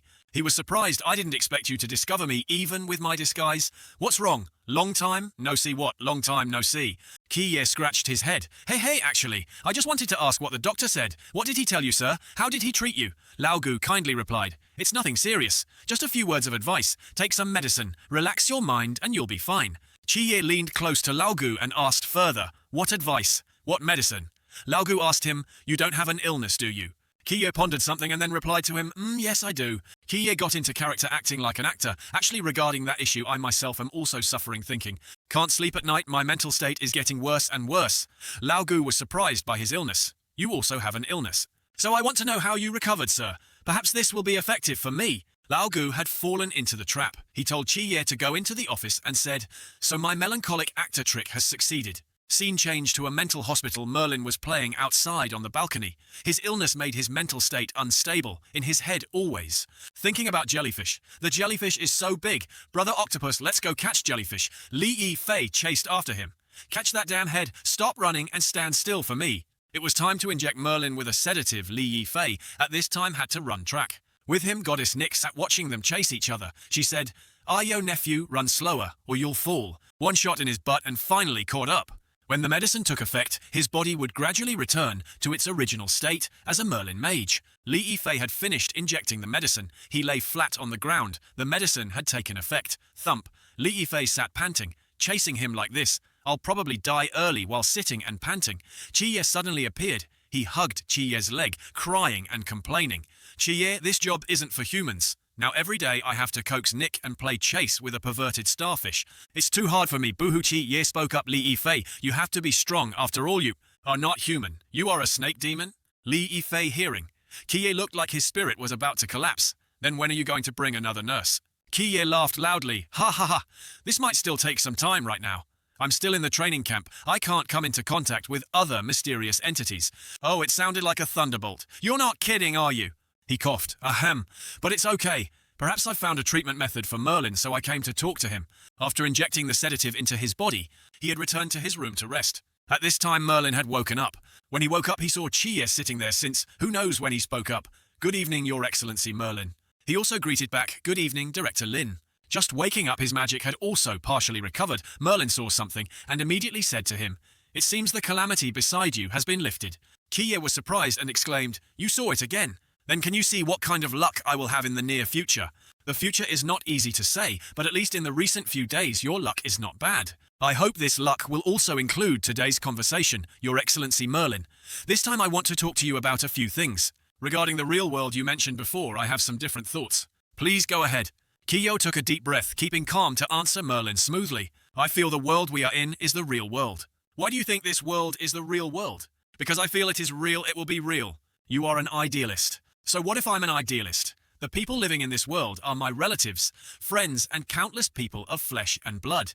Even if this world is fake, will their lives and joys and sorrows no longer matter? Whether this world is real or not is itself an idealistic question. If you feel it is real, then it is real. If you feel it is fake, then even if it is real, what can be done?" Hearing Chi Ye's presentation on the real and fake world, Mage Merlin began to think about the issue he raised. "You want to pursue truth. This is the instinct of an eager learner like you. But I feel this isn't all of you. Even if you find the real world, it doesn't mean you belong there. You've pushed yourself too hard. Your Excellency Merlin. It seemed he was gradually absorbing every word Qiye said to him. Qiye happily recalled when he talked to Lao Gu about his illness and treatment. He couldn't help but say that the doctor treating Instructor Gu truly had some skill. This wasn't like what an ordinary person could say. Next time I meet Instructor Gu, I must ask him for a new contact method. Merlin treatment progress 2%. Merlin treatment progress 2% has met the conditions for a reward draw. Starting random draw for Merlin's divine abilities. In front of Qiye appeared a lucky wheel from which he could receive one of those skills. The wheel began to spin. Qiye was nervous not knowing which skill he would receive. The wheel stopped at the skill mastery of summoning magic. Qiye touched the wheel to receive the skill he had drawn. As soon as he touched it, his eyes turned white. Skill parameters began to transfer into him. Mastery of summoning magic. Obtained all summoning magic knowledge of Mage Merlin. Transformed self into a body with a close connection with summoning magic. Spellcasting time reduced by 50%. Materials needed for spellcasting reduced by 50%. Spiritual power needed for spellcasting reduced by 50%. Spellcasting difficulty reduced by 50%. It felt like countless pieces of summoning magic knowledge were madly pouring into his head. Qiye suddenly woke up from his dream. He was sweating profusely from the tension. Qiye turned to look and still saw sleeping. Anyway, I know magic now, so why not try it now? Qiye slowly calmed his mind, thinking about the dream just now. New knowledge entered his head. Summoning magic. Divided into 3 types. Dimensional summoning magic is through sacrificing valuable items, sending one's soul to another plane. Making contracts with some creatures, then, after returning to the real world, deploying a summoning magic circle. Designated summoning magic is after contacting some existence in the real world and obtaining their consent. One can summon them elsewhere, for example, humans, items, etc. Random summoning magic, as the name implies, no one knows what will be summoned. The means to cast the spell are also extremely simple. It could be a leaf summoning a giant dragon skeleton. It could also be a divine artifact summoning a hen. Dimensional summoning and designated summoning have 2 high requirements. Now I can only try random summoning first. Qiye observed and saw MM's pink slippers. Perhaps it caught Chiye's eye. Qiye picked up the slippers and said, "All right, I'll use these." He placed the slippers on the ground and began to use the random summoning technique. The slippers were lifted up. Would this experiment be successful? Suddenly, MM's slippers disappeared. Now in front of Qiye there was only the light of the random summoning technique. It didn't seem very promising. Isn't it random summoning? Where's the thing I summoned? Qiye's destruction meant MM's slippers would likely never be seen again. A mosquito appeared and flew past his ear. Qiye looked at it. Could it be that this is the exchange I made? He scratched his head. It's still, may not mosquito season yet. It seems this is the work of summoning magic. The mosquito flew to MM and landed right on his leg. Qiye looked at MM snoring like a pig, and he started his mischief again. He thought of how to use magic reasonably, and this magic was truly interesting. MM woke up shouting, "Holy crap, why are there so many bites like this? Are there mosquitoes?" He scratched all over Qiye. "There are mosquitoes in our room, and I guess there's more than one. Did you get bitten?" Qiye replied as if he knew nothing. "No." MM got out of bed, looked around and exclaimed, "This is really strange. Where are my slippers?" He bent down to look under the bed. Could they be here? But unexpectedly, he discovered something, shouting, "Holy crap, what the hell is this?" Many things were inexplicably under his bed. He didn't know who had brought these things into his room. He picked up some item and went to find Qiye to ask, "Qiye, what are these things?" Qiye pretended to be crazy and waved his hand in refusal. "I don't know. Anyway, they're not mine. How could I have silk stockings like this?" He shifted the blame to his friend, saying, "However it might be Chao Yuan's." Hearing this, was annoyed. This matter cannot be overlooked. Scene changed to the training school's dining hall. Everyone had arrived for breakfast. Chao Yuan was eating his steamed bun when he glanced at Something seemed off. Chao Yuan asked him, "Hey, what's with your gaze?" Kept staring at him, his mouth pouting. "Chao Yuan, I really didn't expect that someone as gentle-looking as you would have such a hobby." Chao Yuan didn't understand what he was saying. "You have your hobbies. There's nothing wrong with that. But why did you hide things in my place?" Felt wronged and started to cry crocodile tears. "I am the only son of the ordinary Bai Li family. If this gets out and people misunderstand, boo-hoo. How can I face the beautiful sisters who advise me with all their hearts?" Chao Yuan didn't understand a damn thing. "What are you muttering about? What exactly are you saying?" Qiye pretended to cough. "It's not important, eat. Chao Yuan spoke up. "That's right, aren't we? Going to finish the course in 2 or 3 months. Qiye also said to Chao Yuan that he heard every year before the course ended, the instructors would release a ranking of scores to rank all the new recruits. What's the use of this ranking? Does it revoke the qualification to join the Shoye Ren for some new recruits who rank too low? Not like that. Under normal circumstances, the training camp will not eliminate new recruits. I see the ranking. The scores seem to be used to decide each person's path after graduation. Specifically, I'm not very clear either. Was about to ask, but was interrupted by Chi. Yeah, then doesn't it mean that after graduating from this place, all of us will definitely have to part ways? Cao Yuan sadly replied, yes, we will part ways. Buried his face in the table, dejected. Then can I apply to go to the same place as Chi? Ye Cao Yuan spoke up. Based on Qi Ye's status as the representative of the twin gods, it's very likely he will be directly snatched away by some special squad or join the Shangjing squad. Cao Yuan put his arm around to comfort him. You won't get in. Give up, old man. Qi Ye spoke up at this time. Actually, I don't really want to go to a special squad or Shangjing. If possible, I still want to stay in Kangnan. That's right, how exactly is this score ranking done? So what? I heard the basis for this score ranking is quite complex, related to all our training items. However, the most important thing is a hidden score item that no one knows what it is. The instructors went outside to welcome other squads. They used jet helicopters to move around. Lao Hong looked up at the sky and said, very good. It seems the happy days of the new recruit group are about to begin. The helicopters approached closer. It seemed the instructors were preparing a surprise for their new recruits. Back to the training school. Kie lay awake, unable to sleep anymore. He sat up to check the clock. It was already 5:30 a.m. Where's the whistle? Kia woke up, took a towel to go to the bathroom, his mind constantly thinking, normally at 5 o'clock the instructor would have blown the whistle to call us. Why is there no movement at all today, even now? Entering the toilet, Chie also saw Cao Yuan there. Cao Yuan immediately asked him, Chie, you're awake too. It's just that I don't know why the whistle wasn't blown today. I feel something isn't right. Could it be that today the instructors are in a good mood and want to let us sleep a little longer? Kie stared at the clock. He sat thinking, something isn't quite right. Was like a rogue, snoring loudly and still not wanting to wake up. Chie slapped him hard. Chie hit him like that and he still didn't wake up. This guy was number 1 at sleeping in. No one was number 2. Zhenge suddenly entered Chie's room panting. It's very strange. Li Liang's group is still sleeping soundly. No matter how we call them, they don't wake up. Them too. It seems it's not natural sleep, but they've fallen into some kind of mental trap. Not just them. In our entire dormitory, 70% of the people are in this state. Kie immediately asked him, then where are the instructors? I went looking for them just now. The strangest part is here. Instructors' logistics. All of them have disappeared. Now in the entire training camp, only a few of us new recruits are left. Are there any signs of a fight? No, Chie was thinking he didn't know what the instructors were up to. It turned out this was premeditated. Xiao Yuan also just arrived and immediately asked, Chie, what have you figured out? If I'm not mistaken, this is probably a drill or an inspection. The instructors and others all disappeared, and there are no signs of a fight. This can only prove that they left voluntarily, and their movements were very discreet. The instructors are all experts at the Chuanjing realm, and above Chief Yuangang is a Haijing realm expert. How could such a lineup be eliminated without a sound?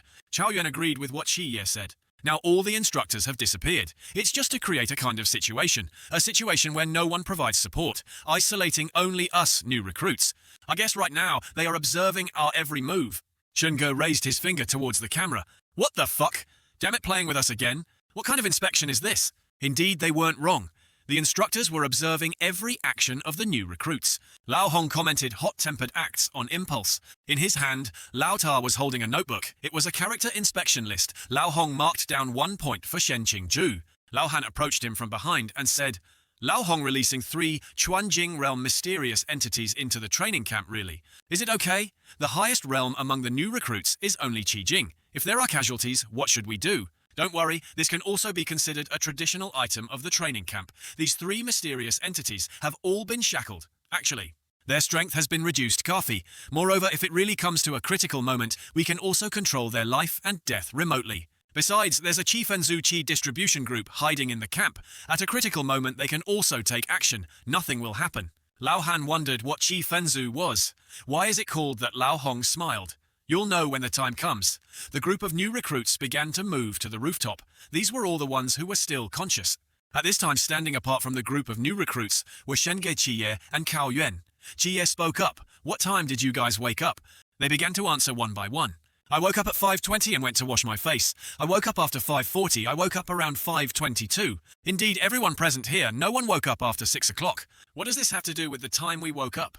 If I'm not mistaken, 6 o'clock is very likely a time contact point. Those who don't wake up before 6 o'clock, their spirits will all be pulled into some place, and they will keep sleeping soundly like that. Shenga turned around. Is this all the instructor's doing? I don't know, but this kind of sleeping-in behavior won't have a good outcome. It's very much like something the instructors would do. Then what should we do now? You quickly think of a way. Kiye was silent. Chen Si pondered, if everything is a drill arranged by the instructors for us, then what would be the goal to complete this drill? Wake the others up, but if the mental trap was directly set by the instructors, how should we break it? After thinking for a while, Chiye asked everyone, does anyone have a mental attack type forbidden zone? The new recruit raised his hand. I know a female student named Zhang Xiaoxiao. Her forbidden zone is related to the mental aspect. He pointed towards the female dormitory, but now the atmosphere around the female student dormitory is very strange. It seems like no one is awake, not even a slight movement. Kiye had come up with a plan and started mobilizing everyone. Now we need to call that female student Zhang Xiaoxiao. A few people stay behind to protect this building.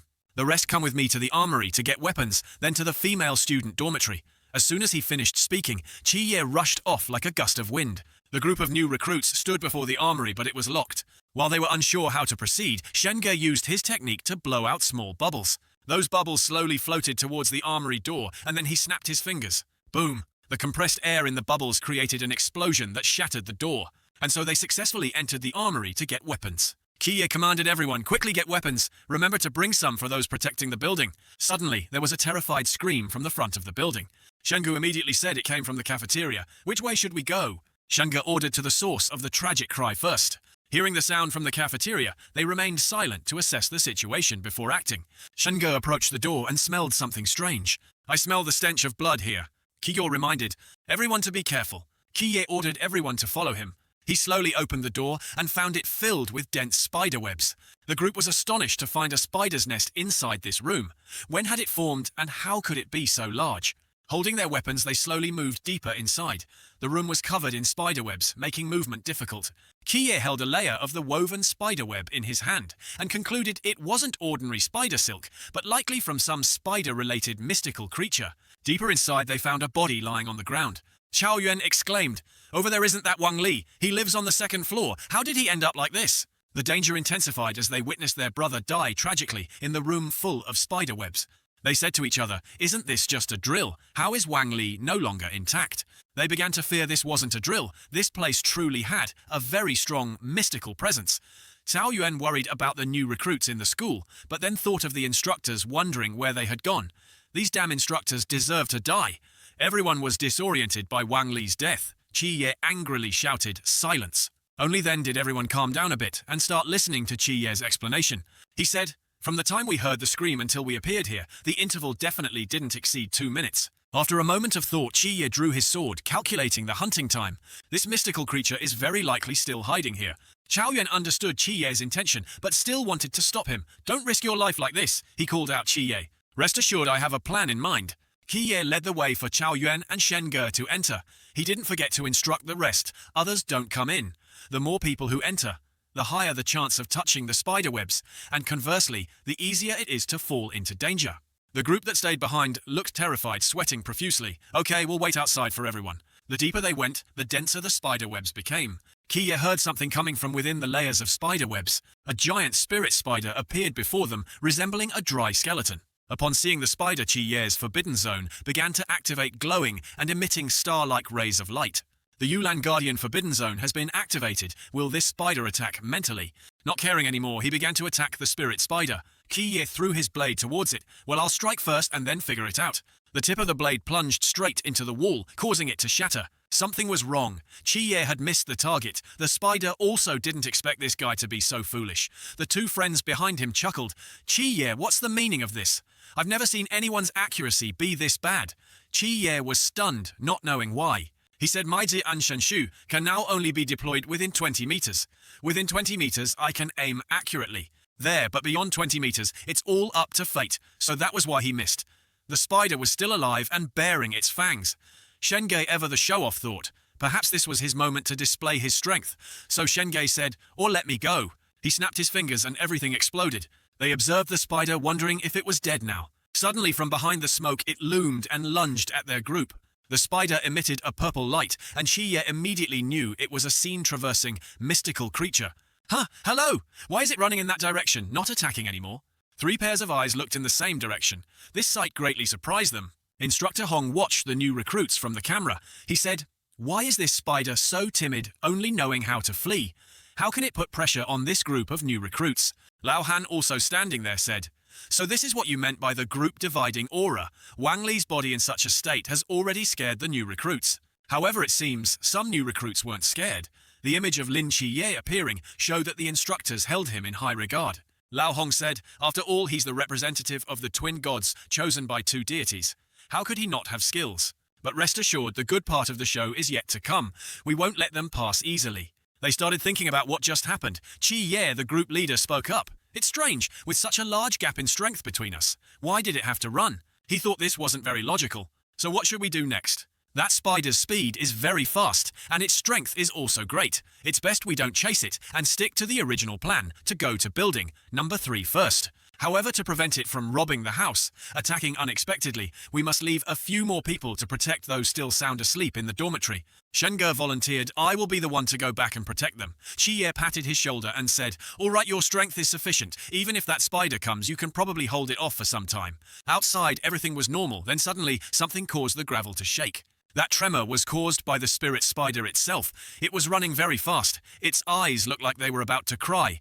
Seemingly very scared, its mouth uttering, "What to do? What to do?" It recalled the image of the new recruits earlier.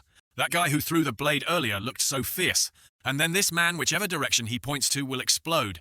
His gaze looks like he wants to tear me into 8 pieces. I was clearly very harmless, just wanted to find a place to sleep, after saying that the spirit spider transformed into a boy of about 10-something years old with a dejected and pitiful expression, saying, "Why do they want to hit me?" It cried out, wailing, "This place is too dangerous. I have to get out." But no, the boy remembered Lao Hong's words. "If you little brat dare to sneak away, I won't mind eating braised spider." Remembering his words, the boy suddenly regained his strength. "No, I can't go out." He was frustrated but had no other way, no other choice. "They are bad people, all bad people. What should I do?" The boy tried to remember what the instructors had asked him to do. "Oh no, I have to run quickly to the dormitory. Yes, I must control the minds of those who are sleeping well, then find a place to hide." The boy was approaching the armory. He looked inside to see if anyone was there. Only then did he dare to step in, saying, "They probably won't find me here, right?" Inside, the boy found a new hiding place and began to spin webs everywhere. By now he had finished his spider's nest. Finally, he could sleep soundly. After completing his shelter, the boy began the next step. He used his technique to observe the soundly sleeping new recruits, first wondering how they were sleeping. Immediately, he controlled a strand of spiderweb to shoot straight out like a ribbon of silk. That spiderweb surrounded the area outside the armory, and then pink silk threads connected to the soundly sleeping new recruits. His spiderweb immediately attached to their foreheads. Inside the armory, now full of spider cocoons, this was the prison for the soundly sleeping new recruits. Everything was done. Unfortunately, he apologized. "It was those instructors who told me to weave the net at 6 o'clock, turning those of you who hadn't woken up into soul forms and imprisoning you. If you want to blame someone, blame them. I was just forced to do it." The boy observed another location and saw that the others had already woken up, but they just couldn't return to their bodies. But this guy has been sleeping until now. It turned out the person the boy was talking about was Pang Pang. Even now he hadn't realized what had happened. He approached and looked at Pang Pang. "Wow, he sleeps so soundly. I'm so envious." After the boy left, Pang Pang had slept his fill and now finally decided to wake up. He sat up, his eyes still closed, and said, "Why did I sleep so comfortably today? Didn't the instructor blow the whistle? What the heck is this?" Before him, all his brothers were trapped in cocoons, unable to move. He still didn't know what was going on. "Why am I here?" He reached out his hand. His body was no longer flesh and blood, but a soul, thanks to being the only son of Bai Li. His family has a whole warehouse of forbidden items, so he immediately knew this was a mental-type forbidden void that could separate soul and body. This forbidden void is truly rare. Not to mention it anymore, let's leave here first. Pang Pang looked at his ring and began to use the forbidden item. It emitted red rays of light. If it's a soul body, then this thing should be effective. Pang Pang immediately had the blade. It was the forbidden item, the soul-severing blade. Pang Pang breaking the cocoon made the boy spider feel something unusual. It caused him pain. Ouch, it hurts so much.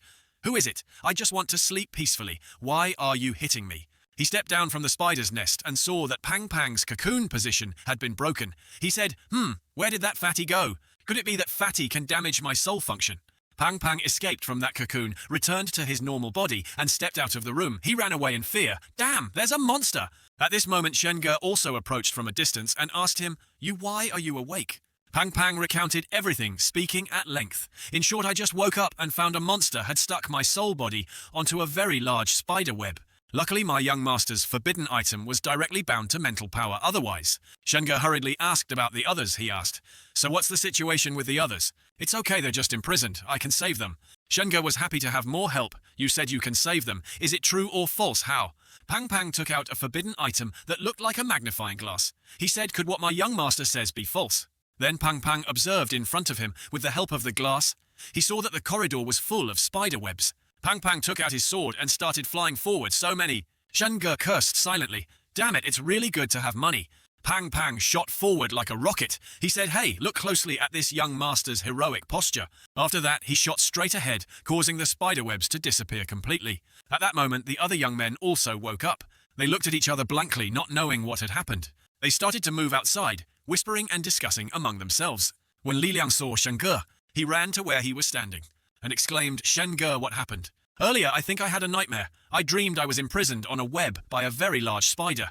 No matter how I struggled, I couldn't wake up. Pang Pang gave a refreshing smile and asked him, oh really? Then do you remember how you escaped imprisonment? Li Liang scratched his head. I remember it seems there was a glowing sow flying in the sky, and then somehow I returned. Pang Pang thought he should tell him everything Pang Pang spoke, while skillfully gesturing. Just now, this young master with feet treading on divine light and hands holding the soul-severing blade saved you all from ice and fire. But the result in your vision, I was a sow ascending to heaven. What's that about? Pang Pang was angry looking at Li Liang as if he wanted to eat him alive. Li Liang was sweating profusely. Huh, that sow was you. As he was speaking, Shenge punched him in the head and then scolded him. You trash getting your soul body snatched like that. What kind of night watchman will you be in the future? Go back to the countryside, till the land and grow vegetables, old man. If someone hadn't saved you, you'd still be sleeping like a pig. He rubbed his head, stammering Shengue. Pang Pang thought that was enough shouting and said, forget it. This young master is magnanimous and won't bicker with you guys. Pang Pang had discovered something, checked it. He said that spider is hiding in the armory. Now all the new recruits are awake. We have strength in numbers. We can even crush that spider to death. Shenge interrupted Pang Pang, stopping him. You can't calculate it like that. That spider will really kill people. Pang Pang was surprised, but isn't this supposed to be a drill set up by the instructors? Sigh, but someone has really sacrificed themselves already, and their death condition was very tragic. Even if there are many of us directly confronting such a strong scene, traversing mystical creature will definitely result in casualties. We need to think of a way to both deal with that spider and try to minimize casualties as much as possible. Pang Pang thought to himself, in my impression, Shen Qingzhu has always been the type of hot-tempered, brainless brute. Unexpectedly, when faced with a truly urgent situation, he's calmer than anyone. Suddenly he remembered, looked left and right, then asked, Shen, Gay, that's right, where is Qiye? Shenga said he took people to the female soldiers' dormitory. There's a possibility of a mystical creature in that building. The female soldiers' dormitory has a mystical creature. Doesn't that mean Mo Li is in danger? He hurriedly ran, following the call of his heart. Mentioning girls made his eyes light up. No, I have to go to the female soldiers' dormitory. Wait, aren't you going to kill that spider? Pang Pang immediately threw his forbidden item to Shenge. It seemed girls were more important to the life of Bai Li Jia. He said, with so many of you, dealing with one spider is definitely enough. This is the soul-severing blade that can cut soul-body spider webs. I'll lend it to you for now. After saying that, Shenge grabbed the ring from his hand, while Pang Pang had already flown far away towards the female dormitory. Not a bit scared, but excited, this young master must go be a hero, saving the beauty. Qiye's group seemed to be encountering some problem. They were trying to open the door to get inside. Qiye observed from the outside, thinking, why is this building clearly in front of me? Yet the mental perception of the mortal god realm cannot sense the existence of this building. It's like it's being shielded by someone. This is the first time I've encountered such a situation. At this moment, Chao Yuan was trying with all his might to pull the door, but it seemed useless. After struggling for a while, he said, no good, still can't open it. The person standing behind Qiye spoke up. The space inside is sealed off. My forbidden zone is related to space, so I can sense the situation of this building. Although it looks like it's right in front of us from a spatial perspective, it's not here at all. Hearing him say that, Qiye turned around and asked him, then how should we get in? He slowly approached the door, his hand on the hilt of his sword. He drew his sword and slashed at the door. A straight slash from top to bottom, would he be able to open it? Surprisingly, the glass cracked and then shattered. He signaled for those behind him to quickly enter. I can only cut open a corner of space. It will automatically recover later. The group of new recruits entered the female dormitory one by one. The few people now gathered in one place, preparing to act. Kiye led them up the stairs. This place was indeed not quite right. Suddenly a scream rang out, startling everyone. Kiye rushed to the upper floor like lightning to see what was happening. Upon arriving, he saw something unprecedentedly strange. Right at the end of the stairs was a bedroom. What kind of design was this? Could the design of the female soldiers' dormitory originally be like this? Surely not to this extent. The joints between the bricks were too smooth. Although the basic construction fanatics of the training camp were very skilled, they couldn't achieve this. This really looked as if someone had cut two places separately and then joined them together. There must be a mystical creature skilled in spatial teleportation existing on this floor. If I'm not mistaken, at this moment Chiye's hand was on the doorknob. Then he opened the door. Chiye immediately said, "The layout inside this building is completely chaotic, like a scrambled Rubik's Cube." One person in their group heard this and spoke up. "Is this the power of a mystical creature? It's too bizarre." Another thought, "There's a fork ahead, is that the way upstairs? Or should we split up and act?" There's a mystical creature in this building. Splitting up now is definitely not a smart choice. The path on the left leads to another dormitory room. Behind that dormitory room is a restroom, and further behind that is a staircase going down. The path on the right, after passing two consecutive dormitories, will have a staircase going up. He was surprised by the ability to predict the building's layout and exclaimed, "You can sense the paths." Kiye chuckled, "I can, but the range is limited. How many rooms can you sense? So it seems we should choose the path on the right. No, we must break down this wall." They began to not quite understand Chiye's purpose. Break this wall. Kiye explained to them, "My mental perception cannot penetrate this building from the outside, but inside it can be used normally. This means that considering the inside of each room here is just a deviation. There's no spatial isolation. In other words, all the walls in this building can be broken down." Cao Yuan understood the problem, he said. "So that's how it is. It's really better to jump out of the opponent's design and choose our own path." A tall, giant-like guy among the new recruits volunteered. He said, "Leave the wall breaking to me." As soon as he finished speaking, he placed both hands on the wall, and two glowing spheres appeared on it. He gritted his teeth and tried to use all his strength, causing the entire wall to emit streams of energy. When he placed his hands on the wall, it caused the wall to melt, creating a large hole. After completion, the wall was now broken. The size of the hole was enough for everyone to move through. One by one, they stepped through, successfully breaking the wall. As they were entering, Chiye sensed something unusual. Everything around them was changing. They were being separated by interconnected blocks. Their group had been split into two different room locations. Everyone was astonished by this sight. "What's going on? We've been separated from the others. Is the space chaotic again because we broke the wall, or does it change every so often? In short, next, we must try to go together. Don't separate too far. If this mystical creature can do this much, although it's quite troublesome, it won't pose too great a threat." That's right, as long as enough people enter the female soldiers' dormitory, breaking through this place is just a matter of time. Kiye sensed something around them. He quietly approached the inside. Cao Yuan immediately said, "What's wrong? Did you sense something?" Kiye stopped in front of room number 108. It seemed he wanted to open the door to this room. They opened the door and unexpectedly found inside. What the heck is this? The floor was covered in blood. A female student had died tragically here, her body severed in two. They approached the friend who observed her, recognized her, and said, "I knew her, previously, a comrade," even said he wanted to pursue her. Unexpectedly, Kiye sat down and began to examine every detail on her body. He said, "There's only one wound on her abdomen. The cut is very smooth. It must have been a single clean slash from some sharp weapon. The muscles in her arms are stiff. The atmosphere then was very tense. What did she face? The mystical creature she faced had strength far surpassing hers, so it only used one slash, leaving her with no ability to resist. Could it be a mystical creature using a space-related forbidden zone that directly severed her body? Kiye thought it wasn't a mystical creature using a forbidden zone, but that this wound could only be made by a weapon, or this mystical creature was also skilled in blade techniques. Or there is a second mystical creature existing here. Cao Yuan heard a sound coming from behind. "Wait, did you guys hear anything?" The three of them started looking straight at the dark path ahead. It was the sound of a heavy object being dragged on the ground. Suddenly, in the pitch-dark room, wind appeared from nowhere. The wind grew stronger. Someone's movement caused the three of them to assume a ready-to-fight stance. Kiye signaled to everyone, "It's here. It's the mystical creature that killed this female soldier." He began to tremble. "Do we fight or run?" Kiye drew two swords with a proud stance, fearing, "No one brother's charge. At least we have to hold it back. If others encounter this scene-traversing mystical creature, they basically won't have a way to live." He managed to remain somewhat calm, holding his weapon. "Okay, I'll listen to you." From the darkness, a sword dragging. On the ground sparked fire. The mystical creature stepped out from the darkness, a giant, headless monster. Wherever he dragged his giant sword, the floor cracked. The slow movement made the friend in Chiye's group uncomfortable. He spoke up.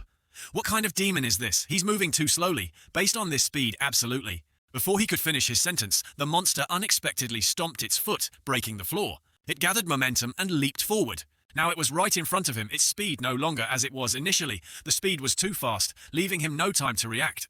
He froze, looking up at the monster, unable to react in time. Immediately after, a slash cut across his body, instantly splitting it in two. Because the opponent's speed was too fast, Xiao Yuan still hadn't reacted.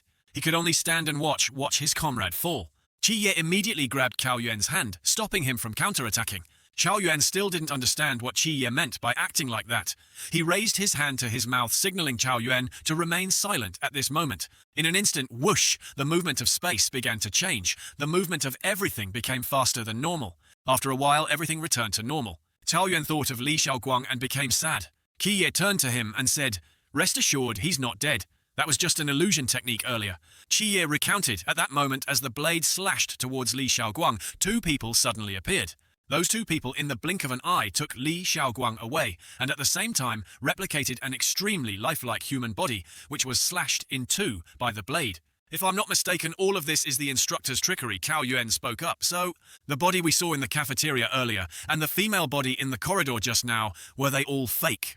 "Correct. If not for that moment of exchange earlier, I'm afraid I wouldn't have figured it out even now. Besides, it seems I already know the weakness of that mystical creature from earlier. Its own movement speed isn't fast, but it can quickly detect nearby sound sources, then use its ability to almost instantly teleport there. Exactly the reason Li Xiaoguang was attacked at that moment was because he was talking in front of it. Moreover, it's very likely that the louder the surrounding sound, the faster its speed. Without sound, it can only reduce its operational speed. So the weakness you mentioned is this. Then just by paying attention to reducing the sound of actions, even a Qijing retardation realm could probably kill it.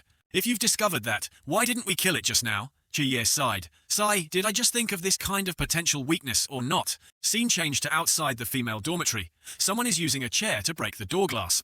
"It's Pang Pang. Is he trying to break the door with that tiny chair?" Pang Pang panted and said, "Damn, what material is this? Even like this, I can't break it." If the chair couldn't break the door, it couldn't stop Pang Pang from getting in. Just a little trick like that. How can it make things difficult for me? He took out his forbidden item. The desire to save beautiful girls cannot be stopped by this young master, Bai Li Tu Ming. Pang Pang used the forbidden item like a piece of chalk, then drew lines on the door. It created an egg-shaped circle, and so Pang Pang could get inside without exerting any effort. It created a hole for him to step into. Moli, young master, is here to save you. After just a few steps, space unexpectedly moved. He stood still in one place. Space had been altered by someone. Pang Pang observed and clearly knew this phenomenon was Dao Mengkong Jian, dream path space. From behind a door appeared. He approached, opened the door, and went inside. Before him now was a different scene, a different path. He blankly scratched his head, not knowing where this was. But the power of love made him stronger, fearing nothing at all, just stepping steadily straight inside. As he walked, he shouted, "Moli Qiye Taoyuan, where are you guys?" There was some sound from behind. Immediately, a woman appeared standing behind him, preparing to attack him. She used both hands to cover Pang Pang's mouth. It turned out that person was Mo Li. She told him to keep quiet. "Don't say anything, follow me quickly." After that, someone's hand from behind was slowly approaching them, grabbing Mo Li's shirt and pulling them into another world. It turned out they led Pang Pang to where they were hiding. She said, "It's safe now." Pang Pang hadn't understood what was happening when he was inexplicably grabbed by the collar by Mo Li. She shouted, "Were you trying to get yourself killed by shouting so loudly just now?" Pang Pang hesitated and stammered, "Why can't I talk? What on earth was that thing earlier?" The girl next to her spoke up. "That's a scene-traversing mystical creature. We call it the Sound Hunter." "Sound Hunter? What the heck is that?" "It's tracking the source of sound. Moreover, the louder the surrounding sound, the stronger it becomes. This intel was obtained at the cost of over a dozen sisters." Suddenly, Mo Li's eyes glowed. She must be very angry with this headless, mystical creature. "Are you saying that over a dozen new recruits have really died in battle? Isn't this a drill?" Mo Li shouted, "Drill my ass! What kind of drill costs over a dozen lives? Anyway, I must kill that mystical creature with my own hands." Before them was a group of female soldiers discussing strategies. Pang Pang immediately asked Mo Li, "What are they doing?" Mo Li approached, patted her shoulder and said, "Xiao Xiao, pull him into your mental link." She silently pointed her hand straight at Pang Pang. A pink thread immediately appeared approaching him. The connecting thread entered Pang Pang's head, and a string of information appeared. not right earlier. Sister Molly scouted and said, next to the room number 46 is not a bedroom but a corridor rotated 90 degrees. Sister Ling has finished drawing the room, distribution map of area number 5. Sister, see if you can match it. With area number 4 or not, let me see the composite map. And 10 minutes ago, I think I understood something. Molly spoke up. They are drawing a map of the actual spatial distribution of the female dormitory. The space-controlling mystical creature has teamed up with the Sound Hunter. We tried to kill the Sound Hunter several times before, but each time just when we were about to succeed, the space would be directly disrupted. So you guys want to find the pattern of each spatial disruption, right? Pang Pang held the map drawn by the female soldiers. He was surprised and praised. Impressive. How did you guys think of this? Everyone has their strengths, among us female soldiers. There is also a very resourceful and intelligent person, just like Lin Chi-ye. Luckily, AZ has always been commanding us. She was the first to discover the Sound Hunter's killing body. Finding the pattern of spatial transformation was also her suggestion. AZ muttered in her head, horizontal direction, 1927, 33, 20, 17, etc. Could it be? I know, AZ suddenly exclaimed, having understood the pattern of spatial change. Returning to Qi-Ye and Qiao Yuan, both were sitting and discussing strategy. Xiao Yuan said, Qi-Ye, what did you say you knew earlier? Vertical direction 004, E009, 37, 18, 23. Indeed, I now know the pattern for each time the space is disrupted. Chaotic space looks complicated, but in reality, there are only two most basic types of transformations: horizontal rotation and vertical rotation. Moreover, the angle of each rotation is an integer multiple of a right angle. Qiao Yuan scratched his head and said, so can you now predict the pattern of spatial transformation? No, the information I have is quite one-sided, and the number of observations isn't high. It's just that I feel this method of transformation is somewhat familiar. Qiao Yuan still didn't understand what familiar meant. While talking, they heard a strange sound coming from behind. At this moment, the two of them stood up and began to observe everything around them. Qiao Yuan used gestures to communicate with Qi-Ye. The space here is narrow, can't evade, disadvantageous for us. Let's change to another place. Hearing Qiao Yuan say that, Qi-Ye immediately opened another door, but there seemed to be something wrong inside. Damn it, it's a trap, brothers. Qi-Ye hurriedly shouted, it's bad. This door has a problem. Boom, everything around them exploded, set by someone beforehand. The two of them rushed outside quickly. Qiao Yuan maintained his balance, calmly observing. Right at this moment, the headless mystical creature appeared before them. Qi-Ye used his gestures to communicate and exchange information with Qiao Yuan. After that, both of them rushed straight towards the headless mystical creature. Qiao Yuan and Qi-Ye split into two directions to attack this monster. Suddenly, the monster threw a blade towards Qiao Yuan, leaving him no time to react. The unexpected slash sent him flying quite a distance. This time it was Qi-Ye's turn. He used two blades to stab straight into its chest. Suddenly, its body became harder. My blades are stuck. Qi-Ye had fallen into its trap. It seemed sound, not only increased its speed, but also enhanced its attributes in other aspects. Furthermore, this guy's IQ was probably not low. It knew to create sound at critical moments to enhance itself. While thinking of a way, it immediately used its hand to attack Qi-Ye. Qi-Ye had seen its action. Immediately using his legs to jump back, he dodged an attack from this monster. Without hesitation, Qi-Ye immediately used his Ji An Shen Shi Dark Mind, true field technique, to deal with this monster. Immediately, the two blades were pulled out from its body without any effort. Qi-Ye, with outstanding demeanor, took the blade and proudly looked straight into its eyes. The two faced each other. Qi-Ye was determined to fight and kill it to the end. Suddenly, behind the white smoke, Qiao Yuan stood up, laughing heartily. At this moment, that slash had triggered his rage. The forbidden void within him began to appear, emitting an aura that enveloped his body. His eyes were full of killing intent, accompanied by a crazed smile. Qiao Yuan gathered momentum and stomped his foot, causing the foundation to shatter. He rushed towards the headless monster, but ironically this monster would increase its speed based on sound, and Qiao Yuan kept laughing heartily. Unfortunately, it was unknown how this battle would turn out. He had just slashed once when it already knew which direction and easily parried, Qi-Ye observed, and his mind raced Qiao Yuan's. Still has his senses now, but if he stops that foolish laughter and moves gently, this guy would have been dealt with by him long ago. If I had known this earlier, I shouldn't have asked Qiao Yuan to attack. Then the situation is unpredictable. Suddenly, space began to become chaotic. All movement happened in an instant. Space continued to change. Immediately, Qi-Ye was in another place. It seemed the second mystical creature hiding in this building didn't want him to interfere in their duel. Its IQ wasn't low either. However, it might not be aware that if that headless one is held down by Qiao Yuan, then I don't need to stand by idly anymore. Qi-Ye immediately rushed straight ahead, breaking all the walls he passed through. While moving, he discovered something in the space. Qiye used his technique to observe and saw the map of the female dormitory. It showed everything in detail, and then an incomplete Rubik's Cube appeared in front of him. It seems this is the second mystical creature. However, until now, all the mystical creatures I've encountered have been living beings. I've never seen an object with this shape, and it's even a modern-style Rubik's Cube. While observing the Rubik's Cube, wait, what happened? Thanks to that transformation, Qiye had found the pattern of the second mystical creature. Scene changed to inside the female soldier's room. Pang Pang was listening to them say something related to Rubik, but still didn't understand. AZ explained, "This is a Rubik's Cube. If we consider each room as a small cube on the Rubik's Cube, then these entire 3 buildings are actually an n-degree Rubik's Cube with an irregular appearance. Each time the space is chaotic, it can actually be considered as the Rubik's Cube being quickly scrambled. The positions of these small cubes change rapidly, thus creating the illusion of no trace.